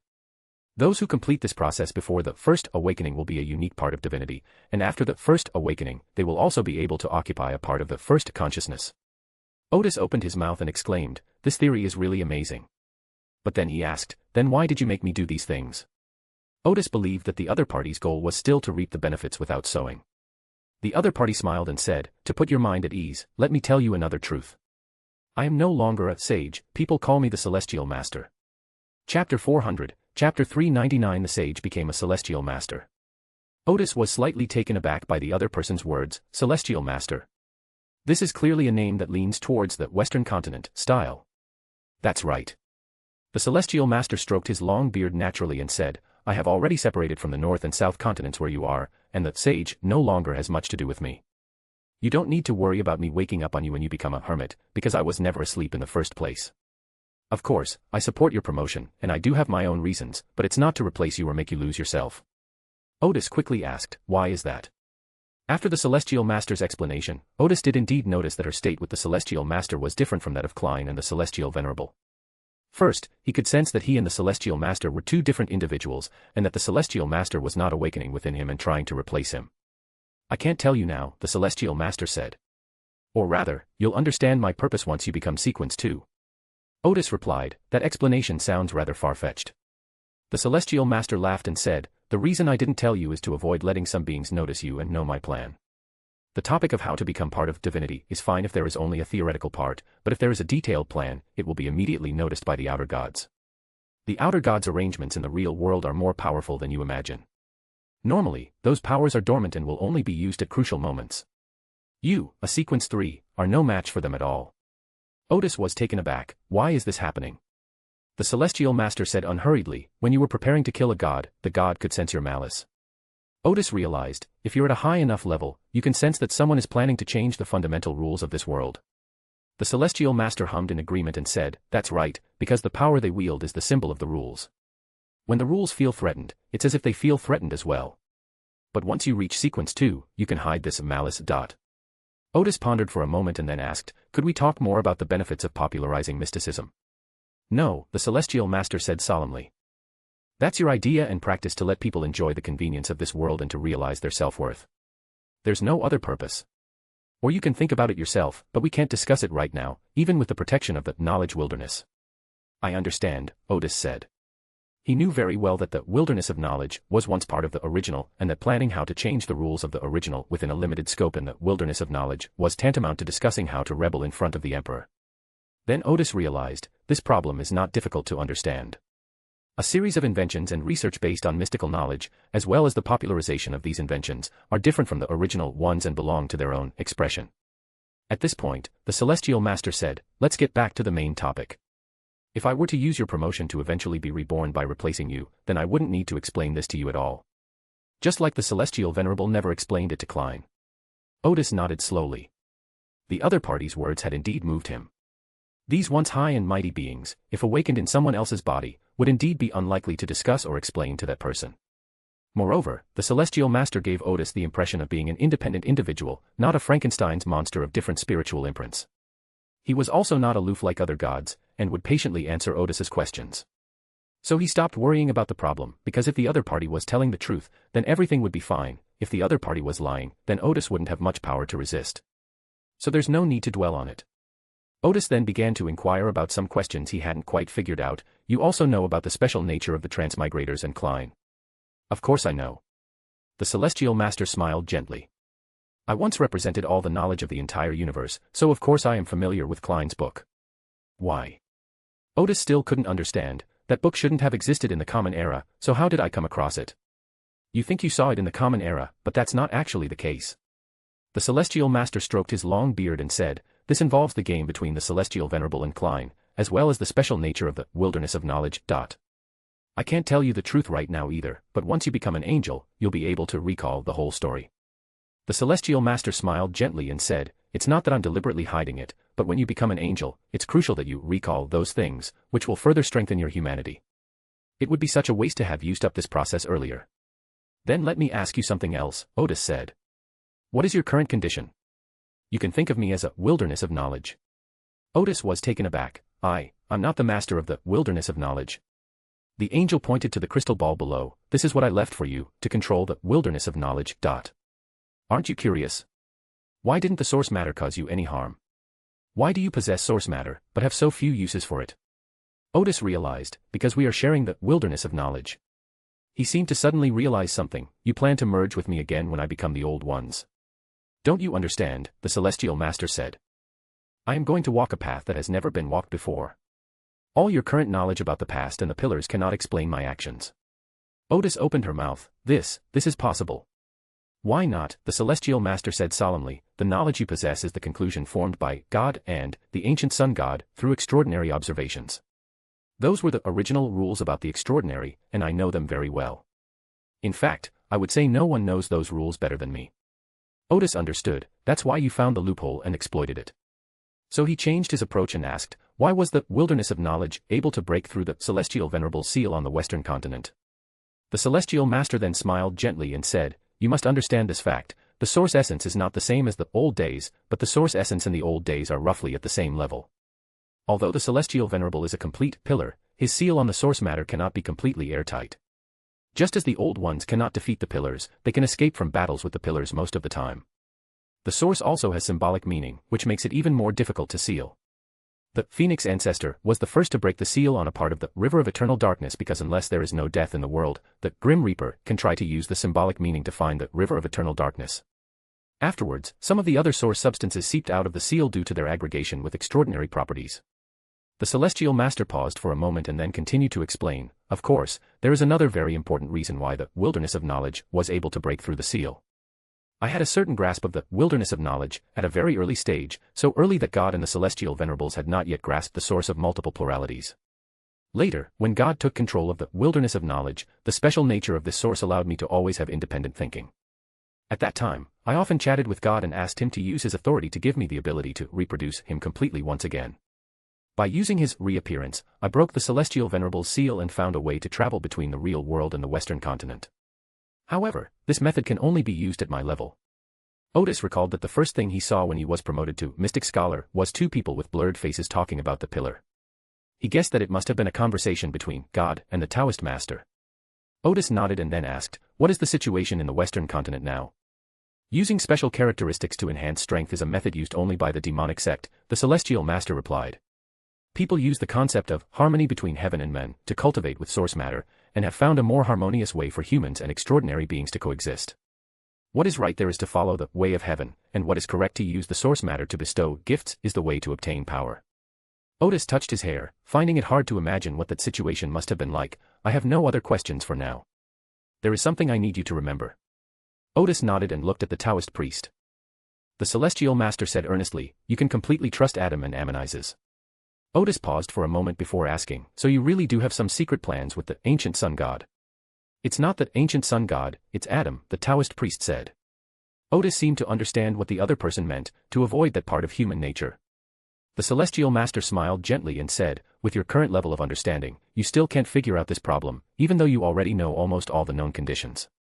Odis did not continue asking in that direction, but instead began asking the goddess of night, why is the goddess of night worthy of complete trust? You forced her to fill the hole in the barrier. Actually, in my design, 6 true gods are enough to solve the problem of the barrier, the celestial master said. Odis paused for a moment. During the promotion, in the scene I saw, the goddess of night was quite surprised that you couldn't solve the barrier problem at the time. Could it be that the goddess was putting on a show of acting skills back then? I had already tried my best to help her before that, the celestial master said. Salinger was prepared. After being attacked by me and Amon-Isis, he immediately fled to the River of Eternal Darkness and forcibly merged with that part of the source matter. We had no choice but to force him to accept the uniqueness of the Red Priest path, preventing him from ascending to the normal old ones, thus temporarily making Amon-Isis safe. So Odis asked, what is the true purpose of the Goddess of Night going to the Star Realm? The Celestial Master smiled slightly, I cannot tell you for now. Then he suddenly became solemn and said in a high-spirited tone, history is being rewritten, and the future has new possibilities. The gears of fate have been turned, the old rules have been loosened, and the first beneficiaries of the new rules will appear. This is clearly a prophecy. Then the Celestial Master looked at Odis and said with a wise gaze, you should go to the ruins of the gods again. There, you will learn more inside information. Going to the Hall of Honesty will also yield a lot of useful information. Seeing that the other person's figure was somewhat illusory, Odis knew that the conversation was about to end, so he quickly asked, but I don't know how to avoid the babbling there. The Celestial Master extended his right index finger, and a ball of light immediately appeared on it. He gently touched Odis's forehead, and the ball of light disappeared into Odis's forehead. Immediately afterward, the Taoist priest disappeared. Odis suddenly mastered many incredible formations. Because these formations all required the power of the wilderness of knowledge, they were at a very high level, and many of their ideas opened up a new way of thinking for Odis. One of the magic circles can be used to counter the babbling of the ruins of the gods. Then Odis sensed that the Celestial Master had granted him two abilities that were only available through the Generalist pathway, the ability to create magical objects and to take lives. In the Wilderness of Knowledge, he can even create level 0 sealed artifacts, but the success rate is low and it is difficult to control their negative effects. If uniqueness is involved, the probability of success is almost zero. Of course, such opportunities are very rare. Odis even felt that the greatest use of this ability was actually to create level 1 sealed artifacts. Currently, among the major extraordinary forces, apart from the Steam Church, no other organization can create level 1 sealed artifacts. The level 1 sealed artifacts possessed by the various churches are basically naturally formed. Now, Odis possesses such power, with a high probability of success, and can also limit the negative effects to some extent. Unfortunately, the extraordinary characteristics of demigods are very difficult to acquire. Odis suddenly remembered his Divine Tide ability. He could try hunting demigods. He wouldn't dare say how he would fare against a Sequence 3, but killing a Sequence 4 was child's play for him right now. Having made up his mind, Odis smiled, as if he could see a bunch of level 1 sealed artifacts beckoning to him. This ability can also create demigod-level puppets, giving life to machines and inanimate objects. Odis's spirituality then perceived that the ability to create magical objects and take life existed at a Sequence 3 level outside the Wilderness of Knowledge. That's amazing. Odis thought to herself. I've gained a money-making skill and an attack skill.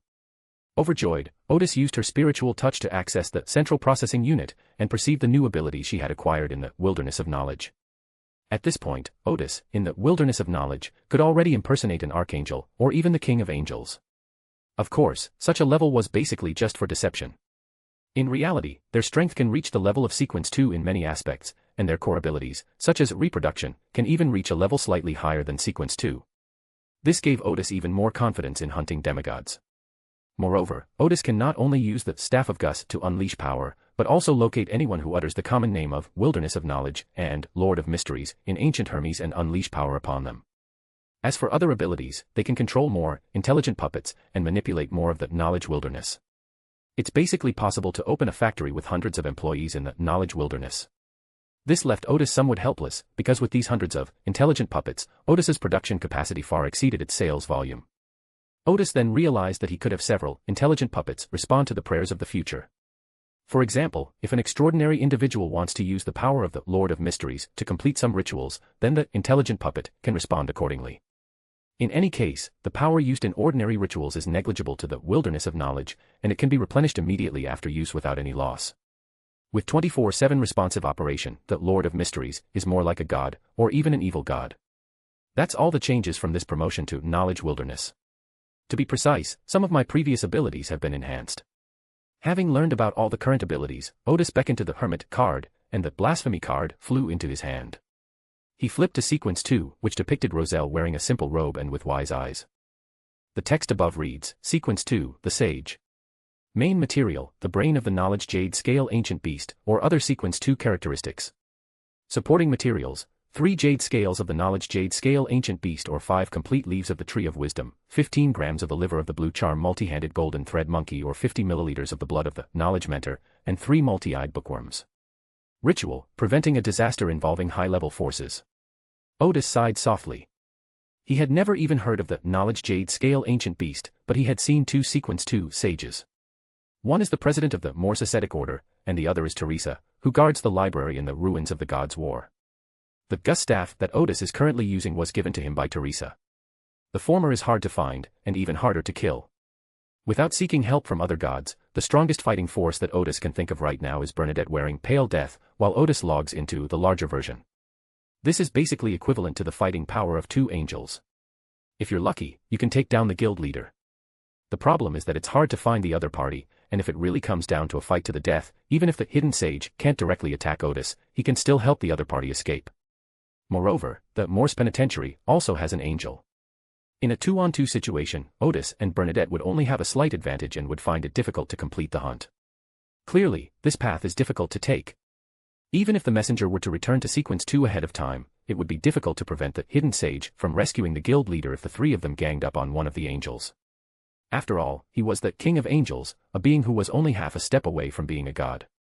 Then Odis thought of Teresa in the ruins of the War of the Gods, where there might still be some hope. She was once an angel who had fallen for some unknown reason and was now guarding the library of the Ascetic Order of Moors in spirit form. You could try talking to Teresa to find out what's going on and discuss revoking her extraordinary ability promotion.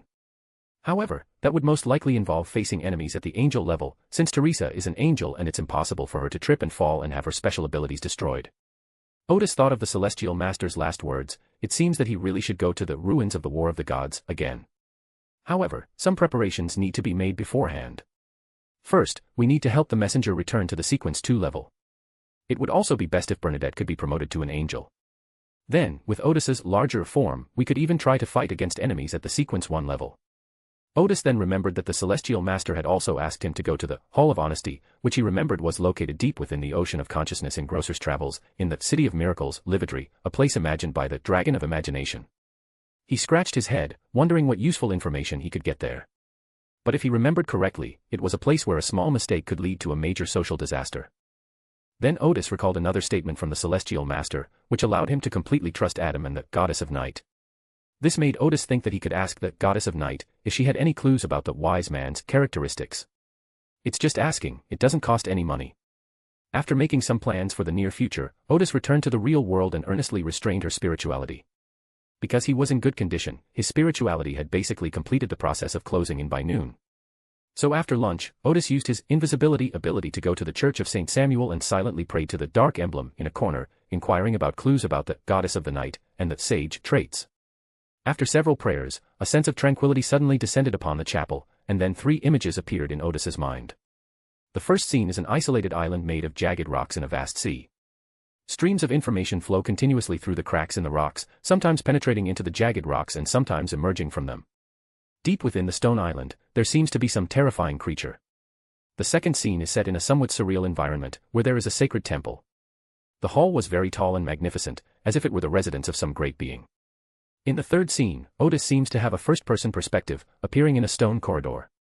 Her gaze shifts to a room where there is an ancient ceremonial hat. However, the top hat was now pierced by a blood-stained spear, and occasionally a stream of information would flow through the tear in the hat. This is clearly a sealed artifact of the sage level, which is theoretically the best choice for Odis, but one of the walls in this stone chamber is painted with the mechanical holy emblem.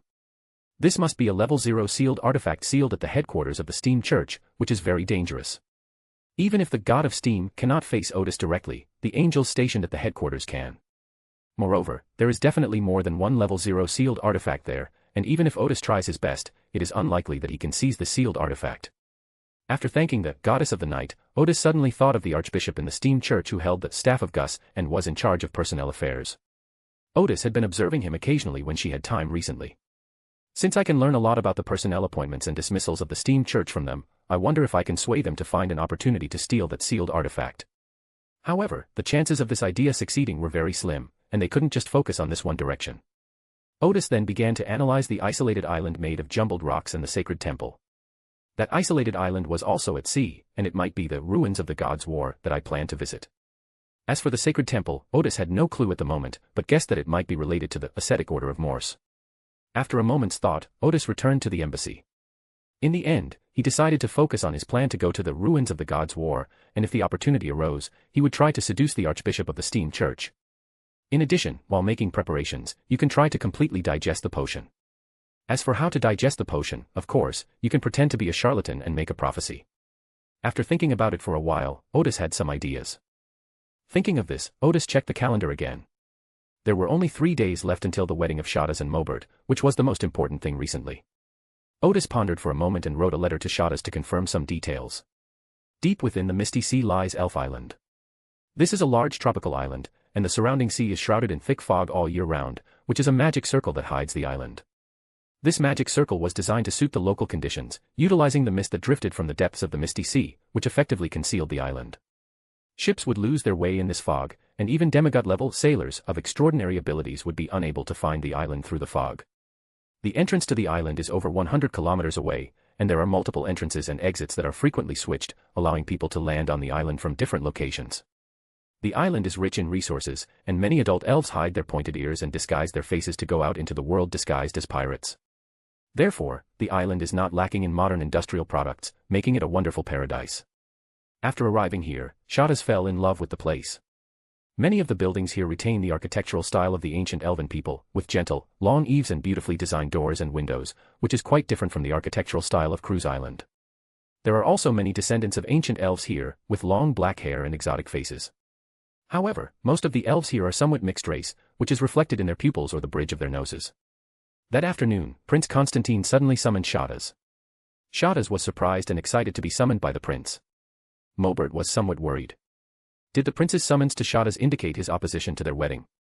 Although the elves on the island did not hate humans, they were all very warm towards Shadas, while treating Mobert coldly. Although after spending some time together, no one objected to their wedding anymore, but who knows if that ancient elven prince was reliving the pain of his race's annihilation.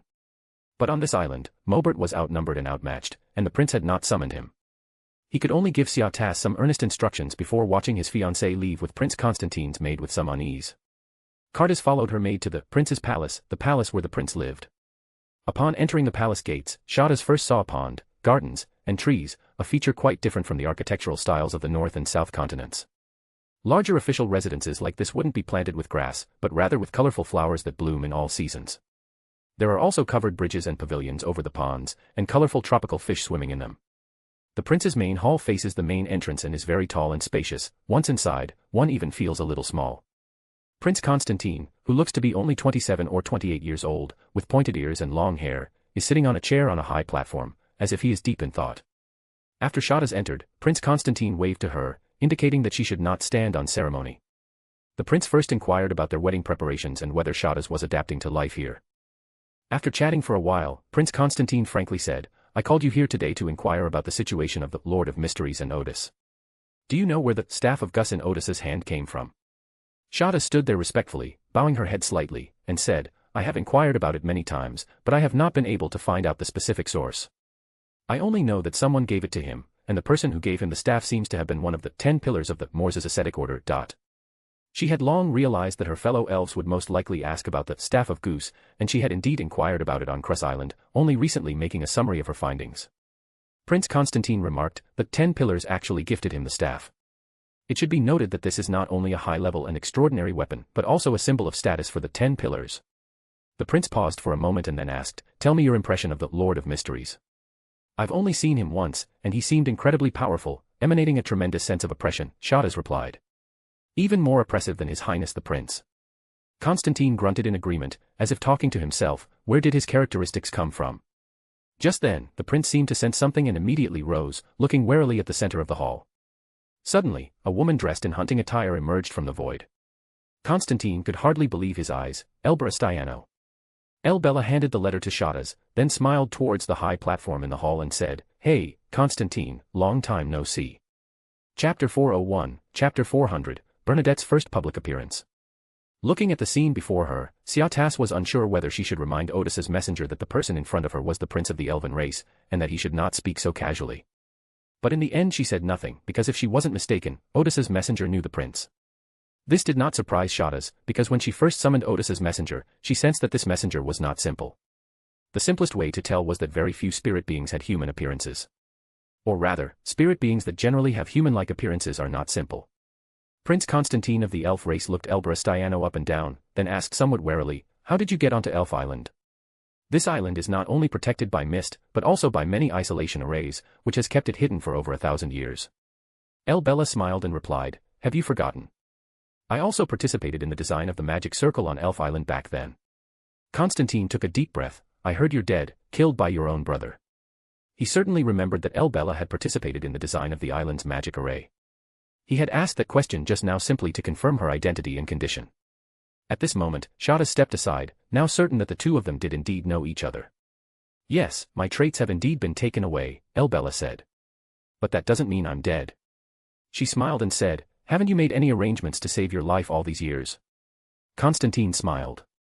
"I just didn't expect you to be in such good shape, and you seem to be acting as a messenger." "That's right, I am now Odis Gard's messenger," Elbera said frankly. "What exactly is Odis Gard's hidden identity?" A thin arc of electricity suddenly appeared around Constantine as he asked in quick succession, "Is the Lord of Mysteries, is he incarnation?" Elbella shook her head and said, "After all these years, you're still so impatient. Perhaps you'll never have the patience for this path." Constantine chuckled again. "After all these years, you still love to talk nonsense." "Gar is a follower of the Lord of Mysteries," Elbera explained.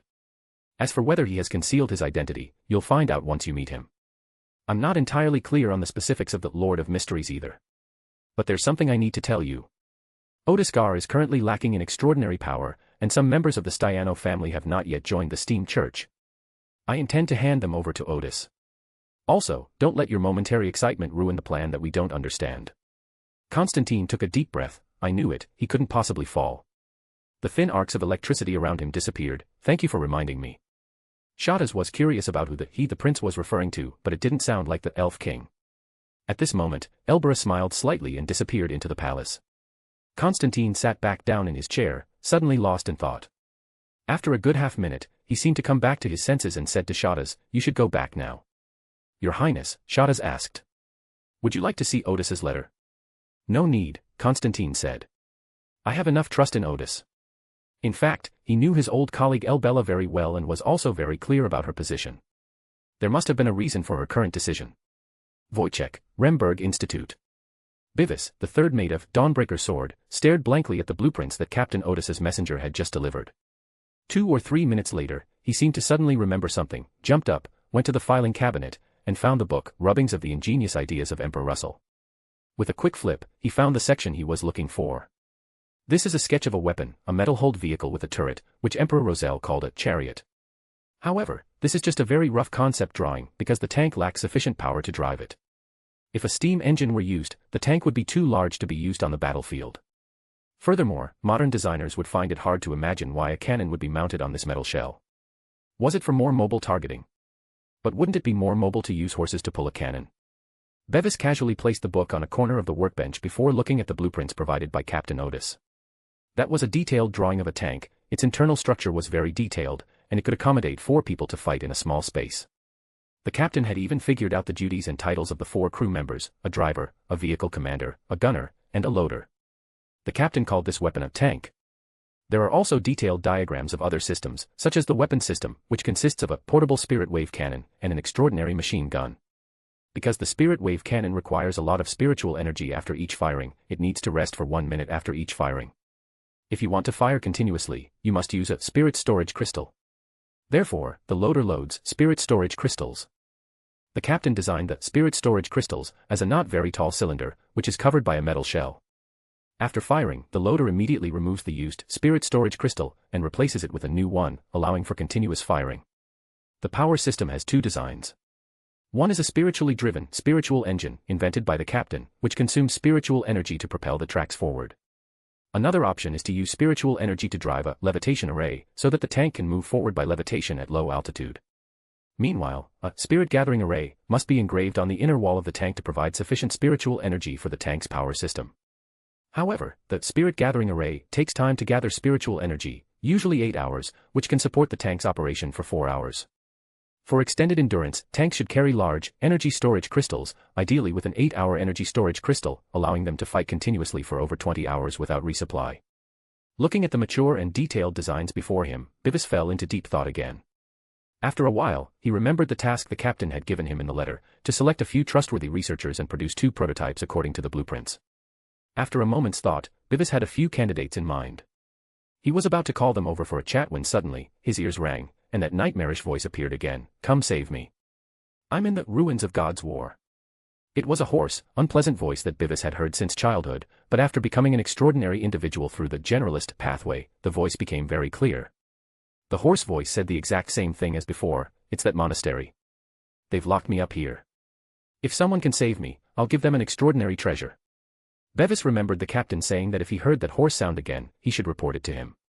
With the captain's help, Bevis was no longer as worried as before. He asked, "How can I save you?" "Come to the ruins of the War of Gods, and when night falls, enter the dream world. There, a huge black monastery will appear before you, and I am trapped inside. I will contact you after you arrive." Bevis replied, "I was misled by you before and risked going to the ruins of the Gods' War, where I also saw that black monastery in my dream. But you haven't contacted me." "That's because you have some terrifying people around you," the voice rasped. "If I contact you, I'll definitely reveal my location, and they'll kill me." Bevis was taken aback. The other person had said them, "There were no angel-level beings around me at that time." "They may not be angels, but they are extremely dangerous," the hoarse voice said. "I'm not mistaken. Symbolically speaking, they are extremely dangerous and extremely powerful. Perhaps they were in disguise." Instead of arguing with him, Bevis asked, "Then how am I supposed to find you?" "You do it yourself. This time, you do it yourself." "Don't tell anyone," the voice said. "I'll contact you later. As long as you can rescue me, that extraordinary treasure is all yours." Bevis nodded. "Okay, I'll make some preparations and then head to the ruins of the Gods' War. Okay. The voice gradually faded away. After thinking it over for a moment, just to be on the safe side, he didn't contact the captain immediately. Instead, he went to work and had a waiter call over a few researchers he trusted, and chatted with them for a while. He then convened a meeting and established a tank research group, which began to manufacture 2 prototypes according to the blueprints provided by the captain. After finishing all that, Bevis wrote to Captain Odis, explaining the situation he had encountered. Odis was on the island of Cruz when she received Bevis's letter. After receiving a reply from Shadas, he came to Cruz Island to prepare for his journey to Elf Island. Since Longzil is currently unavailable, the only attendees at Ziada's and Mobit's wedding will be Odis, Grocer, the ascetic snowman, and Odis's companion, Bernadette. We had just finalized the departure time and the preparations needed when I received a letter from Bevis. Upon reading the contents of the letter, Odis was taken aback. Was this a coincidence? After thinking for a moment, Odis replied to Bevis, telling him that she was also going to the ruins of the Gods' War soon, and asked him to prepare so they could go together in a while. After meeting the Celestial Master, Odis was no longer as conflicted as before. Now, for him, such coincidences were basically governed by the principle of, if it's a blessing, it's not a curse, if it's a curse, you can't escape it. Just as he was about to summon the messenger, Odis suddenly realized that he was now a master of prophecy, so why not use his prophetic abilities? Thinking about this, he laughed to himself. He had just been promoted and was still a little unfamiliar with his new identity. So Odis took a deep breath, first opening the Eye of Secrets, and then silently contemplating the consequences of taking 3 Bevis to the ruins of the Gods' War. Prophecy is different from divination. You only need to silently recite the question you want to ask, and you don't need to follow the rules of divination texts in your description. Just explain what you want to predict. Then Odis used his prophecy ability, and the scene in front of him suddenly receded, and everything in front of him became illusory. In the illusion, Odis seemed to see the aurora borealis, and the ebb and flow of the tide. Suddenly, a huge shadow appeared in the illusion. It spread its long wings and tried to fly away, but instead crashed to the ground. It transformed into a gigantic shadow, attempting to attack Odis, but vanished prematurely. Odis's vision returned, and she saw her office again. Odis then completed the interpretation. What appears to be imprisoned in the Black Monastery is a giant dragon. A further interpretation is, the other party may pose a certain danger to me, but I will be able to resolve it. Odis took a deep breath. He was certain that the other party was also at a high level, at least sequence 3. However, due to the lack of detailed information, only this kind of blurry image can be seen. Odis has conducted experiments in the past 2 days. Unless he receives a prophetic message containing key information, he generally cannot see what will happen in the future. He will only see some phantoms or symbolic images. What Odis just saw was probably a phantom and some symbolic images. He could only determine the level of danger and the general shape of the other party. That's enough. If the outcome is extremely dangerous and beyond his control, he will definitely wait before dealing with Bevis's matter. After making the prophecy, Odis summoned the messenger, but before giving her the letter, Odis said, "In about a week, I can help you obtain the characteristics of sequence 2. You should prepare yourself." He paused for a moment, then asked with some concern, "Where exactly is the characteristic located? Is this operation dangerous?"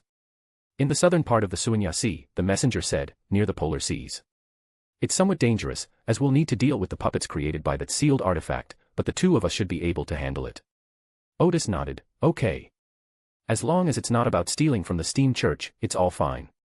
Moreover, Odis was determined to retreat immediately and find another way if he encountered danger. Watching the messenger go to deliver the message, Odis took a deep breath and began to think about how to establish a close relationship with the elves. 2 days later, Odis brought Bernadette to the island of Cruz to meet Grocer and the ascetic snowman, and Odis introduced them to each other. Bernadette had heard Odis talk about the people in the book, and knew about Grocer and Sloman. After these 2 sequence 5s became the guardians of Cruz Island, they had also heard some speculations about Odis and the mysterious queen. After a brief exchange of pleasantries, Odis reappeared as the Kuinpeng, carrying them to their destination in an instant. It was a small island deep in the misty sea, and on the island was a house hidden in the woods, built of trees and hay. From the outside, it's hard to spot this place. At this moment, Vice Admiral Hel Constantine was already waiting on the island as promised. He had seen Grocer and Snowman before, but only glanced at them casually. Finally, his gaze fell on the beautiful lady next to Odis. Hal only knew that the mysterious admiral was bringing a female companion, but he didn't know who she was. However, after seeing her, he already had some guesses. However, he still asked, "And who is this?" Odis smiled and said, "My girlfriend is the mysterious queen." Hal couldn't help but take a deep breath. Just as he had guessed, it was indeed the mysterious queen. Although he had been at sea for many years, this was the first time that deep-sea admiral had met the mysterious queen. While admiring her beauty and temperament, he also noticed that Odis referred to her as his girlfriend rather than his female companion. As he thought about the rumors circulating at sea, he politely said to the mysterious queen, "Welcome to Elf Island, please follow me." As he spoke, Hal led a few people into the house. Although the door was spacious enough, it was only about 2.5 meters high, so Grosser had to bend over to get in. This is the widened passage to Elf Island. It's usually used to transport supplies, otherwise, Grosser wouldn't be able to get through the regular passage. There were 2 elven guards in the room. They glanced at Grosser and then focused their attention on Odis and the others. During the Second Age, elves and giants were enemies for a time, but that was a very, very long time ago. From the Tertiary period onward, the elves avoided humans, and their main enemy became humans. Therefore, the current members of the elf race are more wary of humans and no longer harbor any hostility towards the giants. Hal opened up the ground of the house, revealing a wide downward passage. This passageway is made of stone bricks, and there is a driveway on one side of the passageway, which is obviously used by vehicles at times. Grosser, afraid of damaging their passage, continued to bend down. Hal apologized, "I'm sorry, this is the widest passage to Elf Island." Grosser quickly waved his hand and said, it's all right, I'll just bend down a bit." Following the passage downhill, after walking a short distance, we arrived at a spacious stone chamber. Odis glanced at the markings on the ground and knew that there was a teleportation array not far underground. This surprised Odis, who had originally thought that only the Abraham family possessed this magic circle. Hal infused spiritual energy into the stone platform beside him, and soon a phantom, layered gate appeared in the center of the magic circle. Bernadette and the others had all seen the teleportation array on Cruise Island and were not surprised at all. Hal noticed this and had originally thought that the array would give Odis and the others some deterrent effect, but it had no effect at all. After the magic circle was activated, the group arrived at the Elf Island, more than 100 kilometers away, in an instant. The crowd's view suddenly opened up, revealing a landscape of exotic architecture and elves with pointed ears whose clothing styles were vastly different from those of the northern and southern continents. Upon seeing these, Bernadette exclaimed, "The elves." This made her immediately aware of the differences in racial culture. Shadas and Mobert were already waiting outside the magic circle. The elves valued the location of the island's entrance very much, and even Shadas herself had no right to know it. She could only greet them from the Elf Island. The 2 men quickly came up to greet them, and Grosser's hearty laughter rang out first, "Congratulations." "Thank you," Shadas said with a smile. Odis and the others also offered their blessings. Shadas looked at Odis and then at Bernadette, "Thank you for your blessings." Mobert said, "I've prepared tea and snacks. Come on, let's drink and chat." Although the elves were somewhat wary of them, they still treated them with great courtesy, arranging a small villa for them. The appearance of Odis and his party, especially the tall Grosser, attracted the attention of the local elves, and many of them cast curious glances in their direction. Hal will accompany him throughout the rest of the trip. Upon arriving at the villa's courtyard, the group sat around a stone table and chatted about their recent lives. Because Grosser was large, the seat and water cup prepared for him were all large, especially his teacup, which was almost the size of a large basin. After learning about Grosser and Snowman's life on Cruise Island, Mobert expressed a desire to return. Shadas was living quite comfortably on Elf Island, but Mobert had to be careful. Charlotte smiled and said that she would return to Cruise Island to settle down after getting married. She also felt a bit emotional, although life here was familiar to her, it was ultimately not her home. Then Odis asked about the wedding arrangements for tomorrow, and they chatted about it for a while. After chatting for over an hour, Odis suddenly asked Mobert, "Do you know the potion recipe for your Sequence 4 pathway?" Mobert paused for a moment before replying, "I know." "You can start preparing for the ceremony now," Odis said with a smile. "I recently obtained a clue about the Sequence 4 characteristics of the Thief pathway. Once I receive it, I will give it to you as a wedding gift." It was the big rat that used to live next door to Congressman Don Dantes, but it seems to have moved to the suburbs now. Odis had long planned to hunt it down, otherwise it would have benefited Amon. After Odis obtained this property, he could have raised a demigod of his own. As for whether the absence of that rat might affect Klein's plan to eliminate Amon's clone, Odis wasn't worried about it, because they were destined to meet. Even if Amon's clone couldn't find his way through the rat demigod, he might find his way through other means. Mobert stood up abruptly. This is far too valuable." Hal, who was listening in, was completely dumbfounded. He never expected that Odis would give such a valuable gift. Half human, half god. That would be a qualitative leap. Of course, there are conditions, Odis smiled. When you return to Cruise Island, you will have to work for me. I hope you can understand this as well. In the 5th era, demigods are a very rare talent. Mobert and Shadas exchanged a glance and then immediately said, of course. Shadas knew perfectly well how rare the opportunity to become a demigod was, and she would definitely support Mobert's return. Odis nodded and said, write to me after you have prepared the ritual and supporting materials, and I will send you the extraordinary properties. You can also write to me if you need any assistance. Okay. Mobert nodded repeatedly. Thank you. Odis added, once you become a demigod, you should no longer need to wear the extraordinary items I gave you, and you will be fully recognized by this world. Of course, that's how it is in theory, but we still need to be careful and do some experiments before completely removing that extraordinary item. This touched Siataz and the others. Although they could live normal lives now, they still had a lingering worry in their hearts, fearing that if they accidentally lost the extraordinary item given to them by Odis, they would disappear. Even Grosser, who has a very good attitude, sometimes wakes up in the middle of the night and rushes to check if that extraordinary item is still there. Moreover, this is one of their weaknesses. If the enemy finds out, they will certainly be targeted by the enemy. They would only feel completely normal if they had the chance to remove that extraordinary item. Odis seemed to see through their thoughts, and then smiled and said, the rest of you don't need to be discouraged. I'm also trying to find out about the extraordinary characteristics of demigods, but you know that these things depend on luck. We already have news about the traits that Mobert and Longzel have advanced to, and we believe we'll have news about your traits soon as well. The characteristics that Longzel can use to advance can be those of important members of the Remberg royal family. Anyway, Odis will have to confront the other party sooner or later, and there is a high probability that he can obtain the characteristics of a demigod. In fact, Shadas already has the advancement characteristics, and Odis plans to shatter the Disaster Scepter for her to use, but that will have to wait until she becomes an angel and has no need for level 1 sealed artifacts.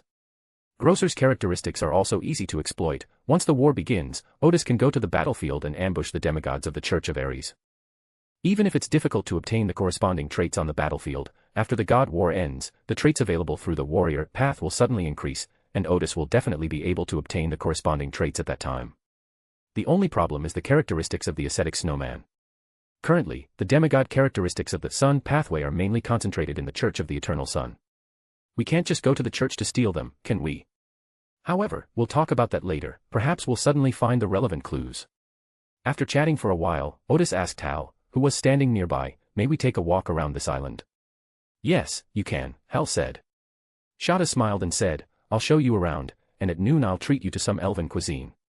This is the first time I've ever tasted food from another race, Odis said, standing up. I can't wait. Led by Siatas, the group left the courtyard and went outside. Odis and Bernadette noticed that although the architectural style and clothing style were different from those of the North and South continents, the tools used by the people here were similar to those of human societies. This is also influenced by the industrial age, since these tools and supplies were cheaper and of better quality. Of course, there are also many local specialties of tools, such as chopsticks. Upon arriving at the restaurant, Odis and the others noticed that all the diners were using chopsticks. Odis was fine, but Bernadette and the others found it all very novel. Upon seeing this tool, Bernadette recalled that her father had used chopsticks in front of her, saying that it was a way of eating that he had learned from the elves.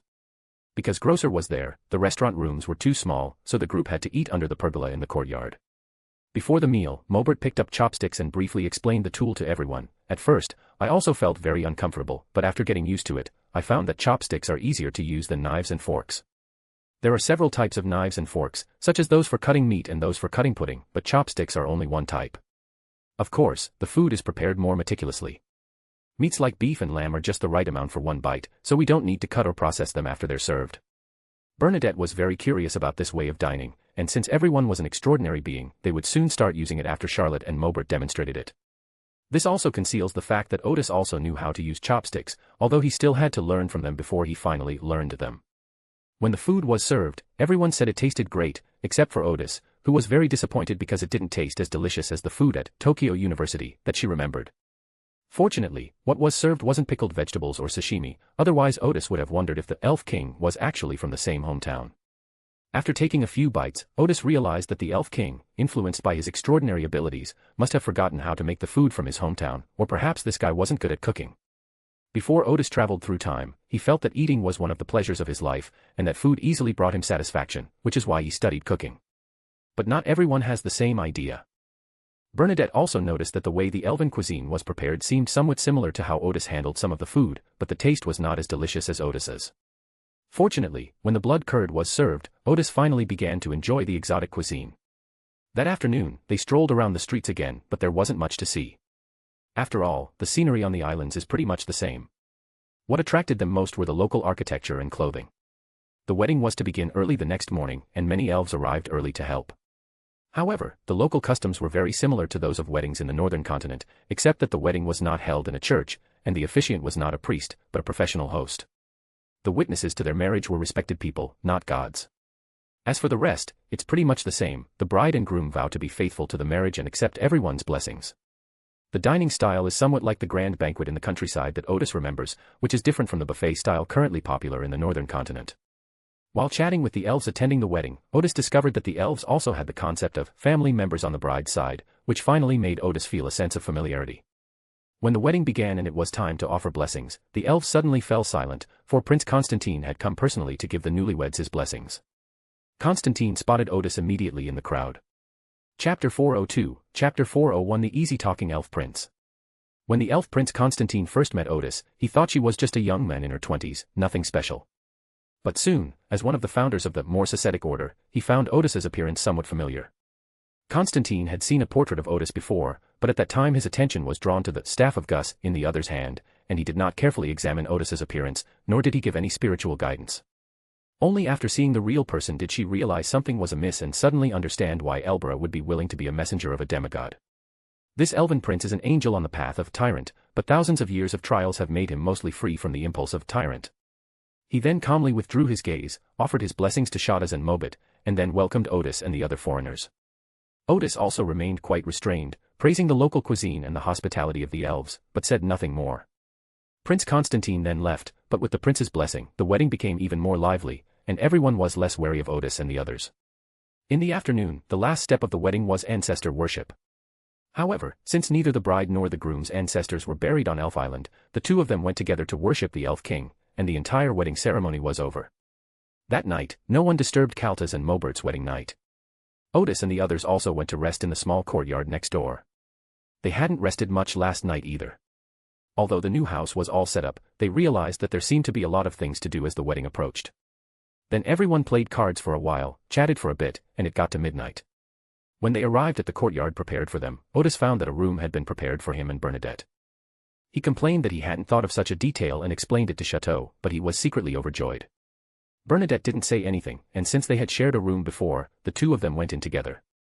After closing the door, Bernadette looked at the sofa and said, "The elven sofa is quite spacious."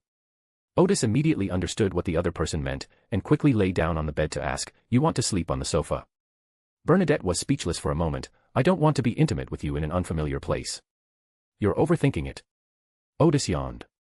"We're all pretty tired, let's go to sleep." Actually, Odis didn't have such thoughts. She felt unsafe on Elf Island, but kisses and hugs were inevitable. So Bernadette lay down for a short while and then said, "Take your hand away. Didn't you say you were tired?" "Yes, that's why I need to rest closer to you." Bernadette sighed, "The bed is so big. But only when I'm by your side can I feel at peace. I am not an extraordinary person of the sleepless pathway, I do not have that ability." "You don't have the ability, but you have the skill." "You." Bernadette was both amused and exasperated. However, the two of them were indeed a bit tired. After chatting for a while about the elven wedding and the elven king's attitude towards everyone today, they took a break. The next morning, after everyone got up, Hal had already brought breakfast with his men. During breakfast, Odis said to Hal, "I wish to meet your prince." Hal nodded, "No problem." In fact, he had already received orders that the prince would summon Odis in the afternoon. Hal had no idea that Odis would make a request before he could even speak. Odis was taken aback, not expecting it to go so smoothly. He had originally planned to use the sale of the spirit wave cannon to the elves as a condition for obtaining the opportunity to meet the prince. So the morning was spent chatting, and around 2 o'clock in the afternoon, Odis went to the palace with the prince's attendant. Upon entering the palace, Odis immediately sensed a familiar feeling. Everything before her resembled the layout of a Chinese garden, but like the current elven cuisine, the details were incongruous and gave off a strange vibe. However, Odis thought this was normal. After all, the elves had immigrated here for thousands of years, and it was already quite remarkable that they could still maintain such a sense of familiarity. Upon arriving at the main hall, Odis saw the prince sitting on a high chair. After a brief exchange of greetings, Prince Constantine had a stool brought for Odis, chatted with her about the situation on Cruise Island, and inquired about the weapon, Spirit Wave Cannon. Odis smiled and said, if we expand our cooperation further, we can also sell it to the elves. His approach was to first establish deep cooperation, then bind their interests together, and then recruit some of the elven extraordinary ones by issuing tasks or hiring them. Instead of discussing further cooperation, Prince Constantine suddenly asked, I've heard that you've already established a certain level of influence in the northern continent. Odis paused for a moment before nodding, that's right. The prince then asked, is Elemental Dawn now entirely under your command? Odis smiled and shook his head, this organization is the brainchild of the mysterious queen, so of course I can't mess with them. Odis had already considered this. She left the Elemental Dawn to Bernadette, considering it her power. In the future, she could also use this power to share in some of the benefits. However, if needed urgently, Odis would also ask Bernadette to lend someone. Prince Constantine hummed in agreement, then you must be lacking a group of experienced extraordinary individuals to help you handle the extraordinary cases you encounter within your forces in the northern continent. He paused slightly and then said, we can cooperate like this, I will send some extraordinary individuals to Cruise Island or the northern continent, and you will offer certain discounts to the elves for the spirit storage crystals and miracle medicines you sell. In addition, you need to pay me the fees for those extraordinary individuals I send, in line with the official extraordinary individuals. Odis was stunned for a moment, and just when she felt sleepy, someone brought her a pillow. No problem, Odis said immediately. I'll give the elves a 50% discount on the 2 types of products you mentioned. Prince Constantine nodded, indicating that he was satisfied with the price. The two then discussed other areas where they could collaborate, such as the elves doing business on Cruise Island and selling elven specialties. This could become a feature of Cruise Island, with Odis promising to guarantee their personal safety. Constantine readily agreed, stating that he had long wanted to encourage his people to live in human settlements to resolve the conflict between the two races. He had realized that the elves were now on the periphery of the world, and if they did not actively move closer to humans, they might become increasingly weak. The prince admitted that before this, he had not found a suitable testing ground or a suitable partner. If the elves were marginalized within human spheres of influence, then this matter would be difficult to implement. While praising Constantine as an enlightened ruler, Odis thought to himself, this prince has a broad vision. He has realized that if the elves are to have a better future, they must put aside their racial hatred, because whether the elves are willing to admit it or not, they are no longer the protagonists of the world. Constantine's actions made Odis feel more at ease cooperating with him. Before meeting him, Odis was afraid that this elven prince would bring up old scores from the Second and Third Ages and denounce the massacre of the elves by humans. Since the other party has a broad perspective, there is room for negotiation on some issues. Constantine added, perhaps we could also launch a collaboration where Shadas and Moor travel to some islands inhabited by elves and tell them about Cruise Island, where elves, giants, and humans live together. The prince sighed and said, some elves live in harsh conditions. I once sent people to look for them, but they all thought I was an outcast among the elves and didn't trust me at all. Shadas is better. First, she is an ancient elf, and second, her partner is a human. Moreover, the two seem to be quite affectionate and can set a good example. Odis immediately said, I am certainly willing to push forward with such cooperation. The ghost ship that Shadas and Moor are riding on can continue to be used by them. In addition, I can provide other assistance. Even if the elves are unwilling to leave the island, I am willing to help them improve their living environment. Before his promotion, Odis dared not make such a promise. After the promotion, Odis's abilities became even stronger, and he obtained many advanced magic arrays from the Celestial Master, giving him the power to transform an island. Once sufficient mutual trust is established, Odis will have an extra batch of extraordinary resources, so he is very willing to push forward with such a thing. As for promoting communication between the elves and humans, and helping the elves out of their predicament, those were just side effects. Prince Constantine nodded and said, if you need my help, you can write to me. The two then chatted about a custom of the elves and some customs of the people of the northern continent, and the conversation ended in a pleasant atmosphere. Back in the small courtyard arranged for them, Bernadette quickly asked, how was it? It went much more smoothly than expected. Odis smiled and glanced at the deep-sea admiral beside him before saying, this elven prince is an excellent leader with vision and determination that I admire. Hal smiled and said, of course, otherwise so many of our people wouldn't be willing to follow your highness. Siatas breathed a sigh of relief. She knew very well that Prince Constantine and Odis both hoped to use their wedding to hold a crucial meeting. She also strongly supports such talks and hopes for a positive outcome. Judging from the current situation, the conversation between the two seems to be going quite smoothly. Then Odis changed the subject, talking about elven cuisine, saying that he wanted to have a good meal on his last night there. The group then stopped discussing the previous topic. That night, Odis, lying in bed with Bernadette, whispered to her about her conversation with Prince Constantine that day. After hearing this, Bernadette asked incredulously, you have elven blood? No. Then this elven prince clearly trusts you a lot, Bernadette said. If I were him, our first conversation would be nothing more than a test, and I would hardly get to the point. However, Odis's conversation with the Elven Prince resulted in a great deal of cooperation, which was quite unusual. She turned to look at Odis. You don't seem like the kind of person who is honest and trustworthy either. How could that prince trust you? I also find it a bit strange. Odis smiled helplessly. None of the bargaining chips I prepared to gain the elf prince's trust have been used. Then he said, my appearance and demeanor clearly indicate that I am honest and reliable. There is no problem with that. Bernadette, hey. Odis snorted and reached under Bernadette's armpit, scratching her twice as punishment. Bernadette laughed and removed his hand. After joking around for a while, the two of them returned to their previous conversation. Odis said, perhaps this elven prince realized the urgency of the situation and knew that the elven race had to make some changes. Besides me, he didn't really have any other chance. After all, I never regarded elves as outsiders, and I believe that the conflict between elves and humans should have been resolved in history. Bernadette hummed in agreement, thinking that made sense. Afterwards, the two chatted about other things and then rested together in each other's arms. The next morning, Odis and his companions bid farewell to Shadas and Mobit. Before leaving, Odis said to the couple, Prince Constantine and I wish to entrust you with the task of finding the elves on the other islands. And describe to them that Cruz Island and Remberg are willing to take them in, and if they do not wish to leave the island, you can ask me for help and I will provide them with some assistance.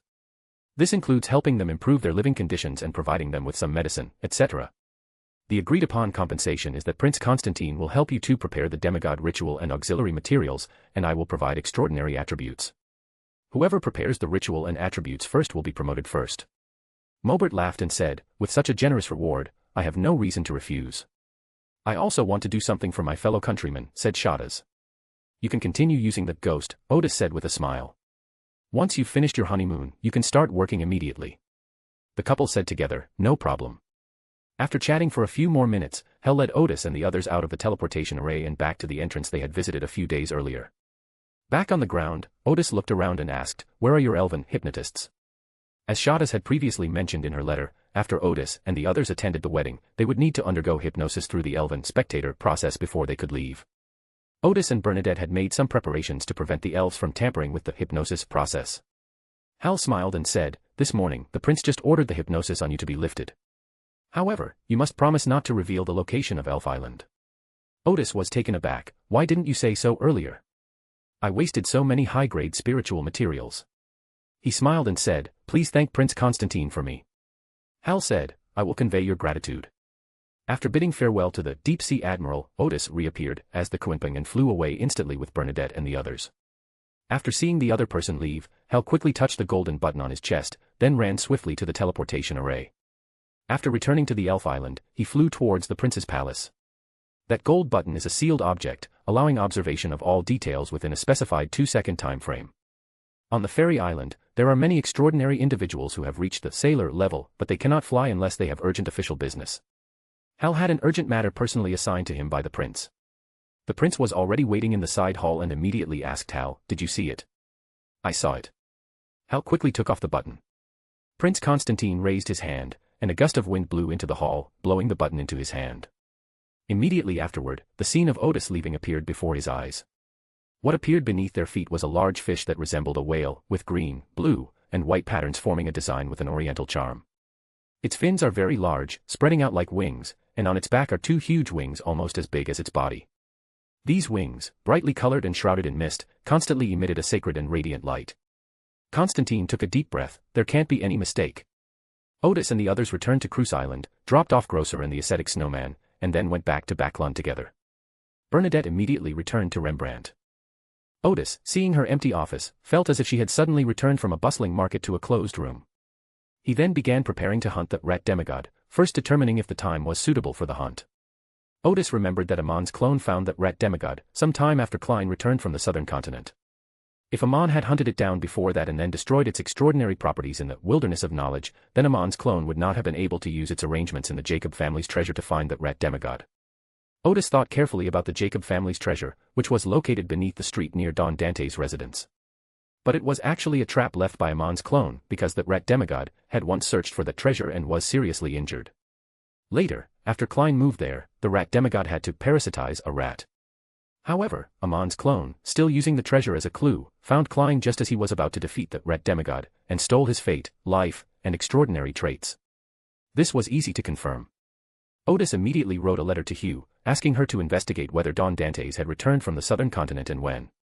Hugh was no stranger to Don Dantes. She had taken on a job for the wealthy man and even worked as his bodyguard for a few days. After sending the messenger out, Odis began to ponder how to deal with this demigod who was a thief. This type of extraordinary individual is not easy to deal with, but fortunately, Odis is currently at sequence 3, one sequence higher than the opponent, and the opponent is not in a good state right now. He remembered that the other party's parasitic ability shouldn't be very useful anymore. The main thing to guard against was the other party's theft ability. Odis pondered for a moment and came up with a general plan. Hugh replied in the afternoon that Don Dantes had returned yesterday. Odis breathed a sigh of relief. There was still some time. To be on the safe side, he planned to go hunting tonight. Of course, a prophecy must be made before the hunt. After opening his Eye of Secrets and beginning to use his prophetic abilities, he saw a huge, dead rat and sensed no danger, indicating that the hunt would be very successful and without much peril. That evening, Odis, in his capacity as ambassador, attended a cocktail party. After the event, he returned to his room and changed into clothes that were easier to move in. Then Odis used Earth, a technique of teleportation, to reach the suburban estate of Don Dantes' neighbor, Senator Mocht. As Odis observed his surroundings, he summoned an invisible servant and made a cupping gesture in front of him. Immediately, a phantom eye without eyelids appeared in his hand. Odis placed the eye on the face of the invisible servant and sent it to observe the surroundings to help him scout. Then Odis used a high-grade scroll with the feel of jade, and a pure white light flashed across his body. It's not hunting season yet. Although there are some servants here, they are all quite relaxed. Some have already gone to bed, while others are still playing cards. Odis made no attempt to conceal himself or hide his malice, and barged into the manor. I've heard there's a member of the Jacob family here. Although he didn't exert much force, the sound echoed throughout the entire manor, but ordinary people couldn't hear it, only extraordinary individuals could. So the card players continued playing, and the resting people continued resting, until only one figure suddenly appeared 500 meters away from the villa and quickly disappeared. Odis smiled slightly. This was the first step in his plan, to scare that rat demigod out. If the other side stays in the villa, their fight could very likely harm innocent people. But after the figure disappeared, Odis did not chase after it, because he knew that it was definitely not the rat demigod. In fact, the opponent was not only at a disadvantage due to poor condition, but also due to the information gap. Odis knew very well that the opponent was a rat and could not possibly escape in the form of a shadow. However, the rat demigod was unaware that Odis was aware of his condition. So Odis approached the villa step by step. Looks like we're going to play hide and seek. Although Odis did not become invisible, she used witchcraft to enhance her charisma, so although the hounds in the garden all saw Odis, none of them made a sound. A hoarse voice came from inside the villa. I know of a treasure belonging to the Jacob family. I can tell you its location. Odis shook his head and said, I'm not interested in treasures or anything like that, I'm only interested in extraordinary properties. There are also extraordinary characteristics of demigods within it. The hoarse voice said. Just then, Odis suddenly pulled out the staff of Gus, and the head of the staff suddenly emitted a soft light, and a white, illusory circle suddenly appeared in midair. The ring suddenly fell and hit the ground. There was nothing on the ground, but when the illusory circle landed, it smashed solidly onto a rat as big as a cat. Mythical magic, the Vajra bracelet. Upon reaching sequence 3, Odis discovered that she could recreate many of the magical artifacts she remembered, although she could only recreate a phantom image at the moment. However, its power is already terrifying, like the diamond ring. Even angels cannot avoid it. Being hit by this sequence 3 ability will make you feel dizzy and disoriented, even if you are not injured. Squeak squeak squeak. The rat demigod was hit so hard that he spat out blood and rolled on the ground, yelling incoherently. He had just stole his own voice and released it in the villa, pretending that he was still in the villa, and then secretly escaped. He didn't understand how the other party had sensed that he was trying to escape. The other party's tracks were discovered by the invisible servant. Odis himself did not open the Eye of Secrets, but the eye on the face of the invisible servant was indeed an Eye of Secrets. This is the basic operation of a prophet master. Because the Eye of Secrets can be placed on other objects or invisible servants, the prophet master himself rarely uses the Eye of Secrets. This can avoid many dangers. Even if you see something dangerous, you won't be harmed if you quickly cut off contact with the invisible servant and it filters you. At this moment, the rat demigod had been severely injured by the diamond ring. After struggling to get up, he looked at Odis with his scarlet eyes. Odis immediately felt as if his extraordinary abilities had been touched by something. He knew very well that it was the rat demigod trying to steal his extraordinary abilities, but it had failed. Because Odis had made preparations in advance, he used spiritual materials from the destiny path at the demigod level, which he had obtained from the School of Life, to create a special scroll. Once Odis arrived outside the manor, she used the scroll, which would prevent her from losing anything for 15 minutes after its use. Even if a demigod were to steal an ability, the chances of failure would be high, and even if successful, the stolen ability would not be of great importance. This scroll was designed by Odis, who spent an entire afternoon specifically to deal with this demigod. The inspiration Odis had just experienced represented the other party's attempt to steal his abilities, which ultimately failed. The staff of Gus in Odis's hand flashed with light again, and a figure of a man wearing blood-black armor appeared before him. He was young and handsome, with red hair, a flag-like mark between his eyebrows, and a phantom long sword with dark red rust in his hand. Mysterious reappearance, the Red Angels march on. After becoming a master of prophecy, Odis was able to recreate the King of Angels. Adam and Amon dared not recreate them at will, but other kings of angels could still be recreated. After the phantom of the Red Angel appeared, he laughed loudly twice, swung his long sword, and stabbed at the rat demigod. The enormous rat's eyes narrowed, and flames erupted around it, enveloping it. It quickly looked at Odis again, trying to steal Odis's position. But this attempt to steal failed again. Just as the dark red sword was about to pierce him, he instantly stole the position of a stone. Bang! The dark red longsword pierced the stone on the ground, shattering it instantly and creating a violent explosion that blasted out a large crater. Phew! The entire courtyard was instantly engulfed in flames. Odis quickly used magic to create a rain cloud to extinguish the fire. It didn't seem to have this much power when he experimented in the wilderness of knowledge. The figure of the Red Angel revealed a sinister smile and disappeared into the void. The rat demigod was covered in flames, with a conspicuous scar on its back. Once the attack of the Red Angel's ability identifies a target, the target will be injured even if it doesn't actually hit them. For a target at the demigod level, any injury is fatal. The rat demigod kicked its leg once, then showed no signs of life. Odis quickly raised the staff of Gus, and stars flashed at the top of the staff. A huge cage made of stars fell down, imprisoning a mass of ethereal power. The starlight cast a phantom shadow, sometimes appearing as a human, sometimes as a mouse. This was the demigod of the Jacob family who was parasitizing the rat's body. The rat he was parasitizing had died, so he had to find another parasitic object. However, the invisible servant, with the Eye of Secrets, discovered this and promptly guided Odis to the target, so Odis trapped the other party. Currently, the rat demigod is a spirit-like being, and he cannot exist in this state for a long time. At this moment, his face, which was sometimes like a rat and sometimes like a human, was full of pain, and he opened his mouth and let out a shrill scream. His mouth opened wider and wider, first reaching his ears, then the back of his head, until his entire head seemed to be open. Ah! Regardless of the other party's reaction, Odis maintained the cage of stars. A few seconds later, the Jacob family demigod gradually dissipated in agony, leaving only a gray, extraordinary aura on the ground. Odis used magic to summon a gust of wind, blowing the extraordinary properties into the wilderness of knowledge. After checking and seeing that the fire had not spread, he jumped into the ground and disappeared from the manor. Meanwhile, the manor's steward and servants were busy fighting the fire and never saw Odis. Back at the embassy, Odis first destroyed the special ability, then returned to her room, lay on the bed, and rested while reviewing the battle. She soon fell asleep. The next morning, just as Odis arrived at his office, he heard a newsboy outside shouting, "Extra! Extra! Civil war has broken out in Remenberg." Chapter 403, Chapter 402 The Warehouse of the Moss Order. Hearing the newsboy's shouts outside, Odis paused for a moment, the Rurenberg Civil War.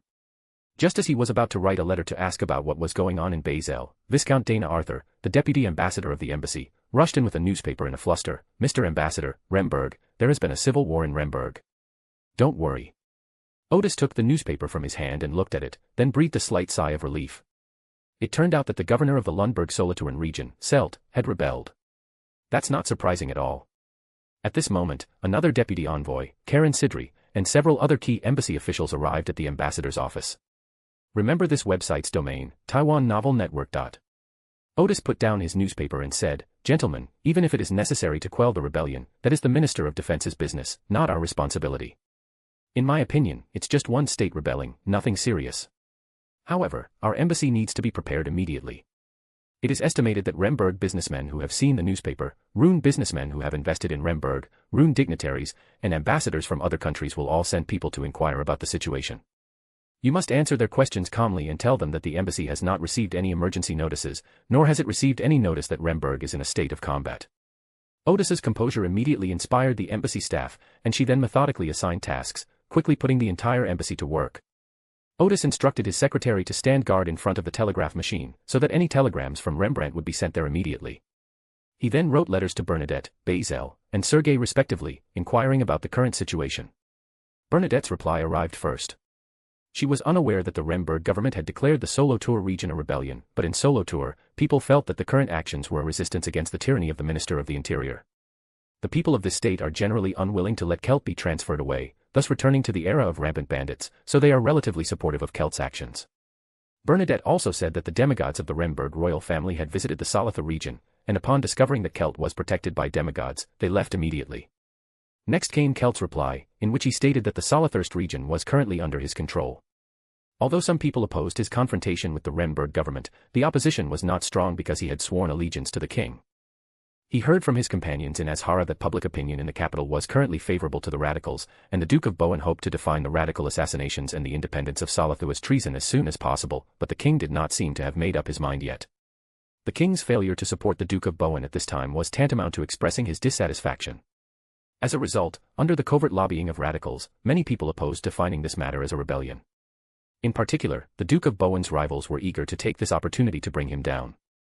By this time, Odis had a general idea. This was probably a publicity stunt by the Duke of Bohun to achieve his political goals, and he estimated that the newspapers in the capital city of Remberg, Asera, had most likely published similar news today. Then Basil's reply arrived.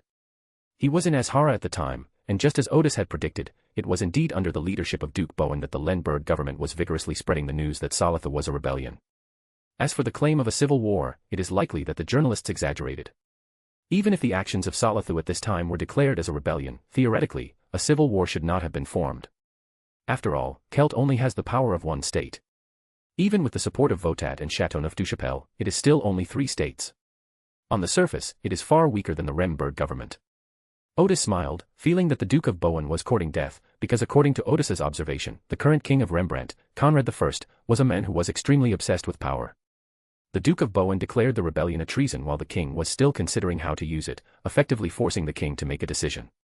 It must have been the king's hesitation that gave the Duke of Bohun a bad feeling, which led to this inappropriate response. Odis estimated that Conrad I would never tolerate such behavior. So Odis wrote another letter to Bernadette, telling her about the current situation.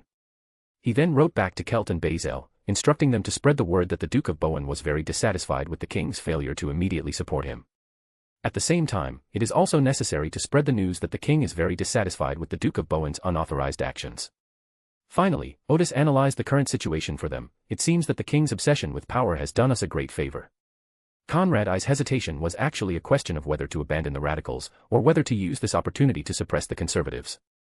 Such a leader, even if he intends to crack down on the radicals, will not target their core members, because in his view, the state needs checks and balances. He is a master of political maneuvering, and we can exploit this to further confuse public opinion in Azhara. However, preparations must be made for armed resistance. Even if Conrad I wanted to deal with the Duke of Bohun, it would have to be after the Solothurn region returned to the territory of the Remberg government. After sending the letter, Odis sent another letter to Longzul, instructing him to deliver 300 extraordinary puppets to Solothurn and hand them over to Bernadette for command. After all these preparations were made, Odis believed that the matter was essentially resolved. He then summoned the messenger again and inquired about the enemies they might face on this mission. Odis was well prepared for last night's battle, so he easily killed the rat demigod. It would be best to make adequate preparations for this operation. El Bella also cooperated by explaining the possible opponents and their current condition. Birkelund Street. Klein heard that a violent explosion had occurred at Congressman Mock's suburban estate last night, with the entire yard on fire and a sudden drizzle. This immediately made him realize that someone might be targeting the demigod of the Jacob family. So Klein used his lunch break to tell the servants not to disturb him, and then he created a sleeping Don Dantes using a combination of paper dolls and illusions. After making all the preparations, Klein traveled to Senator Mock's estate. Klein's true form hid in the woods, controlling the puppet Zorn to create a puppet from a small bird, and then observing the situation inside the manor from a tree. The courtyard was in complete disarray, most of the trees were burned, and a large crater had been blasted in the middle of the courtyard, as if a modern battle had taken place there. Fortunately, there were no casualties. When he saw Hazel, the daughter of Congressman Mock, staring blankly at a charred rat, Klein guessed that the Jacob family demigod had most likely been killed. But we don't know who killed him. Just then, a voice suddenly spoke in the ear of the puppet controlled by Zorn. It seems we're all too late. Klein immediately felt a chill run down his spine. The little bird, which had turned into a puppet, saw a man in a black trench coat appear beside him at some point. He had a broad forehead, a thin face, and wore a tall top hat and a very distinctive monocle. Ah, monk. Klein's gaze froze instantly. He immediately had the winner, and Uni, return to his side using Flame Leap, and then they both disappeared from the spot. According to Klein's plan, if Amon tries to stop him, or if the puppet and Uni doesn't return to his side quickly enough, he will simply abandon the puppet and use Travel to escape.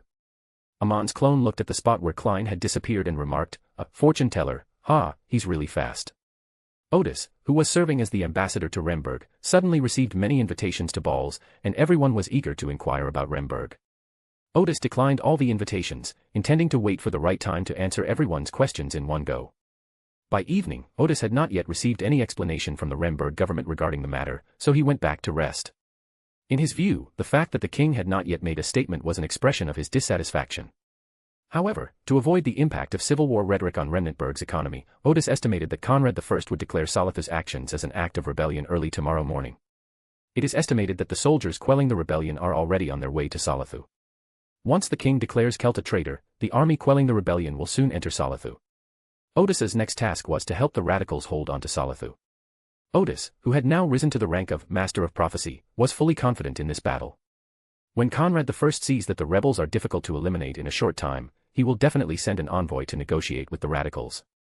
At this time, soldiers are needed more on the border of Lemberg, and it is impossible to leave too many troops in Solothurn. Only then could the radicals completely break through the combined suppression of the king and the conservatives and become a political force in Remmenburg. However, this kind of thing cannot be told to Kelt and the others in advance, they need to be given some guidance as the situation develops. After contemplating the situation in Remnantburg for a while in his room, Odis changed into clothes that were easy to move in, made his final preparations, and then summoned the messenger as promised. The two had already agreed to explore the island that the messenger Elbra had mentioned that evening. Before setting off, Odis asked one last time, "Are you sure the place we're going to today isn't the church of the Steam Church or the secret stronghold of the Stiano family?" "I'm sure." Elbella smiled. "I should have told you before that a great change occurred in the Morse Penitentiary at the end of the Fourth Age." Odis was taken aback. "Have you mentioned it before?" "How come he remembers finding it himself?" Elbella continued, "Even if it wasn't mentioned, you should have found relevant clues during your exploration of the Stiano family ruins." She paused for a moment and said, "I used to be an important member of the Morse Penitentiary, and I ran some of the Morse Penitentiary's secret outposts. After the upheaval, I also perished, and the strength of the Moss Penitentiary was greatly reduced." Elbella smiled and said, "It's not that the number of members decreased greatly because of my death, but rather that many members of the 10 Pillars left the Moss Ascetic Order, and took away a large amount of the Moss Ascetic Order's accumulated wealth. From then on, the Morse Penitentiary seemed to have only 2 or 3 angels, and it was almost impossible for new angels to appear. The place we're going to explore today is a secret outpost I used to run, and even my subordinates don't know its exact location. After that upheaval, that place became a secret known only to me." Odis nodded slowly, then asked, "Was it around that time that Prince Constantine also withdrew from the Morse Ascetic?" "Yes," Elbella nodded. Odis asked, "Who else is there besides him?" Elbella smiled slightly, "I'm not entirely sure about that either, since I was already dead back then. I don't know the strength of the Moss Ascetic at this time, but I guess it's only about 1/3 of what it used to be." Odis nodded and did not ask any further questions. He immediately thought to himself, "This guy must be a professional at fleecing people, right? He's either fleecing his brother's family or his old employers." Elbella added, "I have observed that stronghold many times. The level 0 sealed artifact, comparable to a knowledge mentor, stored inside has already affected the entire island. Fortunately, some of the magic arrays are still in operation, and the level 0 sealed artifact is currently unable to break free from there. Moreover, the power it displays is relatively limited. With our cooperation, we should be able to reseal it and transform it into an extraordinary property. Apart from that level 0 sealed item, everything else is yours as a reward. I remember there were 3 level 1 sealed artifacts and about 10 level 2 sealed artifacts there, and over the years, many extraordinary creatures must have been attracted to that island." Odis was somewhat puzzled. "That island hasn't been discovered yet?" "Yes," Elbella smiled. "It's a ghost island, which is inherently difficult to find. With my modifications, unless someone is truly crazy enough to pass through that area, no one can discover it." Odis nodded, looking forward to the exploration. "I'm ready, let's go." Elbella hummed in agreement, raised her hand, and the two of them transformed into a streak of light, heading south at an extremely fast speed. This journey was quite long, and it took them about 20 seconds to reach a stretch of sea where a cold wind was blowing. Odis, suspended in the air, glanced at the starry sky and clearly understood her current location, which was roughly in the southeastern part of the southern continent. With the eastern continent sealed away, this place is now located in a corner of the world. At this time, it was summer in the northern continent, but winter in this location in the polar sea. So the cold wind howled, blowing up layer upon layer of waves. As far as the eye could see, there were no ships, as if it had suddenly been cut off from all contact with the human world. Odis asked Elbera, who was standing nearby, "Where is that island?" Elbera glanced at the position of the crimson moon in the sky before saying, "Wait a little longer." Odis said nothing more. A few minutes later, he saw a point of light suddenly appear on the sea, which looked like the masthead of a ship. Whoosh! A large ship cut through the waves and suddenly appeared in Odis's field of vision. The point of light was indeed a ship's masthead. A ghost ship captured by that level 0 sealed artifact, Elbera explained. Although this island is called Ghost Island, and few ships pass through this area, some ships have still been affected and are trapped around Ghost Island. Just as Elbera was speaking, an island suddenly appeared, as if it had entered Odis's field of vision. The island was not very large, and it was completely covered by forests, with 3 or 4 not very high peaks. On the plain, there seemed to be some buildings and a small harbor with several ships moored there, each with its lights on. At first glance, the island seemed normal, but Odis soon discovered that it was too quiet and that there should be many wild animals active at night. While thinking, Odis and Elbera went invisible.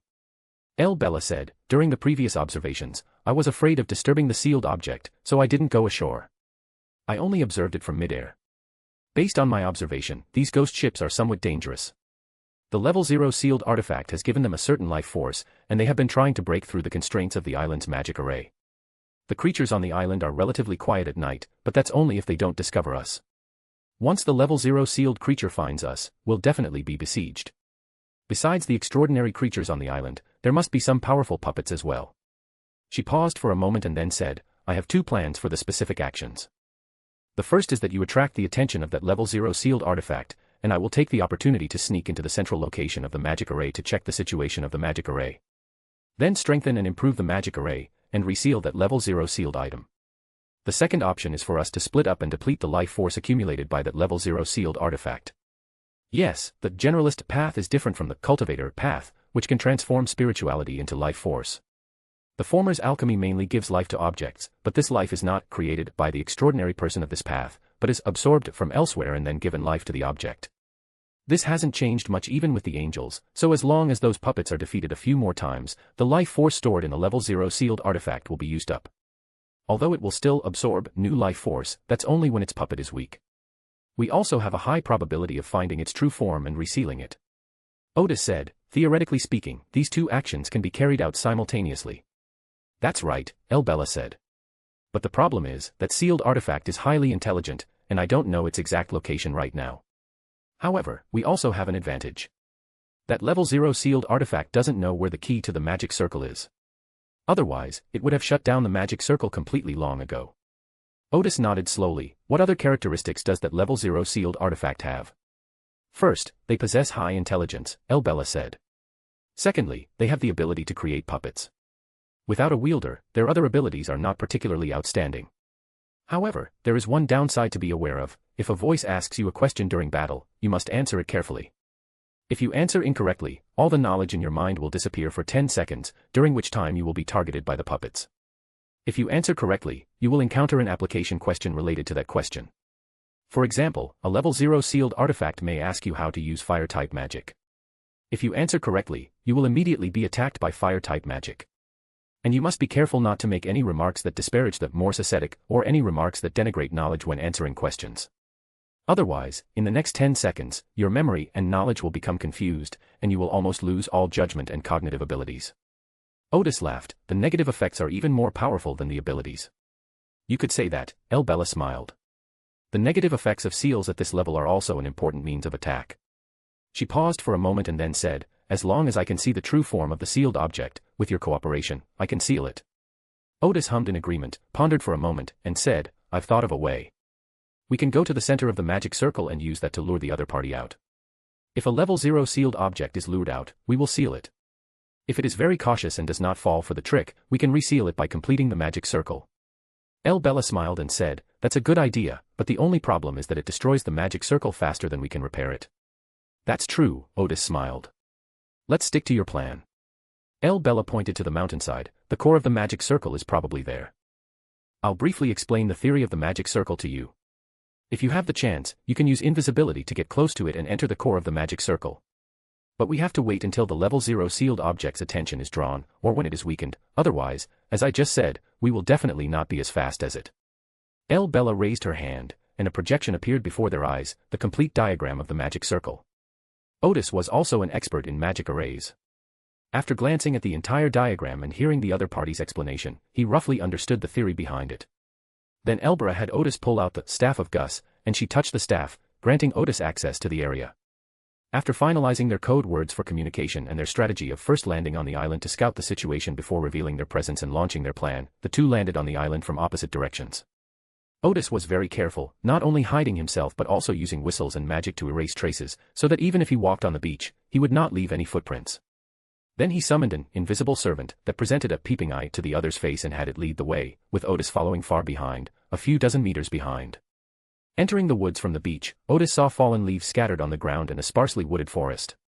Soon, Odis saw a rabbit lying on the ground, holding a stick in its mouth and drawing on the ground. Odis asked the invisible servant to come closer to take a look, and it turned out to be writing a complex equation and performing complex calculations. Clearly, these animals have been affected by the level 0 sealed artifact and have become very abnormal. Further on, we encountered some animals such as deer and snakes, who were either standing there motionless in a daze or writing furiously. Odis thought to herself, is this evening self-study? Just then, the atmosphere suddenly changed, as if something terrifying had appeared in the woods. Da-da-da-da. The animals were trembling and shaking, making sounds similar to the clinking of human teeth. Then, the animals that had been writing furiously suddenly began writing a passage in unison. Odis saw from afar that the squirrels in the trees, the rabbits on the ground, and even the snakes that should have been hibernating in the hay all seemed to be writing the same thing. Hands are reaching out from the mist, don't let them catch you, don't let them catch you. Odis noticed that several animals that had been standing there motionless suddenly revealed a look of despair in their eyes. At the same time, fog quickly rose in the woods, and soon the fog became so thick that one could not see their hand in front of their face. Suddenly, a hand reached out from the mist and grabbed the leg of an owl in a tree. With a pitiful cry, the owl was pulled into the dark fog and soon fell silent. Next came a wild boar and a rat, their pitiful cries echoing through the surrounding woods. A hand appeared before Odis, but it seemed unaware of Odis's presence and quickly disappeared into the mist. Odis watched everything in silence. He noticed that the animals that had been captured were the same ones that had been staring blankly at him earlier. This made him think to himself, getting arrested for not paying attention in evening self-study. That's even scarier than the knowledge itself. Odis may not be considered a man of great experience, but such a scene did not frighten him. He directed the invisible servant in the distance to look into the depths of the mist, where it saw a bronze gate with intricate patterns. That symbolizes the gateway to the underworld. Recalling the information Elbera provided yesterday, Odis knew that what appeared before him was a level 1 sealed artifact of the death pathway. Yesterday, Elbera detailed the enemies they might encounter during this exploration. Besides the powerful puppets created by the level 0 sealed artifact, this also included sealed artifacts that had been activated to some extent due to its influence. Generally speaking, these sealed artifacts are essentially puppets of that level 0 sealed artifact, except that their abilities and power are mainly derived from the extraordinary characteristics of the sealed artifact itself, making them even more bizarre and powerful. Odis did not make a move immediately. He planned to get a little closer to the central point of the magic circle that Elbera had mentioned, and then launch a sudden attack. So Odis made the invisible servant continue forward, and he continued to follow along. After walking for a while, they left the foggy area, and their vision returned to normal. Strange figures appeared in the area ahead, some humanoid, some animaloid, but only in rough outline. Only upon closer inspection do you realize that these figures resemble flesh and blood sculptures, with clearly visible clumps of flesh writhing on them. Within the flesh and blood are skin and fur, eyes, tongue, and teeth, but they are not in the correct positions. Odis judged that this should be the area affected by the level 1 sealed artifact that corresponds to the mystic prayer pathway. Odis prepared to quietly pass through the flesh and blood statues, and after walking a little further, several long fleshy tentacles suddenly stretched out from the forest. The surrounding flesh sculptures immediately trembled, as if they had seen something that terrified them, and they all flowed to the ground, revealing the stark white bones standing there. The fleshy tentacles thrashed about rapidly, as if searching for new prey. Odis immediately retreated. Although he was invisible, he was not a phantom and would still be discovered if struck by the tentacles. But when he turned back, he found that the path he had come from was blocked by the flesh and blood that had flowed onto the ground. Odis quickly commanded his invisible servants to jump up into the tree with him, preparing to fly away from there. But suddenly, Odis paused, noticing that the branches beneath the invisible servant were covered in fur. That was clearly a flesh and blood monster. Although the invisible servant has almost no weight, it can still be sensed when it touches other living beings. It was like a spiritual touch. Ordinary people might not notice it, but this flesh and blood monster could definitely sense it. Just as Odis had predicted, the fleshy tentacles seemed to pause abruptly, then began to shake wildly, wrapping around the invisible servant. Odis immediately released the maintenance of the invisible servant, then held his breath and stood motionless on the tree. But those fleshy tentacles seemed to have sensed the scent of their prey. Several mouths grew out of the tentacles, opened their mouths, and let out a few roars. The flesh and blood spread on the ground trembled and reluctantly clung together, forming pillars of flesh and blood. These pillars then grew thin tentacles like parasites, exploring their surroundings. As Odis felt nauseous, she was about to teleport away when suddenly a firework exploded in the sky on the other side of the island. The fireworks were yellow, which, according to his previous coded message to El Bella, meant that they had been discovered, but there was no insurmountable danger, and the operation could continue. So Odis stopped trying to hide his tracks. His main task was to attract attention anyway. Now he needed to draw the attention of that level 0 sealed artifact. He drew out the Gus staff, raised it slightly, and a burst of pure light burst forth from the Gus staff. The light stopped in midair, making the surrounding large forest seem as if it were under the midday sun. The surrounding flesh and blood seemed to have seen something terrifying, and they rushed to turn into flesh and blood liquid again, hiding in the shadows behind the tree. Based on the weakness of the level 1 sealed artifact that Odis knew, he once again used the mythological magic, 10 Suns in the Sky ability. Chapter 404, Chapter 403 Battle against a level 0 sealed artifact. As Odis advanced, his reenactment of the 10 Suns in the Sky was more powerful than before, with a wider range of sunlight coverage. Moreover, Odis had tested it and found that after the advancement, he was able to reproduce 8 suns. In addition, according to Elabella's previous introduction, whether it is a level 1 sealed artifact that corresponds to the mystic path or a level 1 sealed artifact that corresponds to the death god path, it will become weak under the scorching sun. After the first truly radiant sun rose, half the island became noon. The flesh and blood all hid in the shadows behind the big tree, and the fleshy tentacles that the sealed artifact had extended immediately retracted. Odis flew into the air, his clothes and hair turning golden, looking as if he were burning with golden flames. The staff of Gus then burst forth with a golden light, and a second sun appeared above Odis. Because the 2 little suns were directly overhead, the writhing flesh had nowhere to hide, and amidst the shrill cries, golden flames ignited on their bodies. However, none of the trees caught fire under the scorching sun. As the cold wind blew, they swayed their branches, as if waving to the 2 little suns and enjoying the rare winter sunshine. Meanwhile, Odis, who was in midair, also found the level 1 sealed artifact. Many dark fleshy creatures, relying on a tall tree, formed a monster with fur covering its body, as tall as a 4 or 5-story building. Under the scorching sun, the monster formed from the sealed artifact became extremely weak, and was currently only shrinking back without retaliating against Odis. The golden flames scorched its fur, but soon a layer of solid ice covered its body, extinguishing the flames. Immediately afterwards, a beam of light shone from Odis's eyes. This beam of light, amplified by the staff of Gus, formed a third sun, which resembled a phantom ray of light and quickly flew into the air.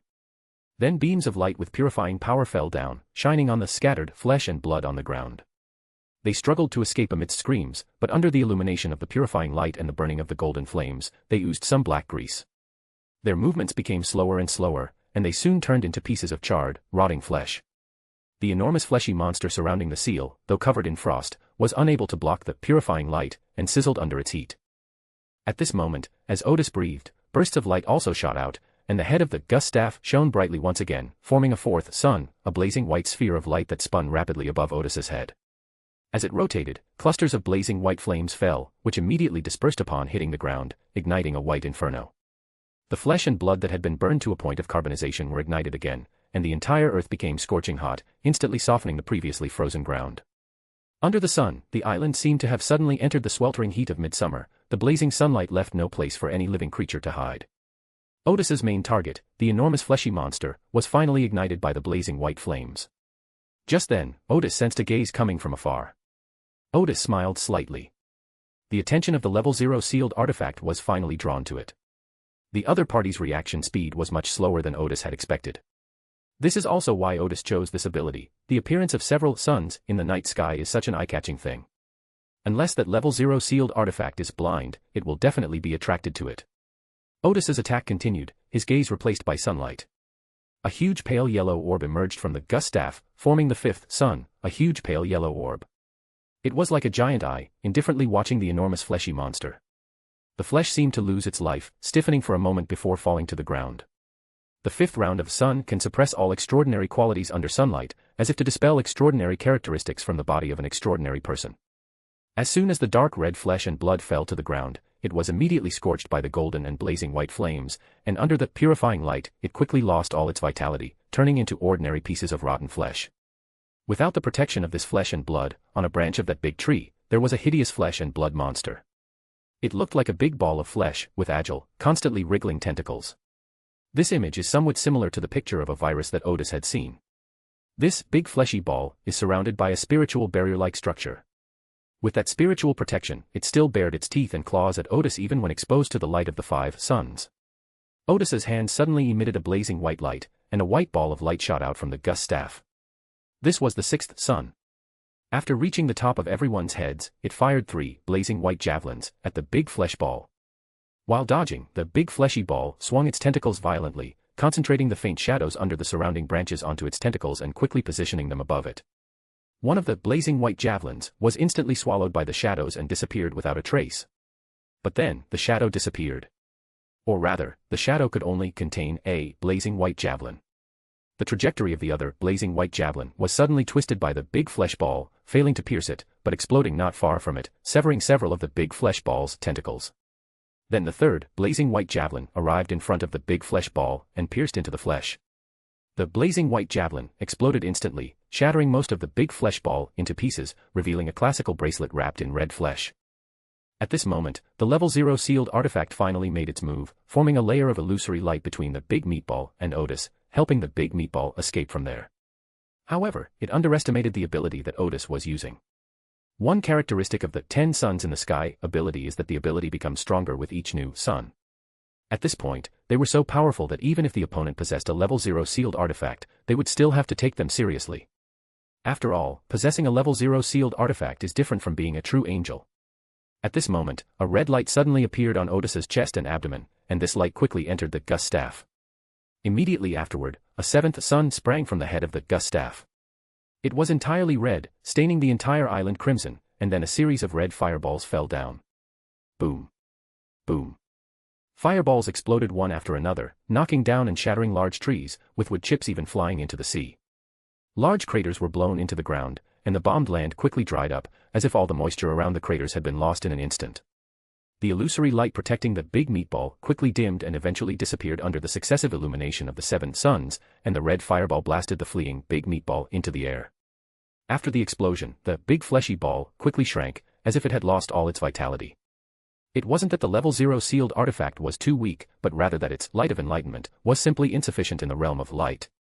However, the level 0 sealed artifact clearly had no intention of giving up on the level 1 sealed artifact, and immediately sent 2 large bird-like puppets to help it escape from here. Odis did not let go of the big fleshy ball. At this moment, his whole body was glowing, but a white sun with a not very bright light and a small size shot out from the Gus staff. This sun did not rise into the sky, but instead circled around Odis. As if in a ball of light, Odis raised her hand, palm toward the big flesh ball. 2 enormous forces tore the big flesh ball apart from the left and right.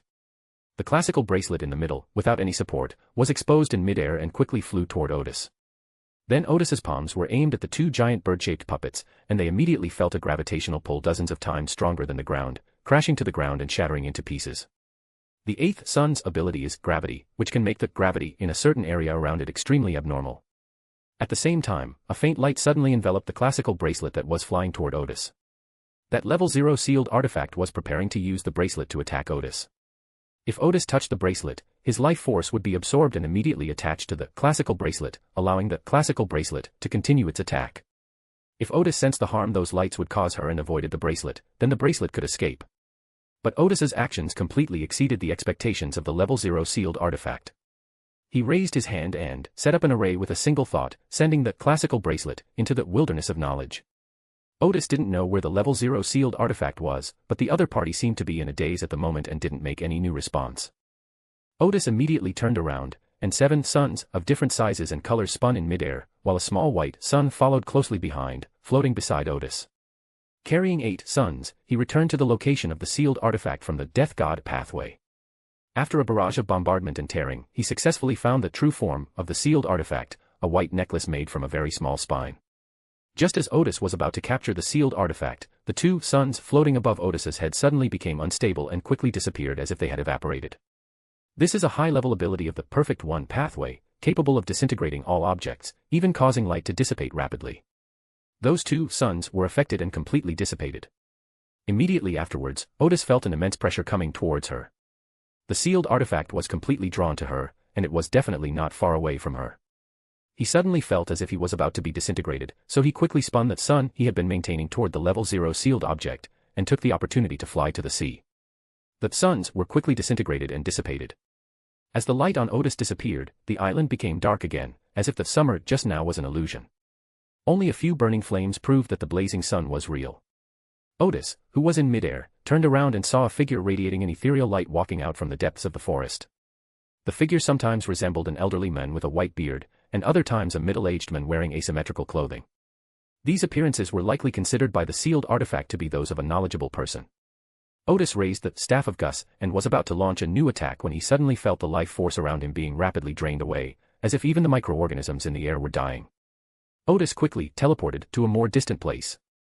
Although it was only a level 0 sealed artifact, the ability of a sequence level 2 artifact was no joke.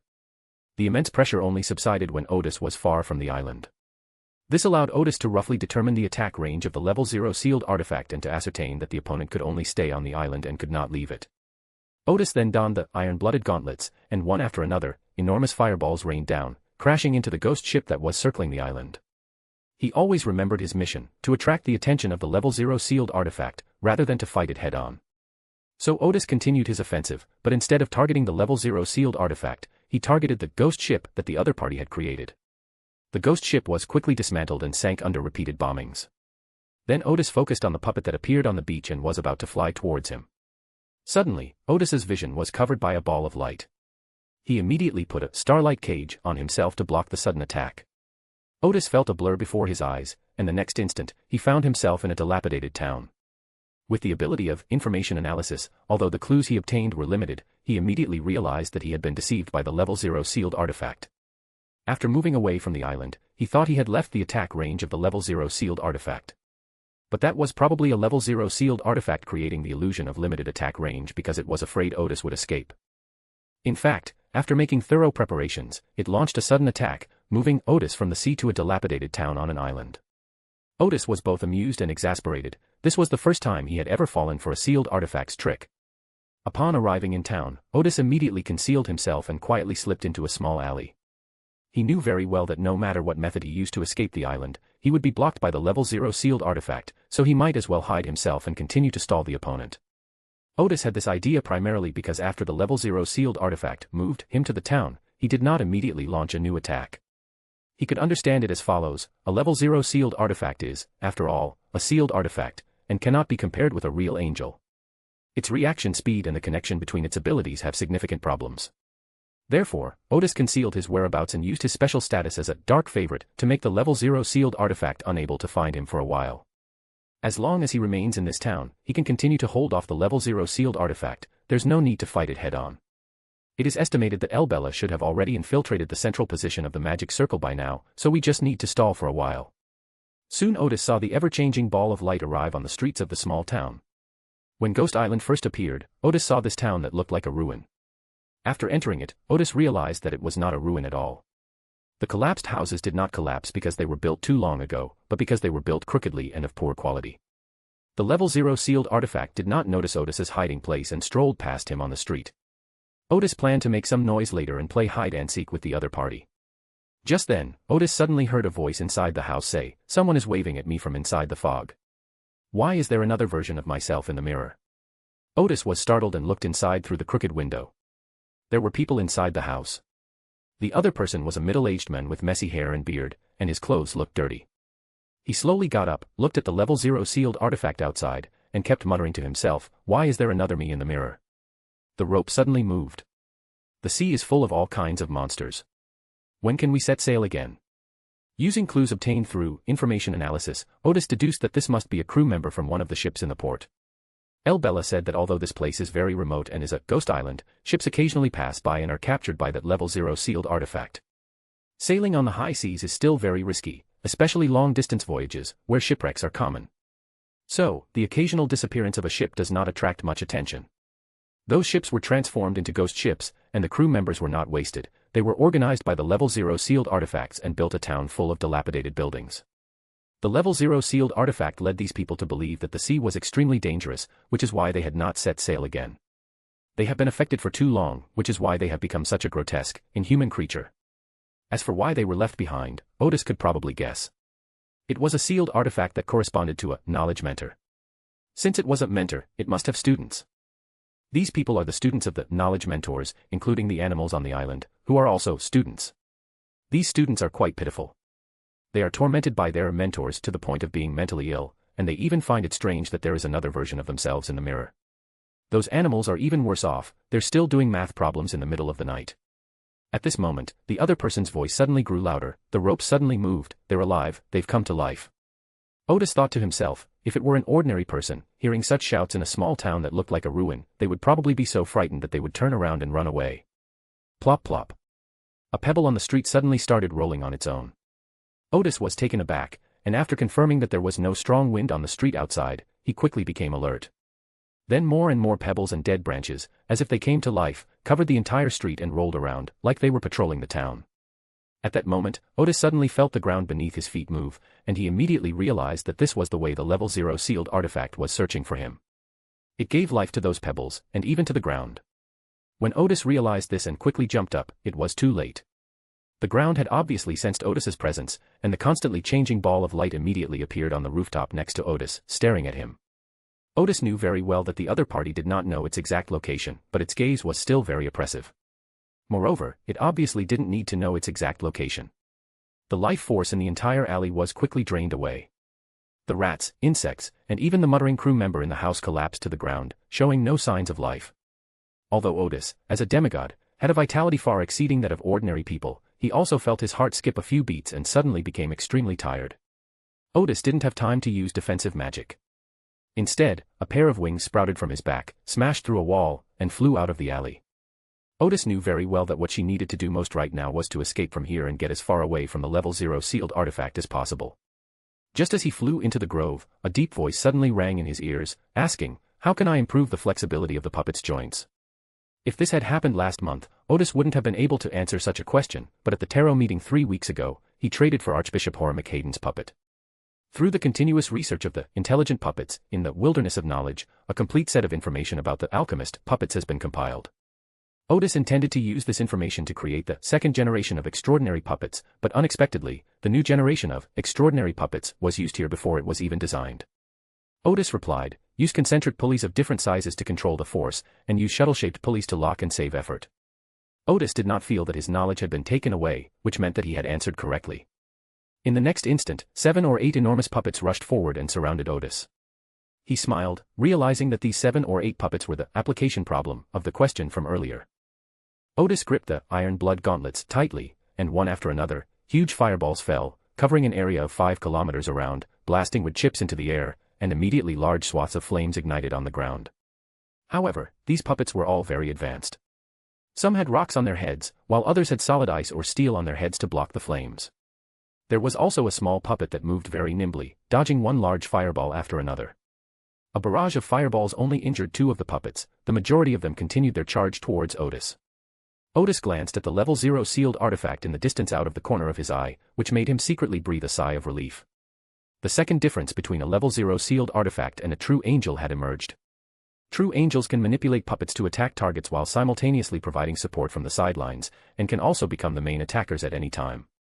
Although these puppets are difficult to deal with, it is not possible to defeat a Sequence 3 immediately. Especially for Odis, a special Sequence 3, as the puppets launched steel spikes, ice cones, and extraordinary bombs one by one, the tip of the Gus staff in Odis's hand emitted a bright light.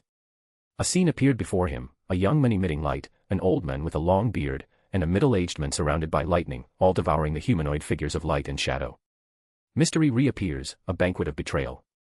After seeing the mural depicting the 3 angel kings sharing the ancient sun god, brought out of Adam's backyard by the world and the hanged man, Katlia was also able to use similar abilities.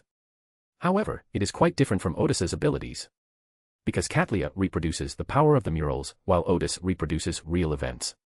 Of course, the main source of power for Catlia's ability was the betrayal that occurred at the end of the Third Age, but at Sequence 4, the mural was needed to utilize the mysterious power of that event. Therefore, when Odis was a mystic, he never reproduced those historical events. He knew very well that even if he did, the power would not be great. By the time Odis reaches Sequence 3, he can recreate some events related to the level of the Angel King, and with great power. Once the scene before Odis solidified, the puppets' attacks immediately betrayed them. Originally aimed at Odis, they instead flew to the ground, the sky, and other puppets. The puppets also showed signs of betraying the Level 0 sealed artifact to some extent, their movements suddenly becoming somewhat sluggish, and they were injured by the attacks they had just launched. Odis's ability to reappear had not yet ended. The young men and the middle-aged men who were devouring the light and shadow and the humanity of the light and lightning suddenly stopped, turned their heads to look at the puppets, as if they were glaring at these puppets who had discovered their secret. Immediately afterwards, beams of light and bolts of lightning shot out from them, and the entire island was instantly transformed into a place where one side was clear sky and the other side was covered with dark clouds. The scorching light baked the puppets, causing them to rapidly lose their life force and burst into flames. One after another, chilling bolts of lightning struck, blasting the puppets to pieces. Odis, holding her staff, looked at the long-bearded old man who hadn't stopped gnawing. Odis had discovered this when she was experimenting with this ability in the wilderness of knowledge. The chair card corresponding to this elderly person, whether due to poor eyesight from old age or thick skin, showed absolutely no embarrassment or anger at having the truth exposed. At this moment, the scene in front of Odis gradually became illusory, and the ability he reproduced completely ended. The 7 or 8 puppets were already torn to pieces and had no fighting power. But in just a short while, more than a dozen puppets appeared around Odis and surrounded him. Clearly, the Level 0 sealed artifact was intended to continue observing Odis's abilities before taking further action. Just then, the puppets suddenly paused, and the Level 0 sealed artifact seemed to be looking towards the mountain peak. Odis suddenly realized that Elabella was about to succeed. The Gus staff in his hand flashed with light again, and a phantom giant figure rushed out from behind Odis, knocking 2 of the puppets away. Odis flew through the gap created by the collision toward the Level 0 sealed artifact. Now he had to take the initiative. As he flew rapidly, he used the ability of Divine Tide. The subsequent 5 mysterious reappearances abilities can essentially reach the level of angels. Just as the Level 0 sealed artifact was about to teleport to the mountain peak, a golden halo descended from the sky. The sealed artifact immediately dodged, but for some reason, the halo still hit it squarely on the forehead. Mythical magic, the Vajra bracelet. With the blessing of Divine Tides, the Vajra bracelet is more solid and effective than when Odis used it before. The Level 0 sealed item is ultimately just an object, but it was still smashed and became dizzy, experiencing a stunned state for at least 1 second. Odis discovered that things like the diamond ring did not require much pressure to reproduce, or rather, they could be reproduced without a very high level of skill. However, its upper limit is very high. Odis estimated that at least the level of an Archangel or Angel King is needed to reproduce the complete diamond ring. The diamond bracelet that was reproduced at that time could even be used to smash the true god. Just as the Level 0 sealed artifact was about to flash again, a phantom of a Chinese-style round tower appeared above its head. This phantom was golden in color, and its appearance was exquisite and very majestic. The tower suddenly fell, trapping the Level 0 sealed artifact inside. Mythical magic, the 7-jeweled pagoda. Despite the struggle of the Level 0 sealed artifact, it finally broke free from the illusory tower. At this moment, Odis was already prepared, and the light of the Gus staff reappeared. Immediately afterward, in front of the Level 0 sealed artifact, appeared an image with gentle features, a cold expression, and layers upon layers of wings on its back. The figure waved his hand, and a phantom will appeared in front of the Level 0 sealed artifact. A second or two after the Level 0 sealed artifact flashed, it inexplicably returned to its original spot. It seemed to have forgotten what had just happened, flashed again, but returned to its original location once more. Mystery reappears, the Wheel of Fortune. As Ouroboros's figure disappeared, the illusory wheel also vanished. Just as it realized something was wrong, it was too late. Suddenly, a pure beam of light shot into the sky from the center of the island. Once in midair, the beams of light split and fell from all directions, forming a thin, light film. Then, one by one, illusory mystical symbols and graphics, emitting a faint glow, emerged from the ground and formed magic circles. Several magic arrays from different directions imprisoned the Level 0 sealed object. The ball of light quickly disappeared, while the puppets that were coming from the woods suddenly stopped, fell to the ground, and remained motionless. Odis breathed a sigh of relief. It seemed that Elabella's side had succeeded. However, Odis did not rush to meet up with Elbera. Instead, he first put away the necklace made of the small spine that had been blasted out of the thick fog by the sun earlier. It was a Level 1 sealed item. Odis then flew to the mountain peak and reunited with Elbera. Chapter 405, Chapter 404 The first 10 pillars returns. As promised by Elbera, all the spoils from this operation, except for the level 0 sealed artifact, belonged to Odis. At this point, Odis had already obtained 2 level 1 sealed artifacts. After reuniting with Elbera, he obtained a third level 1 sealed artifact, comparable to the Secret Seeker path. El Bella is currently located at the center of the entire island's magic array. It was clear that no one had been here for a long time. There were no weeds or vines covering the entrance, but the interior was very clean. After Elbera repaired the magic circle with spiritual materials and a large amount of spiritual energy, she led Odis to a huge rock not far away. Suddenly, a phantom portal appeared in the rock. Upon entering, Odis saw a huge stone chamber filled with many decaying spiritual materials. Inside the chamber, there was another stone door. El Bella lamented, "It's a pity, most of the materials here have lost their spiritual essence." As she spoke, she quickly walked to the stone door inside and opened it. Inside was a small room. In the center, on a jade platform, was a bronze gear. A hazy ball of light was rotating around the gear. Both the gear and the ball of light were sealed by a square magic circle. El Bella let out a soft sigh before saying, "This is the true form of that level 0 sealed artifact." As she spoke, she waved her hand at the other sealed artifacts scattered on the ground or on the stone platform, and 8 level 2 sealed artifacts flew toward Odis. In the stronghold managed by Elbera, there were no level 3 sealed artifacts stored, or any sealed artifacts of that level. There was simply no need to store them in such a stronghold. Odis set up an array with a single thought, sending all the sealed artifacts flying into the wilderness of knowledge. Then El Bella returned to the large outer room. She quickly walked to a wall, opened a hidden compartment, and took out a crystal box containing 6 crystal clear scales. Odis glanced at it and his spiritual sense immediately realized that it was the jade scale of the ancient beast of knowledge jade scale that he needed to advance to sequence 2. It is said that the knowledge jade scale ancient beast has become extinct, so there are already substitutes for the auxiliary materials for advancing to sequence 2. However, it's not surprising that an old organization like the Moor's Penitentiary would have such a stockpile. El Bella examined it carefully before saying, "The magic array in the crystal box is working perfectly, and these jade scales are still usable." After she finished speaking, she handed it to Odis. Odis breathed a sigh of relief and immediately stuffed it into the wilderness of knowledge. Afterwards, El Bella opened 8 hidden compartments, which were mostly filled with angelic-level spiritual materials. At this moment, Odis suddenly gained a concrete understanding of the accumulation of the Moss Ascetic Order. This was just a base managed by one of the 10 Pillars members, yet it contained so many sealed artifacts and extremely high-level spiritual materials. El Bella kept only 2 spiritual materials for herself, giving the rest to Odis. "You go back first, I need to advance again here." After completing her ascension, she will possess the full abilities of an angel. Odis agreed and reappeared Suzaku, carrying him back to Backlund. After arriving at his room, Odis quickly washed up and then eagerly lay down on the bed to enter the wilderness of knowledge to examine the 3 level 1 sealed artifacts he had captured. What surprised Odis the most was the bracelet that was comparable to the Black Knight of the Mystic Path. Wearing it not only allowed him to use a large amount of flesh magic and shadow magic, but more importantly, it also allowed him to nurture 7 souls, including 3 demigod-level souls. At this point, 4 sequence level 5 characteristics had been grazing in the bracelet.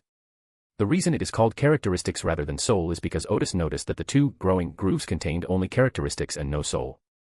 Odis strongly suspected that the bracelet had grazed 2 level 2 sealed artifacts, since when Elbera mentioned that there were about 10 level 2 sealed artifacts here, Odis only got 8. It is highly likely that, with the help of a level 0 sealed object, the sealed object was given a certain amount of activity, and then it was hurted by this bracelet. The 4 souls and traits of grazing are Witch of Pain in the Witch pathway, Mentor of Chaos in the Lawyer pathway, Spirit Shaman in the Sleepless pathway, and Astrologer in the Generalist pathway. The first 2 are likely grazing seals, while the latter 2 are likely extraordinary beings killed over a long period of time. The Spirit Shaman may have been attracted by another level 1 seal from the Death God pathway, while the Astrologer was attracted by a level 0 seal. In any case, this bracelet is a huge success, and the sealed item is obviously well sealed, so the negative effects are not very strong. All that's needed is to feed it 1 kilogram of fresh meat every day. This kilogram of fresh meat is not specified to be human flesh, so some fresh meat can be stored in the knowledge wilderness and fed to humans before use. Odis named it the Black Knight bracelet and numbered it 1 to 87. Then Odis looked at the second level 1 sealed artifact, the necklace made of small bones. It is comparable to the sequence 3 ferryman of the Death pathway, and can use a large number of necromancy and forbidden arts, such as creating undead, imprisoning spirits, and commanding nature spirits. Of course, the most important abilities are the Gate to the Underworld at Sequence 3 and the Death Gaze. Odis only learned after obtaining this sealed artifact that once the Gate to the Underworld at Sequence 3 is opened, the ferryman can summon evil spirits no higher than himself to assist him in battle. Under normal circumstances, you can summon 1 or 2 demigod-level helpers, and if you're lucky, you can even summon 3 or 4. How can you fight like that? The downside of this sealed artifact is that you have to read a horror story to it with emotion every day. For a level 1 sealed item, this negative effect cannot be called a negative effect at all. Odis named it the Ferryman's Necklace and numbered it 1 to 88. The third sealed artifact corresponds to the Master of Prophecy of the Secret Seeker path. Odis finally understood why Elbra had boasted that she could help Odis when she advanced to Sequence 3.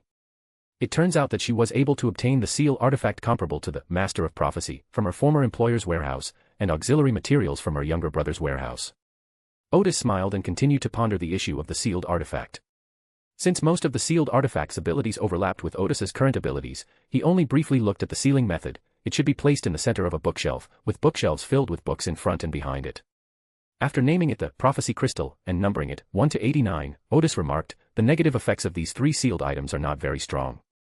This is likely due to the fact that it was part of Elabella's previous collection, or it may be the result of a high-level seal. Next, Odis thought of the mirror he had obtained from the Church of Knowledge, which was comparable to that of the Mystic. It was still at the Sequence 4 level, but it already had a lot of negative effects, so it had to be used with caution. After receiving the mirror from the Church of Knowledge, Odis had not named it until now. He named it the Mysterious Two-Sided Mirror, and numbered it 1 to 90. Odis breathed a sigh of relief. He now had exactly 10 level 1 sealed items. Finally, he looked at the level 2 sealed artifacts. Their negative effects were smaller, almost negligible, and they were obviously sealed artifacts carefully selected by the messenger. Since Odis no longer had this level of need, he had the intelligent puppets numbered and then placed on the corresponding storage shelves. Back in the real world, Odis began to review the Battle of the Night. He discovered that the abilities of information analysis and supernatural intuition, while not offensive, were extremely useful. With just a little observation, one can obtain a wealth of useful information. Through analysis and intuition, one can roughly understand the opponent's intentions and purposes, and acquire a great deal of information about the opponent, thereby launching a targeted attack. Odis breathed a sigh of relief, feeling that he had become much stronger after the promotion. After reviewing the events, Odis rested. The next day, he went to work as usual. As soon as he arrived at his office, his secretary reported that a Mr. Leonard had visited.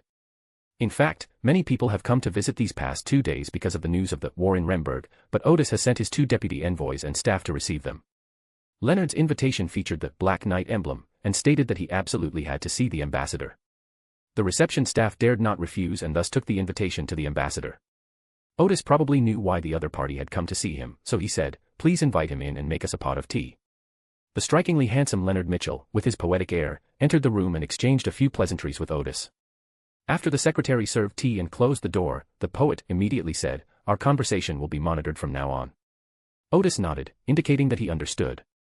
At the same time, he was also very clear that it was the old man inside his body who created the opportunity for him to send the message.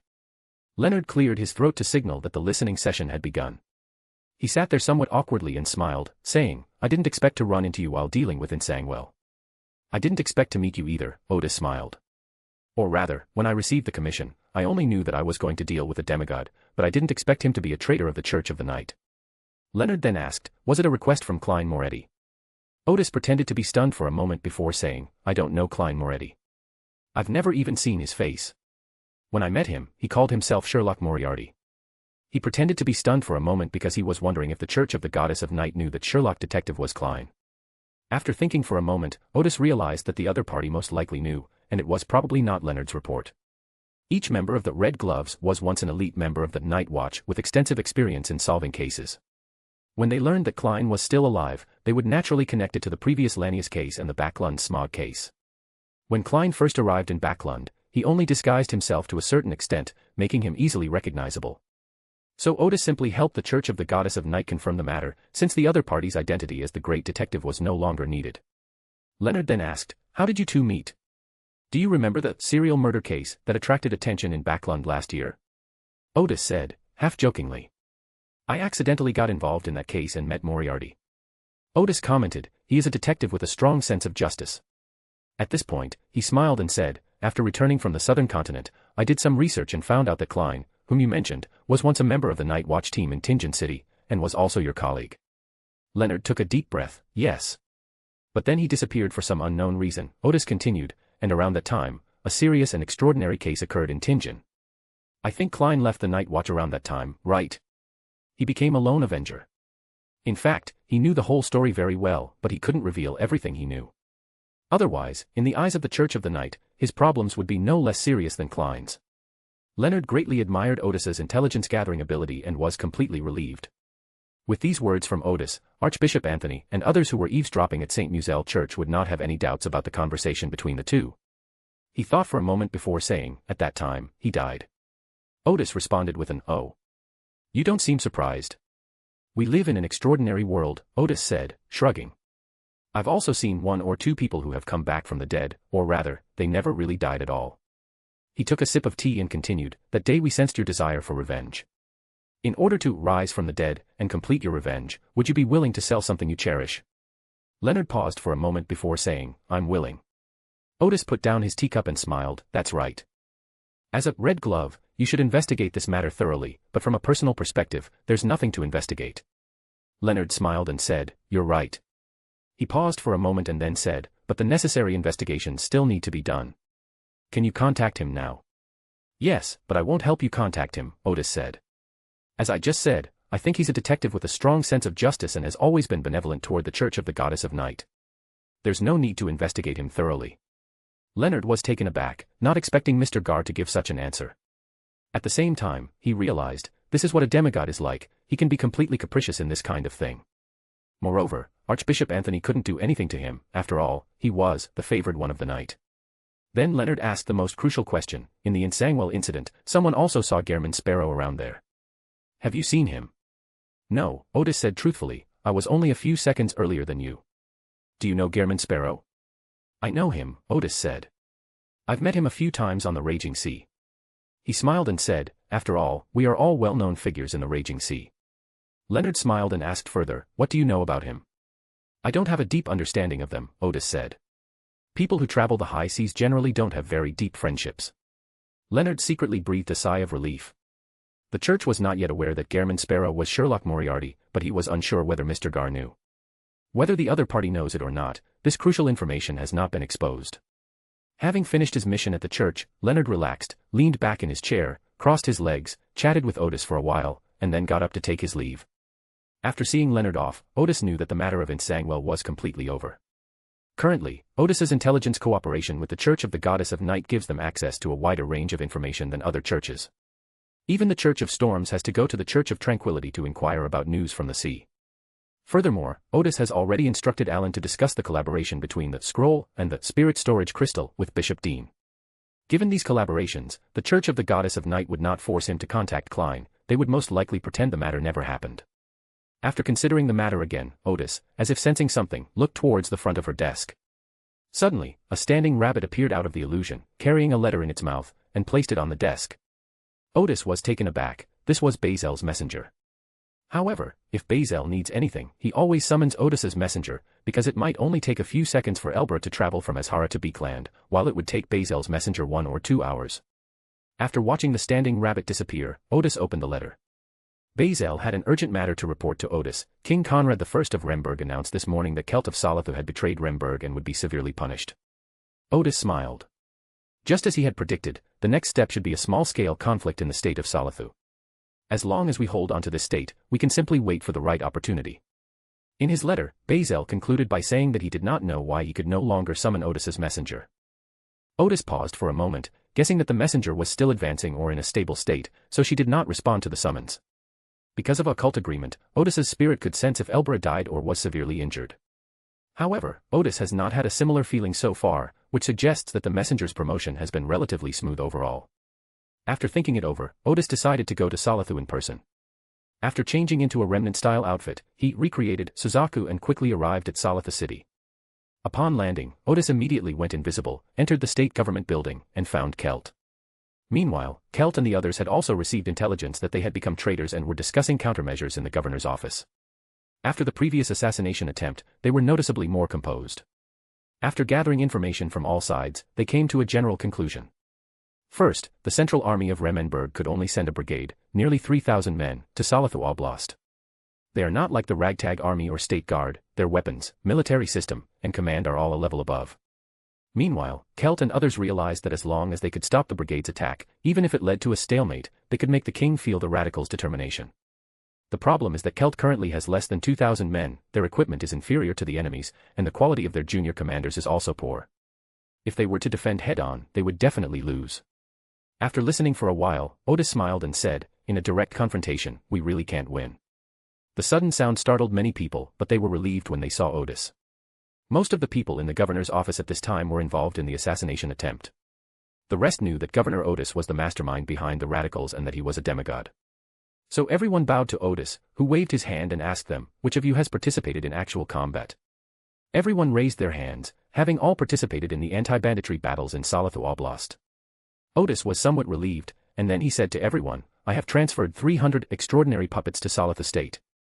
With them here, we are not afraid even if the enemy sends 3 brigades.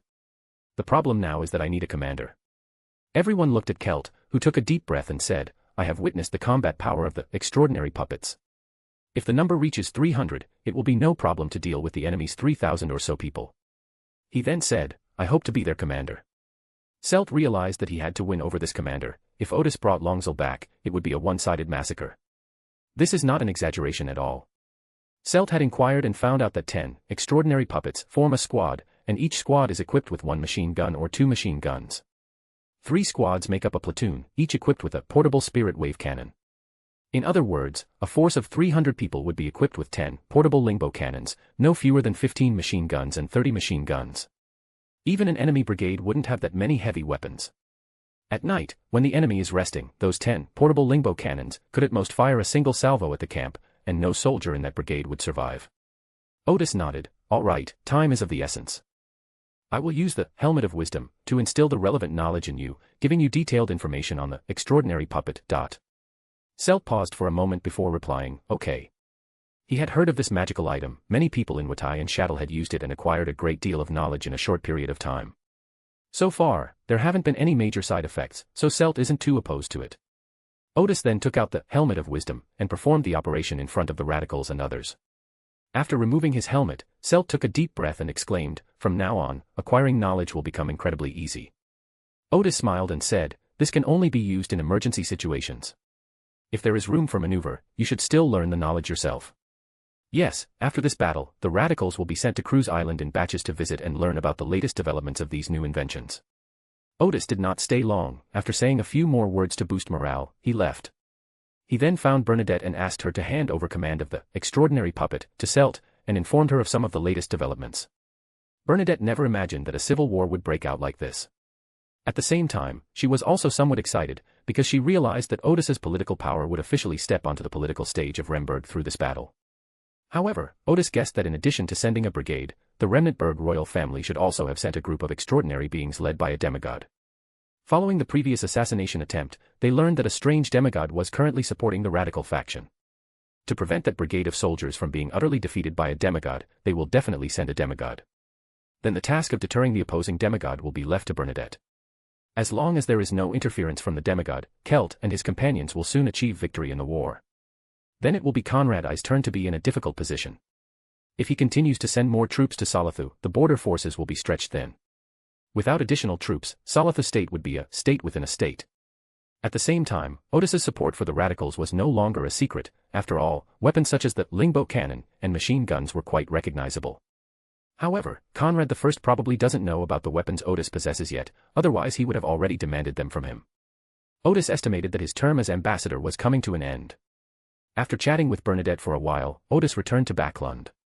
The embassy soon received a telegram from Azhara, acknowledging only that there had been a mutiny, but not the civil war. Odis smiled and instructed the 2 deputies to immediately prepare a ball, inviting some nobles and dignitaries from Backlund, as well as ambassadors and business representatives from other countries.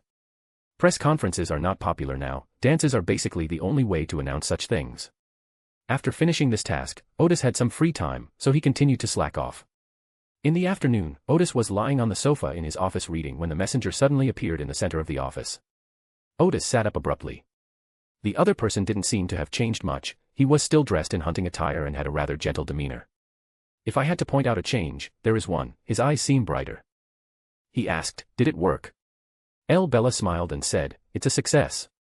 Then she took a deep breath, somewhat exaggeratedly. Finally, I can exist normally in the real world.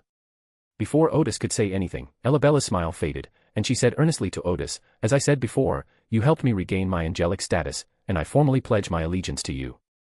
Wait a minute. Odis was taken aback. At first, he clearly remembered that he had only said that after the other party became an angel, he would provide him with some help. As a result, he didn't know how it happened, but through the messenger Elbera, he ended up following Odis's orders, and at the same time, a portion of the extraordinary power of the Stiano family was to join the Sword of Dawn. Now that Bella has been promoted, why is she suddenly pledging allegiance to me? Odis even suspected that Elbera might have some ulterior motive. Bella asked, what's wrong? Isn't this the condition we agreed on before? Odis scratched the back of his head, wondering if he had remembered it wrong. It's not that he's unwilling to accept the allegiance of an angel. Having an angel as a subordinate would make his future plans much smoother. But the problem is that the angel's allegiance seems to have come too suddenly. He is only a sequence 3, yet he has an angel as his subordinate. Odis has begun to suspect that the other party is planning to seize his current business and power. Thinking of this, he sighed helplessly and said, I am a saint now, and among the Sword of Dawn, there are only a few extraordinary individuals of the middle rank. Why would you pledge allegiance to me? Bella suddenly smiled and asked, do you want to tell the truth? Certainly. Because in you, I see hope for rebuilding the Moss Ascetic, Bella said. The organization you form may no longer be called the Moss Ascetic, but the work you are currently doing is very much like what the Moss Ascetic would do. She exclaimed, as a former member of the Moss Penitentiary, I dream of it regaining its former glory. Odis slowly nodded and said, I understand. He thought to himself, so this is what they mean by seeing an object and thinking of someone. After thinking for a moment, Odis said, logically speaking, you are not the founder of the Sword of Dawn, but because you are an angel, I will give you the same treatment as the founder in the future. Let's tentatively call him founder, which is equivalent to the 10 pillars of the Moss Ascetic Order. Bella smiled and said, okay. Then she added, wait a moment, I'll go and bring the 2 demigods from the Stiano family. Odis reached out her hand, but before she could call out to her, the messenger had already left. He had originally intended to suggest that he personally meet the 2 demigods to show them the proper respect. But then he thought about it again. Although the messenger sometimes seemed a bit unreliable, overall she hadn't done anything she wasn't sure about. Since she said she would call those 2 demigods, let's wait and see. However, this wait lasted for more than half an hour. When a streak of light returned to the ambassador's office, Bella arrived with a middle-aged man and a woman. Bella smiled and said, it took me a while to explain my identity to them. Then she sighed, alas, no one in the Stiano family recognizes me anymore. The female demigod behind her said, Ancestor. Well, Ancestor, after all, you have been missing for over 1,000 years. Fortunately, the family still has portraits of 2 ancestors, and Bella's identity can be verified through occult methods. Odis said to the 2 demigods, please have a seat, gentlemen. The 2 middle-aged men looked somewhat awkward, but they still sat opposite Odis as he had instructed. It's not surprising that they were bewildered. If it were Odysseus, and someone suddenly claimed to be his ancestor and led him to pledge allegiance to a stranger, he would be completely dumbfounded. Fortunately, this is an extraordinary world where this can be proven using mystical methods. Moreover, Bella is at the level of an angel, so even if the other party has any objections, they can only temporarily obey due to Bella's level. Odis said to the 2 demigods, let me confirm one more thing, you are important members of the Stiano family, aren't you? The male demigod with a mustache on his upper lip replied, yes. Odis then asked, what are your thoughts on the ascetic order of Moses in the 4th age? The 2 members were taken aback for a moment before the female demigod said, according to some records in the family, the Moss Ascetic Order back then was completely different from what it is now. Odis nodded, I heard that your ancestors, well, I mean the ancestors from the 4th age, were very unhappy about the current god of steam leaving the Moss Ascetic Order, which is why they didn't join the previous craftsman's church, right? He remembered that the messenger had said that. That's not the case, the female member said. According to the notes left by our ancestors, the ancestors of the 4th age, they believed that the god of craftsmen should do his best to prevent the ascetic order of Morth from falling into depravity, rather than establishing his own organization. Odis paused, glancing at Bella. Bella smiled somewhat embarrassedly, it's been too long, I remembered it wrong. Fortunately, Odis reacted quickly. He said to the 2 demigods, no matter what the reason, the Stiano family has a deep affection for the former Moss Ascetic Order, otherwise they wouldn't have complained about the god of steam withdrawing at that time. Odis originally intended to try to appeal to emotions by using the Ascetic Order of Morse, but after seeing the reactions of the 2 demigods, it seemed that this would not work, since it was all over 1,000 years ago. So he immediately changed tactics and asked, Did Ms. Bella tell you why she invited you here? The two demigods exchanged a glance before speaking, and the male demigod said, I already said that. Odis nodded. Have you ever heard of miracle drugs sold in bulk? The male demigod was taken aback. I've heard of it. Have you heard of spirit storage crystal? The two demigods seemed to realize something and nodded in unison, saying, we've heard of it. Odis then asked, what about the scroll shop? The female demigod was somewhat incredulous. These are all products issued by an extraordinary organization. Clearly, they had also heard that, especially for extraordinary individuals on the secret seeker path, the way scrolls were sold as commodities was indeed quite astonishing. Yes. Seeing the other's reaction, Odis knew that he was on the right track, so he continued, these are all new applications of mysticism under the guidance of the great Lord of Mysteries. These are just some of the products that have been announced so far. There are also some weapons, extraordinary tools, and other items that have not yet been made available for public sale. Odis said earnestly, Ms. Bella saw the opportunities that these new applications bring, and I think you should also understand the opportunities they contain. That's why Bella invited you here to ask for your opinions and to see if you are willing to join the organization I have established. He said this to fully consider the feelings of the two demigods, since they were now the true leaders of this branch of the Stiano family. Even if Elbra forced them to pledge allegiance to her, they would definitely not put in any real effort when she needed their help. Bella nodded slowly, feeling that this reason was excellent.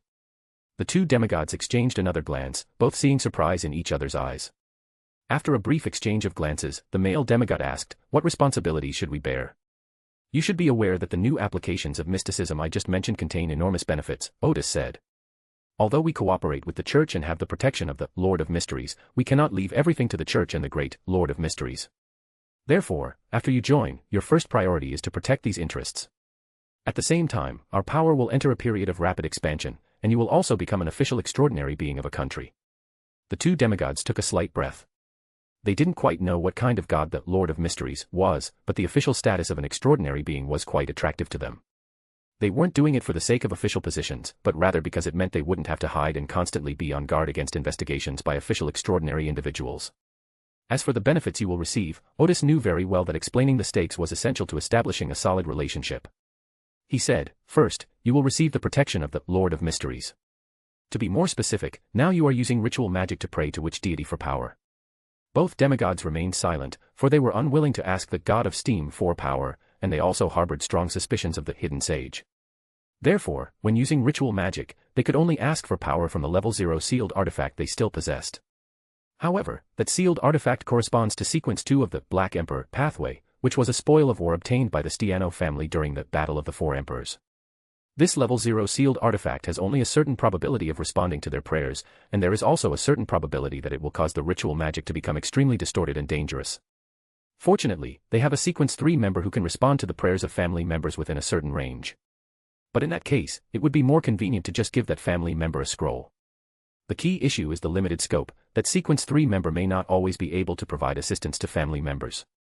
Odis knew very well that ritual magic had no problem with having an object of supplication. Especially those extraordinary individuals who follow the secret seeker or general knowledge pathways need the help of ritual magic when they are weak. Odis's research leaned towards magic circles because he had no one he could trust to pray to. He smiled and said, as long as you join us, the Stiano family will be able to ask the Lord of Mysteries for power when they use ritual magic. The two demigods were clearly taken aback. They had initially thought that Lord of Mysteries was just a wild god, but now it seemed that this deity was very powerful and should be an evil god. For this reason alone, they were already praising their ancestor Elbra in their hearts. Chapter 406, Chapter 405 The Reamsburg Civil War ends in half an hour. Odis continued to explain the benefits of joining the Sword of Dawn to the two demigods of the Stiano family. The second benefit is that I will pay the salaries of the extraordinary who join us in accordance with the official salary standards for extraordinary individuals. Additionally, new members can accumulate merits and gain the trait of general promotion. As for the two at the demigod level, I don't know your sequence number, but with the organization's backing, you will also have the possibility of promotion. He paused for a moment and continued, the third benefit is what we just talked about, the gains from new applications of mysticism.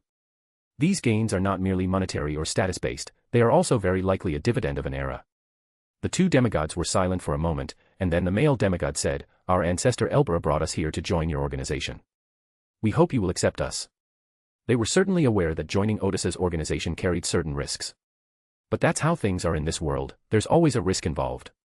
Moreover, they were well aware of what the advent of the spirit storage crystal and the mass production of miracle potions and scrolls meant. Dividing up the benefits of an era is an extremely difficult task, and one may not even qualify for a share despite working hard for a long time. Odis smiled and nodded. Very well, then let me see your strength. If I'm not mistaken, one of you is a master of prophecy, and the other is an alchemist, right? The male demigod replied, yes. He then briefly introduced himself. My name is Dick, and this is Afra. Dick is the prophet, and Afra is the alchemist. Odis slowly nodded, signaling the other person to continue. Dick continued, in addition, among the family members, there are 3 sequence 5s, 3 sequence SIXS, and 7 sequence 7s. And many low sequence members. Odis pondered for a moment and then said, how about this, let's strengthen our mutual trust first.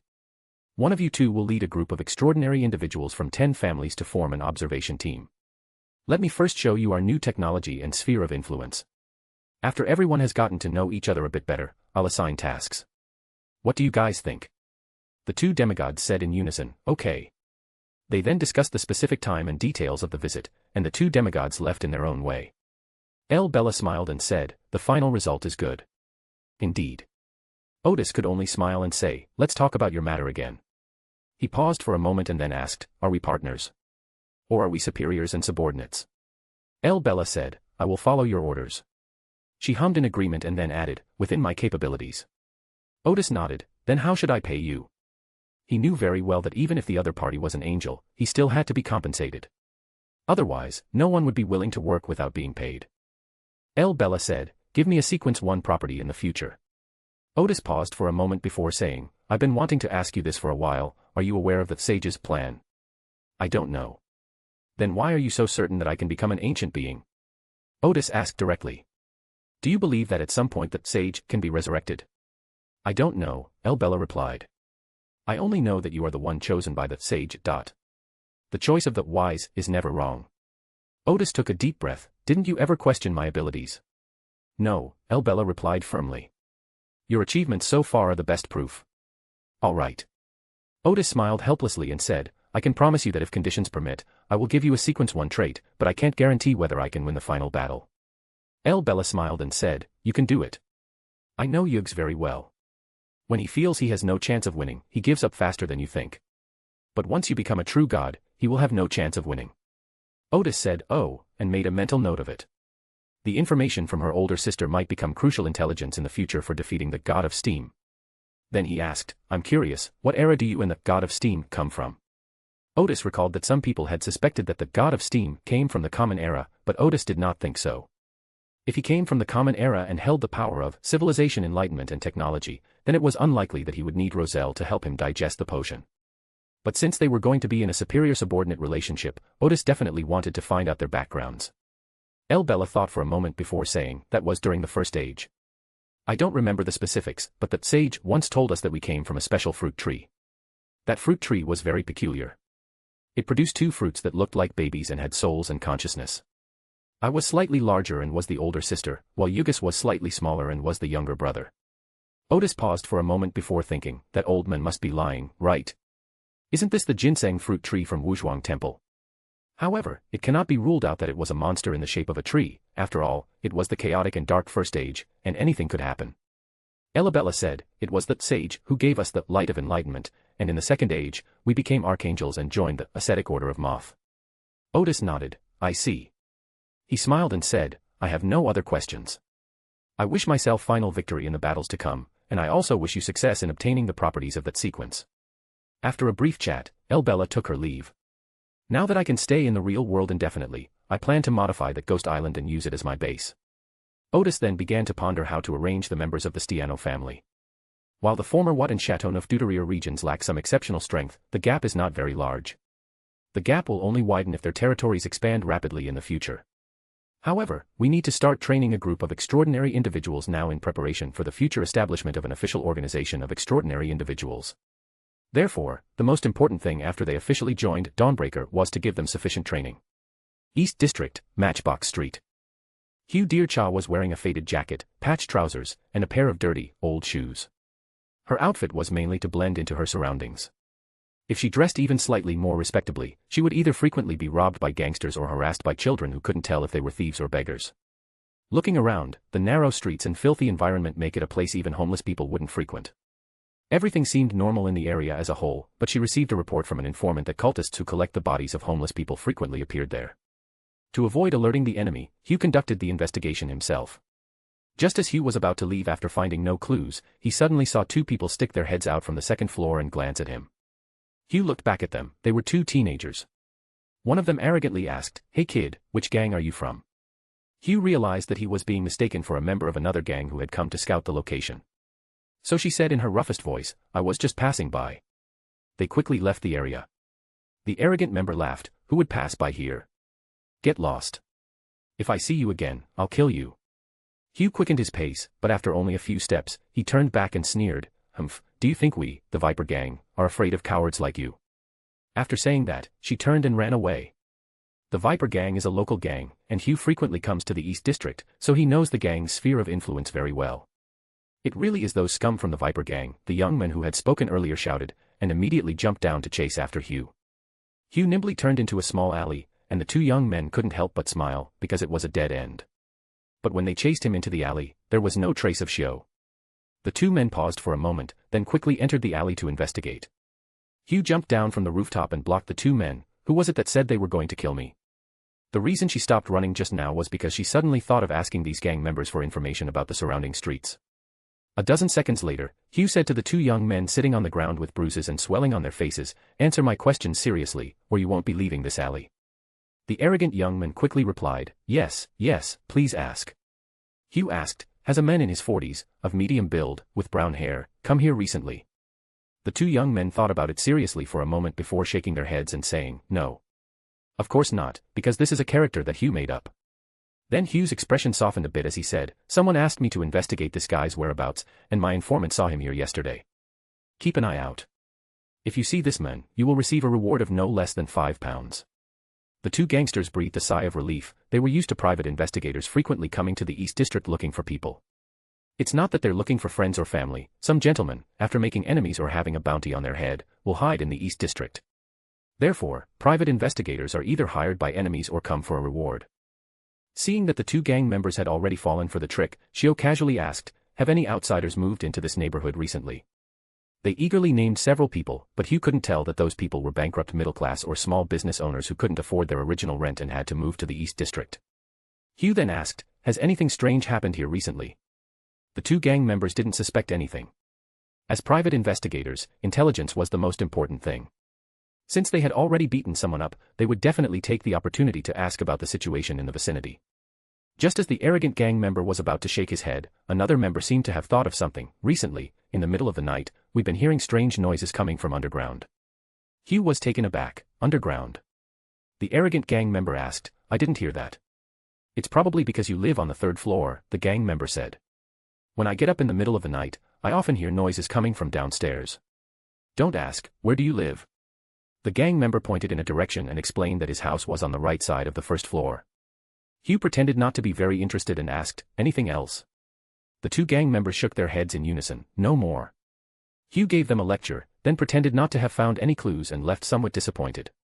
In fact, she was already carefully observing the surrounding terrain, preparing to conduct another investigation of the place. As night fell, Hugh, dressed in a black riding outfit, returned to Matchbox Street. Arriving at the home of the gang member who had lived on the first floor during the day, she glanced out the window and found the young man among the sleeping people who had said he heard noises from underground at night. She used an invisibility scroll and then nimbly jumped into the room almost silently. She tapped the ground slightly and noticed that there seemed to be a hole in the ground. So she began searching for the entrance to the cave, and after looking through several buildings, she finally found a basement in one of the rooms.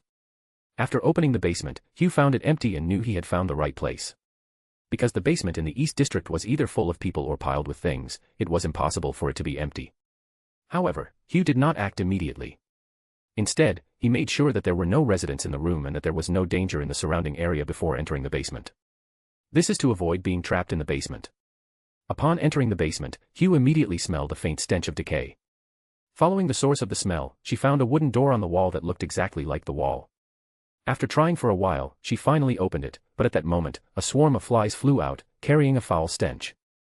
Shio quickly dodged to avoid being hit by the disgusting fly. After all the flies had flown away, Shio tore off a piece of clothing to cover his mouth and nose and peered inside through the door. Inside was a large space with rooms enclosed by earthen walls. Most of the rooms were blocked by mud, while the earthen doors of a few rooms were open. Despite the stench, they went inside to investigate. In one of the rooms, many headless corpses were piled up. Because of the hot weather, these houses became breeding grounds for fly larvae. Hugh frowned and took a few steps back. Judging from their clothes, they were the corpses of homeless people who had been taken away, but where were their heads? At that moment, Hugh seemed to suddenly realize something and glanced at the rooms sealed off by mud. That place must be overflowing with headless corpses. To avoid the stench getting too strong, they simply blocked it up with mud. Who on earth could be so ruthless and inhumane? At this moment, Hugh's spirit seemed to sense something and went to look at the room in front again. He saw several corpses standing neatly inside, including old people and adults. Each household had a digging tool in its hand, as if this space had been dug out by these households. The problem is that, judging from their state of decay, they have been dead for a long time, and the bones of some of the bodies have been exposed. Hugh felt a chill run down her spine. She seemed to see these corpses digging day and night in the dark underground, their flesh and blood falling to the ground, yet they remained oblivious, continuing to dig forward. Only in the latter half of the night would the sound of digging be occasionally heard. Hugh planned to leave immediately and report the situation to the steam church so that the official extraordinary beings could investigate. At this moment, a golden light suddenly flashed in the eyes of one of the bodies. The light was fleeting, and the body suddenly stiffly raised its arm and extended its index finger, which had little flesh left. Hugh immediately became alert, but soon she seemed to realize something and looked at the wall that the body was pointing to. There was a short phrase on it, "You're late." Hugh felt the hairs on his body stand on end. Around 9 a.m., in the office of Ambassador Rembrandt, Odis received a letter from Hugh, which showed her explorations from the previous night and the preliminary findings of the steam church. Inside that massive underground structure were 6 intact corpses. They were the owners of that house, but no one had seen them for a long time, and the neighbors even thought they had moved away. In the East District, no one would call the police for this kind of thing because a police investigation would disrupt their work and affect their income, to the point that they would go hungry. Odis pondered for a moment and felt that Hugh's investigation was on the right track, but the opponent was very cunning. Having noticed Hugh's investigation, they immediately abandoned the place. Furthermore, he couldn't understand why that intelligent entity needed so many heads. Was it meant to travel between those heads? What use would that be? After all, it was just a head. After a moment's thought, Odis replied to Hugh, first affirming her investigation, then telling her to temporarily stop investigating and resume the investigation next week. Because this is when the other party is most vigilant, they probably won't be able to find anything. Meanwhile, Odis helped Hugh sort things out. Although they didn't know what the target needed those heads for, the other party would definitely make another move. As long as they kept an eye on the bodies of those homeless people, they would definitely be able to find new clues. Moreover, it is almost certain that the other party has a base in the East District, because it would be difficult to carry out operations such as collecting heads or storing corpses in other districts. There is almost no force to maintain order in the East District. It is a paradise for criminals. No one cares whether someone steals from the homes of the homeless, or why a family suddenly disappears. Finally, Odis inquired about the progress of Hugh's potion digestion, promising to bestow upon her the extraordinary properties of Judge if digestion was complete. After advancing to Sequence 6, one gains even greater abilities, but it is essential to report to MI9 and the Steam Church, as all organizations value extraordinary individuals at this level. MI9 will most likely give her a public office, allowing her to process the Judge's magic potion. Odis suggested that she could join MI9, which would provide her with a stable income while still allowing her to work in intelligence. After sending the letter, Odis began preparing for the ball that evening. Actually, he wasn't really busy, he just went to the dance hall to check on the preparations. Just like at the last ball, the deputy envoy and staff were on high alert, fearing any mistake. In the evening, Odis greeted the guests at the door, which was definitely a tough job. He had to keep smiling, shake hands constantly, remember each guest's name and corresponding taboos, and exchange a few pleasantries with them. Odis smiled sincerely only when Audrey accompanied her father and brother. In fact, apart from a few people like Count Hall and Count Vincent, Odis had no interest in getting to know anyone else. It wasn't that Odis was snobbish, but rather that these balls involved too much useless socializing, and he wasn't aiming for a political career. There's no need to waste energy on something like this. After finally welcoming them all in, Odis had no time to rest and had to head straight to the ballroom, as the ball was about to begin. After a little preparation, Odis, as the initiator of the ball, gave a speech. However, it would be difficult for a single state to instigate a civil war in Rembrandt. Finally, Odis briefly described the Remberg government's handling of the incident, stating that they had deployed troops to respond accordingly, and that a result would be forthcoming soon. After the opening speech, the ball officially began. As was customary, Odis danced her first dance with a courtesan, and was then surrounded by Backlund's dignitaries who began to inquire about the details of the rebellion.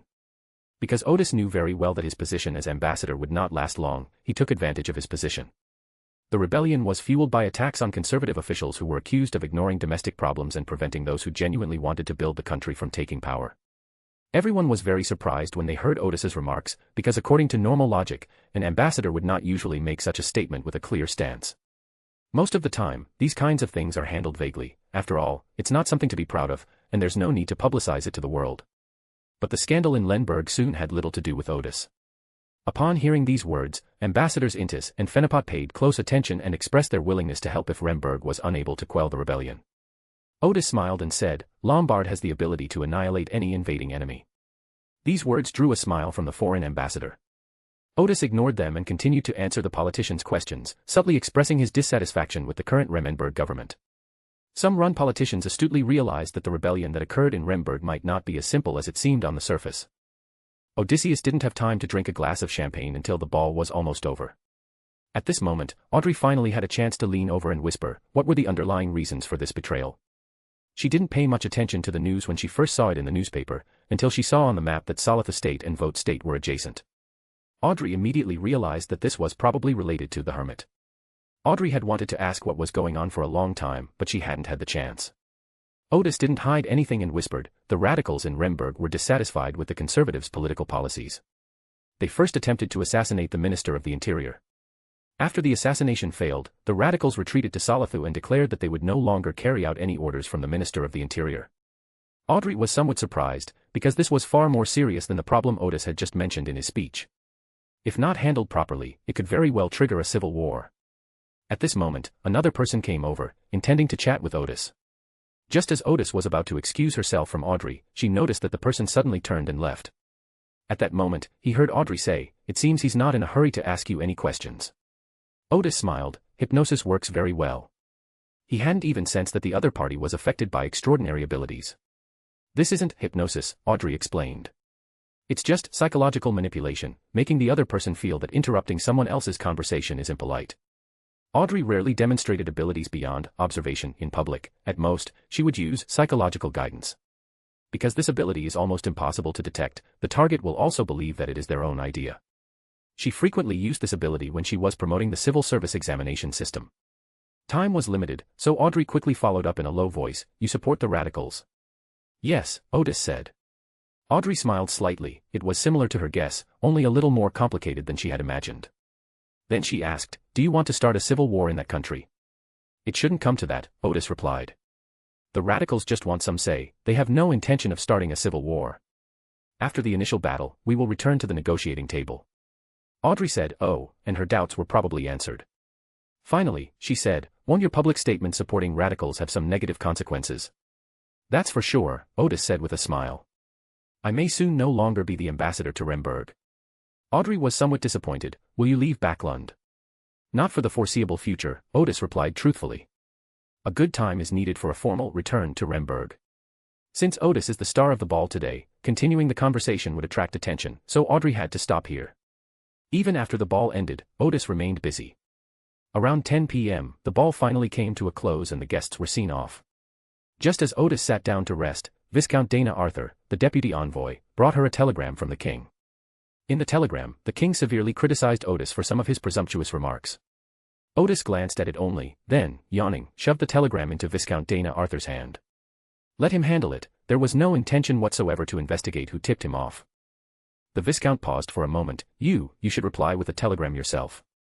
Odis loosened his tie and said as he walked out, "If you're not going back, then forget it."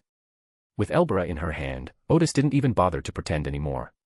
He returned to his room, washed up, and then lay in bed, pondering how to take the Stiano family on a tour the next day. For him, the most important thing right now is to integrate the members of the Stiano family.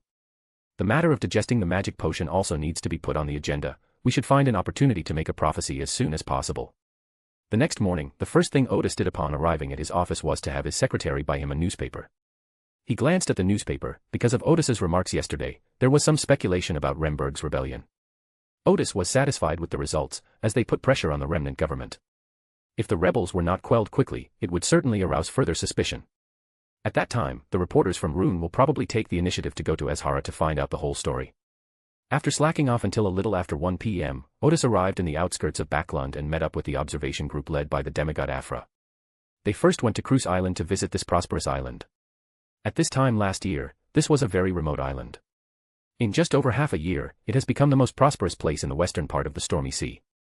Every day, a large number of pirates come here to spend money, and the business of selling stolen goods is also booming, with a large amount of goods being transported to Lundberg from the teleportation array. If Odis had not been so restrained, such a large quantity of goods would have been enough to systematically disrupt the small country's industries. After seeing this prosperous island, everyone gained a new understanding of the power of the Sword of Dawn.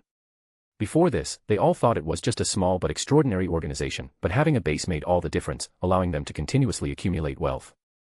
Just like on this island, they saw the trading of miracle drugs, the trading of spirit storage crystals, and the arms trade. Even if they didn't know the prices, they knew that this organization made a lot of money every day. Then Odis led them through the teleportation array to the province of Watai.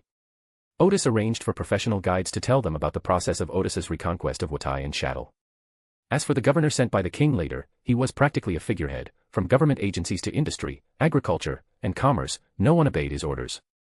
The governor's complaints to the capital were of no use. Rembrandt was in turmoil, and neither the king nor the interior minister could attend to the situation. Afra and the others had a full schedule, and as evening approached, Odis led them to the last place they would visit that day. This is a desolate hilly area, and the location Odis chose allows him to see far into the surrounding area. They saw that several thousand Reynolds soldiers were divided into 3 groups and were advancing westward. Odis explained, these are soldiers sent by King Conrad I of Remberg to the province of Salathu. Their goal is to eliminate the radicals entrenched there. We are currently supporting the radical forces, so we must hold on to Salathu and take this opportunity to negotiate with the king of Lenberg. Everyone was taken aback, thinking that Odis had summoned them to use their strength to eliminate the Lenberg soldiers. This is indeed not too difficult for them. Looking at the eager crowd, Odis continued, the reason they are still marching so late is that they plan to launch a night attack on Salathu. If Salathu city only had the state guards, it would indeed be difficult to defend it. After all, fighting at night requires a high level of skill from the troops, and the state guards would not be a match for the regular army. But I have already sent reinforcements in advance. Look, Salathu city has begun to take the initiative to attack. Afra and the others saw a small group of 200 or 300 people advancing towards the Lenberg army at an astonishing speed. Remmenberg's scouts spotted the force, but they didn't take an enemy of that size seriously at all. One of the regiments quickened its pace, clearly indicating that the Remberg commander intended for that regiment to clear obstacles. Odis explained calmly, extraordinary puppets are an important part of our research. In order not to attract the enemy's attention too quickly, the appearance of the extraordinary puppets is currently disguised as that of normal people. But their strength, speed, and so on are greater than many Sequence 9s, and their defense is definitely stronger than that of Sequence 9s because their bones are made of metal and they feel no pain. Afra and the others realized that the Lenberg army must have encountered an extraordinary puppet group. They were also looking forward to the upcoming battle, because judging from the visual comparison, the strength of the two sides was basically 110. If the extraordinary puppet could still win, it would prove the value of this research. However, the battle that followed was almost completely unexpected by everyone. Some of the 300 extraordinary puppets climbed a hill and quickly seized the high ground. At this point, the Lenberg troops were unaware of what this meant, and the regimental commander was still devising plans to retake the high ground. Just then, the 5 extraordinary machine guns were assembled. With a series of bang bang bang bang bang sounds, the shells exploded in the mountains and fields, completely stunning the attacking enemy. Although these shells were not as powerful as those from large-caliber artillery, they were still enough to blast a small crater in the ground. Especially when they hit someone, they completely smash them to pieces, and they can smash several people into pieces of flesh and bones in a row. From a distance, as the sound of the extraordinary machine gun rang out, a layer of blood mist immediately exploded in the mountains. A few seconds later, the first group seemed to come to their senses and quickly retreated. Although the shells followed closely behind, they did not continue to inflict significant damage on the target. On the Remberg side, the brigade commander at the rear heard the sound of artillery fire and wondered how the enemy had managed to quickly set up artillery positions in such a complex hilly area. At that moment, he saw the regiment in front of him retreating in defeat. Cannons, a company commander shouted. They have automatic cannons. Currently, the machine guns of major countries are still under development, and the lower-level commanders are generally not clear about the concept of machine guns, which is why they are called repeating cannons. Seeing the rout, the brigade commander immediately ordered several trusted subordinates to go to the front and stop the deserters, even if it meant shooting them. Because on the battlefield, the urge to flee is highly contagious, and if not properly controlled, the entire brigade could fall into a rout.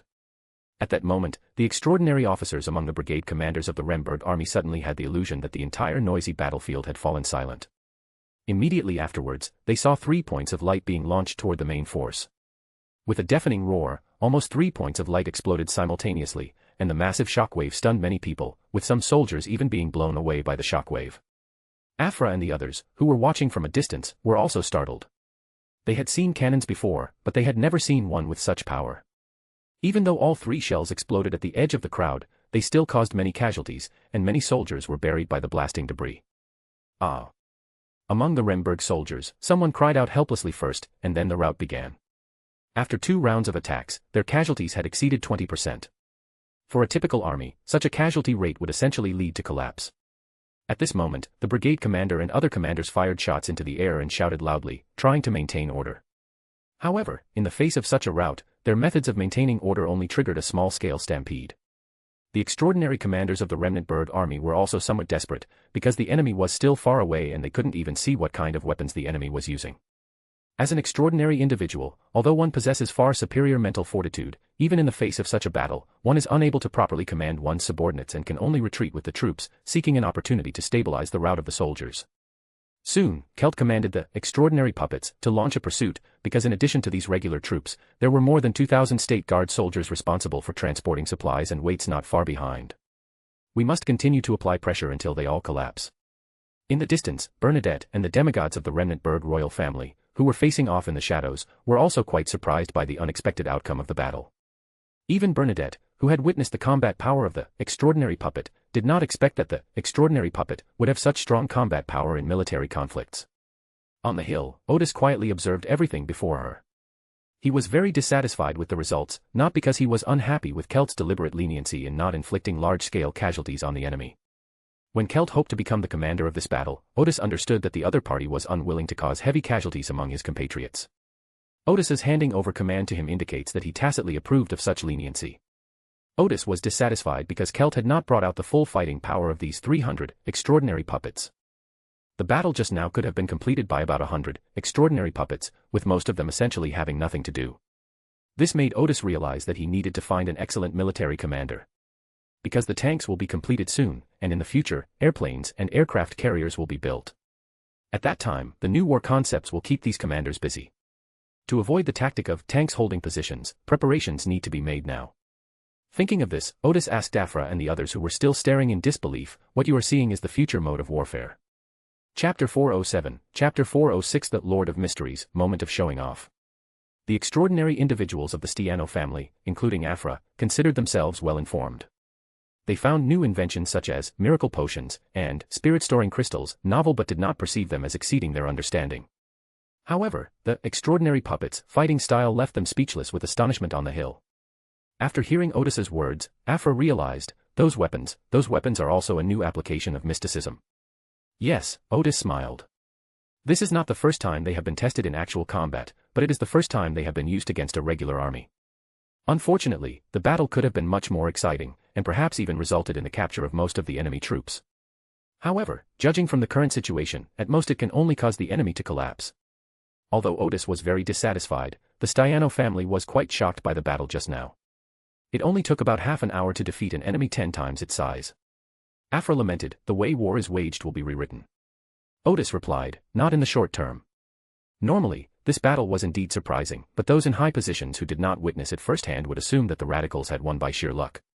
Or rather, because this battle was beyond their comprehension, they couldn't immediately believe that a new way of fighting had emerged. This is good news for Odis, because when everyone realizes this, they will definitely try to develop the extraordinary puppet. With enough manpower and resources, it won't be long before we can break through Odis's technological blockade. Because the Gar rune has already begun to be released on a small scale, this is the foundation of everything. After studying the Gar rune for a few years and experimenting for a few more years, other countries will also be able to create extraordinary puppets. With significant and exceptional investment, this time frame can be shortened. These periods of time represent the window of opportunity left for Gar. Of course, this doesn't mean that Gal would lose his technological advantage a few years later, because his biggest advantage back then wasn't actually technology, but rather that Gal had seen what those weapons, once called the pinnacle of human technology, looked like. Although you don't understand the principles behind those weapons, you don't need to, because everything must be reconstructed using spirituality and Gar runes. This is his greatest advantage. He knows the future development direction of these weapons in the current steam age. After a brief discussion with Afra and the others, Odis reappeared as the Quinping and led them back to Wutai State to rest. Odis sat alone in the governor's office awaiting news. First, he received a letter from Selt. He led his extraordinary puppets and chased after them for dozens of kilometers in one go. The Remberg army was completely routed, they couldn't even take their artillery. The heavy infantry following behind also retreated. Weapons, food, and military supplies were all left on the roadside. After the battle, Kelt captured more than 200 people, and it would take 1,000 or 2,000 men to bring back all the spoils of war. In the letter, Selt could not hide his joy, saying it was a huge victory. Odis immediately replied to Kelt, instructing him to collect the spoils of war and clean up the battlefield as soon as possible. He was told to remain calm, hold firm, and wait for the situation to change. In his letter, Odis analyzed that with the current tense international situation, it was impossible for Remmenberg to transfer a large number of border troops to fight in the western provinces, and Conrad I would not allow Remmenberg to be in the midst of a civil war crisis. So now all we need to do is stay calm and we'll be able to wait for the king's special envoy. At the end of the letter, Odis reclaimed command of the 300 extraordinary puppets. Afterwards, Odis returned to the governor's bedroom to rest.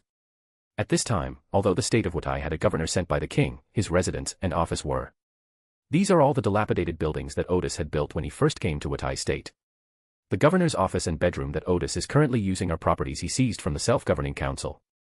The following morning, Odis received another letter from Bazel. It was said that Conrad I had received news of the defeat in Solothurn the previous night, but both the royal family and the Remnantberg government remained silent.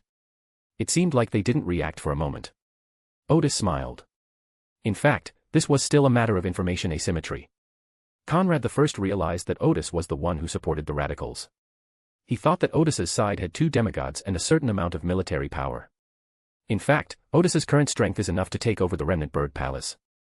The reason he hasn't done so is that there is still a basic international order, and it is not the best time to seize power. Once the war begins, that will be Odis's time to reap the rewards. In the morning, Odis had breakfast with the members of the Stiano family, and in the morning he took them to visit the railway construction site. Because of the extraordinary efficiency of this extraordinary tool, the railway is ready to open. Odis's plan was to build a railway from Voti to Salatha before the start of the World War, and then use it as a basis to build a triangular transportation network connecting Voti, Salathu, and Chatur. He planned to move the center of Remberg westward, not because his base was in the west, but because Remberg's current capital, Azhara, was actually built on a plain with no natural defenses. This is also a helpless move for small countries. The mountainous areas of Rembrandt have poor transportation and economy, while the plains have convenient transportation and are easy to build cities. However, the kingdom of Fenaport put enormous military pressure on Remberg, forcing Remberg to build a long defensive fortification along its southern border. Once they break through this defensive fortification, Fenaport's army can reach Azhara in 2 days. Long-standing war inertia had made Remmenberg and Fenaport accustomed to this, and Azhara was built to the specifications of a military fortress, specifically for defensive warfare. Once Odis had the train and the teleportation array, there was no need to take this risk. He could simply shift the nation's center of gravity to the west, to a more easily defensible area. After visiting the railway construction site, Odis instructed Mandy to send someone to receive the group and let them explore the Vorda region further. He would return in a few days to talk to them again. After settling the members of the Stiano family, Odis returned to Backlund and resumed his slacking off. Meanwhile, he awaited his transfer order. 2 days later, he received a telegram from Conrad I. He thought it was an order to dismiss him from his post, but it turned out to be a commendation order. This left Odis somewhat bewildered, but she quickly realized that Conrad I had backed down. Or, to put it another way, the other side intends to resolve the issue politically. In short, they feel that war cannot solve the problem in the short term and may even cause greater losses, so they intend to cut their losses in time. Since Odis was a supporter of the radicals, they should act as if they were about to promote him at this time. This was beyond Odis's expectations, because if he were the king of Remberg, he would have dismissed the Remberg ambassador to loan from all his posts as a warning. This will serve as the tone for the negotiations. However, Odis soon realized that the main reason Conrad I gave in so quickly was that the Remnantberg royal family did not have angels. It's not that an angel is needed to fight against Elbra, since the Remberg royal family doesn't know that Odis has Elbra as a trump card. However, if the opponent also has a demigod, then an angel is needed to control the situation. Although the Renborg royal family also had a few demigods, at the level of demigods, quantity often cannot solve problems. For example, the royal family has 5 demigods, while Odis only has 2. Under normal circumstances, even if all 5 demigods were to mobilize, it would be difficult to find the 2 demigods on Odis's side, let alone kill them in one fell swoop. If an ambush or trap is set up, there is still some hope, but demigods have very high intuition and can easily detect unknown dangers, so most ambushes are likely to be ineffective. The best way to defeat a demigod is actually through skirmishes or battles with a significant information gap. For example, during the previous attack on Cruise Island by the Moss Ascetic Order, according to the intelligence they obtained, 2 demigods were more than capable of defeating several Sequence 5s, but who knew that a Lord of Mysteries would suddenly appear? The first thought of those 2 demigods was to run. If their opponent had been a normal angel, the prophet would have had a good chance of escaping. It wasn't the angel they encountered, but rather an abnormal one, incredibly powerful in certain areas, which is why they were kept behind. However, it would be very difficult for the Lord of Mysteries to find the demigods of the Moss Ascetic Order. For the Reimsberg royal family at present, if they were to easily take action against the other side without being certain of their success, there would be no room for reconciliation. For example, all the demigods of Remberg were concentrated in the province of Salathu, but if they failed to kill Bernadette and Odis, then the feud would be considered settled. Even if the demigods of Remberg captured all the radicals and regained control of the 3 western states, including Watai, Odis and Bernadette's sneak attack on Remberg would give them a major headache. Therefore, the demigods of various countries in the past were strategic talents. Their power when they did not take action was far greater than their power after they took action. Having figured this out, Odis had his secretary draft a telegram to the king, saying that his advisor Adonis had performed exceptionally well and he hoped to recommend him as deputy envoy to the embassy in Lone. The telegram sent in the morning received a reply in the afternoon, and it was approved. The Remberg Foreign Ministry will recall deputy envoy Karen Sidley, whose position will be taken over by Adonis. Odiston immediately understood the situation and waited for Conrad I to send a special envoy to Salathu. 3 days later, Odis first had a good talk with the members of the Stiano family, asking them to go back and communicate with their family members. If there are no problems, Afra will bring back a dozen extraordinary individuals to follow Odis's arrangements, according to the plan they had previously agreed upon. Odis has already arranged positions for them, and Bernadette will remain in solo tour for the time being. Then Afra would have to go to the Chatterall region to confront the Intis. As for the other extraordinary individuals, they will first undergo a period of training before reporting to their extraordinary posts in the Vaud and Chater states. Roon, a manor house in South Welshire. The important members of the Stiano family gathered together to listen to Afra and others describe what they had seen and heard. The family patriarch, the master of prophecy, Dick, said with emotion, "Thanks to our ancestors for securing this opportunity for us." Most people felt that this was a huge opportunity. Dick said, "Then for the next period of time, we will first send a group of people to Watai State, under the command of General Mystery, and at the same time make final observations. Once we've observed that there are no problems, our entire family will move to Watai State to demonstrate our sincerity in this cooperation." Afra asked, "What about the Crimson Crown? Must we hand it over too?" Everyone looked at the clan leader. Level 0 sealed artifacts were extremely important and rare, and of course they couldn't be given away easily. Dick pondered for a moment before saying, "If the General of Mysteries asks me for it, I will consult my ancestors. If the Lord of Mysteries requires it, we will offer a sacrifice to him." The crowd began to whisper among themselves, clearly disagreeing with the decision and seemingly having no better solution. Everyone understands that if you want to join forces with General of Mystery, you have to give something in return. However, giving up a level 0 sealed item seems like a big price to pay. Dick took a deep breath and said, "We'll ask for instructions after we see our ancestors." The ancestors never gave them a way to contact them, and they believed that the ancestors probably didn't want them to disturb them. Actually, El Bella had forgotten about it. At this point, a family member asked, "What kind of deity is the Lord of Mysteries?" Then everyone looked at Afra. The alchemist, Afra said, "Before leaving Watai, I asked the mysterious general again, but he did not say that we had to believe in this god. It is said to be a true deity who spreads the light of knowledge." She paused for a moment and then said, "However, he did tell me the name of the Lord of Mysteries and that after members of the Stiano family began to participate in the work in Watai, our entire family would be under the protection of this deity. And you can also pray for power when performing ritual magic." This touched everyone again. For a long time, the members of this family had been troubled by the lack of a deity to whom they could safely pray for power. Praying for power from the 7 righteous gods risks attracting the attention of official extraordinary individuals. Praying for power from evil gods is even more dangerous. Fortunately, the family still has a level 0 sealed artifact. Although it is somewhat dangerous to pray for power from it, the probability of success is not very high. But over the years, they have figured out ways to avoid most of the dangers, which are barely usable. If there were a god who could always respond to their prayers and was safe and reliable, that alone would be enough reason for everyone to follow the Lord of Mysteries. The reason is quite simple: the Stiano family possesses the secret seeker and general knowledge pathways. There is a wide demand for ritual magic in the lower sequences. When you reach the middle sequence, you need to use some advanced witchcraft, create some advanced scrolls, and maintain the spirituality of extraordinary weapons for a longer period of time. All of these operations require praying for higher-level power. However, if there were a stable and safe place to pray for power, each of them could see a significant increase in strength. "Give it a try," said an older family member. "I'll give it a try." Dick glanced at the other family members before saying, "Okay." So everyone set up an altar on one side of the room for the elder of the family, and everyone retreated to the other side of the room. The elder stood alone in front of the altar, built a spiritual wall, took out a dagger and placed it in the center of the altar. Then he recited the name that Aphra had asked, the essence of knowledge, the field of mystery. "You are the radiance of all civilization. It is a beacon of truth that dispels the unknown. Great Lord of mysteries, your faithful servant beseeches your gaze, and prays that the spirit of this dagger may endure for as long as possible." As soon as the prayer was finished, the spirituality of the room changed instantly. The radiance of knowledge illuminated the entire room, and the ceiling became ethereal, revealing a figure imbued with a sense of holiness. The imposing figure wore a hood adorned with occult symbols that seemed to dance around him. He carried a lantern in one hand, as if dispelling all confusion and ignorance, and held a long cane in the other, as if ready to fight against all ignorance and irrationality. Shocked, Dick, Aphra, and the others felt a tremendous impact on their spirit and mental bodies. They instinctively lowered their heads, showing their submission to this great being. The elderly people performing the ceremony trembled all over, and only when they knelt on one knee in front of the altar did they feel less pressure. The Lord of Mysteries glanced at them, then slightly raised the lamp in his hand. A wisp of illusory light shone into the dagger, and the ordinary weapon suddenly emitted a faint glow.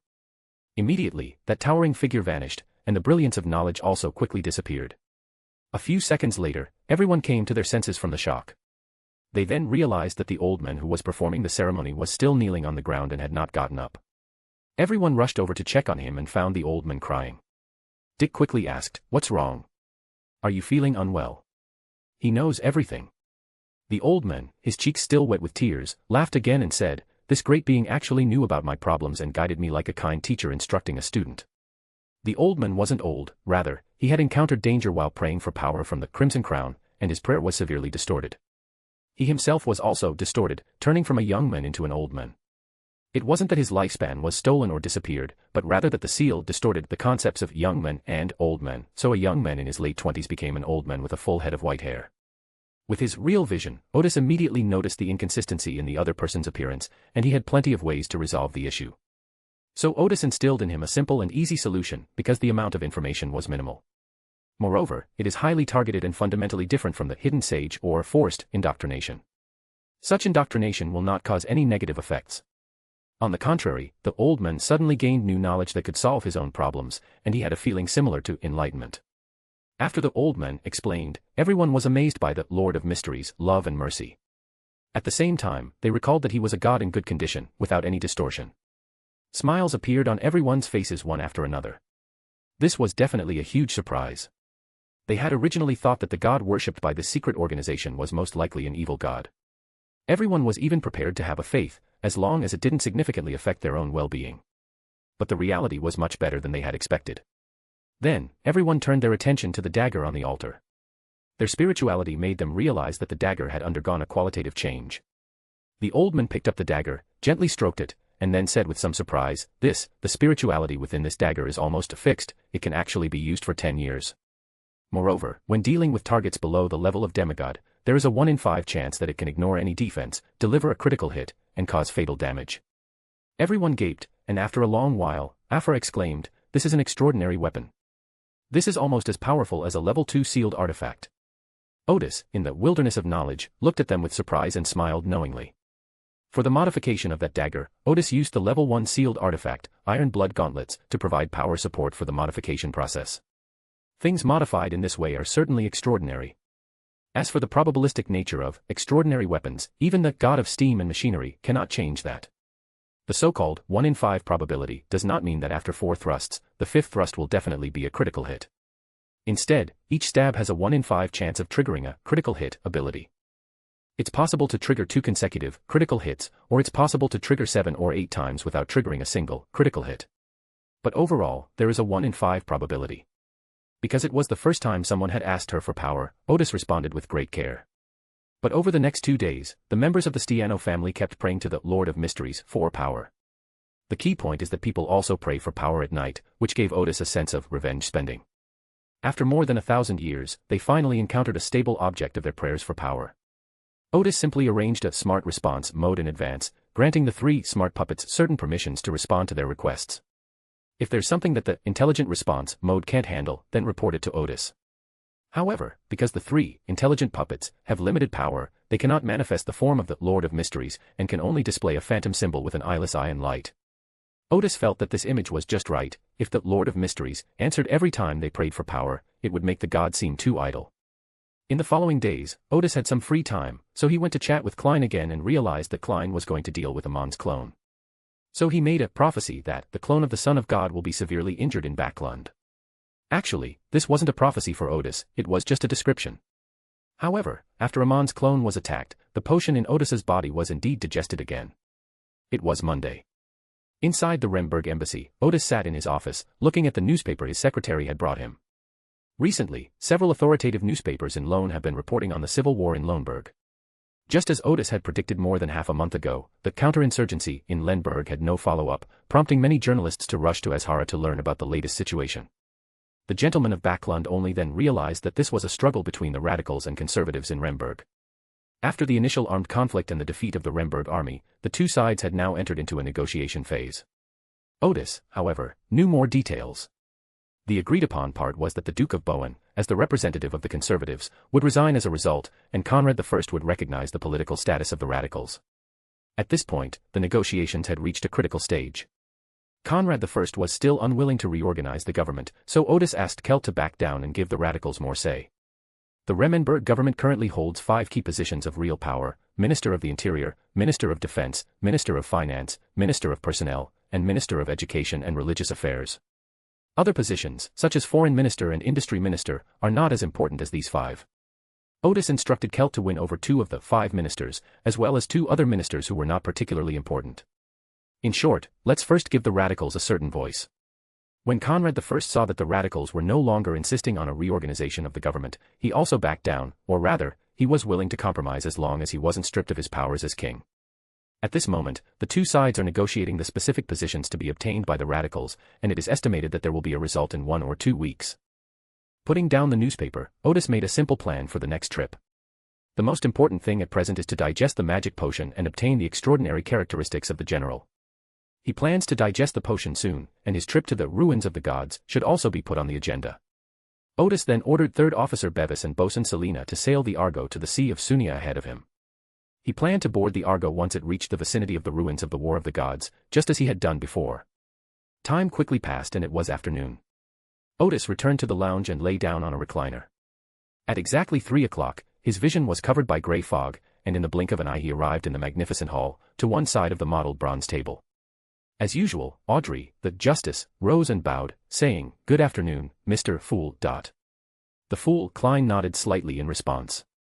Then the other members greeted the Fool, and the tarot session officially began. Klein glanced at the priestess without showing any emotion, and found that she still had no intention of providing Roselle's diary. The mysterious queen hadn't provided any diary entries for quite some time, which Klein found strange. Had she run out of questions to ask him? Actually, Bernadette has been very busy lately and is also preparing for a general promotion. After falling in love with Edis, Bernadette's condition improved considerably, and her longing, confusion, and guilt towards her father subsided. Gradually, nourished by her lover's affection, she has largely shed her previous psychological burden. Their previous actions in preventing the resurrection of death were entirely in accordance with the requirements of the ritual, so Bernadette is currently making final preparations. The plan is to raise prices across the board within the next week or 2. As Klein pondered this, Alger, the hanged man, turned his head to look at the stars. "I'm sorry. There is no news yet about any magical items that meet your needs." Leonard, the star, nodded understandingly and said, "That's normal. Magical items corresponding to Sequence 6 and Sequence 5 are naturally rare." He was sitting upright at first, but after noticing that members like the Moon and the Magician weren't too reserved, he quietly relaxed as well. At this moment, Klein manipulated the world Gehrman Sparrow and said, "I have a magical item that perfectly matches your requirements in every aspect." He was referring to the magical items that he had previously commissioned Odis to create, which didn't have very strong negative effects. Unfortunately, shortly after obtaining this magical item, he was promoted to demigod and rarely used it anymore, so he simply sold it. Leonard looked at the world. Tell me about it. The world said unhurriedly, it can unleash lightning on targets, it has the ability to fly, it can use hurricanes mixed with wind blades, in water, it can create giant waves several meters high, and it can dive freely for 40 minutes. Alger and the others guessed that this must be a magical item commissioned from the Hermit. Although its main attack methods are only lightning and hurricane, and it does not have the other important ability of the ocean singer, singing, it is still quite good because it has the ability to dive and fly. Klein, manipulating the world, continued, the negative effects aren't very strong. He'll occasionally sing on his own, and the timing of the singing is completely random. Wearing it will make him more impulsive or more prone to anger, but if he tries to control himself, it won't affect his judgment or actions. Well, for the first negative effect, the Hermit provides a silencing spell. As long as you sense that it is about to make a sound and the environment is not allowed to make any noise, you can immediately activate the extraordinary item corresponding to that spell. Everyone else was stunned. Such a negative effect is called a negative effect. Alger seriously suspected that the Hermit and the world might have some misunderstanding about the concept of negative effects. The so-called negative effects were things that could kill the wearer if they weren't careful or if they weren't careful. Then, the other members looked at the Hermit and thought to themselves, this is the power of a demigod-level craftsman. Leonard didn't understand why everyone was looking at the Hermit when it was Klein who was trying to sell him the magical item. However, he was very satisfied with this amazing item and immediately asked, how many gold pounds are you planning to sell it for? Klein manipulated the world and said, 12,000 pounds. Alger tried to hide his smile. This was exactly the bottom price that Star had mentioned earlier. If he had the corresponding magical item, he would sell it for that price as well. To be honest, considering the abilities and negative effects of this sealed artifact, the price is quite reasonable.